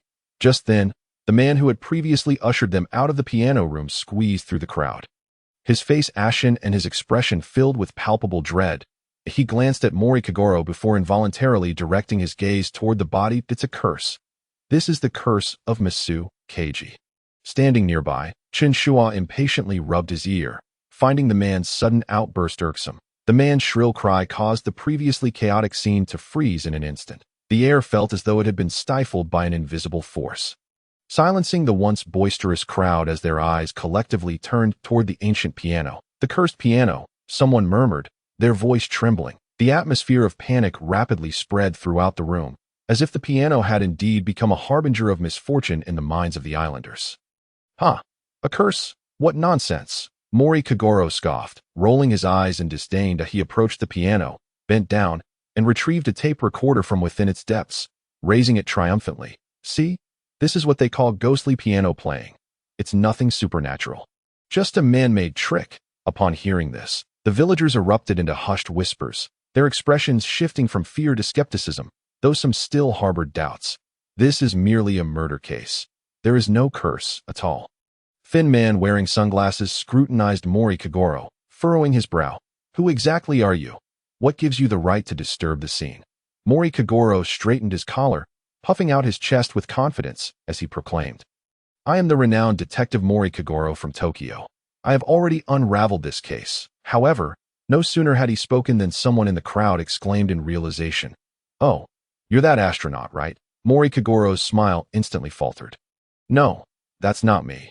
That person is Mori. He is the one who frequently appears in detective novels. That character is Akechi Kagoro.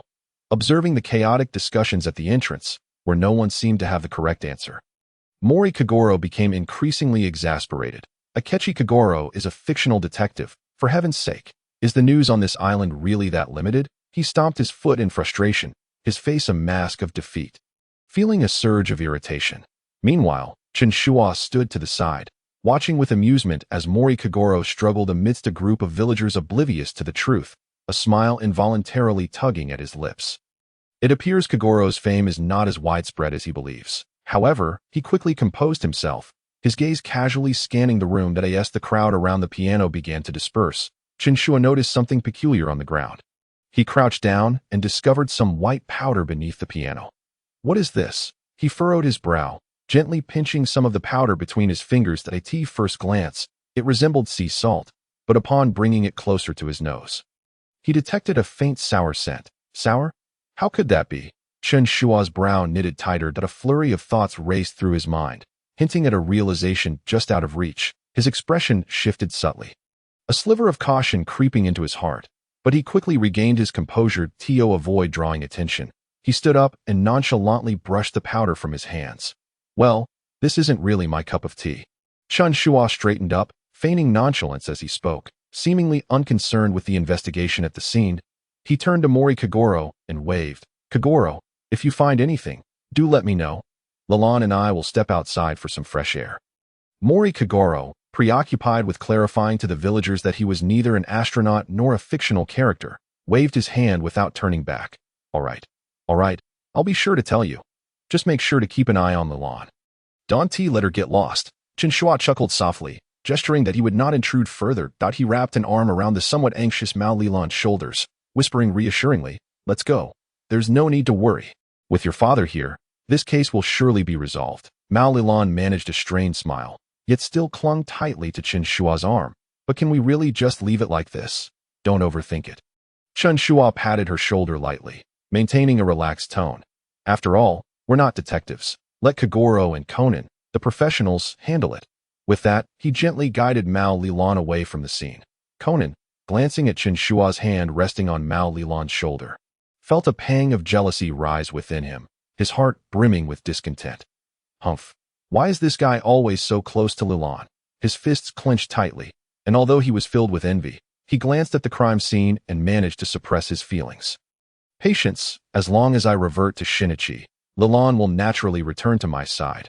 Conan reassured himself silently, shaking his head to dispel the discontent and refocusing on the investigation at hand that he believed that unraveling the mystery was of utmost importance at this moment. Meanwhile, Chen Shuo and Mao Lilan exited the community center, walking along the tranquil, deserted streets of the island. The night breeze was cool, fluttering their clothing, yet it could not disperse the silence enveloping them. Mao Lilan glanced sideways at Chen Shuo, seemingly on the brink of speaking, yet the words lingered on her lips, unspoken. She was acutely aware that Chen Shuo had never been a loquacious individual, particularly in the wake of a homicide.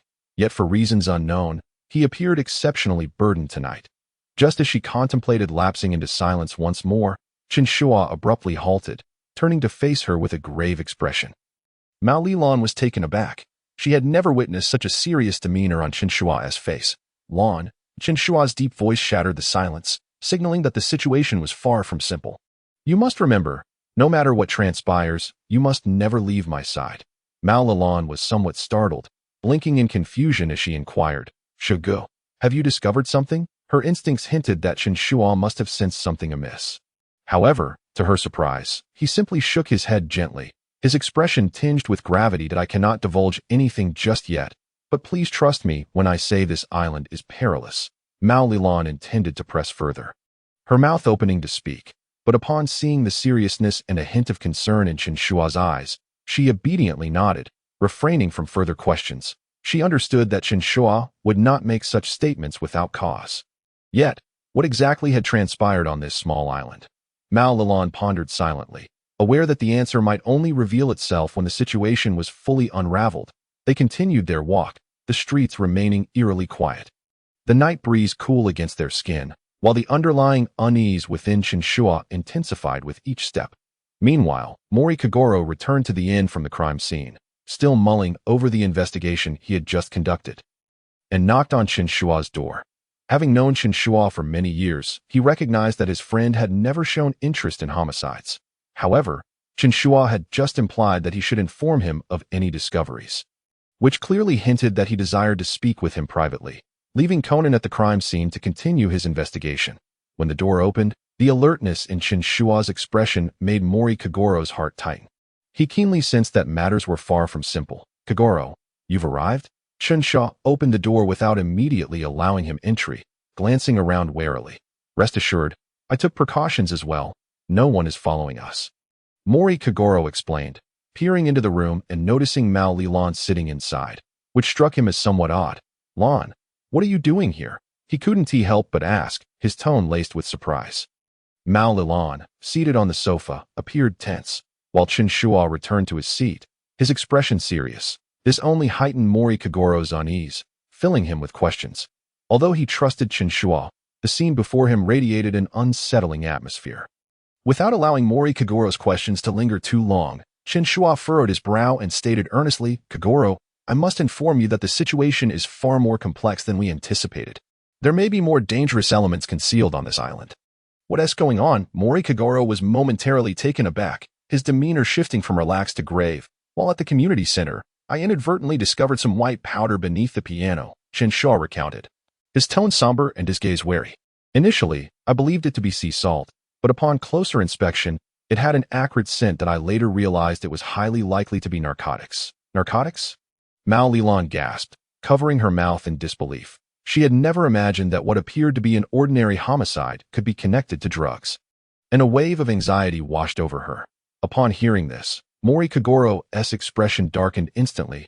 He had initially assumed this was merely a localized murder case. However, Chen Shuo's revelation suggested that the reality was far more complicated than it seemed. "Are you certain?"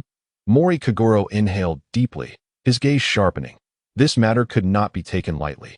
While I cannot be 100% sure, the likelihood is significant," Chen Shuo affirmed, his tone resolute. "The composition and characteristics of this powder do not resemble ordinary substances, and when combined with the circumstances at the crime scene, it is plausible that it pertains to drug trafficking on the island, or even a larger criminal network." Mori Kagoro furrowed his brow, stroking his chin as a multitude of speculations and inquiries surged within him. The case had escalated to such an extent that he felt somewhat unprepared. Yet, as a detective, he understood that there was no turning back now that they had ventured this far. Noticing Mori Kagoro's contemplation, Chen Shuo continued, "Kagoro, I know you. Once you become embroiled in a case, you seldom let go. However, this island is currently very dangerous, and I hope you can take measures to ensure your own safety." With that, Chen Shuo retrieved a handgun from the drawer beside his bed and handed it to Mori Kagoro. Mori Kagoro stared at the firearm in surprise. "This is for you," Chen Shuo said earnestly. "While I do not wish for you to delve deeper into this investigation, as it is far more perilous than we anticipated, I also understand that your temperament will not allow you to back down easily. Thus, you must at least ensure your own ability to protect yourself." Mori Kagoro hesitated for a moment as he regarded the handgun, that he recognized the validity of Chen Shuo's words. He could not simply disregard the situation, especially now that it involved such serious crimes as drug trafficking. However, his primary concern was Mao Lilan's safety. Resolving himself, he accepted the handgun, his gaze growing more resolute. "Very well, since you insist, I will not refuse. But, Lilan, you must promise to stay safe," Mori Kagoro instructed gravely. "Lilan, for the time being, remain by Chen Shuo's side and do not stray from his sight. Understand?" Mao Lilan nodded, her face still etched with worry. but she did not contest her father's directive. She could tell that both Chen Shuo and Mori Kagoro were dead serious. The situation had indeed grown dangerous. "Dad, please be careful as well," Mao Lilan said softly as she stepped closer. Mori Kagoro ruffled her hair, managing a faint smile. "Rest assured, I will take care of myself." With that, he turned and walked towards the door, his back bearing a weighty burden. Watching Mori Kagoro leave, Chen Shuo inhaled deeply, a complex emotion flickering in his eyes. Once Mori Kagoro had distanced himself, he turned to Mao Lilan, speaking in a low voice. "This matter is undoubtedly intricate. During the ensuing time, you must stay closely by my side and not let your guard down." Mao Lilan nodded gently. Even though apprehension still lingered in her heart, she understood that she had to place her trust in Chen Shuo at this moment. The tacit understanding between them made it clear that they had reached a critical juncture. As the night deepened outside, the air within the inn grew increasingly oppressive. The shadows of the island loomed heavily over everyone's hearts, and a far greater storm seemed to be silently approaching. The following morning, Mao Lilan groggily awakened from a light slumber, feeling disoriented. The tension of the previous night had robbed her of a restful night's sleep, compounded by her anxiety over the island's perilous situation, causing her to toss and turn throughout the night. What pained her more was that Chen Shuo had remained vigilant, seemingly on guard throughout the night, without even a moment's respite to close his eyes. Knock, knock, knock. A series of urgent knocks interrupted their brief moment of tranquility. "Who is it?" Chen Shuo squinted, cautiously approaching the door that he maintained a heightened state of alertness, the tension from the previous night still palpable. Standing outside was a tall, strikingly composed female officer, her chestnut hair neatly framing her face, her eyes radiating determination and vitality. Dressed in uniform with a holster at her waist, she exuded an aura of action-oriented capability. A confident smile adorned her finely chiseled features, exuding warmth without sacrificing authority. She was none other than Miwako Sato from the Tokyo Metropolitan Police Department. "Officer Sato?" Mao Lilan recognized her instantly, appearing somewhat taken aback. Miwako Sato smiled slightly and nodded. "Good morning, Lilan, and you must be Mr. Chen Shuo, correct?" "Yes," Chen Shuo replied politely, still harboring some wariness, though it seemed she was indeed a police officer, indicating that the authorities had fully taken charge of the case by now. Miwako Sato addressed them directly. "I am here to request your assistance in the investigation at the community center, given that you were barbecuing nearby last night and were present at the crime scene. The police require additional information." Her tone was upbeat, yet carried a note of seriousness. Upon hearing this, Mao Lilan's expression shifted slightly, but she quickly composed herself. "All right, we will cooperate with the investigation." A.S. Miwako Sato led them on their way to the community center. Mao Lilan engaged her in casual conversation. "Officer Sato, have you come to the island to investigate as well? Why haven't I seen Officer Magyar?" "Oh, Officer Magyar is currently interviewing others at the community center. I merely came to fetch you." Miyako Sato responded with ease, a hint of teasing in her tone. "Your family certainly appears often at murder scenes." Upon hearing such remarks, Ran Muri managed a wry smile. "We certainly do not wish to encounter such situations. We merely intended to enjoy a moment of relaxation." Upon arriving at the civic center, the atmosphere was even more somber than the previous night. Chen Shuo and Ran Muri were escorted to a waiting area, as they would need to wait a while before the formal questioning could commence. Seated on the chairs, Ran Muri clearly appeared exhausted, nearly succumbing to drowsiness, while Chen Shuo closed his eyes, seemingly recuperating his strength. "Miss Muri, you seem quite fatigued as well." A gentle voice interrupted Ran Muri's drowsiness. She looked up to find it was Masanari Ase, who had joined them the previous night. That he wore a smile, yet there was a glimmer of weariness in his eyes, indicating that he too had not enjoyed a restful night. "Indeed, Dr. Ase, and you appear fatigued as well." Ran Muri replied politely, and the two engaged in casual conversation. Masanari Ase rubbed his eyes and could not suppress a large yawn. "I am utterly worn out. By the way, how much longer until Mr. Kagoro Muri arrives?" Kagoro Muri shrugged. "It seems we must wait a bit longer. There were simply too many people at the scene last night." Masanari Ase nodded and stood up. "Then I shall wash my face to refresh myself. We will continue our conversation shortly." He smiled in farewell and walked towards the restroom. At that very moment, as Masanari Ase turned, Chen Shuo abruptly opened his eyes, his gaze sharply fixated on his retreating figure. A flicker of alertness flashing in his eyes, he furrowed his brow slightly, sensing an inexplicable aura of ominousness emanating from Masanari Ase. Ominousness? What could this mean? A myriad of possibilities raced through Chen Shuo's mind. His heartbeat quickening as he intently observed Masanari Ase's form vanish around the corner, his expression growing increasingly grave. Shuo, what is it? Ran Muri noticed Chen Shuo's unusual demeanor and inquired softly. Chen Shuo pressed his lips together and shook his head. It's nothing. I just find that Masanari Ase seems a bit off. Ran Muri frowned, her unease palpable. Do you believe he poses a threat? It's too soon to say. Chen Shuo lowered his voice, but the aura he just exuded felt perilous. You should exercise caution and not get too close. The sense of trepidation gripped Ran Muri's heart, and she could not help but glance towards the restroom, a faint unease stirring within her. She understood that Chen Shuo was not one to suspect others lightly, yet his instincts were often remarkably accurate. If even he sensed something amiss, then there was undoubtedly something concealed within Masanari Ase. The atmosphere grew suddenly tense, Chen Shuo's gaze remaining locked on the direction Masanari Ase had disappeared, while Ran Muri instinctively moved closer to him, her heart racing with a growing sense of apprehension. In another corner, the mayoral candidate, Kuroiwa, was furiously reprimanding his secretary, Hirata. Hirata lowered his head, appearing anxious and uneasy. What on earth is going on? Kuroiwa seethed, his face flushed with anger. I have had enough of the incidents caused by this cursed piano. Who are you trying to scare? If this continues, my candidacy for mayor will be ruined. Hirata, panic-stricken, replied in a hushed tone. I apologize, Mr. Kuroiwa. Enough. Kuroiwa interrupted, waving his hand dismissively, coldly stating, once this matter is resolved, you must dispose of that wretched piano. I can no longer tolerate it.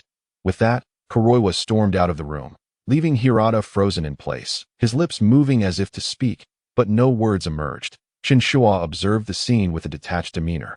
Remaining silent, moments later, the room was suddenly filled with the ethereal yet eerie strains of Beethoven's Moonlight Sonata, second movement, emanating from the speakers. Just then, a frenzied scream shattered the stillness. It was Nishimoto's voice, rife with panic and madness. What is happening? Ran Muri furrowed her brow, a surge of anxiety washing over her. Chen Shuo's expression turned serious as he pondered the situation. The commotion drew the attention of everyone present. They rushed towards the upstairs broadcasting room. Ran Muri, clearly anxious, wished to follow suit. Wait, Chen Shuo grasped her arm, pulling her back. Ran Muri turned, confusion evident in her gaze. What is it? Shouldn't we see what is happening? Now is not the time. Chen Shuo's voice was low, yet carried an air of calm. The area is crowded, and it would be unwise to venture there. It is safer to remain here and observe. Reluctantly, Ran Muri acquiesced, though her eyes periodically darted towards the staircase. The clamor from above intensified, vague discussions reaching her ears. Before long, several individuals descended the stairs, their voices hurried as they discussed the situation. Ran Muri strained to catch snippets of their conversation. After a moment, she finally grasped some crucial information. Kuroiwa has been murdered. He was stabbed in the broadcasting room. What? Mr. Kuroiwa is dead? Ran Muri gasped in disbelief. Covering her mouth with shock, she turned to Chen Shuo, her eyes wide with astonishment. How could this happen? Who would kill him? Chen Shuo did not immediately answer her queries. He remained still, his brow slightly furrowed, his gaze calm yet profound. Though he appeared composed on the surface, within, he was methodically piecing together the clues, that ominous aura. The chilling sensation he had felt when Masanari Ase departed flashed through Chen Shuo's mind as he recalled Ase walking toward the restroom. Although he kept his thoughts to himself, he had already begun to suspect certain things. He exhaled slowly and quietly addressed Ran Muri. Let us refrain from making any rash moves. We should assess the situation first. Ran Muri nodded. Though her mind was still rife with questions, she chose to trust Chen Shuo's judgment at that moment. The atmosphere grew increasingly tense, filled with doubt and fear, as suspicion and arguments arose among the crowd. Yet, standing aside, Chen Shuo remained calm, his mind already formulating the hypothesis that the perpetrator was likely Masanari Ase. The aura of hostility was far too evident. Time ticked away, and the atmosphere within the civic center grew ever more oppressive. Conan, after considerable deduction, finally unraveled the logic behind the clues left at the scene. Just as he unveiled the truth, Nishimoto, already in a state of disarray, suddenly erupted in a manic outburst. Keiichi Yasu is still alive. He is still alive. This exclamation left everyone momentarily stunned, the air seeming to freeze in that instant.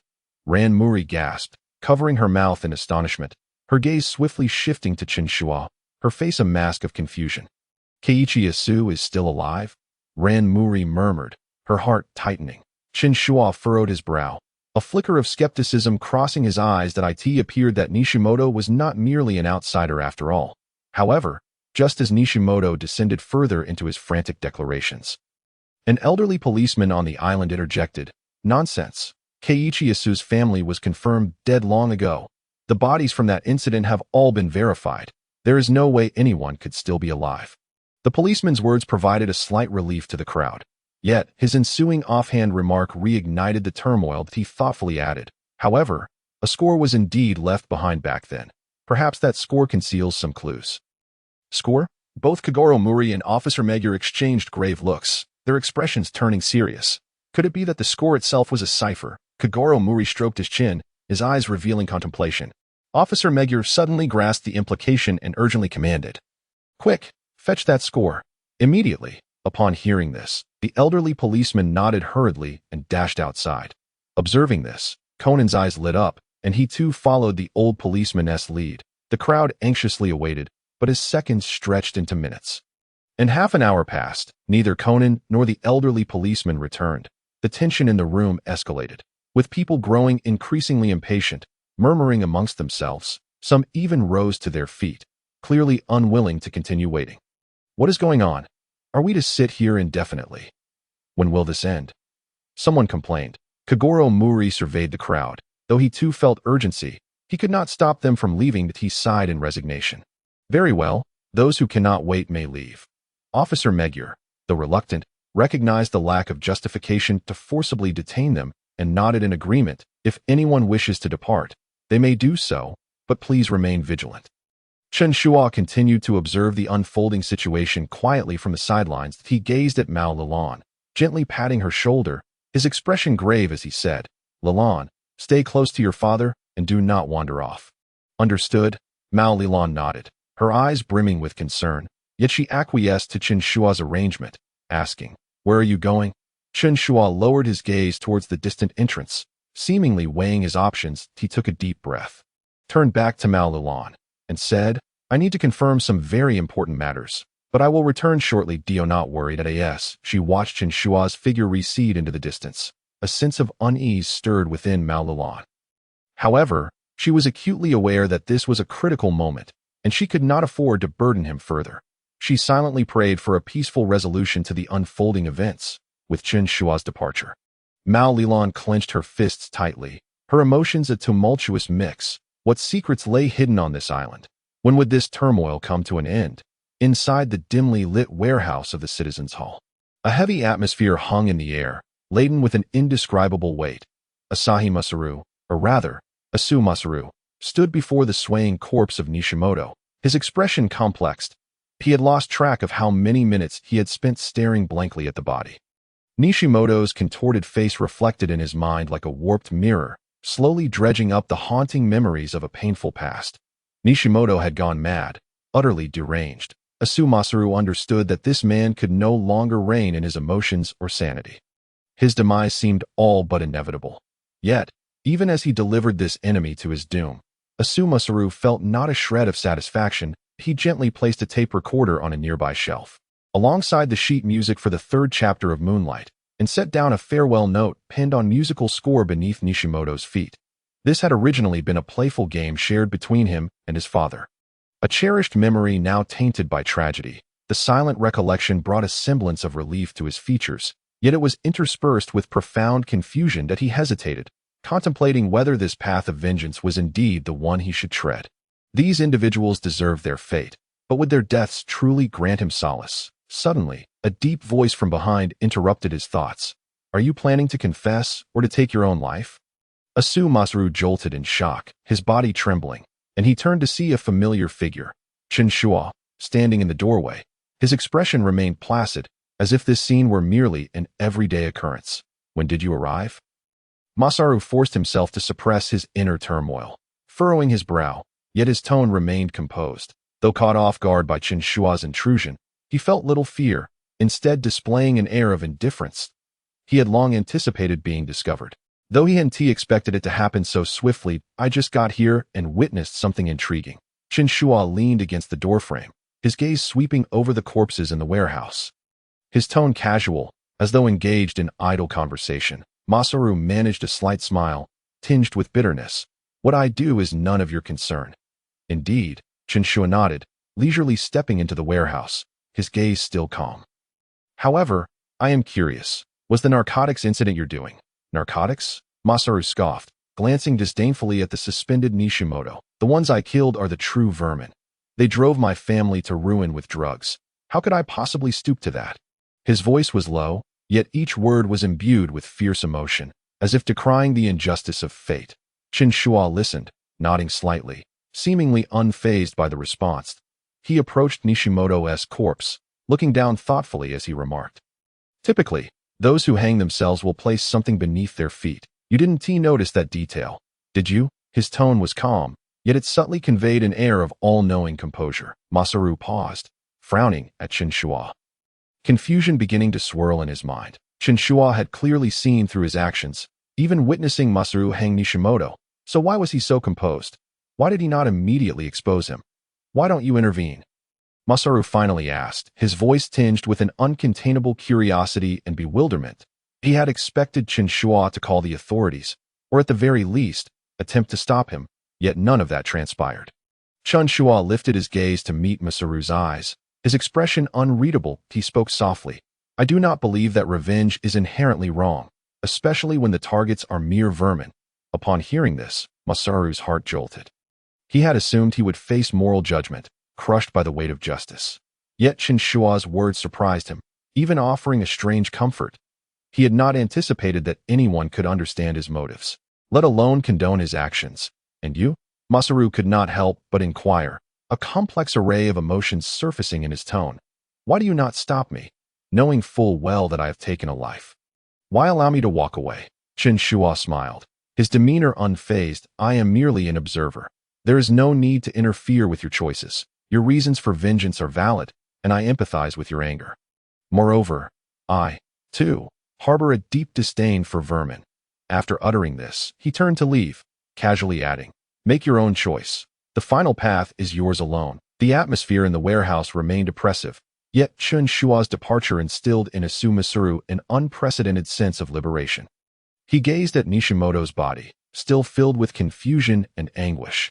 Yet amidst this uncertainty, a glimmer of light began to emerge. He understood that his revenge had been fulfilled, but the question of where to go next was one he must face alone. The night was ink-black, casting an eerie tranquility over the island, concealing an undeniable sense of the sinister. With a soft click, the warehouse door was gently pushed open by the old policeman. Conan stood beside him. Holding his breath, his gaze fixed intently on the shadowy interior of the warehouse. What is that smell? The old policeman frowned, unease creeping onto his features. Before Conan could respond, he suddenly heard a faint rustling from the nearby piano room. As if something had been disturbed, there's movement over there. Conan's heart raced as he bolted towards the piano room. The night wind howled as Conan deftly darted through the darkness. Upon entering the piano room, he caught a glimpse of a shadow darting through the broken window, quick as lightning, vanishing into the night. Startled, Conan's instincts kicked in, and he instinctively surged forward to pursue the fleeing figure. Damn it. Conan's heart raced with urgency as he watched the shadow slip from view. Just as he prepared to give chase, something suddenly tripped him up, causing him to stumble forward. Ugh! Conan lost his balance, nearly falling to the ground. Steadying himself, he looked down to find that he had tripped over a person. Zhejiang? Conan's eyes widened in shock as he recognized the unconscious figure on the floor. It was Murazawa. His face was pale, eyes shut tight, clearly having lost consciousness. What happened? Did he get knocked out? A flurry of questions raced through Conan's mind as the pieces of the puzzle began to fall into place. Had that shadow been the one to incapacitate Murazawa? Just as he bent down to check on Murazawa's condition, a sudden scream echoed from afar. Duh. Someone has hanged themselves here. The old policeman's voice trembled with panic. Shattering the night's silence, that Conan's heart sank, and an ominous premonition washed over him. He could not afford to linger over Murazawa. He quickly turned and sprinted toward the warehouse. Upon arriving, The scene before him constricted his heart. Nishimoto's body dangled from a beam. Feet suspended, his expression grotesque, a death most horrific. Nishimoto. Conan's brow furrowed deeply as he scanned the grim surroundings. He could tell from Nishimoto's deranged state that something was amiss. Yet now, this hanging corpse was undoubtedly a shock to all. The old policeman collapsed to the ground, his face ashen, as if he had been rendered speechless by the suddenness of death. Conan stepped closer, carefully examining Nishimoto's lifeless form, though it appeared to be a suicide. Conan's instincts told him that the situation was far more complex. The shadow from the piano room, Mirazawa's unconsciousness, and Nishimoto's death seemed to be intertwined by an invisible thread, concealing a far greater secret. This place has been arranged too deliberately, Conan mused internally, analyzing the situation. Nishimoto could not have hanged himself, especially given his previous state, which showed no signs of suicidal tendencies. With this thought in mind, Conan's gaze instinctively drifted to the window, where the shadow that had vanished into the darkness reemerged in his mind. Who was it? What were they trying to conceal? Conan's brow knitted tighter, his mind swirling with unanswered questions. He was acutely aware that the truth was tantalizingly close, yet he lacked a crucial clue. The true identity of the shadow at that moment. Officer Magyar and Kagoro Muri appeared at the entrance of the warehouse, followed by a gathering crowd. Upon seeing Nishimoto's lifeless body, everyone was rendered speechless, the atmosphere thick with an undeniable tension. Conan refrained from joining the discussions among the others, instead replaying the recent events in his mind. Striving to unearth the truth hidden in the darkness, Hirata awakened amidst a chilling sensation. The cold water splashed upon his face, still not fully dried. His vision was blurred as he instinctively raised his hand to wipe his face. Squinting as he surveyed his surroundings, his head heavy with confusion, "Where am I?" he muttered, his consciousness gradually returning. He recalled incapacitating Murike's in the community center's piano room and then fleeing through a broken window. But everything after that was a blank slate. Now he found himself lying on the edge of a cliff, with the tumultuous sea crashing below. The wind howled fiercely from the cliff's edge, sending a shiver down his spine. What the hell is going on? Panic surged within Hirata as he sprang to his feet, disregarding the ache in his limbs, scrambling away from the precipice. The sound of waves crashing below sent chills along his spine, as if a moment's misstep would plunge him into the icy abyss. Just as he exhaled in relief, contemplating how he might have ended up here, a sudden, searing pain pierced his chest, and he was violently kicked to the ground. He fell backward, staring up at the sky, unable to struggle as a hard boot pressed down mercilessly on his chest. Hirata let out a pained groan, attempting to break free, yet feeling as though his body were trapped in iron clamps. "Stop struggling, Hirata," a cold voice came from above, exuding an undeniable sense of authority. With great effort, Hirata lifted his head, illuminated by the moonlight. He recognized the figure pressing down on him. It was Chen Shuo, the young man who had been with Kagoro Muri. His expression was serene, but his gaze radiated an icy chill, devoid of any compassion. Chen Shuo, what do you want?" Hirata's voice trembled, his heart racing, utterly bewildered as to why he had incurred the wrath of this individual. Chen Shuo leaned in slightly, coldly fixing his gaze upon Hirata, enunciating each word with deliberate precision. "Who are the suppliers of narcotics on the island?" "Who else?" Hirata was momentarily taken aback, cold sweat breaking out on his forehead. He could not fathom how Chen Shuo had come by this information, but the gravity of the situation compelled him to tread carefully. "I don't know what you're talking about." Hirata feigned ignorance, desperate to evade the inquiry. "Enough of this nonsense." Chen Shuo's voice was devoid of emotion, the pressure from his foot intensifying, causing Hirata to feel as if his chest might implode, each breath becoming increasingly labored. What do you want from me?" Hirata finally cried out, beads of cold sweat streaming down his face. He attempted to struggle, but Chen Shuo pressed down harder, the agony in his chest making it nearly impossible to breathe. "I have no time for word games," Chen Shuo replied coldly, his expression unwavering. "You would do well to be honest. Where does your supply come from? Who is backing you?" Hirata's eyes widened, his complexion paling. He realized he had no escape. Chen Shuo was evidently no ordinary person, unconcerned with the law or his own survival. The frigid gaze sent shivers down his spine, as if the man before him were not interrogating him, but passing judgment. "I don't know the details. I'm just a runner," Hirata gasped, his mind in turmoil. He understood the seriousness of the situation, yet felt that his only hope lay in preserving his life.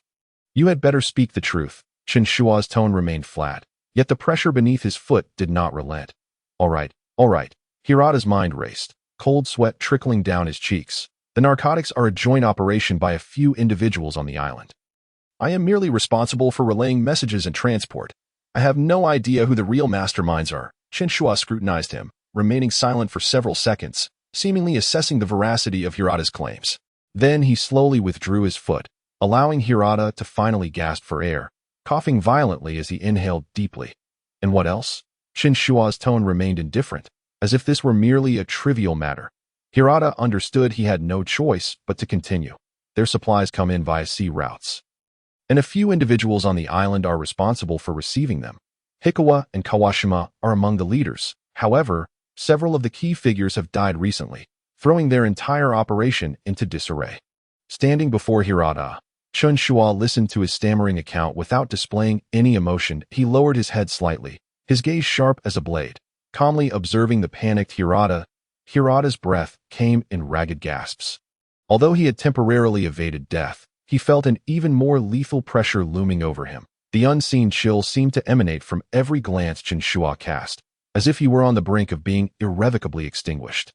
Sweat poured down Hirata's brow as he spoke in a tone tinged with desperation, fear, and hopelessness. He had not misjudged. Chen Shuo's eyes held no trace of pity, only an icy resolve. I have told you everything I know.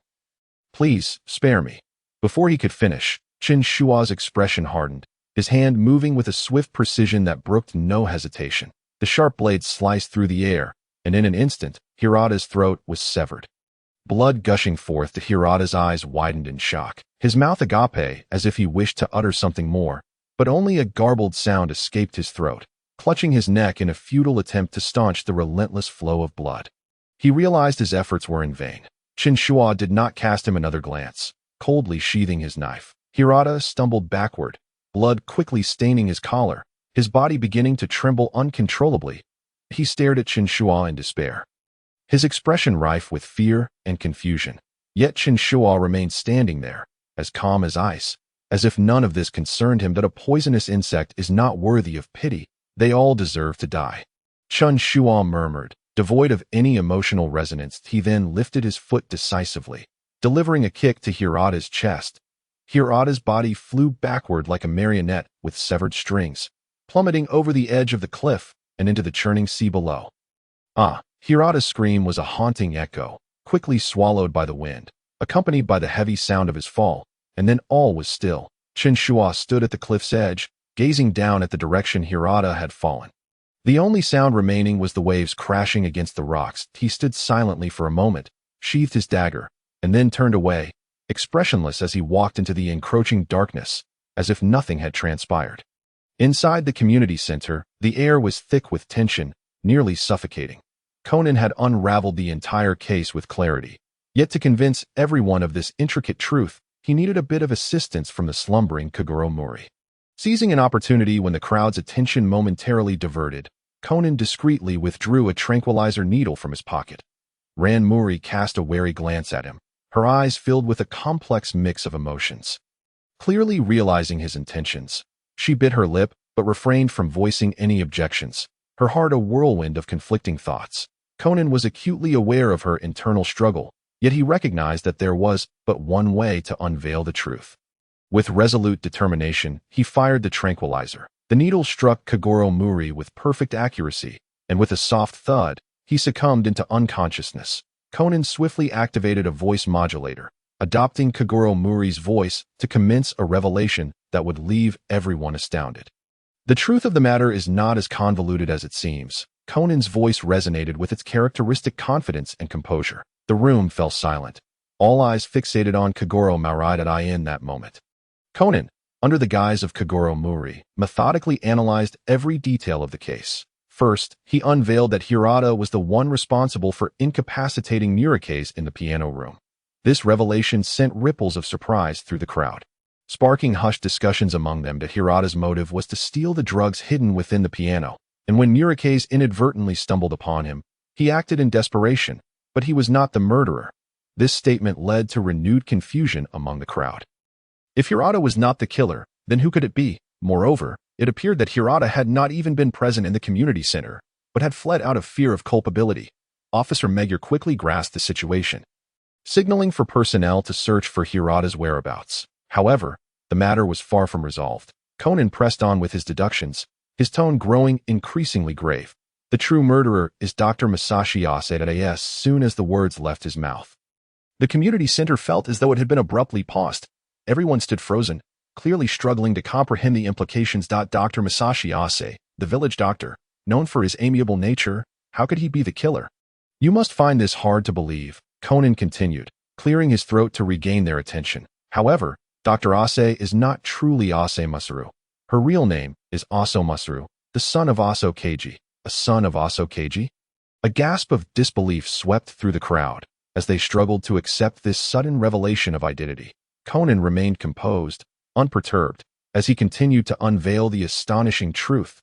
He meticulously reconstructed the events surrounding 3 murder cases, elucidating the methods employed and the underlying motives with remarkable clarity. The origins of it all, astonishingly, traced back to the musical score's hidden cipher from years past.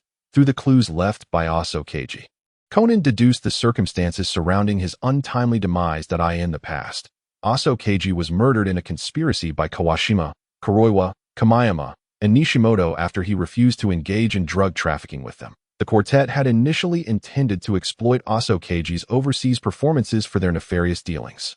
However, when Aso Keiji opted to withdraw, fearing exposure, they resolved to silence him permanently. Oh my God. One villager inhaled sharply, his face painted with incredulity. This was the motive behind Masaru Aso's quest for vengeance. Conan continued, his gaze calm, yet piercing. His family had been shattered by drug dealings, losing both parents and a sister, which had compelled him to meticulously orchestrate this act of revenge. That moment, Ran Muri stood nearby, her heart a tumult of emotions. The doctor she had always admired bore such a heavy secret. While murder was undoubtedly wrong, the suffering and tragedy that lay behind it rendered her incapable of harboring complete hatred for Masaru. Where has Masaru gone? Ran Muri could not help but inquire, her tone tinged with a hint of anxiety and concern. The crowd soon realized that Masaru had not reappeared since Conan had unveiled the truth. Officer Magyar, taken aback, swiftly ordered his officers to search for Masaru Aso's whereabouts. The hall erupted into chaos as villagers began to murmur amongst themselves, their eyes filled with shock and confusion. The truth had been revealed. Yet this tale of vengeance ultimately unfolded as a tragedy. Conan silently sighed, observing the tumultuous scene, feeling a weight settle heavily upon his heart. Masaru Aso sat quietly in the center of the Aso household's living room, his head resting upon the piano keys that his father had cherished in life. His fingertips lightly brushed against the yellowed keys, a serene and liberated expression gracing his face. The evening breeze wafted through the window. Tousling his slightly disheveled hair, he had disguised himself as a woman, bearing humiliation and hardship for years, all for this moment of retribution. Now that his vendetta had been fulfilled, it felt as though his life had reached its conclusion. Devoid of any reason to continue, he rose, surveying the empty house, sighed deeply, and poured gasoline into every corner before striking a match. The flames danced across his tranquil visage, casting a tragic beauty upon his features. For him, life had been interrupted on that fateful day. This body merely continued to walk the path of revenge, just as the flames began to rise, threatening to engulf the entire house. A calm voice suddenly pierced through the air. Is it worth it? The voice was flat yet imbued with an invisible pressure. I am not inquiring about your act of murder. I am asking, is it truly worth dying for a few vermin? Masaru Aso paused momentarily, but soon recognized the speaker as Chen Shuo. He did not exhibit any surprise, as if he had anticipated this moment. My goal has always been singular. Revenged, Masaru's voice remained calm as he did not turn around, his gaze drifting elsewhere. Now that vengeance has been fulfilled, my heart's desire has been realized, and I no longer wish to drag this weary body through life. I am exhausted, truly exhausted. He closed his eyes, seemingly awaiting the embrace of the flames. Now, I simply wish to reunite with my family. Chen Shuo took a few steps closer, standing at the edge of the firelight, his gaze fixed intently upon Masaru Aso seated at the piano. He did not mock the other's decision, nor did he attempt to persuade him otherwise. He merely sighed softly. I understand your feelings. Chen Shuo's voice remained calm, yet it carried a gentler note of consolation. But do you know, Those vermin are not worth your life. The last of them. I have already taken care of .as for the mastermind. I shall personally deal with that. Your objective for revenge has been achieved. It is time to let go of your hatred. At this juncture, Chen Shuo observed the unresponsive Masaru Aso, realizing that his heart had effectively perished, prompting him to sigh softly. Rest easy. I will handle the rest. Masaru Aso was momentarily taken aback, turning to face Chen Shuo, a faint smile gracing his lips, a blend of relief and gratitude. Thank you, Mr. Chun, he spoke, his tone devoid of regret, instead filled with gratitude and release. Chen Shuo nodded, refraining from further words, silently turning away, vanishing into the encroaching flames, his figure swiftly merging with the night as though he had never existed. Masaru also watched as Chen Shuo's silhouette faded. Then closed his eyes once more, the flames gradually consuming the old house, illuminating his final smile. His life had finally reached its end, yet it was accompanied by a sense of liberation and fulfillment. The inferno blazed fiercely amidst the ruins of the Aso residence, the red glow casting a scene of despair. Conan stood at the edge of the fire, his eyes filled with urgency and reluctance. He had just rushed in to prevent Masaru Aso's self-immolation, but it was too late. Masaru Aso was resolute in his decision, having thanked him before forcefully ejecting him from the house. The fate of the Avenger had long been sealed. Yet, this failure led Conan to question for the first time whether merely solving cases, unveiling truths, was truly sufficient. That all there is to being a detective, he murmured, staring at the piano, nearly consumed by the flames. A new understanding dawning in his mind. As a detective, was he merely a mechanical tool to unravel enigmas? Perhaps the true mission of a detective should extend beyond merely identifying culprits. It should also encompass preventing tragedies and aiding everyone in emerging from the shadows. However, he understood that he had failed this time. He had taken a life. Meanwhile, on the opposite side of the island, in the old policeman's dilapidated home, silence reigned. The old policeman sat on the sofa, his expression dark and brooding. No longer the submissive figure he once was. That he muttered to himself, grinding his teeth in frustration. To lose all my subordinates at once. This is truly disastrous. Who can I recruit to replace them now? He glanced at the teacup on the table, his mind racing with thoughts of future strategies. Suddenly, his train of thought was interrupted by the cold press of a gun against the back of his head.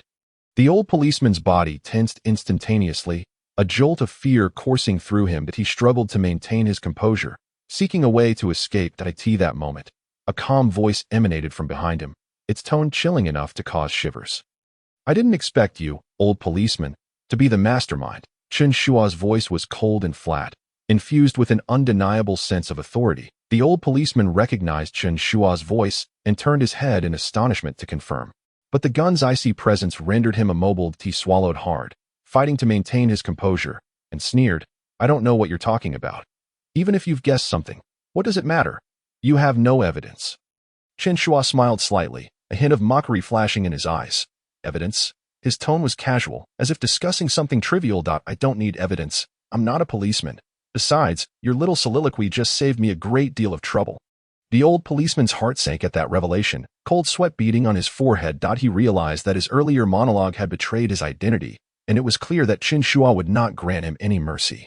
He suddenly erupted into arrogant laughter, attempting to intimidate with words. Humph, do you dare to act? Killing me would be futile. I've operated on this island for years, and there are plenty of people ready to take my place. Chen Shuo remained unfazed, simply gazing at him with a calm demeanor, as if he were observing an enemy destined for destruction. Then he spoke softly. That is of no concern to me. I am merely helping a poor soul fulfill his last wish. With that, Chen Shuo subtly moved his finger, and the gunshot shattered the night's tranquility. The old policeman's laughter ceased abruptly, his eyes wide with disbelief as he slowly collapsed to the ground. Blood streamed from his head, staining the worn sofa, carrying away his final breath. Chen Shuo holstered his weapon, a cold smile gracing his lips, as he turned to leave this den of iniquity, vanishing into the night. The dying rays of the setting sun illuminated the ship's deck. The gentle sea breeze caressing the air, while the waves lapped softly against the hull. Conan leaned against the ship's railing, gazing out at the boundless sea, his expression somewhat vacant. He continued to ponder the heavy lessons imparted by this case. Even though he had unraveled all the mysteries, he had been unable to prevent Masaru Aso's tragedy. The thrill of solving cases and the sense of accomplishment were now overshadowed by a profound sense of helplessness. Chen Shuo, having approached unbeknownst to Conan, stood beside him, silently observing the ocean for a while. Finally, he spoke, his voice laced with a hint of skepticism. "Aren't you the one who idolizes Sherlock Holmes?" Conan, taken aback by this remark, lifted his gaze to Chen Shuo, his brow furrowing even deeper. He harbored complex emotions towards this familiar yet irksome man, feeling a twinge of jealousy over his relationship with Xiaolan. Yet, deep within, he found himself irresistibly drawn to the man's words. Chen Shuo disregarded Conan's confusion and continued, "Do you know what the most famous line from Sherlock Holmes, The Return of the Speckled Band, is?" Conan paused for a moment, staring blankly at Chen Shuo. He was well aware of that case. But after a brief silence, he slowly spoke, his tone imbued with a hint of weariness and resignation. "Dear Lestrade, I believe that when the law fails to deliver justice to the victim, private vengeance becomes not only justifiable, but even noble. From that moment on." As the words fell, Conan's gaze dimmed further. His head bowed as he sank into deeper contemplation. Indeed, he had unraveled the mystery of the case, yet the evil within this instance had been met with a more direct and brutal form of punishment. This was a question he had never pondered before. When the law and justice cannot be upheld, are there any alternatives? As a detective, to what extent should he go? Chen Shuo observed him in silence, his eyes reflecting a subtle complexity. He rarely offered admonitions, but this time he made an exception. "I've said my piece. Whether you can comprehend it is up to you." His words were delivered with a calm demeanor, as if they were merely casual remarks, yet they concealed a deeper significance. Chen Shuo cast a fleeting glance at Conan before turning to leave, his stride leisurely and unhurried. Conan remained rooted in place, the echo of that famous quote from Holmes resonating in his mind. He couldn't help but clench his fists, his emotions becoming increasingly intricate. Just before Chen Shuo departed, he turned back momentarily, a slight smirk gracing his lips, revealing a hint of disdain. "If it weren't for Xiaolan's incessant worry, I wouldn't waste my time comforting a stubborn kid clinging to his morals." Conan looked up to see Mary Ran in the distance. Indeed, she was anxiously watching this way, her face etched with concern. A warmth spread through his heart, yet confusion and anxiety lingered. The sea breeze persisted as Conan stood in the wind, gazing at the receding figures of Chen Shuo and Mary Ran, his heart unable to find tranquility for a long while. Days had passed since the tragedy of Yuang Island, and the lives of Chen Shuo and Mary Ran gradually returned to calm. Chen Shuo's Serenity CF remained their most frequented meeting place. Each time Mary Ran pushed open the glass door, the aroma of coffee wafting through the air always brought her a sense of reassurance. Mary Kagoro, or rather Conan, continued to solve numerous intricate cases under the guise of the slumbering detective. With one case after another resolved, Kagoro's reputation soared, his name frequently appearing in newspapers and on television, becoming a hot topic among neighbors and friends. Whenever reports of these cases surfaced on TV or in print, Chen Shuo and Mary Ran would invariably meet at the Serenity CF to discuss the cases, as well as trivial daily matters. Their relationship had grown considerably closer than before, with their glances and body language hinting at an unspoken tacit understanding. Mary Ran often sat beside the bar, her eyes sparkling with a smile as she watched Chen Shuo prepare coffee for her. She felt that these quiet moments arrived with an effortless ease, yet were tinged with unexpressed complexities. Although Chen Shuo calmly handed her a steaming cup of coffee, he too sensed this unsaid understanding. Observing her profile, a warm feeling enveloped him, yet the thin veil between them remained unbroken. They both acknowledged the existence of these feelings, yet seemed to be waiting for the right moment to unveil them. At times, Mary Ran couldn't help but think that perhaps one day, in this tranquil CF, during some unintentional moment, they would shatter that barrier and embrace a different future. However, whenever she was on the verge of speaking, the steam rising from her coffee cup and Chen Shuo's gentle smile always led her to choose silence. One day, Chen Shuo and the Mary family appeared at the television station. As with Kagoro's rising fame, the station decided to conduct a special interview with him. This was significant for the Mary family, and even Eri Kisaki managed to find time to rush to the station. The group gathered in the lounge area, the atmosphere relaxed and joyful. Eri Kisaki, clad in a professional suit, exuded an air of vitality, while Kagoro wore a proud expression as he teased everyone. The playful banter between the parents elicited laughter from Mary Ran and Chen Shuo. Eri Kisaki retorted her husband with equal fervor, and Kagoro feigned innocence, prompting peals of laughter from everyone. This scene, though tinged with a hint of bickering, radiated a long-missed warmth. Maori ran quietly gazed at the unfolding scene. A smile of happiness gracing her lips, it seemed her parents' relationship was gradually thawing. Although they still appeared to be at odds, she could sense the underlying care between them. Her father no longer drowned himself solely in alcohol and cases, and her mother no longer deliberately ignored him. Even during disputes, Maori Ran could feel a long-lost familial warmth. Such days were truly wonderful, she mused. She cast a subtle glance at Chen Shuo, discovering him engrossed in his coffee. His demeanor focused and calm. In that moment, warmth surged within her. This life, filled with familial affection and future hopes, resonated within her. She understood that not only did she possess this familial happiness, but she had also found someone she cared about. Although her relationship with Chen Shuo had yet to reach the point of confession, the understanding and emotions between them had never waned. After a period of laughter and banter, the program's planner, Suwa Michihiko, and host, Matsuo Takashi, approached the group. Suwa smiled and greeted everyone, his tone brimming with praise for Kagoro. "Mr. Maori, this interview will surely attract a large audience. You are indeed our star detective," Kagoro beamed with pride. Laughing heartily, "Oh, it's nothing, just a small feat, but I have indeed solved quite a number of tricky cases, ha." The program proceeded as scheduled, although Kagoro could not delve into the details of his case solving while asleep. As a former police officer and seasoned detective, he still shared some amusing anecdotes and experiences from his career. While lacking substantial content, his humor and exaggerated storytelling style occasionally elicited laughter from the audience. Creating a light-hearted atmosphere, Chen Shuo sat in the audience, glancing at Maori Ren occasionally. She was intently focused on the stage, her lips slightly curled in a gentle smile.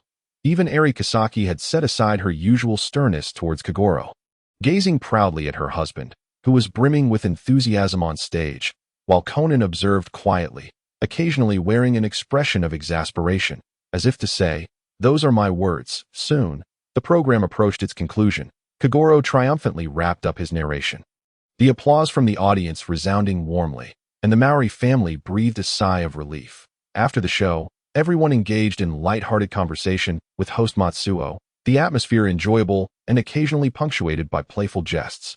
"Where's Suwa?" Conan glanced around, unable to suppress his inquiry. Chen Shuo furrowed his brow slightly, surveying the area, but Suwa Michihiko was nowhere to be found. He replied calmly, "Perhaps he had to leave early. Planners are often quite busy."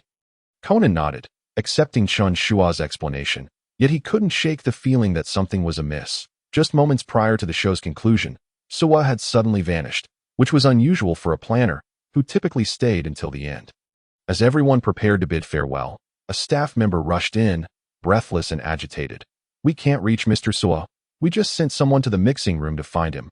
But, before he could finish, another staff member hurried in to add, "We found Suwa Michihiko's body in the mixing room." Upon hearing this, the atmosphere in the room froze instantly. Kagoro and Conan immediately reacted, exchanging a glance before racing towards the mixing room. Conan's heart tightened, sensing the impending danger, the spirit of a detective igniting within him. Kagoro, fully alert, assumed his usual seasoned detective demeanor. "Quick, take me to the scene," Kagoro shouted, instantly shifting into work mode.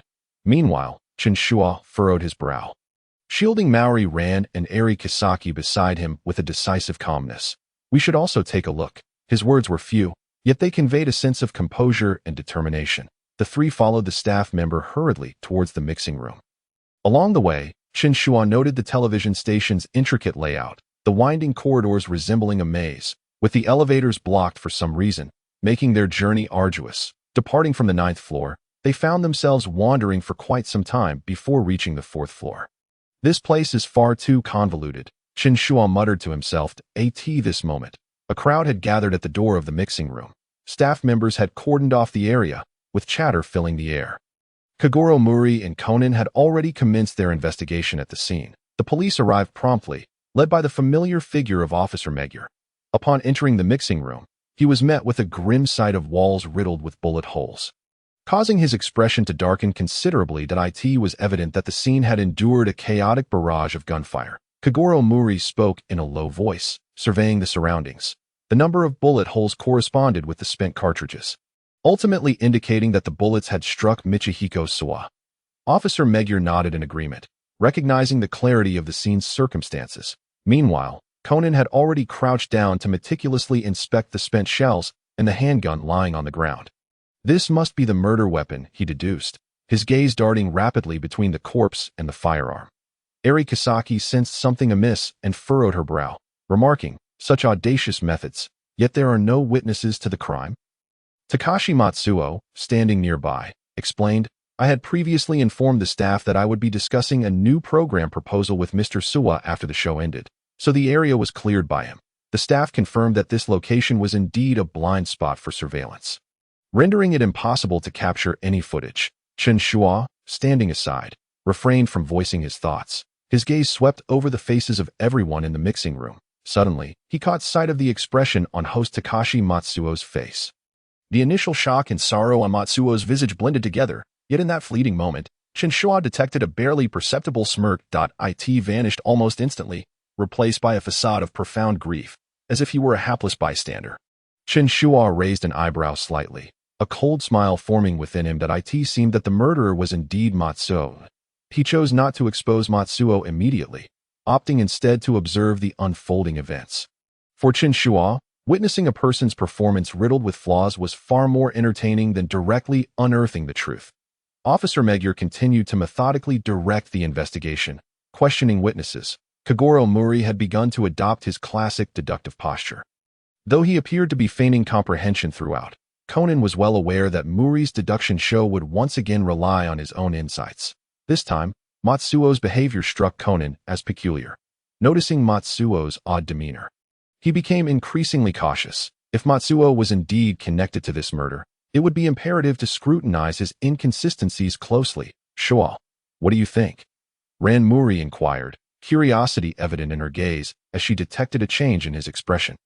Chen Shuo smiled faintly, his eyes indifferent. "It's nothing, merely some trivial details. This marksman is exceedingly unprofessional. Had it been me, one shot would suffice." "Is that so? Ha! You truly live up to your reputation, Shuo," Ran Muri responded with a bemused chuckle, acknowledging that if it were Chen Shuo, he indeed had the credentials to make such a claim. The case seemed to have reached an impasse, with all clues failing to point to a definitive culprit. Conan's keen eyes scanned the scene until, suddenly, he noticed a phone that had fallen in the corner. He immediately recognized it as potentially belonging to Michihiko Shuo, possibly used for a call just before his demise. If they could identify the last person he spoke to, the mystery of the case might be unraveled. Conan promptly relayed this discovery to the police, prompting Officer Magyar to decisively order, "Quickly ascertain the call records of this phone. Start with Mr. Shuo's friends and colleagues to pinpoint his last contact." With the command given, the police sprang into action, the atmosphere at the scene growing tense. Simultaneously, Michihiko Shuo's body was removed, yet the repercussions of the case continued to resonate. Journalists had already descended upon the scene, their attention swiftly turning to the renowned host, Takashi Matsuo. A throng of reporters converged, microphones nearly pressed against Matsuo's face. "Mr. Matsuo, what are your thoughts on the passing of Mr. Michihiko Shuo? It is said that Mr. Shuo recently intended to replace you as the host. How do you respond to that? Do you believe Mr. Shuo's death is related to his recent decisions?" Surrounded by these inquiries, Matsuo maintained an air of composure. Even donning a sorrowful expression, he picked up a handkerchief to dab his tear-streaked eyes, his voice trembling as he lamented, "Mr. Shuo was my dear friend and colleague. Upon hearing this news, I can scarcely believe it. So sudden, so heartbreaking." As he spoke, tears began to flow freely, his anguish appearing genuine. However, Chen Shuo, observing from the sidelines, regarded the scene with a detached demeanor. His gaze lingered on Matsuo's overly sorrowful expression, a cold chuckle brewing within him. Just moments ago, Chen Shuo had noted a fleeting smirk on Matsuo's face upon hearing of Shuo's demise, which had quickly morphed into a mask of profound grief. A rather convincing performance, Chen Shuo mused inwardly, aware that excessive displays often concealed deeper intentions. Although Conan had not caught Matsuo's subtle facial changes, he too began to harbor suspicions, having gleaned a motive for murder from Matsuo's dialogue with the reporters. Chen Shuo, however, had already made his judgment that he chose not to rush into exposing Matsuo, instead opting to quietly observe from the sidelines. The reporters continued their relentless questioning, while Matsuo adeptly maintained his facade of sorrow, as if performing in a meticulously orchestrated play. Indeed, this fellow is up to something, Chen Shuo silently contemplated, his gaze sharpening as the investigation deepened. The outlines of motive and method began to take shape, suggesting that the true orchestrator of this case was none other than the individual before him. After a period of inquiry, Chen Shuo, along with Ran Muri and Eri Kisaki, stepped aside to catch their breath. Leaning back in his chair, Chen Shuo's gaze casually drifted across the bustling crime scene, his mind relatively unfazed. "Shuo, are you truly not going to get involved?" Ran Muri asked with a smile, curiosity glinting in her eyes. She understood that Chen Shuo had little interest in solving cases, and in such situations, he had long since lost the desire to intervene. Besides, with Conan present, she was confident that both her father and Conan could handle the matter. "Let those so-called professionals worry about it," Chen Shuo replied with a dismissive smile. "Today is Kagoro Muri's moment to shine nationally, and I wouldn't want to steal his thunder." Eri Kisaki chuckled softly, seemingly accustomed to Chen Shuo's attitude, her lips curling into a teasing smirk. If you could solve it instantly with a mere gesture." Chen Shuo shrugged lightly, a smile playing on his lips, yet he offered no retort. His gaze remained fixed on Conan, who was busily darting about like a headless fly, utterly unrestrained. Ran Muri noticed the expression on Chen Shuo's face and hesitated for a moment before revealing a look of resignation. She understood his perspective and was concerned that Conan's blatant actions might one day lead to trouble. However, she chose not to express her worries, merely letting out a gentle sigh as she continued to chat with Chen Shuo and Eri Kisaki.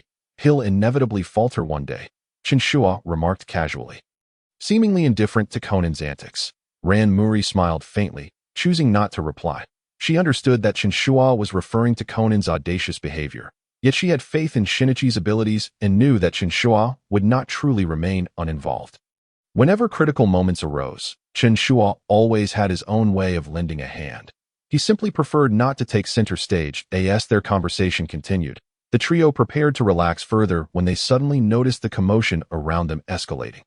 The atmosphere in the vicinity grew frantic, as if something significant were about to transpire. Chen Shuo's eyes flickered, and he casually grabbed the arm of a hurried staff member, calmly inquiring, "What is happening?"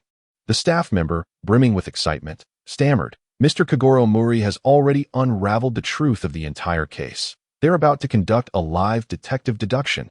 Upon hearing this news, Ran Muri and Eri Kisaki exchanged glances, their eyes sparkling with curiosity and anticipation. Chen Shuo, however, merely smiled nonchalantly, leaning back lazily in his chair. "Here we go again, another performance," he murmured, his tone laced with playful mockery. The three of them simultaneously turned their attention to the television screen nearby, where Kagoro Muri stood at the center of the crowd, his expression solemn, head slightly bowed, striking his iconic deductive pose, as if he had already entered detective mode. "It's begun," Ran Muri whispered, a hint of excitement in her voice. Although she understood that it was Conan, or Shinichi Kudo, who was manipulating her father's words at that moment, she still felt a thrill of tension for the impending revelation. On the screen, Kagoro Muri pondered for a moment before speaking in a deep voice. "The perpetrator of this case, without a doubt, is Takashi Matsuo." A single stone stirred up 1,000 waves, and the scene was instantly thrown into chaos. All eyes were fixed in astonishment upon Takashi Matsuo. His visage contorted in shock. The man in question, Matsuo, momentarily froze, a flicker of panic flashing in his eyes that he quickly composed himself, forcing a strained smile onto his face. "This cannot be true. You must be mistaken," he intoned, his voice tinged with a hint of skepticism, yet his gaze betrayed an undeniable trepidation. Observing Matsuo's demeanor, Chen Shuo couldn't help but smirk subtly, a faint cold smile gracing his lips. Clearly, he is rattled. The reaction of the culprit is all too apparent. Hearing this, Rei Fumio nodded slightly, her heart echoing the sentiment. Indeed, Kagoro's deductions had proven accurate. Matsuo's current behavior had already unveiled his guilt. "Next, I anticipate further evidence will come to light," Fumio remarked with a smile, her eyes shimmering with appreciation. Chen Shuo shrugged lightly. "Let us await the unfolding of events as the layers of the case began to unveil." Conan, playing dual roles, employed a tranquilized Kagoro Muri to initiate a slumbering Kagoro's deductions. Coupled with his own observations and reflections, he occasionally played the role of assistant, meticulously piecing together the truth behind the enigma. Each phase of the reconstruction was gripping, the complexity of the case never undermining its logical coherence, culminating in a revelation that was nothing short of astonishing: the cause of Michihiko Suwa's demise. Matsuo's motives and the seemingly chaotic bullet holes were all meticulously unraveled, revealing a labyrinthine web of intricacies beneath this moment. Chen Shuo, seated nearby, couldn't suppress his astonishment, the corners of his mouth lifting ever so slightly. "I must admit, this technique is rather intriguing," he remarked softly, his tone revealing an undeniable admiration. "This truly offers some inspiration for my career." His words flowed naturally, as if discussing the most mundane of subjects. Beside him, Ran Muri had grown accustomed to his unyielding and blunt expressions. She had once been shocked and frightened by Chen Shuo's assassin identity, but gradually, she chose to accept it in silence. After all, she understood that Chen Shuo's world was not governed by the stark dichotomy of right and wrong. He possessed his own rules and boundaries. Although his methods differed from those of ordinary individuals, she still believed that his heart had not been entirely consumed by darkness. "Shuo, you truly are something." Rand chuckled with a hint of exasperation, emotions swirling within her. She did not wish to directly contest his side job. Yet she found herself jesting. "You ought to stop fixating on such perilous matters. You are the owner of a CAF, not a contract killer." Her tone was lighthearted, as if jesting, yet her eyes mirrored a profound concern. She recognized the gravity of Chen Shuo's work, which left her unable to fully relax. Though he never broached the specifics of his job, she was aware that some matters were beyond her reach. And Chen Shuo's side job was undoubtedly one of them.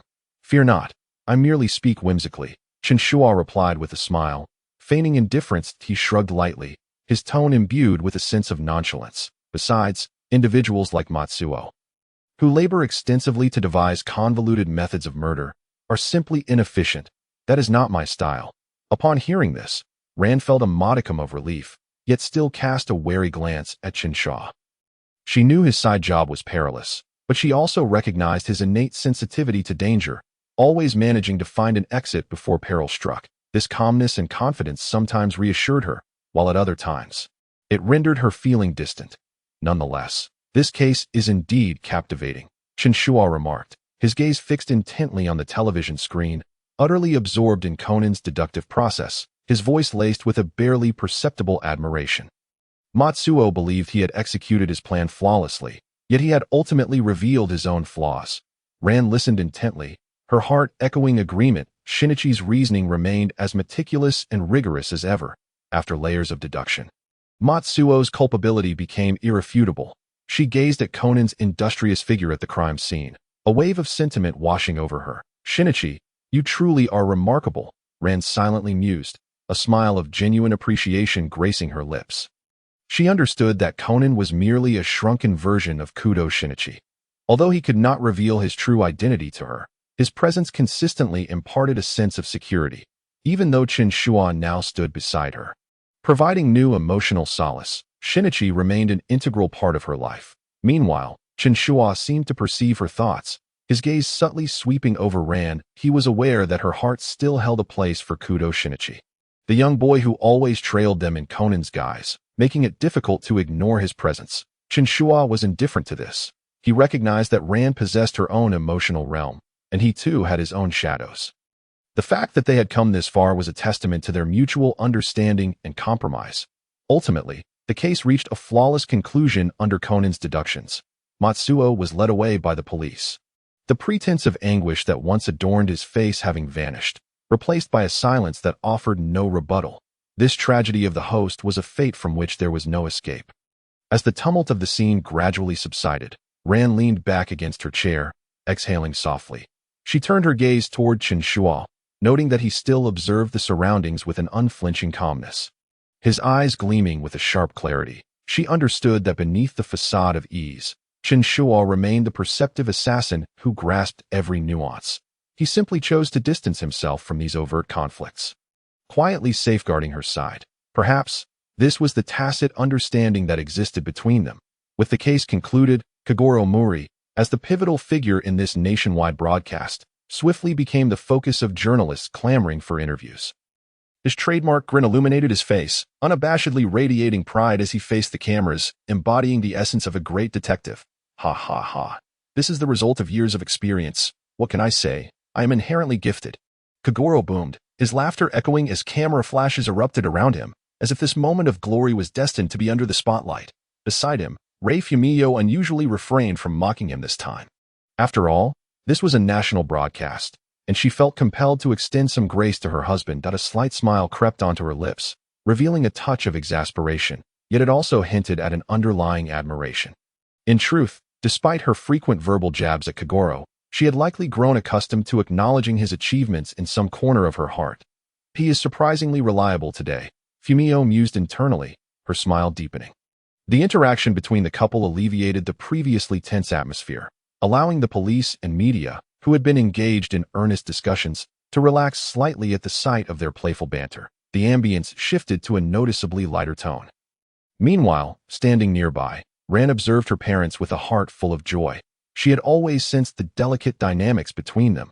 Despite their banter, their concern for one another had never waned in this moment.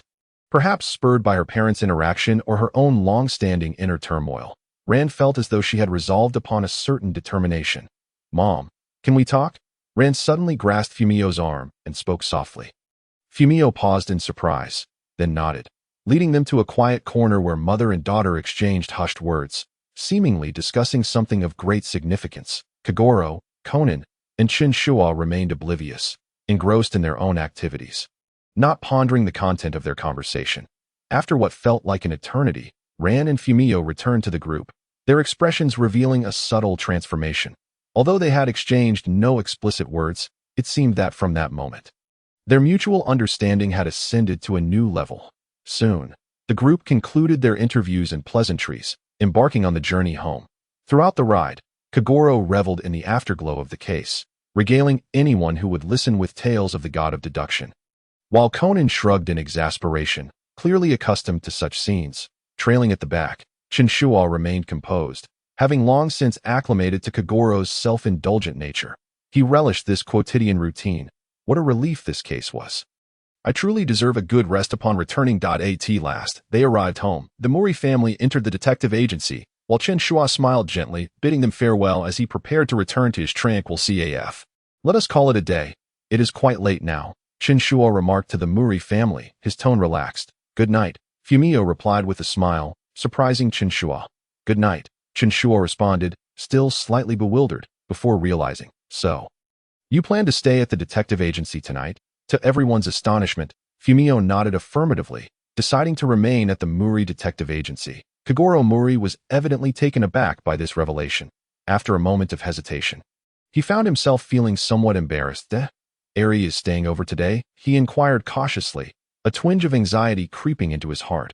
Eri Kasaki offered a faint smile, her gaze still sharp as ever, yet her tone surprisingly gentle. "What's the matter? Am I not welcome?" Muri quickly waved his hands, exclaiming, "Of course not. You are absolutely welcome." That evening, the lights of the detective agency shimmered brightly against the warm night sky, as the Muri household seemed to return to a long-lost state of coziness. Albeit one imbued with their unique charm. As dawn broke, sunlight streamed into Ran Muri's room. She stood before the mirror, meticulously grooming her long, dark hair. Today, she was somewhat different from her usual self. Not only was she clad in a new black dress, but she had also applied a subtle touch of makeup. Even she found this transformation a tad intriguing. Gazing at her reflection, a barely perceptible tension and anticipation flickered across her face. She bit her lip and let out a soft sigh. For her, today was a significant day. She tiptoed out of her room, silently praying not to disturb anyone, especially the seemingly childlike boy who was, in fact, her childhood friend, Conan. However, fate has a penchant for humor. And just as she gently closed her door, Conan's voice suddenly echoed from behind her. "Ran, you look especially dressed up today. Are you meeting someone?" His tone was laced with curiosity, yet his eyes sparkled with a hint of scrutiny. As Shinichi Kudo, he possessed an acute observational skill that immediately sensed something unusual about Ran today. Ran paused momentarily, then managed to muster a faint smile, attempting to conceal her inner turmoil. "It's nothing. Really, just an important appointment. An appointment." Conan's brow furrowed slightly, a wave of confusion and unease washing over him. Who could this appointment be with? Despite his efforts to appear indifferent, a vague jealousy began to stir within him. He had always harbored special feelings for Ran, even if he was reluctant to admit it. Humph. It must be that Chen Shuo guy, Conan thought to himself, unable to suppress his irritation. Ever since Chen Shuo entered their lives, it seemed that Ran had grown increasingly close to him. Though Ran had never explicitly stated anything, Conan felt an undeniable sense of crisis with Chen Shuo's presence. Whose appointment is it? Conan pressed on, feigning nonchalance while anxiously awaiting Ran's response. Ran chuckled softly and patted Conan's head. Don't overthink it. It's my own business. With that, she hurriedly turned and left, leaving no room for Conan to pursue further inquiries. Watching Ran's retreating figure, Conan's suspicions deepened. With her attire, her demeanor, and the mention of an appointment, he was nearly certain she was off to meet Chen Shuo. That guy always appeared indifferent, especially when it came to solving cases. Yet he seemed to connect effortlessly with Ran. That I can't let this slide. Conan resolved. Determined to follow Ran and uncover whom she was meeting, he dashed downstairs to the Serenity CF, eager to ascertain Chen Shuo's whereabouts. Upon arrival, he found no sign of Chen Shuo. Only Toru Amuro bustling about. Amuro-san. Where's Chen Shuo? Conan asked anxiously, his heart pounding with the fear of missing an important lead. Amuro glanced up at him and casually replied, "Oh, the boss left early this morning. Probably off to handle some personal matters." His tone was light, suggesting he bore no concern for Chen Shuo's whereabouts. Left? Conan's heart sank. That it was evident that Chen Shuo was likely off to meet Ran. They must be secretly rendezvousing somewhere. With this thought, his emotions became increasingly tangled, filled with jealousy and reluctance. This doesn't feel right. I need to see for myself, he thought, quickly retracing his steps to stealthily follow Ran. Though his body had shrunk, his detective instincts and trailing skills remained sharp. That he carefully concealed himself by the roadside, fixating on Ran, desperate not to miss a single detail. Ran moved with a light step, a gentle smile gracing her lips, seemingly in high spirits. The sight only fueled Conan's irritation. Humph, seeing you so cheerful, you must be off to meet Chen Shuo. He quietly trailed Ran. His mind was a whirlwind of doubt and anxiety. When she entered an unfamiliar CF, his brow furrowed, and alarm bells rang in his head. How strange. Why would Ran come here? There's a Serenity CF right downstairs, he pondered, suspicion swelling to its peak. She must be meeting Chen Shuo secretly. The thought sent his emotions into a frenzy, a mix of jealousy and frustration. While he stubbornly refused to acknowledge his own feelings, the CAF's exterior appeared rather ordinary. Even somewhat shabby compared to Chen Shuo's Serenity. Conan felt increasingly uncomfortable. This place was clearly inferior to Serenity. Why would Ran choose this spot? Surely it was to evade attention from Chen Shuo. Gritting his teeth, he resolved to stop hiding and boldly approached Ran. "Ran, what are you doing here?" His tone feigned casualness, yet his curiosity was unmistakable. Startled, Ran hadn't anticipated Conan following her, her brow slightly furrowed, and a hint of exasperation flickered in her eyes. "Conan, what are you doing here?" she asked, her voice tinged with annoyance. She had hoped to come here unnoticed, yet the detective had thwarted her plans. "I was just passing by," Conan stammered, his eyes darting around restlessly, searching for any clues about whom Ran might be meeting. Ran sighed in resignation, crossing her arms as she suppressed her growing frustration. "Conan, this isn't your concern." Her tone grew serious. She was well aware of Conan's insatiable curiosity, and this time, she merely needed to handle some personal matters without his interference. "You should go back and not follow me." At her words, Conan felt a tightening in his chest, increasingly convinced that something was amiss. "Not my concern. You dressed up so nicely. Are you meeting Chen Shuo? Or is there something else you don't want me to know?" Conan, Ran's irritation escalated. She found it absurd that she was being scrutinized by the smaller version of Shinichi Kudo. "That I have things to do that have nothing to do with Chen Shuo." "Please don't jump to conclusions." She lightly patted Conan's head. "Following others like this isn't good. You should head back." Still unwilling to concede, Conan frowned. But, realizing that if she didn't act quickly, Conan would persist, she had a sudden idea. "Fine, I was going to buy some cake, and you love sweets, right? If I get the cake, you should head back. Otherwise, I won't buy any for you later." The mention of cake made Conan instinctively lick his lips, but he quickly realized Ran was merely diverting the topic. Reluctantly, he grumbled, Fine, I'll go back myself." Though he turned to leave, he silently vowed to uncover the truth behind this appointment. Watching Conan's departing figure, Ran couldn't help but smile wryly. With a sigh of relief, she hurriedly left the CF to buy the cake. That as for Conan, he should just return obediently. Conan observed Rand's silhouette gradually fading from view. A sly glint sparkling in his eyes. Thinking you can shake me off? Not so easily. He swiftly turned around, sneaking back into the CAF, finding a corner seat. His gaze frequently darted towards the entrance. Scrutinizing every newcomer, he refused to believe that Rand had dressed up so beautifully and was simply going out for cake. Clearly, she had surveyed the CAF's patrons earlier without any reaction, indicating the person she was waiting for had yet to arrive. With this in mind, Conan resolved to remain here, patiently awaiting the arrival of subsequent guests. As time passed, the CAF's atmosphere remained tranquil. With occasional patrons entering, none of whom Conan overlooked. The first to arrive was a woman clad in oversized sunglasses, stylish yet ill-tempered. Upon entering, she immediately berated the staff and kept glancing at her watch.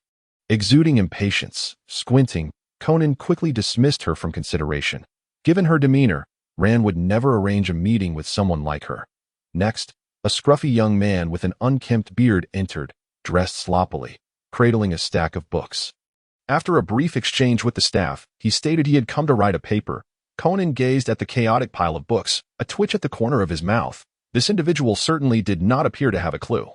With such poor quality, there was no way Rand would be interested in someone like him. Just as Conan was about to lose his patience, the third person to enter rendered him utterly astounded. Hiroshi Agasa. Clad in a sharp professional outfit, she exuded a commanding presence as she appeared at the CAF's entrance, her gaze sweeping around the room, evidently searching for someone. What? It's actually Rand's mother. Conan's heart raced. And he suddenly realized that Rand's so-called date today was none other than Hiroshi Agasa.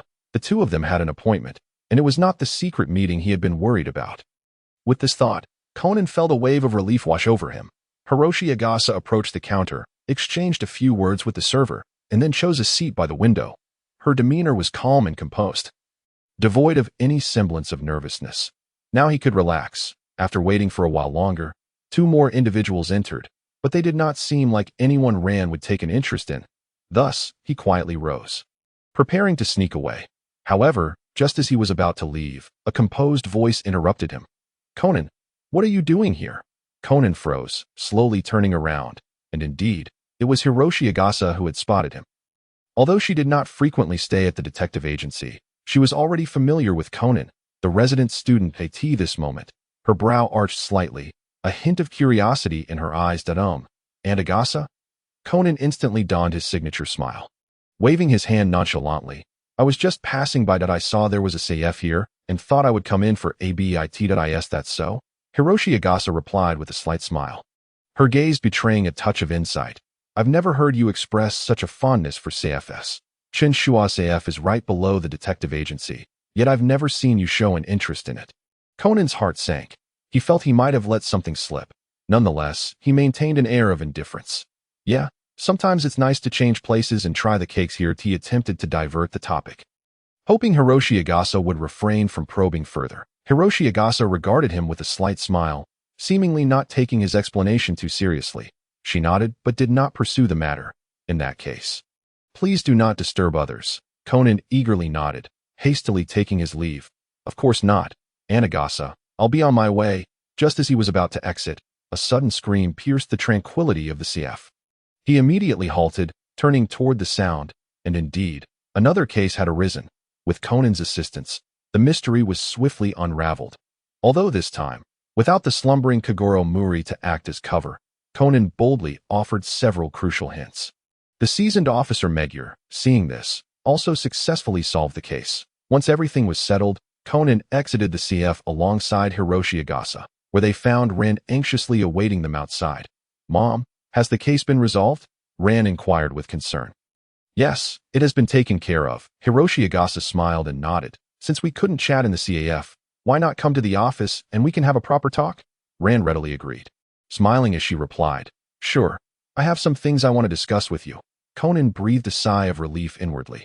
It seemed Rand's important date was not with Chen Shuo after all. He decided not to dwell on it further. Waving goodbye and walking away with a sense of ease to the office, Hiroshi Agasa's assistant, Midori Kuriyama, poured steaming coffee for the mother and daughter duo. After exchanging a few pleasantries, she quietly withdrew, leaving space for them. Rand held the coffee cup, feeling warmth in her palms, though she appeared somewhat anxious. She gazed into her mother's gentle eyes, her thoughts a jumbled mess. "Mom," Ran's voice wavered. "I think I might have someone I like." Hiroshi Agasa did not pay much heed, as she had always believed Ran harbored feelings for Shinichi Kudo, even considering this merely a small entanglement in her daughter's heart. She lifted her coffee cup with a faint smile. "Oh, is it that boy, Shinichi Kudo?" However, Ran shook her head gently, murmuring, "No, I think I like she." Puffed. The coffee Hiroshi Agasa had just sipped nearly erupted from her mouth, as she quickly covered her mouth, coughing continuously. Her expression filled with shock and disbelief. Once she finally regained her composure, she stared wide-eyed at Ran. "What did you say, Chen Shuo?" Ran nodded, her cheeks flushed with embarrassment. "Yes, I don't know why, but I think I really like him." Hiroshi Agasa could hardly believe her ears. Having known Chen Shuo for many years, she was acutely aware of his charms, steady, reserved, and undeniably captivating. Truth be told, if it weren't for Kaguro Muri being her childhood friend, Chen Shuo would undoubtedly have had the upper hand in comparison. Yet, the significant age gap, Chen Shuo being 30 and Ran only 17, instantly complicated Hiroshi Agasa's feelings, observing her daughter's slightly flushed face. She felt a mix of helplessness and confusion. Chen Shuo was indeed an admirable man, but this relationship was proving difficult for her to accept. Gently placing her coffee cup down, she steadied her tone. "Ran, while Chen Shuo is undoubtedly excellent, you are only 17, and he is already 30. Don't you think that age difference is rather significant?" Ran lowered her head, fidgeting with her fingers, her voice barely above a whisper. "I know. But does age really matter that much? I believe I truly like him." Hiroshi Agasa sighed inwardly, understanding that matters of the heart were rarely straightforward. However, this topic felt overwhelmingly heavy. Gazing at her daughter's stubborn, yet somewhat naive expression, she decided to temporarily quell the tumult within her heart, speaking softly. "I understand, but feelings take time to develop. Don't rush to conclusions, all right?" Ran nodded, though still somewhat confused. She could sense her mother's concern. The two fell into a brief silence. After a moment of quiet, Hiroshi Agasa realized she could not outright dismiss Ran's feelings. Chen Shuo was a mature and composed man, possessing a magnetic allure for girls of Ran's age. She knew that if she were to rashly intervene, it might only make her daughter more obstinate. Hiroshi Agasa steadied her emotions. Looking gently at Ran, her tone softened. "Can you tell me why you like Chen Shuo?" Ran hesitated, her head downcast, but soon lifted her gaze to meet her mother's. A glimmer of determination in her eyes as she began to recount her experiences with Chen Shuo. Every detail she shared was a small moment from their daily interactions. Chen Shuo was always considerate, helping her solve problems, appearing whenever she needed him, often without her having to ask for assistance. Moreover, he made her feel different. He was mature, calm, and unhurried, always providing her with a sense of security. "Unlike Shinichi, Shuji doesn't make me worry all the time," Ran said softly, her tone imbued with complex emotions. Hiroshi Agasa was taken aback. Upon hearing her mention Shinichi Kudo, she couldn't resist asking, "And what about Shinichi? How do you feel about him?" Ran bit her lip, shaking her head gently. "Shinichi is excellent too, but he always makes me worried. He is solely focused on solving cases, and sometimes I truly don't understand what he's thinking. When I'm with him, I always feel a distance, as though I can never catch up to his pace." Hiroshi Agasa nodded, though her heart was tumultuous. While she did not fully comprehend Chen Shuo's identity, she knew he was far from an ordinary person. Although the relationship between Ran and Chen Shuo appeared to develop naturally, she was aware that Chen Shuo had many undisclosed matters behind him. "I understand now," Hiroshi Agasa finally spoke, her tone remaining gentle. "However, Ran, feelings require time, and you must truly understand your own heart. Chen Shuo is a good man, I acknowledge that, but you must ensure you comprehend the weight of this relationship." Ran nodded softly, though she did not entirely grasp her mother's worries. She could feel the warmth and care emanating from her. That day, Hiroshi Agasa unusually set aside her work, dedicating herself entirely to spending time with Ran. They chatted for a long while and even went shopping together. Hiroshi Agasa noticed that no matter the topic discussed, Ran would inevitably mention Chen Shuo, her eyes revealing an uncontainable joy and anticipation. Hiroshi Agasa sighed lightly, realizing that her daughter was likely quite deeply infatuated as they walked and talked. Hiroshi Agasa's emotions were complicated. On one hand, she could see her daughter was genuinely smitten, yet on the other, she could not ignore her inner worries. After all, Chen Shuo was not an ordinary individual, and Ran was still so young. Although their interactions were lighthearted and enjoyable, a sense of unspoken regret and frustration lingered within Hiroshi Agasa's heart. As a mother, she was acutely aware of her own busy schedule that often left little time to accompany her daughter.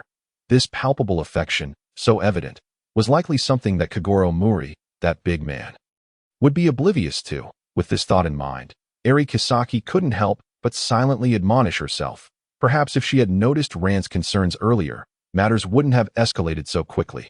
Turning her gaze towards her daughter, who radiated a vibrant energy, her heart was filled with both pain and turmoil. That it seemed that a conversation with Kagoro was in order. Eri Kisaki resolved in her mind that, despite Kagoro Muri's seemingly careless demeanor, his perspective as Ran's father was still of paramount importance. She felt it imperative to discuss this matter with her husband and ascertain his thoughts on the situation. With this in mind, Eri Kisaki decided to seek an opportunity to converse with Kagoro later that evening. This was a significant issue concerning their daughter's future, and she could no longer remain a passive observer. As night fell, the soft glow of the lights in the Muri Detective Agency filtered through the windows onto the wooden floor of the living room. Ran Muri had concluded her day's fatigue and had retired to her room early. While the atmosphere in the living room felt distinctly unusual, Eri Kisaki and Kagoro Muri sat across from each other on the sofa, the ambience heavier than usual, imbued with a sense of gravity. Typically carefree and unconcerned, Kagoro appeared unusually solemn today. He understood that the topic at hand involved their only daughter, a matter that warranted utmost seriousness. Eri Kisaki broke the silence first, her voice tinged with worry and a hint of fatigue. Kagoro, today Ran confided in me about her romantic troubles, and I sense she is deeply enmeshed. She mentioned she has developed feelings for Chen Shuo. Her tone bore evident hesitation, her brows knitting together slightly. Upon hearing this, Kagoro Muri sighed, ruffled his unruly hair, and appeared somewhat perturbed. He was acutely aware of his wife's concerns, for Chen Shuo was no ordinary individual. Although he presented himself as a gentle and composed self owner, Kagoro knew all too well the darker aspects of Chen Shuo's life. That I understand, he replied, setting down his pipe, his gaze profound, his voice tinged with resignation. That fellow is indeed not simple. He is a good person. Despite his unique profession, I can assure you he is not one to harm the innocent. However, we both recognize the dangers associated with this line of work.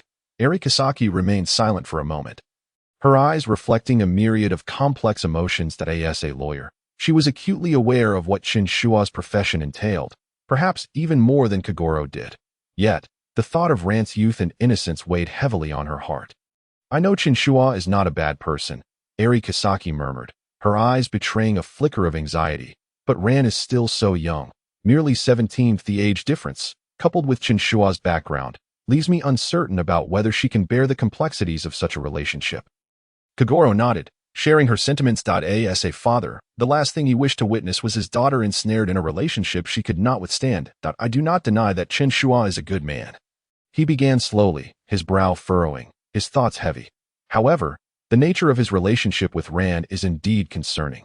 You see, the things Chen Shuo has been involved in over the years are far more perilous than our line of work, which relies on intellect. What if one day his voice trailed off, laden with apprehension?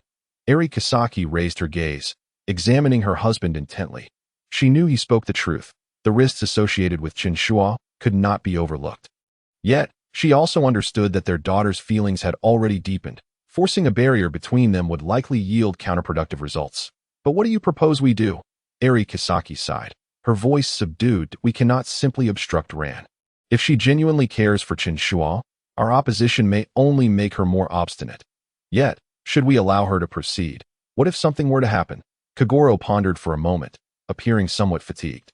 Leaning back against the sofa, his fingers unconsciously tapping the armrest, he was a seasoned detective, accustomed to navigating intricate cases and human emotions. Yet when it came to his own daughter, he felt utterly at a loss. Perhaps, Kagoro Muri suddenly spoke, his tone firming, we should not rush to impede her, but rather grant Ran some time and space. Although Chen Shuo's identity is unconventional, he possesses his own principles, and I believe he would not easily harm Ran. Perhaps we should observe their relationship for a while and see how it develops. Eri Kisaki furrowed her brow slightly, a hint of hesitation flickering in her eyes. Are you suggesting we refrain from intervening? Allow Ran to make her own choices? Yes, Kagoro nodded. Sometimes, the more we interfere, the stronger her rebelliousness may become. It would be better to give her time to confront and contemplate her feelings. After all, Ran is no longer a child. She is capable of making her own judgments. Eri Kisaki remained silent for a moment, contemplating her husband's proposal. While she did not entirely agree with Kagoro's perspective, she recognized that mere opposition would not resolve the matter. Deep down, she understood that Ran was a headstrong child. If they attempted to forcibly prevent her, the outcome could be counterproductive. Very well, Eri Kisaki finally conceded, her tone laced with a sense of resignation and compromise. For now, we shall refrain from interference, but I will continue to keep a close watch on Ran's movements. Should anything unusual arise, I hope you will stand by me. Kagoro nodded in affirmation, a faint smile gracing his lips. Rest assured, I have been keeping an eye on her. After all, she is our daughter. The couple fell into a brief silence, the quiet living room illuminated only by the soft glow of the lamps and the gentle sound of their breathing. Eri Kisaki leaned back against the sofa, her gaze tinged with fatigue yet imbued with determination. She understood that while the conversation with Kagoro had not yielded a definitive solution, they had at least reached a consensus to refrain from interference for the time being. Allowing Ran to experience the complexities of her emotions. Do you think Chen Shuo would harm Ran? Eri Kisaki suddenly inquired, her voice filled with uncertainty and concern. Kagoro Mori paused for a moment before gently shaking his head. No, while Chen Shuo may be a killer, he is a principled individual. I trust that he would not do anything to harm Ran. However, the world he inhabits is inherently different from ours, and whether Ran can accept that remains to be seen. Upon hearing her husband's response, Eri Kisaki felt a slight easing in her heart, yet complete reassurance eluded her. She understood that the danger did not solely stem from Chen Shuo himself, but rather from the world he represented, a world that she and Kagoro could not control. Let us hope for the best, Eri Kisaki murmured, her heart a tumult of emotions. As the night deepened, the streets outside the detective agency gradually quieted, with only the occasional vehicle disrupting the stillness. The couple remained nestled on the sofa, their thoughts swirling, yet neither felt inclined to speak further. On a sunny day, Chen Shuo had just prepared to sit down and savor a cup of coffee he had brewed when his phone suddenly rang. Glancing at the caller ID, he noted it was Sonoko. Upon answering, before he could utter a word, Sonoko's characteristic cheerful voice rang out from the other end. Hey, Shuo, I've heard you've been rather mysterious lately. Come over to my mountain villa for a visit. You need to get some fresh air. Unable to suppress a chuckle, Chen Shuo found Sonoko's enthusiasm hard to resist. He indeed had little pressing matters at hand and could use a break. After a moment's thought, he readily agreed. Sure, I haven't had much going on lately, so I'll come by for a visit. After hanging up, Chen Shuo glanced at Toru Amuro, who was busy at the bar. The CAF was bustling with business, patrons flowing in and out, the air rich with the aroma of coffee and the tempting scent of pastries. Observing Amuro's frantic pace, Chen Shuo approached and gently tapped him on the shoulder. I've agreed to go visit Sonoko at her mountain villa. I'll leave the shop to you for now. Chen Shuo's tone was casual, yet his eyes sparkled with a hint of mischief. Amuro looked up, donning a professional smile, but internally he was calculating, thinking, it's easy for you to say, boss. With so many customers, I can't handle it all on my own. He sighed dramatically, his face a mask of woe. Is me. Boss, the shop has been incredibly busy these past few days. I can hardly manage alone. Shouldn't we consider hiring a few more hands? Chen Shuo couldn't help but laugh at Amuro's exasperated expression. This guy usually seemed effortlessly in control, yet here he was, clearly overwhelmed. He nodded in agreement. All right, I'll think about it. But hiring isn't something we can resolve overnight. For now, you'll just have to bear with it a bit longer. Amuro's mouth twitched slightly, internally grumbling. It's easy for you to say, boss. I'm spinning like a top here. Yet he maintained his smile. No problem, I'll do my best. But remember, boss, you promised to take action soon. Don't leave me waiting too long. Chen Shuo nodded, patting Amuro Toru's shoulder to convey his trust. Rest assured, I won't let you toil endlessly. Amuro Toru, upon witnessing this, could only reluctantly accept this burdensome arrangement, observing Chen Shuo's carefree demeanor. He let out a faint sigh. The relaxed state of his boss was truly enviable. Before departing, Chen Shuo took a final glance around the Serenity CF, where the business was thriving and the atmosphere warm. He smiled gently at Amuro Toru. Take care of yourself over the next few days. When I return, I will prioritize hiring assistants. Amuro Turu waved his hand helplessly, saying, Boss, enjoy your time, that I'll handle things here. But remember to bring me some local specialties from the mountains when you come back. With a chuckle, Chen Shuo responded affirmatively and stepped out of the CAF, ready to embrace the lively vacation that awaited him at the villa. Once he had left, Amuro Turu took a deep breath, glancing at the increasing number of customers, silently encouraging himself. Just a few more days. The boss promised to find help. As Chen Shuo exited the CF. Intending to retrieve his vehicle, he spotted Mao Lilan and Conan standing at the entrance, seemingly about to head out as well. He smiled slightly and waved casually. Lilan, are you two heading out? Mao Lilan looked up, her face lighting up with a warm smile upon seeing Chen Shuo approach. Yes, Yuzuki invited me to her mountain villa for a little fun and relaxation. As for Conan, she paused, glancing sideways at Conan beside her. Her smile tinged with exasperation. He insists on tagging along. Conan scratched his head awkwardly, a hint of embarrassment on his face. Hey, Lilan, I'm just worried about your safety. Besides, it's such a rare opportunity. Of course, I want to join. Chen Shuo chuckled, ruffling Conan's hair. You really can't let go of Lilan. Can you, Shinichi? He pronounced Shinichi with particular clarity, his expression teasing. Conan shot Chen Shuo an irritated glare, muttering, Don't call me Shinichi. It sounds awful. Chen Shuo laughed heartily but soon adopted a more relaxed tone. How about this? I received an invitation from Yuzuki as well, so I'll take you both along. Mao Lilan appeared somewhat concerned, furrowing her brow. But, Shuo, I remember your car only seats two, right? You and Shinichi. Don't worry. I recently bought a new car, and there's definitely enough space. Chen Shuo replied with a mysterious smile. Then called out, Just wait a moment. I'll go get the car. A few minutes later, Mao Lilan and Conan heard a deep rumble of an engine emanating from the garage. A black Hummer H1 slowly emerged, its massive frame exuding an imposing presence in the sunlight. With colossal wheels that seemed capable of crushing anything in their path, the black body resembled iron armor, radiating a chilling aura. Its distinctive square front design and sturdy crash plates made it appear like a military-grade off-road vehicle, proclaiming its power and fearlessness. Wow, that car is enormous, Mao Lilan exclaimed, her eyes widening in astonishment. Shuo, when did you buy this? It looks just like a tank. The Hummer H1. I just got it, Chen Shuo said, leaning out of the window with a proud tone. It's perfect for outings. Plenty of seats and excellent safety features. Conan narrowed his eyes, alertness ringing in his mind. The Hummer H1 was a military-grade off-roader.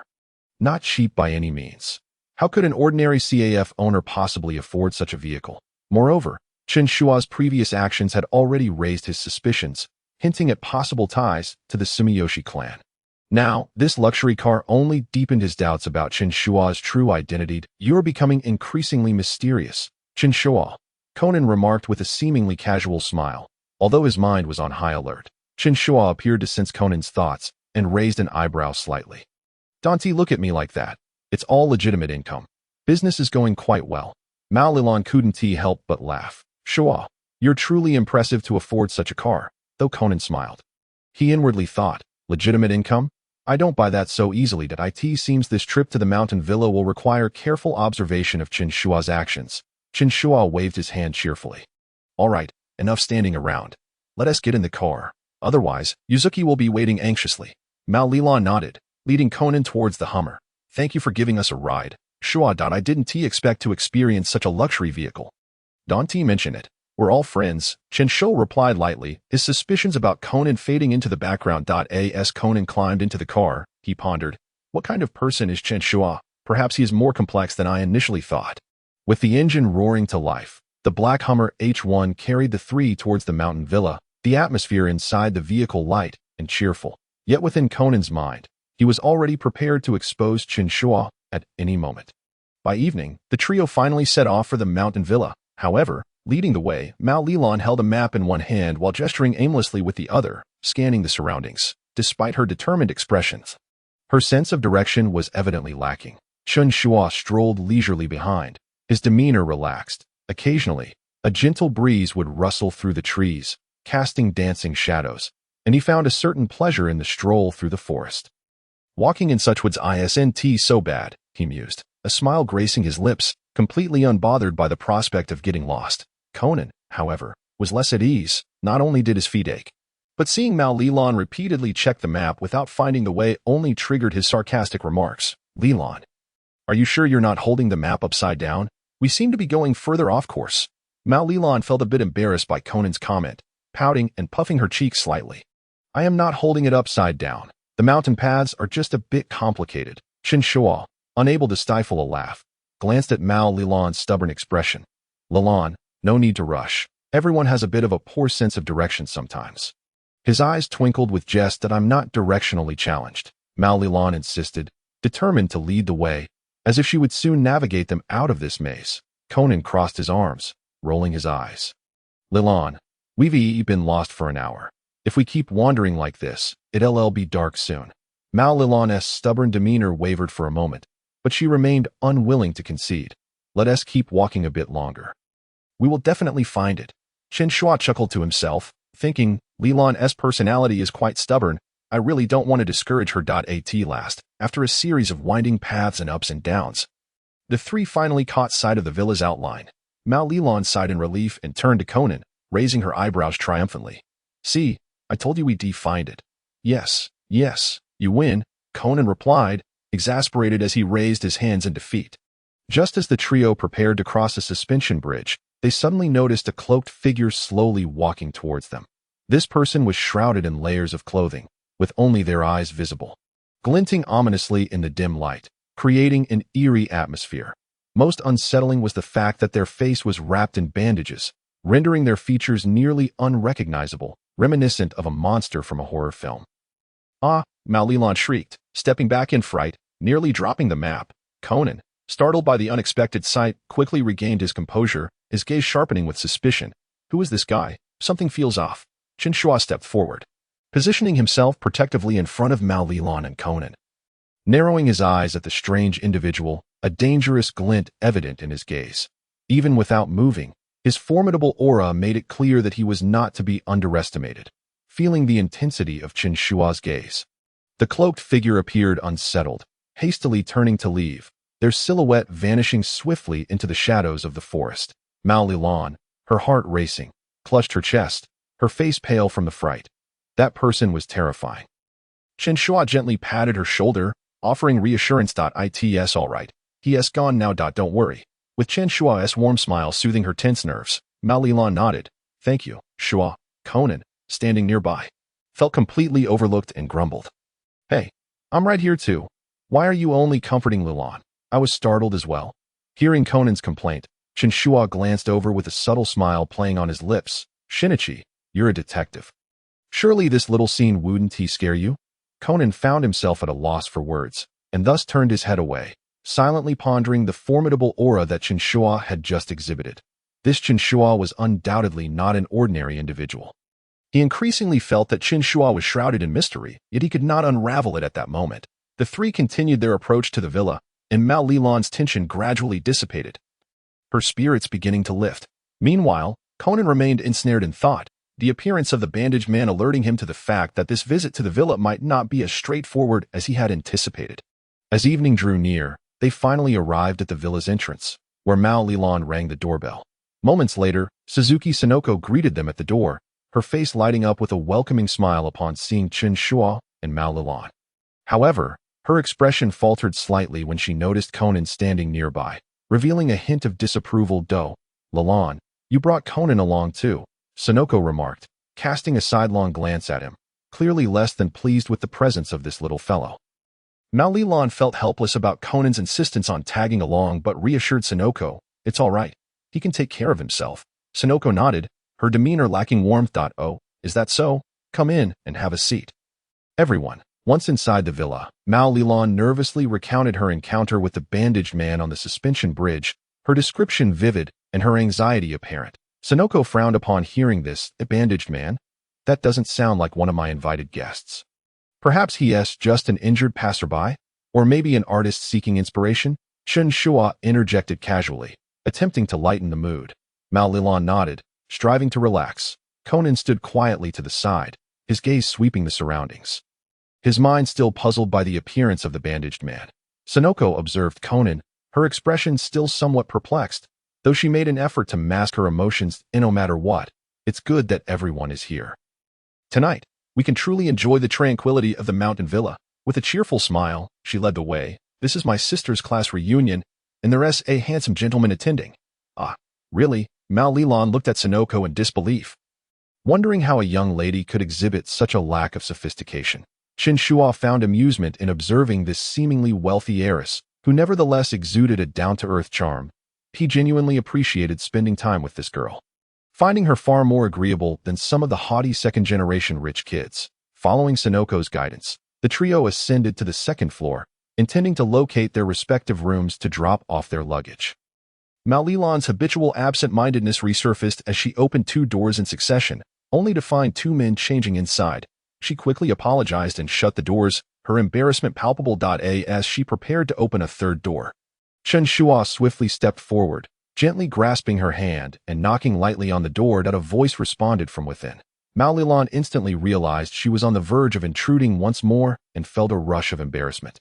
Casting a grateful glance at Chen Shuo, he smiled, ruffling her hair, and comforted her softly. Lilan, don't be anxious. It was merely a misunderstanding. He then found 2 vacant rooms, assigning one to Mao Lilan and sharing the other with Conan. Lilan, this room is unoccupied. You need not worry. Chen Shuo indicated the open door, then playfully tousled Conan's hair as if it were a basketball.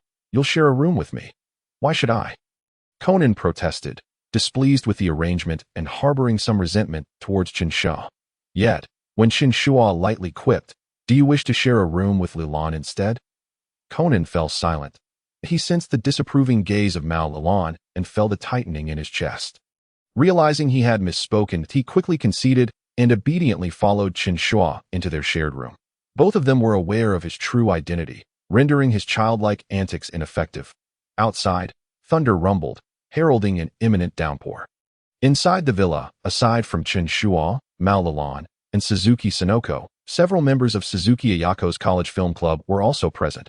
Oda Masaru, the dashing lead actor, lounged in a chair with a cigarette, sporting a frivolous grin. Kakutani Hiroki held a camera, occasionally glancing around. Takahashi Ryuichi sat in a corner, his physique and smile exuding warmth. Ikeda Chikako, a moderately renowned screenwriter, chatted animatedly from her seat, while Suzuki Ayako, the evening's host, warmly welcomed each guest. As old friends reunited, they inevitably reminisced about their experiences post-graduation. Ikeda Chikako proudly shared the immense success of her film Aqua Kingdom, prompting admiration from her peers.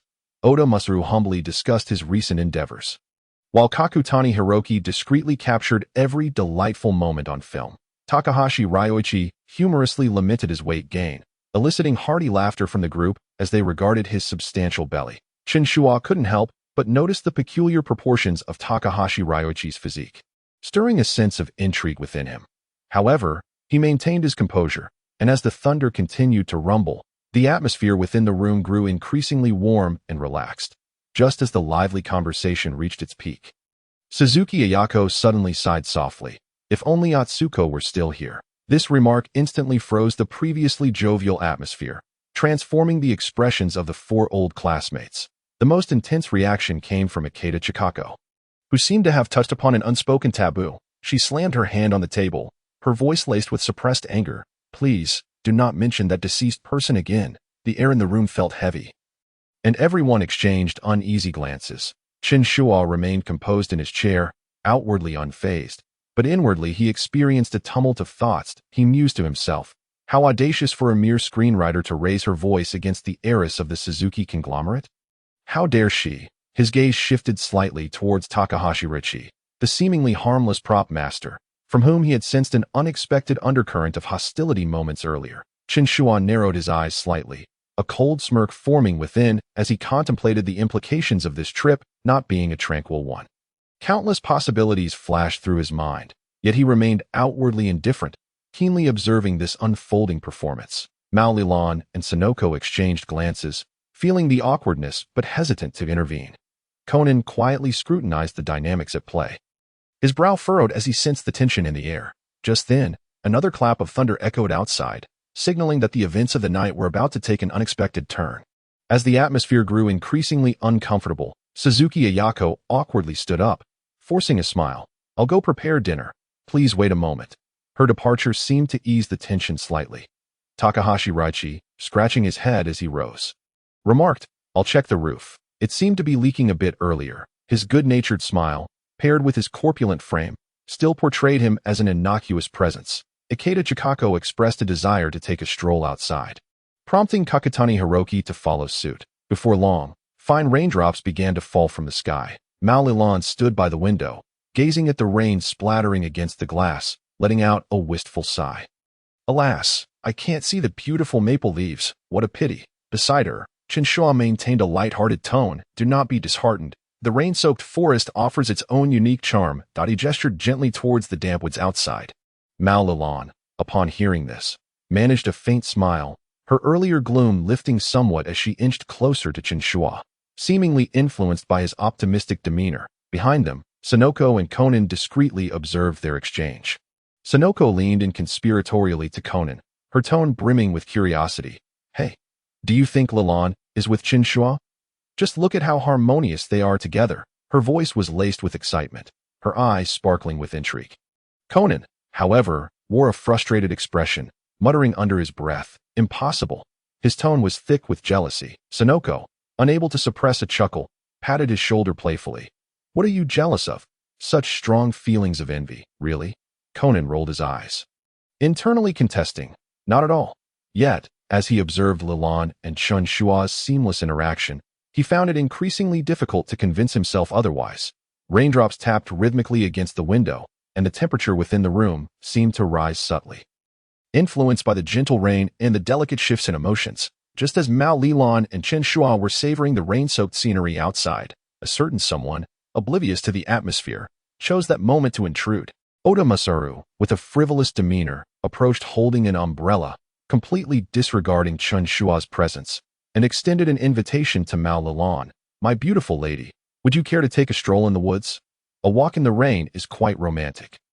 "You know," Mao Lilan momentarily faltered, a hint of distress flashing across her face, as she was not particularly adept at rejecting others, especially when faced with such a cheerful invitation. She anxiously took 2 steps back, wanting to speak, yet the words lingered on the tip of her tongue, unuttered. Seeing her hesitation, Oda Masaru became even more audacious, leaning in slightly closer to T that moment. His umbrella was suddenly snatched away with such force that it caused Oda to stumble, and he quickly turned to see Chen Shuo standing beside him, his gaze sharp and imposing, as if a chilling winter wind had swept through, prompting Oda to instinctively retreat a few steps. "Strolling in the rain," Chen Shuo repeated slowly, his tone tinged with a hint of indifference, but then softened as he turned to Mao Lilan and gently said, "Indeed, a splendid idea. Xiaolon, would you care to join me for a walk?" His voice was tender and protective, instilling a sense of comfort. This time, Mao Lilan did not hesitate. Gratitude flickered in her eyes, her lips curling into a soft smile as she nodded. "Sure." Her smile radiated warmth, her eyes sparkling like they were filled with starlight, the previous uncertainty vanishing entirely. Observing this, Oda Masaru awkwardly touched his nose, realizing he had made a fool of himself, and retreated back to the sofa, cursing his bad luck under his breath. Witnessing Chen Shuo's display of protectiveness, Suzuki Sonoko's eyes sparkled with admiration, her face cupped in her hands as she murmured, "This is just too much like a drama. So sweet." Her expression was filled with adoration, as if she were witnessing a quintessential scene of a leading man shielding his love interest. In stark contrast, Conan, standing nearby, wore an entirely different expression, watching Chen Shuo and Mao Lilan prepare to walk alone in the rain. Jealousy surged within him, nearly overwhelming him. This guy, he seethed internally, his mind racing with frustration. "Why it should be me accompanying Xiaolon." Despite their differing motivations, at this moment, Sonoko and Conan inexplicably reached a consensus. They needed to follow and see for themselves. Sonoko, eager to witness the drama unfolding between Chen Shuo and Lilan, while Conan, filled with envy, aimed to keep an eye on Chen Shuo, ensuring he did not harbor any ill intentions toward Lilan. "Let us go. We'll follow them," Sonoko exclaimed, her eyes sparkling with excitement as she seized Conan's arm. He did not resist, and the two stealthily trailed behind Chen Shuo and Mao Lilan, preparing to witness, or perhaps disrupt, the romantic stroll in the rain. In the rain-drenched woods, the gentle patter of raindrops on the leaves filled the air with the earthy fragrance of wet soil. Chen Shuo and Mao Lilan strolled side by side, engaging in light-hearted conversation, The atmosphere relaxed and joyful. Since their heartfelt talk about her mother, Lilan had grown noticeably closer to Chen Shuo.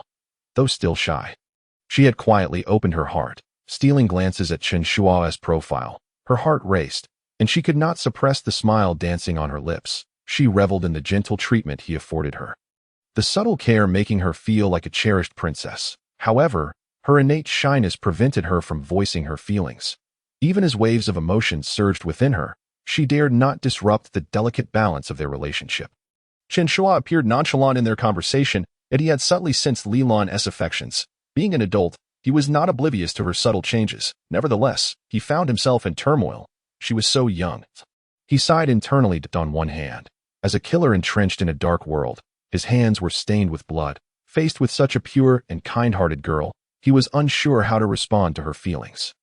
Her presence was like warm sunlight, while he remained cloaked in shadows, questioning his right to approach her. On the other hand, Lilan's kindness and sincerity seemed to heal his icy heart. She was the most wonderful girl he had ever encountered, akin to an angel, almost revealing to him a different possibility of life. Unable to resist, he glanced at her, startled by his sudden gaze. Lilan lowered her head, her cheeks slightly flushed. Foolish girl, he chuckled inwardly, but knew this tender moment could not last forever. He did not wish to shatter this hard-won tranquility, yet he also hesitated to draw closer. Thus, he chose to maintain the status quo, preserving the delicate equilibrium. Their footsteps echoed softly on the damp earth, both seemingly aware of and savoring this fleeting tranquility and warmth. In the woods, the figures of Chen Shuo and Mao Lilan gradually faded into the distance. Meanwhile, not far behind, Conan and Sonoko quietly followed, observing the almost palpable romantic atmosphere unfolding before them. At this moment, their expressions contrasted sharply. Sonoko beamed, her eyes shimmering, her smile nearly reaching her ears as she watched the interaction between Chen Shuo and Lilan, her face radiating infatuation reminiscent of a love-struck admirer. If there were any strangers present, they would undoubtedly mistake Sonoko for the daughter of Muri Kagoro. Her heart felt as though 1,000 pink bubbles were floating within. Wow, this atmosphere is so sweet it could make one swoon. If only I had a boyfriend as handsome and gentle as Shiji, she mused, holding her face in her hands, unable to contain her excitement as she whispered to herself. In stark contrast was Conan, walking beside her, his jaw clenched in frustration. His eyes seemed to blaze with fire as he glared at the backs of Chen Shuo and Mao Lilan, his heart churning with jealousy, as if he had consumed a gallon of vinegar. What is that guy doing? Lilan is so close to him. I cannot let this atmosphere continue.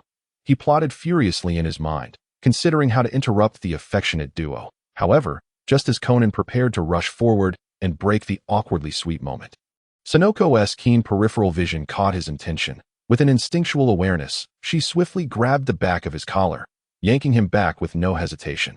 What are you trying to do? Sonoko teased, her eyes glinting mischievously as she whispered. Don't disrupt them. What a sweet pair. Let them enjoy a little longer. Conan turned back to her with a gloomy expression, internally lamenting his misfortune. How did she see through my thoughts? He protested quietly. Who said they're sweet? You must be mistaken. Sonoko raised an eyebrow, her grin widening in triumph. Oh, I see it clearly. Lilan is practically ready to embrace him. Are you jealous, little Conan? She emphasized little Conan, causing his face to flush with embarrassment. Helpless, Conan could only grit his teeth in frustration, but his mind was already scheming for an opportunity to disrupt this warm world of two when Sonoko let her guard down. He grumbled internally. Lilan wouldn't fall for that guy. But even he struggled to believe that statement. Suddenly, a flash of lightning split the sky, followed by a tremendous clap of thunder echoing through the forest. Startled, Mao Lilan shrieked and instinctively dove into Chen Shuo's embrace. Yet, for Chen Shuo, this moment lacked any romantic ambience. He instinctively held Lilan tighter, his gaze fixed intently on the depths of the woods ahead. It's him again. Chen Shuo narrowed his eyes, a surge of alertness washing over him. He recognized the bandaged figure he had seen earlier on the suspension bridge. Now, that figure was wielding an axe, exuding a palpable aura of menace as he charged toward them. Watch out, Sonoko, trailing behind, couldn't help but shout a warning. While Conan's expression turned grave in an instant, Chen Shuo maintained his calm demeanor, glancing down at Lilan, who was still trembling against him. After Sonoko's cry, she, too, had noticed the approaching bandaged figure. However, in her fright, she appeared paralyzed with fear, her face pale and motionless. Chen Shuo had already calculated his next move. If he could just get a bit closer, he could subdue him in an instant. His muscles instinctively tensed, entering a state of vigilance. Yet, perhaps influenced by Sinoko's shout, the bandaged figure hesitated, seemingly weighing the odds of their numbers. He paused, his eyes flickering, ultimately deciding against continuing his assault. Instead, he turned and vanished into the depths of the woods, quickly disappearing without a trace. Without hesitation, Conan pursued after him, driven by his detective instincts. Meanwhile, Chen Shuo remained still, gently patting the still quaking Mao Lilan's back, his gaze softening as he spoke in a firm yet soothing tone. "It's all right. It's just thundered." He had no intention of chasing after the bandaged figure. He understood in his heart that the foremost priority was to ensure the safety of Xiaolan and Yuanzi. Yuanzi, having regained her composure from the earlier shock, approached Chen Shuo and Xiaolan with a look of dread. Stammering, "What on earth was that bandaged monster? It terrified me." "Thankfully, you two are all right." Chen Shuo offered a reassuring smile and softly replied, "Do not worry. I am here, and nothing will harm you," listening to his calm voice. Mao Lilan felt her previous terror gradually subside. She glanced up at Chen Shuo, a faint blush gracing her cheeks, and silently withdrew from his embrace. Though her heart raced, it was overshadowed by a profound sense of security. As Chen Shuo escorted Mao Lilan and Yuanzi back to the mountain villa, Conan entered with a grave expression. Despite having exerted himself in pursuit of the bandaged fiend, his elementary school physique proved inadequate, forcing him to abandon the chase. Upon entering, Suzuki Yuanzi immediately sensed the gravity of the situation and hurriedly inquired of the others in the villa whether they had encountered the bandaged figure. Takahashi Ryoichi scratched his head in a bemused manner. "Oh, I did see a person wrapped in bandages on the suspension bridge, but I thought they were just a local cosplay enthusiast, haha." Oda Masaru nodded in agreement, flippantly adding, "Yeah, the atmosphere over by the bridge was rather eerie. I nearly thought I was on the set of a horror film." Kadoya Hiroki set down his camera, recalling seriously, "We all saw it. But we didn't think much of it." The trio's responses. Suzuki Ayako's expression turned serious, and she promptly shook her head. "Impossible. This is my family's villa, and for 10 miles around, it is all private territory belonging to the Suzuki family. There couldn't possibly be any other residence. Where would such cosplay enthusiasts come from?" Her words instantly solidified the previously somewhat relaxed atmosphere, as the expressions of everyone in the room shifted from indifference to unease and fear. Conan lowered his head, a flicker of vigilance and contemplation in his eyes, while Chen Shuo remained composed, scanning each person present, already beginning to speculate on the truth behind the incident. He sensed that this matter was far from over. Yuanzi, anxiously clutching her arms, nervously asked, "Could it be that this fellow is targeting us?" This question loomed over everyone like a heavy stone. Chen Shuo glanced outside, where the fine rain had begun to intensify. It felt as if a storm was brewing, heralding a night fraught with further unrest. Ayako attempted to make a phone call to the outside world, only to find that the line was unresponsive. Furrowing her brow, she dialed several more times, yet the result remained the same.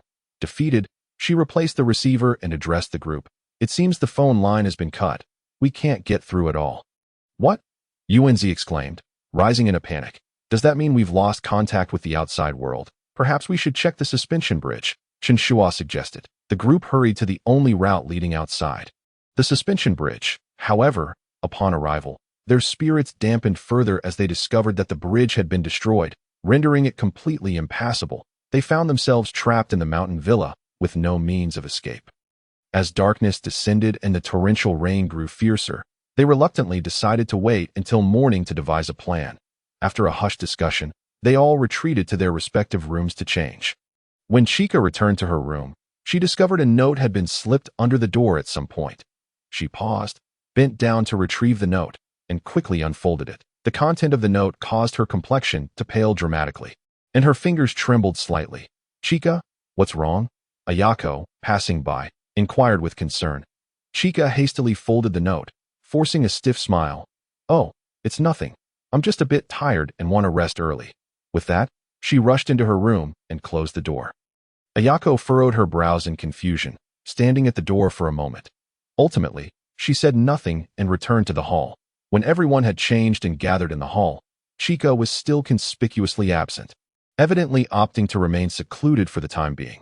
Takahashi Raichi continued to repair the damaged roof, his nimble movements surprising for someone of his stout build. In the hall, Conan stood pensively, gazing into the night outside.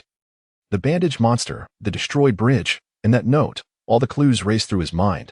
Suddenly, he recalled Ayako mentioning the name Atsuko, and an instinct told him that this matter was likely connected to that name. Seizing an opportune moment when others were distracted, Conan approached Ayako, craning his little neck to ask, "Ayako-ne, could you tell me who this person named Atsuko is?" Ayako's expression momentarily faltered, and after a brief silence, she sighed.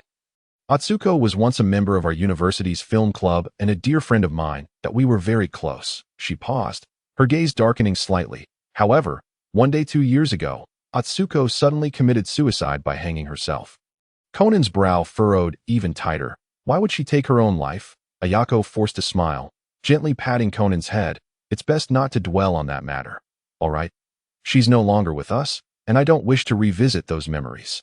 Observing Ayako's melancholic demeanor, Conan refrained from pressing further. Yet, he felt an unsettling sense within him. Atsuko's death and the peculiar events unfolding now were undoubtedly interlinked in ways that transcended mere coincidence.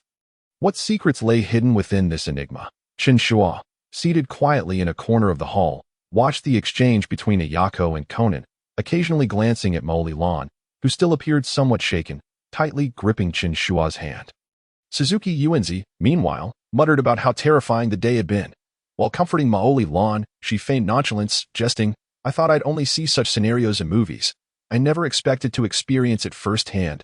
After saying this, she couldn't help but glance at Chen Shuo, winking playfully. "But thankfully, we have Shuaji here. Otherwise, we wouldn't know what to do." Chen Shuo smiled faintly, patting Xiaolan's hand reassuringly. "Fortunately, that bandage monster has not reappeared for now." Though he spoke lightly, his heart was not as tranquil as Yuenzi had envisioned. He keenly sensed that the bandaged fiend was likely not acting at random. He was either targeting himself or Xiaolan. This thought puzzled Chen Shuo.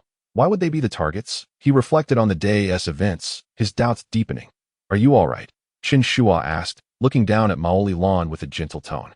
Maoli Lan met his gaze, forcing a smile. "I'm fine. I just got a bit startled earlier. Rest assured, I'm here," Chen Shuo reassured her, lightly patting her shoulder. Though his words were simple, the comfort they conveyed helped dissipate the panic within Maoli Lan. Leaning against Chen Shuo, she felt a warmth of safety envelop her, her heart gradually settling. Yuenzi seized the moment to half-jokingly tease, "Oh, Xiaolan, with such a reliable flower protector like Shuji around, what do you have to fear? If that bandage monster shows up again, you can defeat him with your karate skills." Yuenzi, Maoli Lan's cheeks flushed, gently nudging Yuenzi, as the tension she had just suppressed seemed to ease somewhat under Yuenzi's playful banter. All right, I won't tease you anymore." Yuenzi grinned, then slyly glanced at Chen Shuo, whispering to Xiaolan, "But I truly envy you. Shuji protects you so well." Maoli Lan's blush deepened, and she lowered her head, too shy to respond to Yuenzi's remarks. Chen Shuo, overhearing their conversation, chuckled softly, feeling no significant stir within him as he continued to analyze the day's events with a calm mind. The appearance of the bandaged monster was undoubtedly not a coincidence. Yet he chose to bide his time, observing the situation for any new clues to emerge. "Everyone, be careful tonight," Chen Shuo suddenly reminded them, his tone still composed, but a hint of vigilance flickered in his eyes. He sensed that the night might not unfold as peacefully as anticipated. Just as the group engaged in conversation, Takahashi, having finished repairing the roof and preparing to head downstairs for dinner, suddenly shouted, "Who are you? What are you doing?" Everyone quickly turned to look outside the window, only to see the spine-chilling bandaged monster swiftly carrying Chico away, vanishing from their sight. The group froze, the air thick with tension. "How is that possible?" Suzuki Yuenzi covered her mouth in shock, her eyes wide. "That was Chica, wasn't it? How could she be taken by that monster?" Chen Shuo narrowed his eyes slightly, realizing something was amiss. He observed how the bandaged monster moved with astonishing speed, making no sound, as if it were gliding through the air. Moreover, his speed was utterly unfathomable. If he truly held on to Chica, how could he appear so untroubled? Drawing from years of experience, Chen Shuo understood that fleeing while carrying someone was far from smooth. "What is happening?" Chen Shuo pondered with confusion, but before he could contemplate further, Conan leapt through the window and dashed outside. Chen Shuo couldn't help but rub his forehead. Did this kid not understand the concept of fear? The other boys followed suit, and the atmosphere on the scene instantly transformed into one of fervor and tension. Only Chen Shuo remained in the villa, his gaze sweeping over the girls beside him. With a calm and resolute tone, he addressed them, "Do not run about recklessly. This place is far too perilous." Haruai Mori felt a twinge of anxiety at his words. "But Chika is still over there. We cannot simply abandon her." "I understand," Chen Shuo replied, his voice both gentle and firm, "but I must ensure your safety. Conan and the boys will manage. We cannot afford to divert too many people's attention at this moment. Rest assured, they are numerous and will not encounter trouble." That he spoke softly. "You girls should stay here. I will protect you." After a while, several boys returned to the villa, their faces pale as ghosts. The moment everyone laid eyes on their expressions, an unsettling tension filled the air. Yoko widened her eyes and asked, "What did you see?" Otomasaru stammered, We didn't catch up to that bandaged monster, but we found Chika's body in the woods." His voice trailed off, as if he dared not continue. "What?" Haruai exclaimed, covering her mouth in shock. Yoko stared in disbelief, her eyes wide. Kadoya Hiroki bit his lip and added, "Yes, Chika. She was dismembered. We found her various body parts." This revelation. The entire hall fell into a suffocating silence, as if everyone had succumbed to a nightmare from which they could not awaken. Even Chen Shuo, who had endured countless slaughters, couldn't help but furrow his brow upon hearing such a horrific description. Finally, Ayako could no longer contain herself and burst into tears, covering her face. "This is all my fault. If I hadn't suggested this gathering, Chika wouldn't have encountered such a fate. She wouldn't have died." Tears streamed uncontrollably through her fingers. "Ayako, this is not your fault. Do not blame yourself," the others hastily comforted her. For no one could have foreseen such an outcome. Haruai gently grasped Ayako's hand, her eyes filled with compassion. "Ayako, do not be too sorrowful. We will undoubtedly uncover the truth." Yoko, though fear flickered in her eyes, stubbornly comforted her sister. Who could have anticipated such a situation? None of us wished for this. Chen Shuo stood silently nearby, his brow furrowed. His gaze swept over the group, but his mind was consumed with other questions. Why had Chika encountered such a calamity, and in such a brutal manner? The group searched the villa for clues and ultimately discovered Chika's slippers and muddy footprints at the back door. From their findings, it appeared that Chika had quietly exited through the back. Why would Chika leave through the back door? Conan murmured to himself. He did not believe that Chika had ventured out without a reason. There must be some hidden truth behind it. Pondering in silence, his detective instincts warned him that this was far from straightforward, especially regarding Chika's actions, which seemed to be linked to the previously mentioned Atsuko. However, with too few clues, they could only temporarily set aside their bewilderment. As night fell, Ayako, tear-streaked and weary, urged, "Everyone should return to their rooms to rest. We can devise a plan tomorrow." Reluctantly, they all nodded and retreated to their chambers. Though each was filled with unease and uncertainty, fatigue compelled them to calm down for the night and reconsider their strategies. After some rest, the group returned to their rooms. Chen Shuo suddenly called out to Haruai, who was about to head back, "Xiaolan, you will share a room with me tonight." Upon hearing this, Haruai's cheeks flushed crimson as she looked at Chen Shuo in astonishment. "Huh, share a room with you?" Conan's eyes widened in disbelief, internally exclaiming, "What on earth does Chen Shuo think he's doing? How can he let Xiaolan stay with him?" Yoko's eyes sparkled with curiosity as she clasped her hands, exclaiming, "Wow, Shuo, are you finally making a move on Xiaolan? This is so dramatic." Chen Shuo, bemused by their varied reactions, could only shake his head in exasperation. "Please do not misinterpret my intentions. This place is too dangerous. That bandaged monster has previously attacked us both, and I cannot trust Xiaolan to be alone," that he explained calmly. Upon hearing this, Haruai let out a sigh of relief. The redness in her cheeks gradually faded. Yet warmth blossomed in her heart. She nodded. "I see. Well, that's fine." Conan, however, was unwilling to concede easily and immediately interjected, "No way. I want to join too. I am also Xiaolan's friend, and I have the duty to protect her." Yet, before he could finish, Yoko seized him by the collar like a child. "Little boy, do not meddle. You can stay with me tonight and let the adults enjoy their time." "Hey, let go of me." Conan protested, struggling and kicking, but his small stature offered little resistance. Yoko grinned triumphantly. "It's settled then. Conan, you'll be my companion tonight. Do not disturb the adults." Seeing this unfold, Chen Shuo sighed softly. Feeling a mix of helplessness yet finding this arrangement rather agreeable, He turned gently to Haruai. Let us go, Xiaolan. I will watch over you. Haruai smiled and nodded. Though a hint of nervousness lingered, her heart buoyed by a sense of security. Meanwhile, Conan glared at them as they departed, feeling a surge of jealousy and muttering, "What do you mean by adults' affairs? It's all nonsense." Ultimately, each returned to their respective rooms, the villa enveloped in darkness, concealing unknown dangers and secrets. Inside her room, Haruai still felt a tinge of fear. After locking the door, her heart settled slightly. She lay in bed, glancing at Chen Shuo, who sat calmly in a chair, seemingly unperturbed by the threats lurking outside. Observing his composed demeanor brought her unexpected comfort. "Shuo," Haruai called softly, her voice tinged with unease. "Yes, I'm here," Chen Shuo replied, glancing over at her with a tranquil tone that instilled a sense of safety. Haruai felt warmth spread through her heart, recalling how he had once sat quietly by her bedside on Moonshadow Island. Offering her solace without uttering a word, "Aren't you tired?" she asked, fidgeting with the bed covers, unable to suppress her curiosity. Although Chen Shuo behaved impeccably, she still felt a flush of embarrassment. After all, this was their second night sharing a room.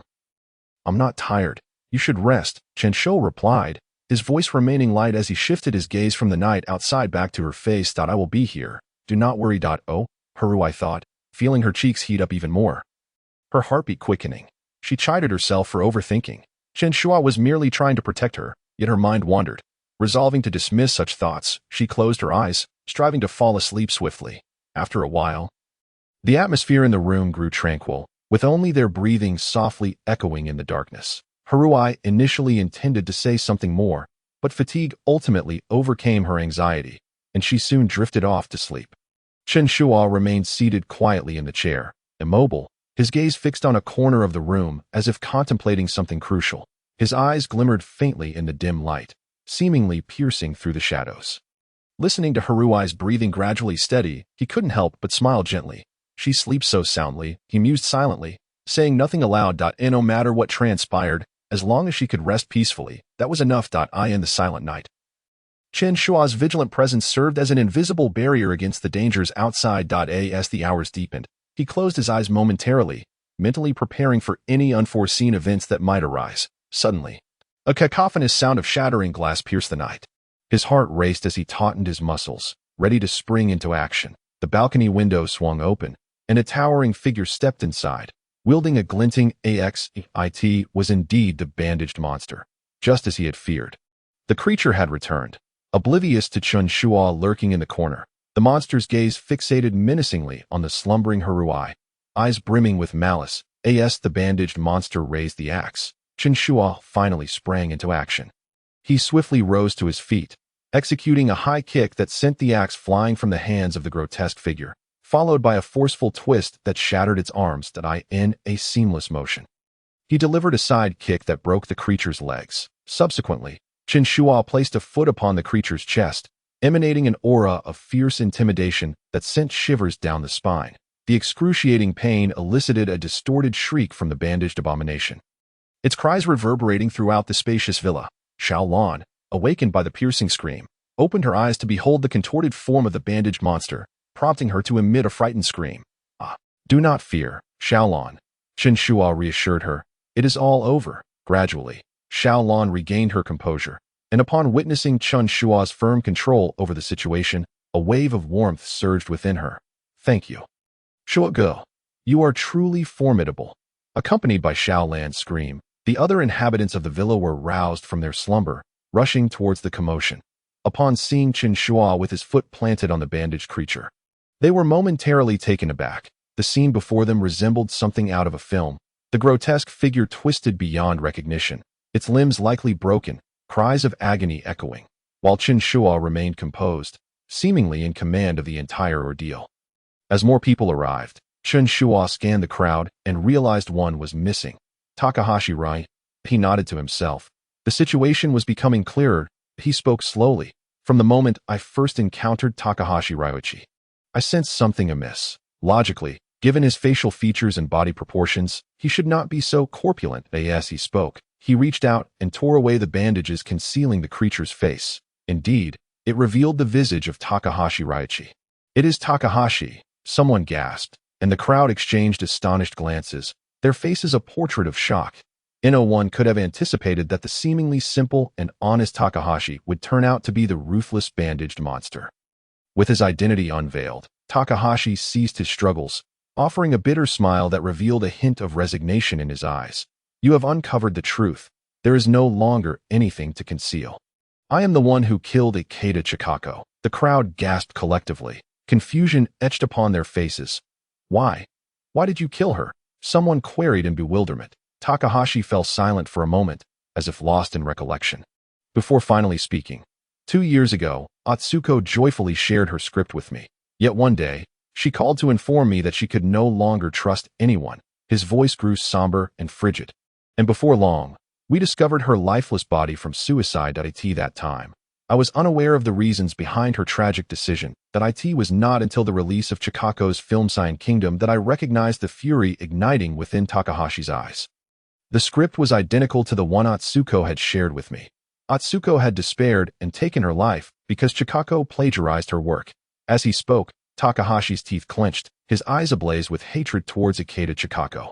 So, you killed Chikako to avenge Atsuko? Ayako covered her mouth, incredulity lacing her voice. Takahashi nodded, a glimmer of madness flickering in his gaze. Yes, I did all of this to seek justice for Atsuko. She should not have endured such suffering. Chen Shuo regarded him coldly. Although Takahashi's motives appeared tinged with a semblance of justice, he understood that this was merely an excuse for his murderous actions. Shifting his gaze, he recalled the perilous scene from earlier and coldly inquired, "Then why did you assault Xiaolon?" Upon hearing this question, Takahashi's countenance shifted, discomfort washing over him. She was an accident. When she arrived at the villa, she opened my door and caught me changing. Fearing she would discover my identity upon seeing my physique, I contemplated silencing her. Did I see? Chen Shuo scoffed, his tone dripping with disdain. I thought you fancied yourself a champion of justice, yet it seems you are merely a coward afraid of exposure. Takahashi's face turned pale at this remark, his lips quivering, yet no words escaped him. Chen Shuo, uninterested in further discourse, pressed down forcefully on Takahashi's face, coldly stating, "Do not overestimate your own significance. Had you confronted the consequences of killing Ikeda Chikako with fortitude, I might have respected you as a man. But the moment you targeted Xiaolon, you became nothing but a despicable scoundrel." In agony, Takahashi emitted a pained scream before succumbing to unconsciousness, his awareness fading. When dawn broke, the group finally managed to contact the outside world. And the police arrived promptly. Takahashi Ryoichi was taken away by the authorities, bringing an end to the ordeal. Sitting in Chen Shuo's car, Mao Lan inhaled deeply, feeling a significant sense of relief wash over her. Yet, her reliance on Chen Shuo intensified. Stealing a glance at him, a warm smile graced her lips. "Shogu, thank you. Had it not been for you, I truly do not know what might have transpired." Chen Shuo casually waved his hand, a faint smile gracing his features. In the blink of an eye, winter had arrived quietly, delicate snowflakes dancing through the sky, draping the city in a pristine white cloak.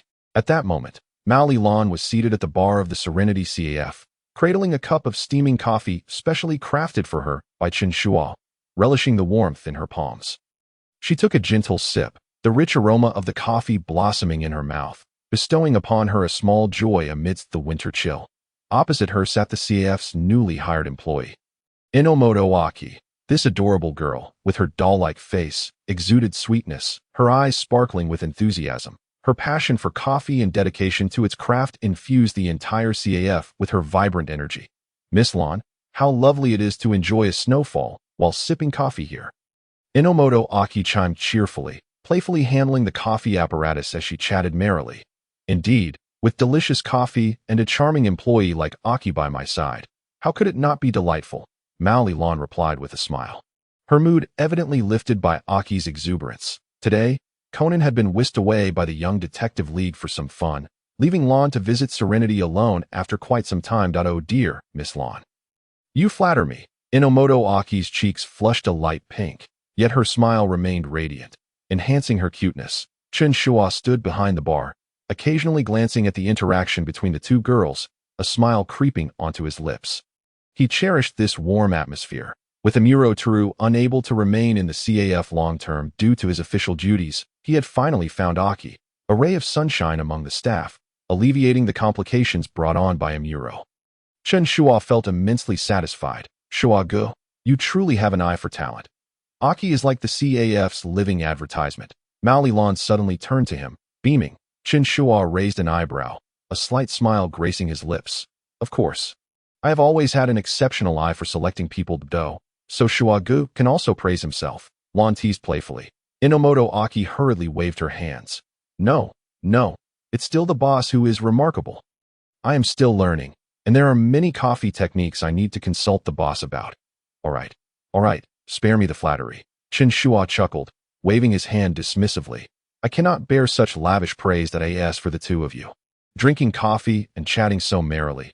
Are you not worried I might feel envious? Then Shuo, you should sit down and join us, Lan suggested playfully. That won't do. Who would work then? Chen Shuo laughed, shaking his head as he continued with his tasks. Outside, the snow continued to drift gently, while warmth enveloped the CF. Inomoto Aki's sweet smile, along with Mao Lilan sipping her hot coffee and occasionally teasing Chen Shuo, created a gentle ambience of warmth. This had become the daily routine at Serenity CAF, and Chen Shuo found himself increasingly relishing this tranquil life. Despite the cold outside, the small CAF was filled with warmth, laughter, and joy. As they conversed, the CAF's doorbell chimed softly, and a plump woman entered, dressed in a gray coat and wearing a round hat. Her round cheeks and sharp features gave her a rather austere appearance. Mao Lilan glanced up briefly, paying her no mind, and continued her conversation with Inomoto Aki. The woman strolled over to a window seat, sitting down with an air of poise. Chen Shuo immediately took note of the new customer.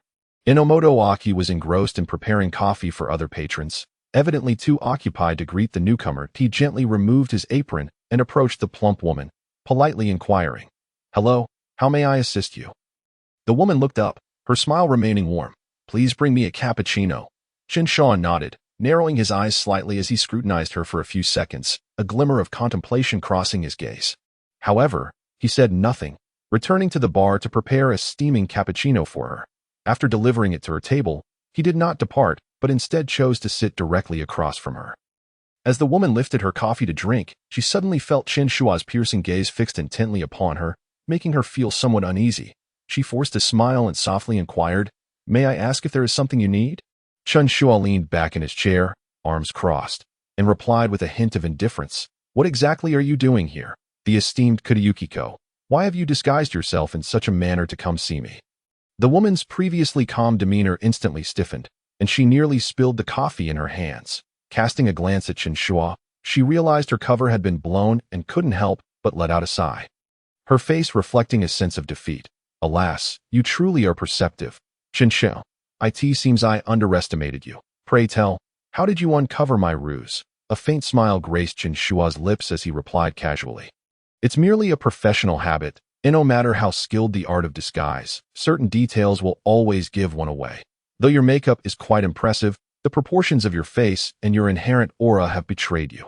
Yukiko, feeling resigned, brushed her forehead, the sharp visage of a middle-aged woman fading away to reveal her true elegant self. However, at this moment, that elegance felt somewhat out of place. She sighed and remarked, "It seems I truly underestimated you.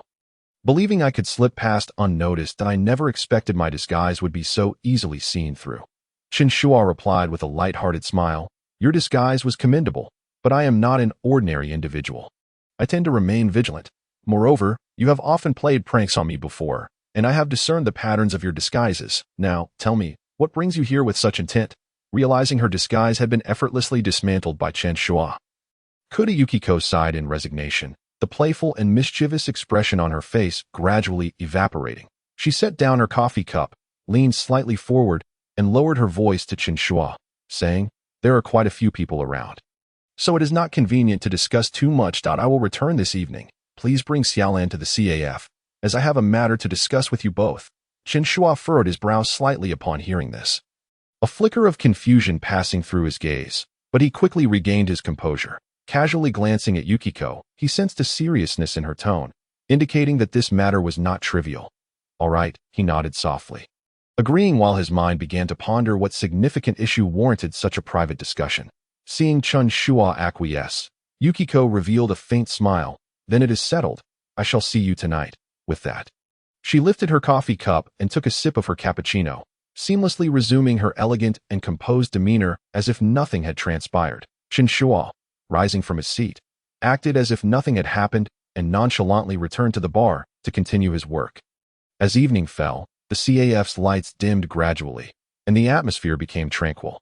Inomoto Azusa finished tidying the last cup and beamed with satisfaction. Business was quite good today. I'll be heading home now. See you tomorrow. Goodbye, Inomoto-chan. Mao Lilan waved at her, watching her leave. After assisting Chen Shuo with the final tidying up, Mao Lilan was about to take her leave when Chen Shuo suddenly called out. Xiaolan, wait a moment. Don't rush off. That a jolt of surprise coursed through Mao Lilan, her cheeks flushing slightly as she thought. Does he want me to stay? Could it be that he has something special to say? Her imagination began to soar, and her face gradually turned crimson with anticipation. Chen Shuo looked at her with bemusement, gently ruffling her hair and saying tenderly, Don't overthink it. I merely wish for you to stay while I wait for an old friend to arrive, so we can chat together. Upon hearing this, Mao Lilan felt a wave of relief wash over her, though she couldn't help but feel a slight disappointment. Nevertheless, she masked her feelings, pursing her lips and with a hint of eagerness. Asked an old friend? Who might that be? You'll find out shortly, Chen Shuo replied with a subtle smile, his eyes twinkling with mystery.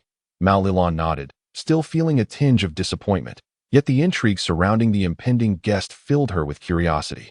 She settled down, gradually relaxing as she reminisced about the warm and joyful moments shared with Chen Shuo. The two chatted idly for a while, the night deepening and the snowfall outside intensifying. Inside the CAF, the lights cast a gentle glow, and the aroma of coffee wafted through the air, creating a serene and cozy ambience. Just then, the wind chimes at the entrance jingled softly as the door swung open. Mao Lilan instinctively turned to look at the entrance, her gaze falling upon two peculiar figures, a plump woman and a man wearing a strange mask. The woman was rotund, dressed in heavy winter attire, her face adorned with a simple, hearty smile. The man, on the other hand, donned an enigmatic mask, his tall frame exuding an air of mystery. Upon seeing these two individuals, Mao Lilan felt a wave of unease wash over her, her brows knitting together as she unconsciously leaned closer to Chen Shuo, whispering, She, those two look rather strange. Chen Shuo, noticing her reaction, couldn't help but chuckle softly, gently patting her head. Don't be anxious, Xiaolan. These two are not dangerous. You know Kuda Yukiko and Kuda Yusaka what? Mao Lilan froze at the mention of the names, turning her head to glance again at the odd pair, her eyes widening in disbelief. Shinichi's parents? Her voice brimmed with astonishment and skepticism. Chen Shuo nodded with a smile. Indeed, they have disguised themselves. The plump woman you see is Yukiko, and the man in the mask is Yusako. Mao Lilan stared at the two in disbelief, her mind struggling to process the revelation. She was aware that Kuda Yukiko was a master of disguise, yet witnessing such convincing transformations left her utterly astonished. The previous tension dissipated, replaced by a surge of curiosity. Ha ha ha. It's been ages, Chen Shuo. The plump Kuda Yukiko stepped forward, laughing as she removed her wig and false face, revealing her signature cheerful smile. You are no fun at all. You saw right through us effortlessly. Mao Lilan's eyes widened. It's truly Aunt Yukiko. Your disguise skills are simply incredible. Yukiko chuckled and waved her hand dismissively. Oh, it's not that impressive. I just practice regularly. Meanwhile, the masked man gently removed his mask, revealing the slightly stern face of Kuda Yusaka. He nodded slightly, his voice warm.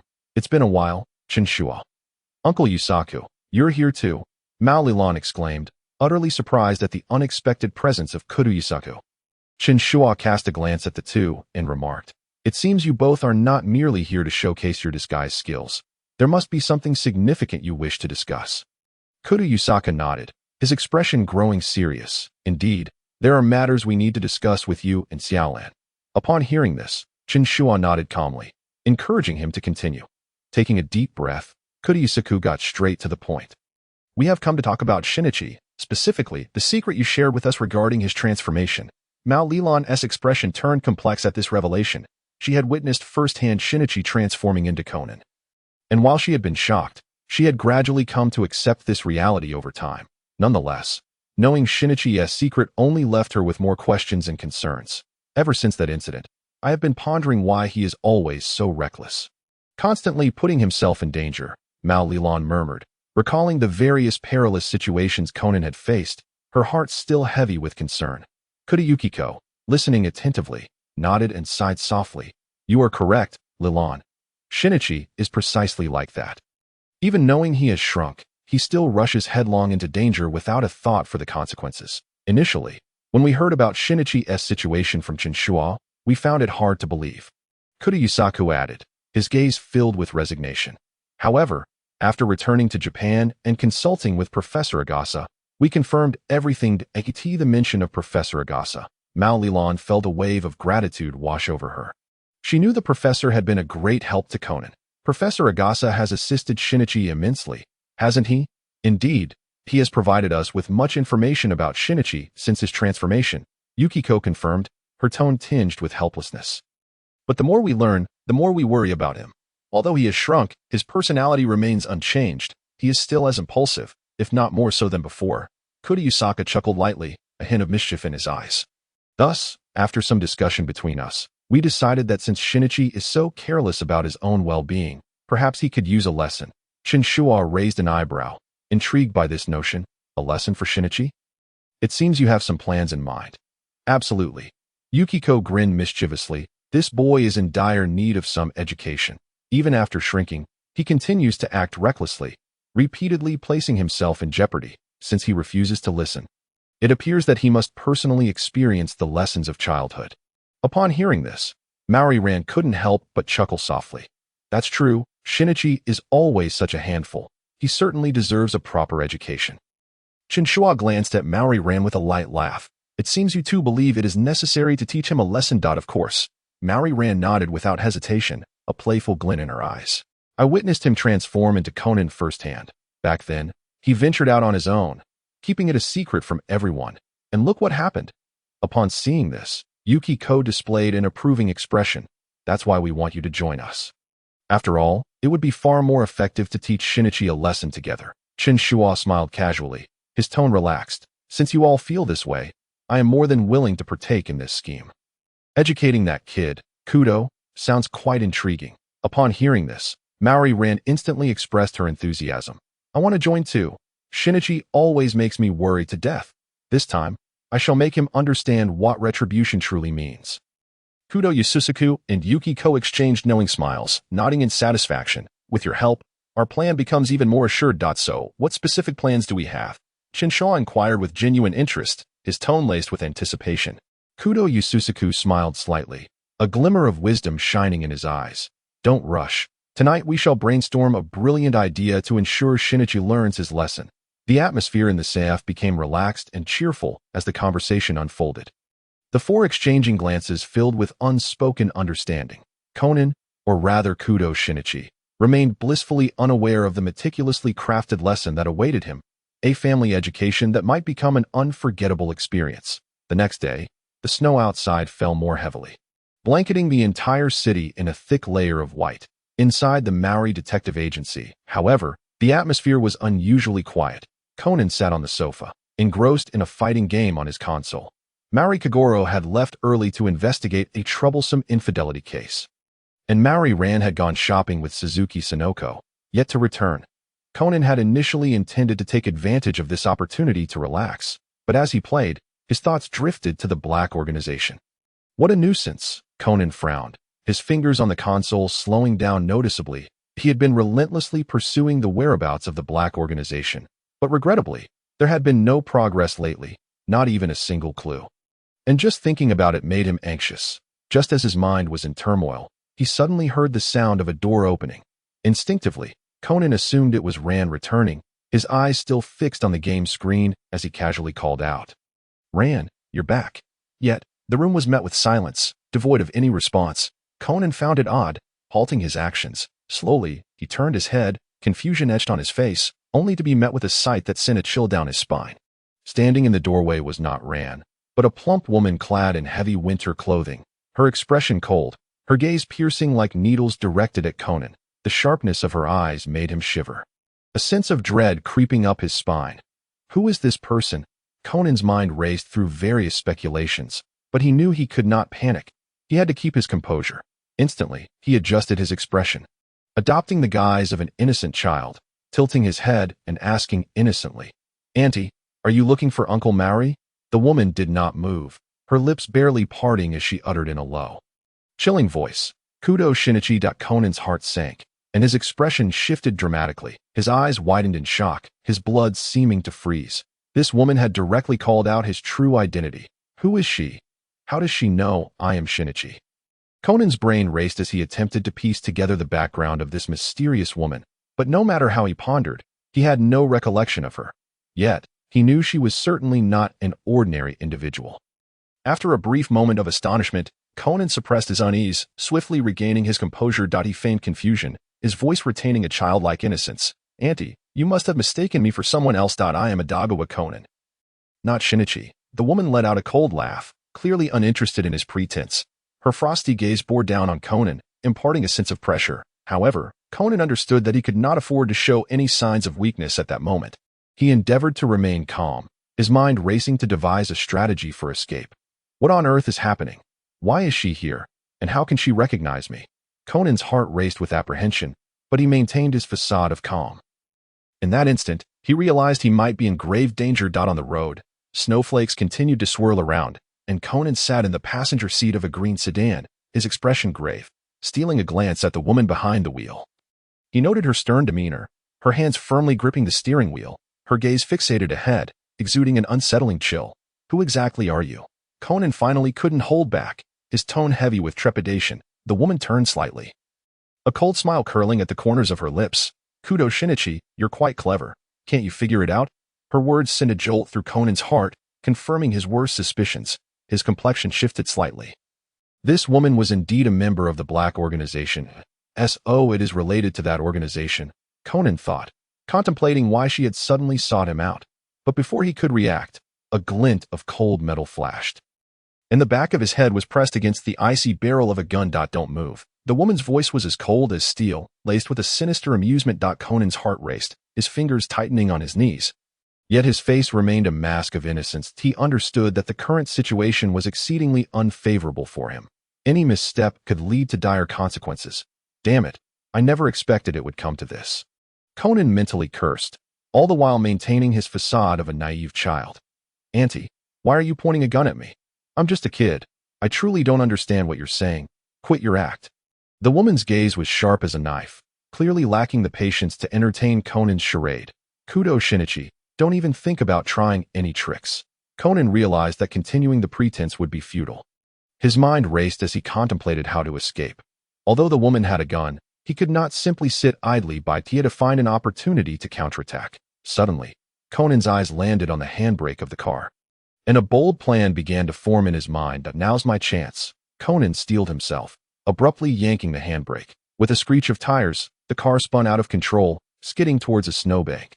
The woman, caught off guard, lurched forward as the car swayed, and in that moment of chaos, Conan flung open the door and leapt out without hesitation. The frigid wind, mixed with snowflakes, hit him squarely in the face as he tumbled onto the ground, rolling several times before managing to scramble to his feet. He quickly regulated his breathing and sprinted into the snowy landscape, the thick snow crunching beneath his feet. Upon realizing Conan had escaped, the woman quickly regained her composure, her icy gaze tracking his figure through the snowy night. She slammed her fist against the steering wheel in frustration, unable to pursue him in that moment. Conan glanced back at the car, silently relieved. "That was close. I almost got caught." He continued to run, contemplating his next course of action. That he needed to find a safe place quickly and figure out a way to contact Dr. Agasa. Conan ran until he turned into a narrow alley. Finally pausing to catch his breath, he leaned against the cold wall, cautiously scanning the entrance of the alley to ensure no one was following him before allowing himself a moment of respite. The alley was dim and tranquil, with only the distant sound of wind rustling the snow. Leaning against the freezing wall, Conan lowered his head, waves of frustration washing over him. Suddenly, he slammed his fist against the wall beside him. "Damn it," Conan muttered under his breath, his fingers trembling slightly from the pain. Yet, the ache in his hand paled in comparison to the regret that gnawed at him. "I shouldn't have acted so impulsively." He grimaced, cradling his head in his hands as he recalled a recent case where he had to operate under the guise of Kudo Shinichi. At that time, the urgency of the case left him no choice, and he had believed it would be fine. But now, reflecting on it, it was evident that it was then he had exposed his identity. allowing the black organization to once again set their sights on him. I was too careless. I knew their threat still lingered, yet I recklessly revealed my identity for the sake of solving a case. The more Conan thought about it, the more frustrated he became. Filled with self-reproach to A.S. Conan, his concealed identity was his only weapon. The black organization remained unaware of his true circumstances, which had granted him a fleeting chance to breathe. However, now, due to one careless mistake, his life hangs by a thread. I should not have acted so impulsively. Regret flooded Conan's heart as he contemplated the possibility that the black organization had indeed set their sights on him. Not only was his own safety at stake, but also that of Ran Muri, Dr. Agasa, and every dear friend he held close. Taking a deep breath, he forced himself to regain his composure. There was no time for self-reproach. The priority now was to locate the members of the organization and ascertain their intentions. He scanned his surroundings, his mind racing as he realized he needed to devise a new plan to regain control of the situation swiftly. The cold wind swept through the alley, gradually easing the tension in Conan's brow. Although this predicament placed him in grave danger, he understood that he could not afford to repeat the same mistake. The matter was far from over. He needed to exercise even greater caution than before. Conan hurried toward Dr. Agasa's neighborhood, feeling a sense of relief when he spotted Dr. Agasa returning home with shopping bags in hand. Thank goodness, at least Dr. Agasa was safe for the moment. It seemed the organization had yet to find him. Conan exhaled deeply, intending to seek Dr. Agasa's assistance right away. However, just as he took a step forward, a hand suddenly covered his mouth and nose from behind, carrying a familiar medicinal scent. Darkness enveloped him, and his consciousness quickly faded away. When he regained awareness, he found himself tightly bound, though fortunately only around his upper body, allowing him some movement. Struggling against the dizziness in his head, Conan quickly surveyed his surroundings. He was on the second floor of a small room, the windows shattered, the walls mottled, the light dim, and the air filled with a stale, moldy odor. Where am I? He wondered, when suddenly a low conversation reached his ears. Holding his breath, Conan peered through a hole in the decrepit door. Outside stood a man clad in a black cloak and mask at the staircase, accompanied by the plump woman who had captured him. The two were engaged in hushed dialogue, and through the small opening, Conan strained to hear their words. What should we do about Kudo Shinichi?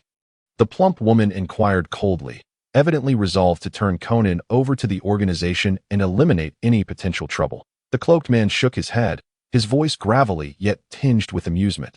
Don't be hasty.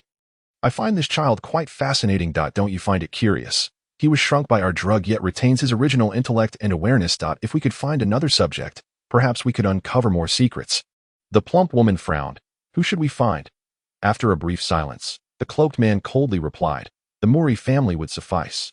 After all, they are bound to be silenced sooner or later. We might as well use them for experimentation first. Upon hearing this, Conan's heart tightened, his pulse quickening as fear spread throughout his chest. The mere mention of the Muri family felt like a dagger piercing his heart. Innocent individuals like Ran Muri, Kagoro Muri, and Eri Kisaki were now facing a terrifying fate due to his blunder. A wave of profound regret surged within him. Conan clenched his teeth, his eyes brimming with anguish and self-reproach. For the first time, he felt utterly powerless, and for the first time, he loathed his own impulsiveness and recklessness. Why? Why do I always focus solely on the case, never considering the consequences? Regret consumed Conan as he replayed every wrong decision in his mind. He was acutely aware that if anything were to befall the Muri family, the guilt would haunt him for the rest of his life. He needed to remain calm and find a way to escape. He could not allow the Muri family to be implicated. However, the ropes binding him were constricting, and the surroundings were barren, leaving no opportunity for rescue. Fear and regret enveloped Conan, yet he understood that he could only rely on himself to escape this predicament. If he failed, all those he cherished would be plunged into endless peril. That I must escape at all costs. Conan took a deep breath, striving to calm himself. He suppressed his impulses, but the restless anxiety coiled around his heart like a venomous serpent. It was a struggle to wait until nightfall. Finally, the two guards outside began to snore softly, and Conan dared to initiate his escape.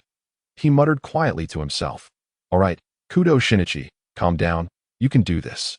Yet inside, turmoil raged as regret crashed over him like a tide. He could not help but blame himself. How did it come to this? If I hadn't been so impulsive, perhaps none of this would have endangered everyone. Visions of his friends and family flashed through his mind, their trust and smiles haunting him. The thought that his recklessness could place them in danger weighed heavily on Conan's chest like a boulder. Shaking his head, he fought to dispel these negative thoughts. Now was not the time for self-pity. Only by escaping could he rectify all of this. Conan dragged his weary body to the cupboard and discovered an empty bottle. He stared at it, silently pleading, "Heaven, lend me a hand. Even a sliver of luck would suffice." With a soft sigh, he swiftly grasped the bottle and found a filthy old blanket. Carefully, he wrapped the bottle in the tattered blanket with his foot. Praying it would not make too much noise, he understood that any mistake could unravel everything and jeopardize the lives of all those he loved. The earlier regret surged again, nearly suffocating him. Countless images raced through his mind. If he failed, would his friends be treated cruelly? Would his parents lose their lives because of this? No, I cannot fail. Conan bit down hard, forcing himself to concentrate. Suppressing the anxiety and fear with a fierce determination, he pressed down, the sound of shattering glass barely audible. Conan stood rigidly, his heart pounding as if it were about to leap from his throat. He could feel each breath he took, terrified of waking the guards outside.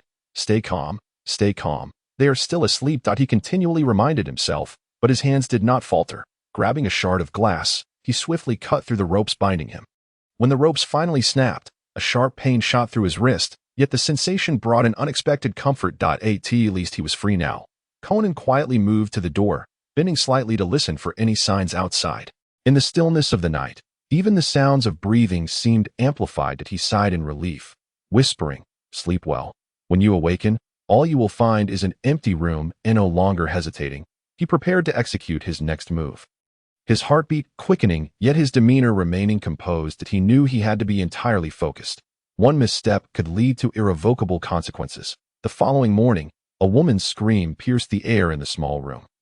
The plump woman bellowed, "He has escaped. That little brat has gotten away." She pointed frantically toward the open window in the kitchen, exclaiming in frustration, "Look, he must have jumped out of here." The masked man accompanying her remained remarkably calm. With his hands in his pockets, he sauntered to the window, peering out. He then shook his head, speaking coolly, "Don't panic, he hasn't escaped." The plump woman stared in disbelief. "What do you mean?"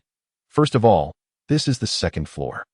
Even if he had the audacity to jump down, there should have been some noise upon landing, right?" The masked man pointed to the ground below the window, frowning slightly. "There are no footprints here," indicating he did not escape through the window. "Moreover, we have been guarding the door. He could not have left that way either." The plump woman's expression darkened as she muttered, "Then where could he have gone? Is this kid invisible?" Ignoring her complaints, the masked man quietly reached for the gun at his waist, methodically inspecting every corner of the room.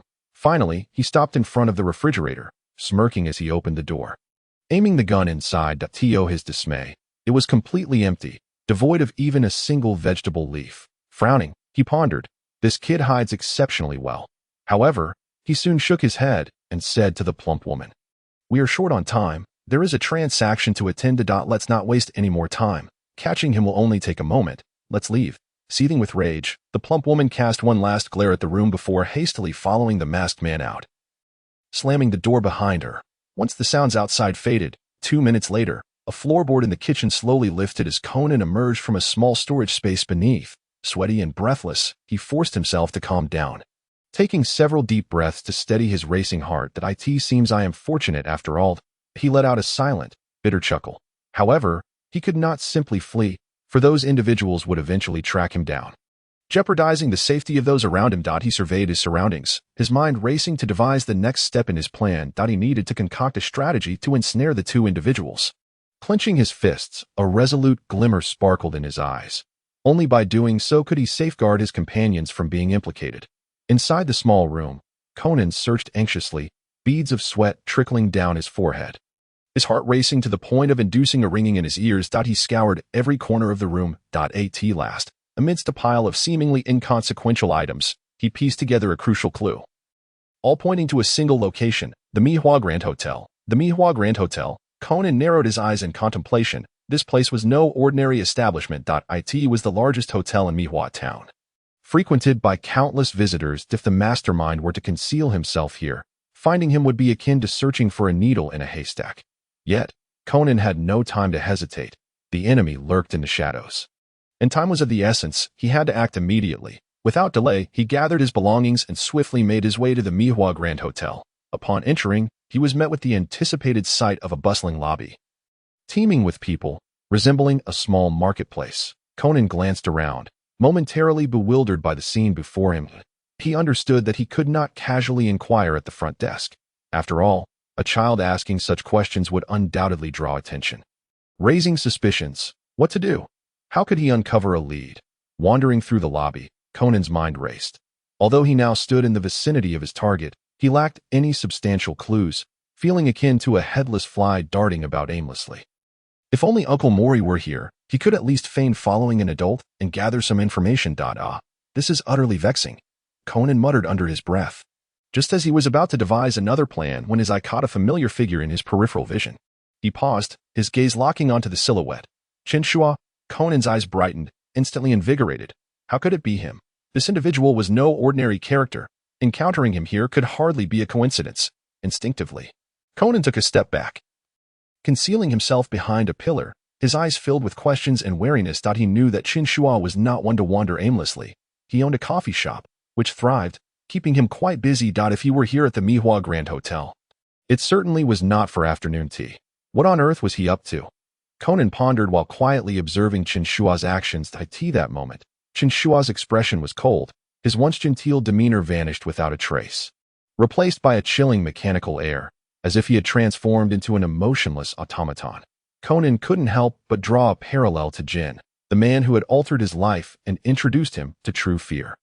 The resemblance between the current Chen Shuo and Jin sent a shiver down Conan's spine. Something was amiss. Chen Shuo was undoubtedly involved in something sinister. He held his breath and cautiously followed Chen Shuo, intent on uncovering his true intentions. Just as he was intensely focused on observing, a familiar voice rang out from behind him. Conan, what are you doing here? He froze, his heart nearly stopping, spinning around. He found himself staring into the concerned eyes of Ran Muri, her brow furrowed with worry. You didn't come home all night, and now you've shown up at the Mihua Grand Hotel. What is going on? The moment Conan laid eyes on Ran, all his tension and doubts dissipated. Her presence was a lifesaver. He quickly lowered his voice, saying, Ran, what a fortuitous timing. I have something urgent to attend to here. Could you assist me? Ran remained puzzled, but upon seeing Conan's earnest expression, she refrained from pressing further, merely nodding gently. All right, but you must tell me what is happening. As Conan fabricated an excuse to placate her, he led Ran toward the front desk, using her as a cover. He discreetly surveyed the surroundings, his mind racing. The cold visage of Chen Shuo lingered in his thoughts. Yet, his primary objective was to bring the two men to justice. Ran's appearance was indeed a godsend. With Ran's cooperation, Conan finally deduced the room number of the masked men. He stealthily made his way to the 30th floor of the Mihua Grand Hotel, his heart racing and palms sweating slightly. He understood that this step could determine everything. As they approached the door of room 301, Conan found himself stunned. Standing before the door was none other than Chen Shuo.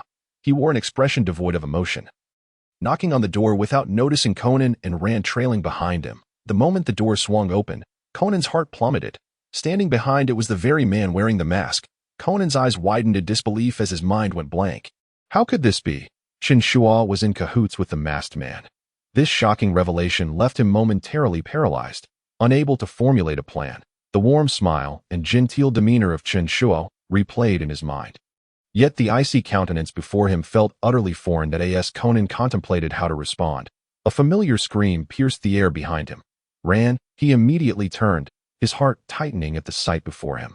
Ran was being restrained from behind by a rotund woman, a gun coldly pressed against her temple. Ran struggled desperately, her face a mask of fear and anguish. Conan, be careful, she cried out, her voice trembling with urgency. Conan's mind spiraled into chaos, as if something heavy had slammed into his chest, rendering him breathless. His thoughts faltered, leaving only a tempest of anger and guilt. He realized the situation was far more complicated than he had anticipated, with danger closing in on him step by step. What the hell should I do? What can I do? Conan clenched his fists, casting a cold glance at the masked man and Chen Shuo, attempting to discern any hint of hesitation in their expressions. Yet, their demeanor was calm and collected, as if they had anticipated everything. Seeing that they had captured both Conan and Ran, The masked man displayed a sinister smile. His eyes gleaming with triumph, he turned to Chen Shuo, saying, "You truly are remarkable, Chen Shuo. You possess an uncanny understanding of human nature, managing to lure this little brat right into our grasp." Chen Shuo regarded Conan and Ran with a cold gaze. His expression impassive, as if they were mere scenery. Ran looked at Chen Shuo in disbelief. "Shuo, how could you?" she began, but the rotund woman tightened her grip around her neck, silencing her. Chen Shuo merely cast a glance in their direction, offering no response, before striding directly into the room. Seemingly indifferent to the unfolding events, Conan beheld the murderous intent in Chen Shuo's eyes. A wave of terror surged within him, his trust in him crumbling to dust. His heart plummeted into an icy abyss, and his limbs felt rigid. This is it. This is it, Conan repeatedly thought, feeling as though he had nowhere to escape. Ran struggled beside him, her expression one of utter despair. "Conan, you have to run," she urged in a hushed tone, still striving to inspire him despite her own constraints. "That we can't escape." Conan forced himself to remain calm. The dire situation left him feeling hopeless. The sharp intellect he prided himself on was of no use at that moment, and despair began to seep in. The rotund woman shoved them into the room, forcing Conan and Ran to sit facing each other. The air around them seemingly frozen, the tension nearly suffocating. Inside the room, Chen Shuo stood before the massive floor-to-ceiling window, seemingly entranced by the snowy landscape outside, utterly oblivious to the commotion behind him. His silhouette, framed by the white snow, appeared exceptionally cold, resembling a statue isolated on a frozen expanse. Ran gazed at his figure, her eyes filled with disappointment and sorrow. She had never imagined that the man she secretly admired would transform into such a callous individual. She longed to inquire, but an invisible force seemed to choke her throat, rendering her voiceless as her questions and anger morphed into silent tears. Conan stood nearby, recalling the murderous glint in Chen Shuo's eyes. His body still trembling slightly. His mind was a whirlpool of confusion, as if he had plunged into a dark abyss. He scanned the surroundings, acutely aware that he and Ran had been cornered into a dead end. He sought a way out, yet his thoughts were clouded and vague. What to do? What on earth should I do? He clenched his fists, sweat pooling in his palms. That moment, the masked man languidly leaned against the wall. His tone laced with mockery as he addressed Conan. "I must say, little brat, you are quite clever to have found this place. However," he smirked, casting a glance at Conan, "you are rather foolish, bringing along a high school girl to confront us. I can't quite decide whether to commend your bravery or mock your stupidity." The rotund woman chimed in, crossing her arms with a derisive expression. "Huh, you really are a peculiar fool, dragging your childhood friend into this mess. Ensuring she shares in your misfortune." The words struck Conan's heart like a heavy hammer, instantly draining the color from his face, and a profound sense of regret flickered in his eyes. How could I have been so foolish? He lowered his head, a wave of intense self-reproach and remorse surging within him. This moment, he fully realized his mistake. He had been so consumed with unraveling the mystery and seeking clues that he had entirely overlooked the people around him. Inadvertently dragging Ran into this perilous situation, memories flooded back of Ran's gentle, trusting gaze throughout their journey, and her unwavering support for him pierced his heart like a dagger. He had believed himself to be clever and capable enough. Yet in the end, he had still placed Ran in harm's way. It was my selfishness, solely focused on solving the case, that caused me to neglect her safety. Regret washed over him like a tidal wave, nearly rendering him unable to remain seated. Vivid images of Ran's suffering and weeping because of him flashed through his mind, the weight of guilt and self-blame threatening to crush him. Clenching his fists, he silently vowed, "Ran, I will ensure your safety. No matter what, I will bring you out of here." He took a deep breath, striving to regain his composure as he pondered how to confront the imminent crisis. Despite the turmoil of regret churning within him, he understood that the only course of action was to muster his resolve. Even if it meant seizing a glimmer of hope, he would fight for Ran's escape. With determination, Conan resolved to employ his usual wit and banter to lower the guards of the nefarious individuals before him, seeking an opportunity to slip away, just as he was about to speak. The stout woman behind him interjected coldly, asking, "What about this little girl?" The masked man shrugged nonchalantly, his demeanor indifferent. She is of no use anymore. Just dispose of her. We only need this little brat. This rare specimen." His tone was as casual as if discussing lab rats, devoid of any trace of compassion. Having said that, the masked man turned to Chen Shuo, unabashedly commanding, "Get it done. Consider it your initiation." Chen Shuo's expression shifted slightly, a glint of chilling malice flashing in his eyes. He fixed his gaze on the masked man, his voice low and menacing. You want me to kill her? The masked man replied with an unsettling calmness.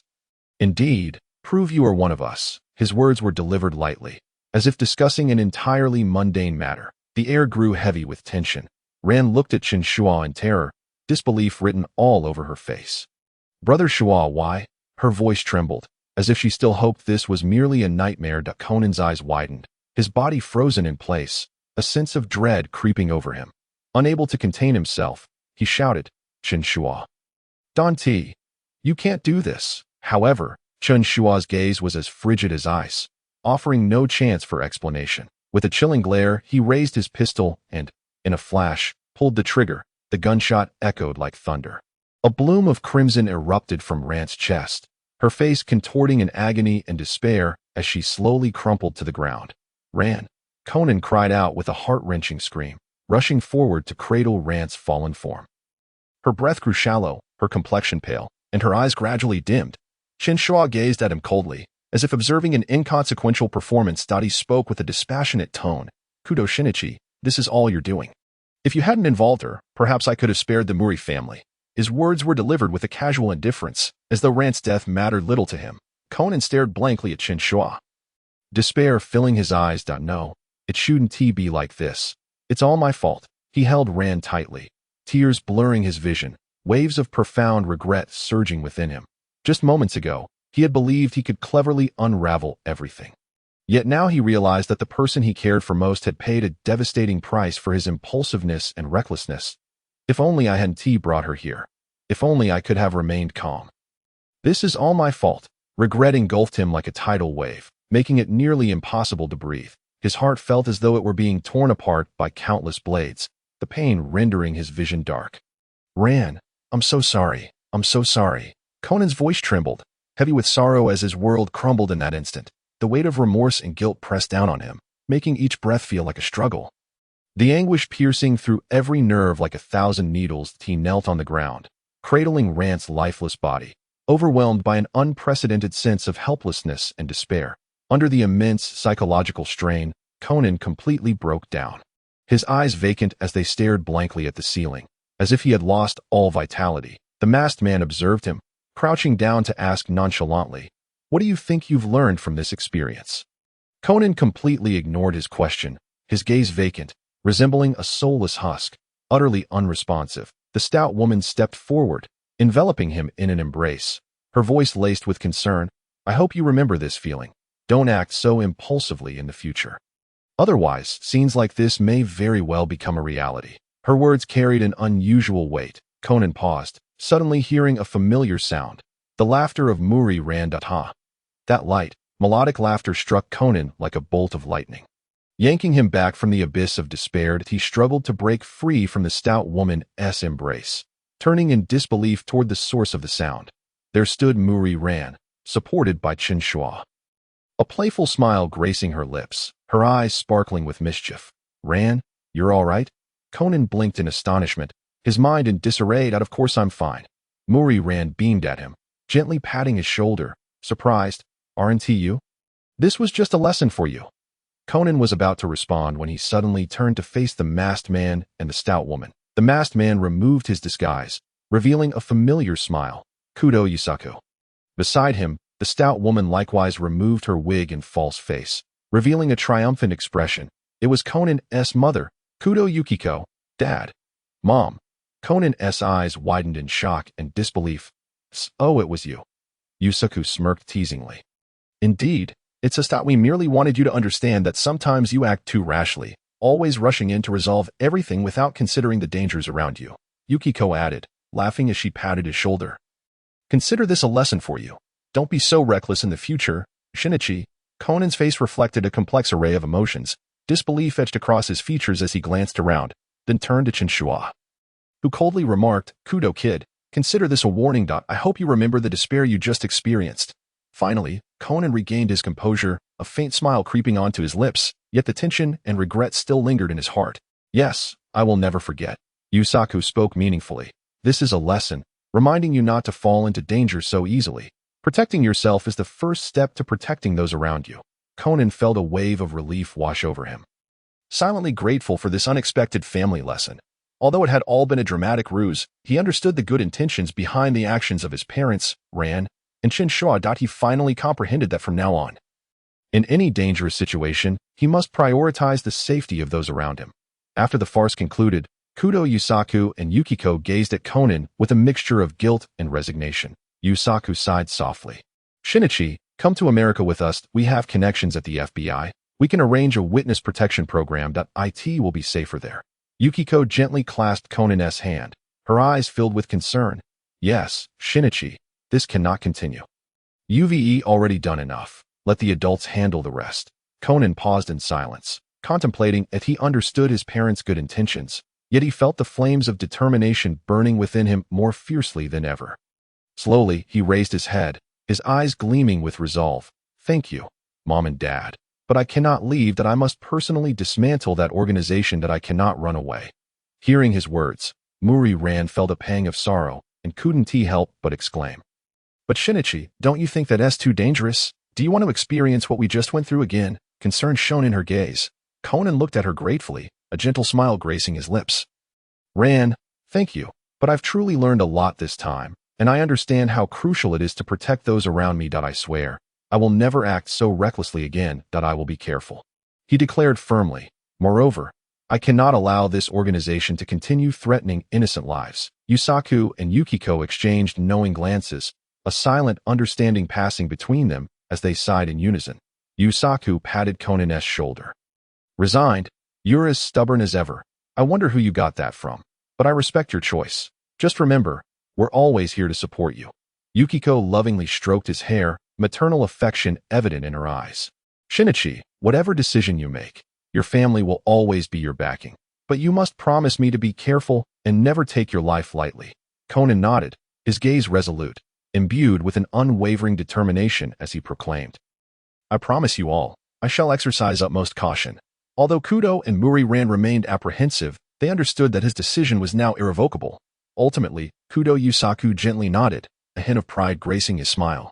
Very well, Shinichi, since you have made your choice, pursue it with all your heart. The Kudo couple boarded their flight back to America, leaving Conan and Ran behind. Chen Shuo drove them back to the Muri Detective Agency. Along the way, Ran chatted cheerfully with Chen Shuo, evidently still reveling in the day's adventure. Chen Shuo, too, returned to his usual composed demeanor.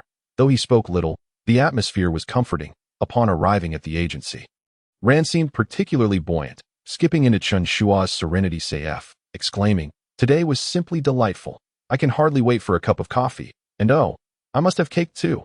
Conan stood by the car, watching her retreating figure, and couldn't help but smile.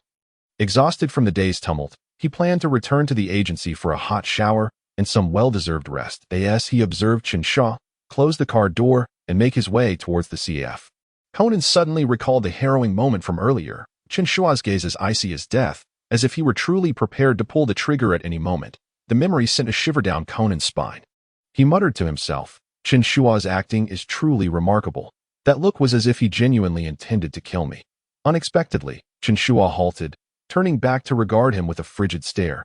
Conan was momentarily taken aback, eager to explain, but Chen Shuo quietly interjected, that was no act, kid. Chen Shuo narrowed his eyes slightly, his tone calm yet cold. If ever you pose a threat to my friends, I will not hesitate to eliminate you. With those words, Chen Shuo said nothing further and strode into the CF. Conan stood frozen in place, momentarily lost in thought. He watched Chen Shuo disappear through the CF door, a swirl of complex emotions stirring within him. Respect, curiosity, and an indescribable unease. He realized the gravity of the situation at that moment. Conan comprehended that Chen Shuo was indeed no ordinary individual. However, after the events of the day, he felt a newfound caution take root within him. He shook his head with a wry smile, silently admonishing himself, it seems I must indeed be more prudent. In the early morning, Chen Shuo sipped a steaming cup of coffee, leisurely perusing the day's newspaper. After scanning a few lines of news, he furrowed his brow, tossing the paper casually onto the bar, muttering, why are there so many arson cases lately? Is it ever going to end? Nearby, Inomoto Aki, busy preparing coffee, nodded in agreement. Indeed, I've heard about the recent spate of arson cases. It's quite terrifying. The police still haven't apprehended the culprits. Just then, the bell at the door chimed. The rarely early-rising Muri Kagoro entered the CF. Casually picking up the newspaper Chen Shuo had just set down, engrossed in its contents. Upon reaching a particular article, his expression shifted to one of shock. What? The Kurikawa residence has been destroyed. He gazed at the report, shaking his head in disbelief. This is truly dreadful. Not long ago, I helped solve the murder of Kurikawa Daizo. That case caused quite a stir. Muri Kagoro spoke with a sense of pride, clearly reveling in his detective prowess. Chen Shuo, observing his friend's self-satisfied demeanor, couldn't help but chuckle inwardly, thinking, it's easy to boast when you have kudos alias to rely on during crucial moments. Chen Shuo shook his head lightly, a hint of exasperation in his eyes. After all, he had long grown accustomed to his friend's erratic performances and was disinclined to offer further commentary. Reflecting on the lessons from their last encounter, Conan seemed to have adopted a more subdued approach. While he still assisted Muri Kagoro in solving cases, under Muri Rant's protection, the risks were significantly diminished. Chen Shuo took a sip of his coffee, contemplating. It appears Conan has absorbed some wisdom. I hope he genuinely exercises greater caution this time. After all, the darkness of this world is no trifling matter. Muri Kagoro and Chen Shuo engaged in conversation for a while, their topics shifting from recent cases to the daily life of detectives. Eventually returning to coffee and newspapers, glancing at his watch, Kagoro suddenly sprang to his feet, displaying a look of urgency. Is it already this late? I can't chat any longer. I have a commission today. Another major case awaits my attention. Chen Shuo looked up at him, unable to suppress a smile. Oh, sounds like an important client. The Muri Detective Agency is becoming increasingly busy. Kagoro beamed, sticking out his tongue in glee. Of course, who could resist the fame of the great detective Muri Kagoro? With that, he donned his characteristic confident smile and swaggered towards the door. Chen Shuo watched him depart, a glimmer of satisfaction in his eyes. Since Muri Kagoro's rise to fame, his commissions had indeed multiplied. Even with Conan's frequent assistance, it did not diminish Kagoro's growing confidence and zeal. Chen Shuo felt a sense of quiet joy as he observed his old friend shedding the lethargy of the past. He gently lifted his coffee cup, reminiscing about the first time he met Kagoro, who had always appeared in a daze, as though ready to abandon everything. Now, he radiated vitality, no longer the hopeless detective who spent his days smoking and drinking away the hours, but rather a confident, proud great detective. As evening descended, with the last rays of sunlight gradually fading, the Serenity CF prepared to close the tea that moment. The bell chimed softly, and Muri Ran entered as usual. Her face adorned with the relaxed smile characteristic of a student just released from school. She had grown accustomed to this interval after her classes.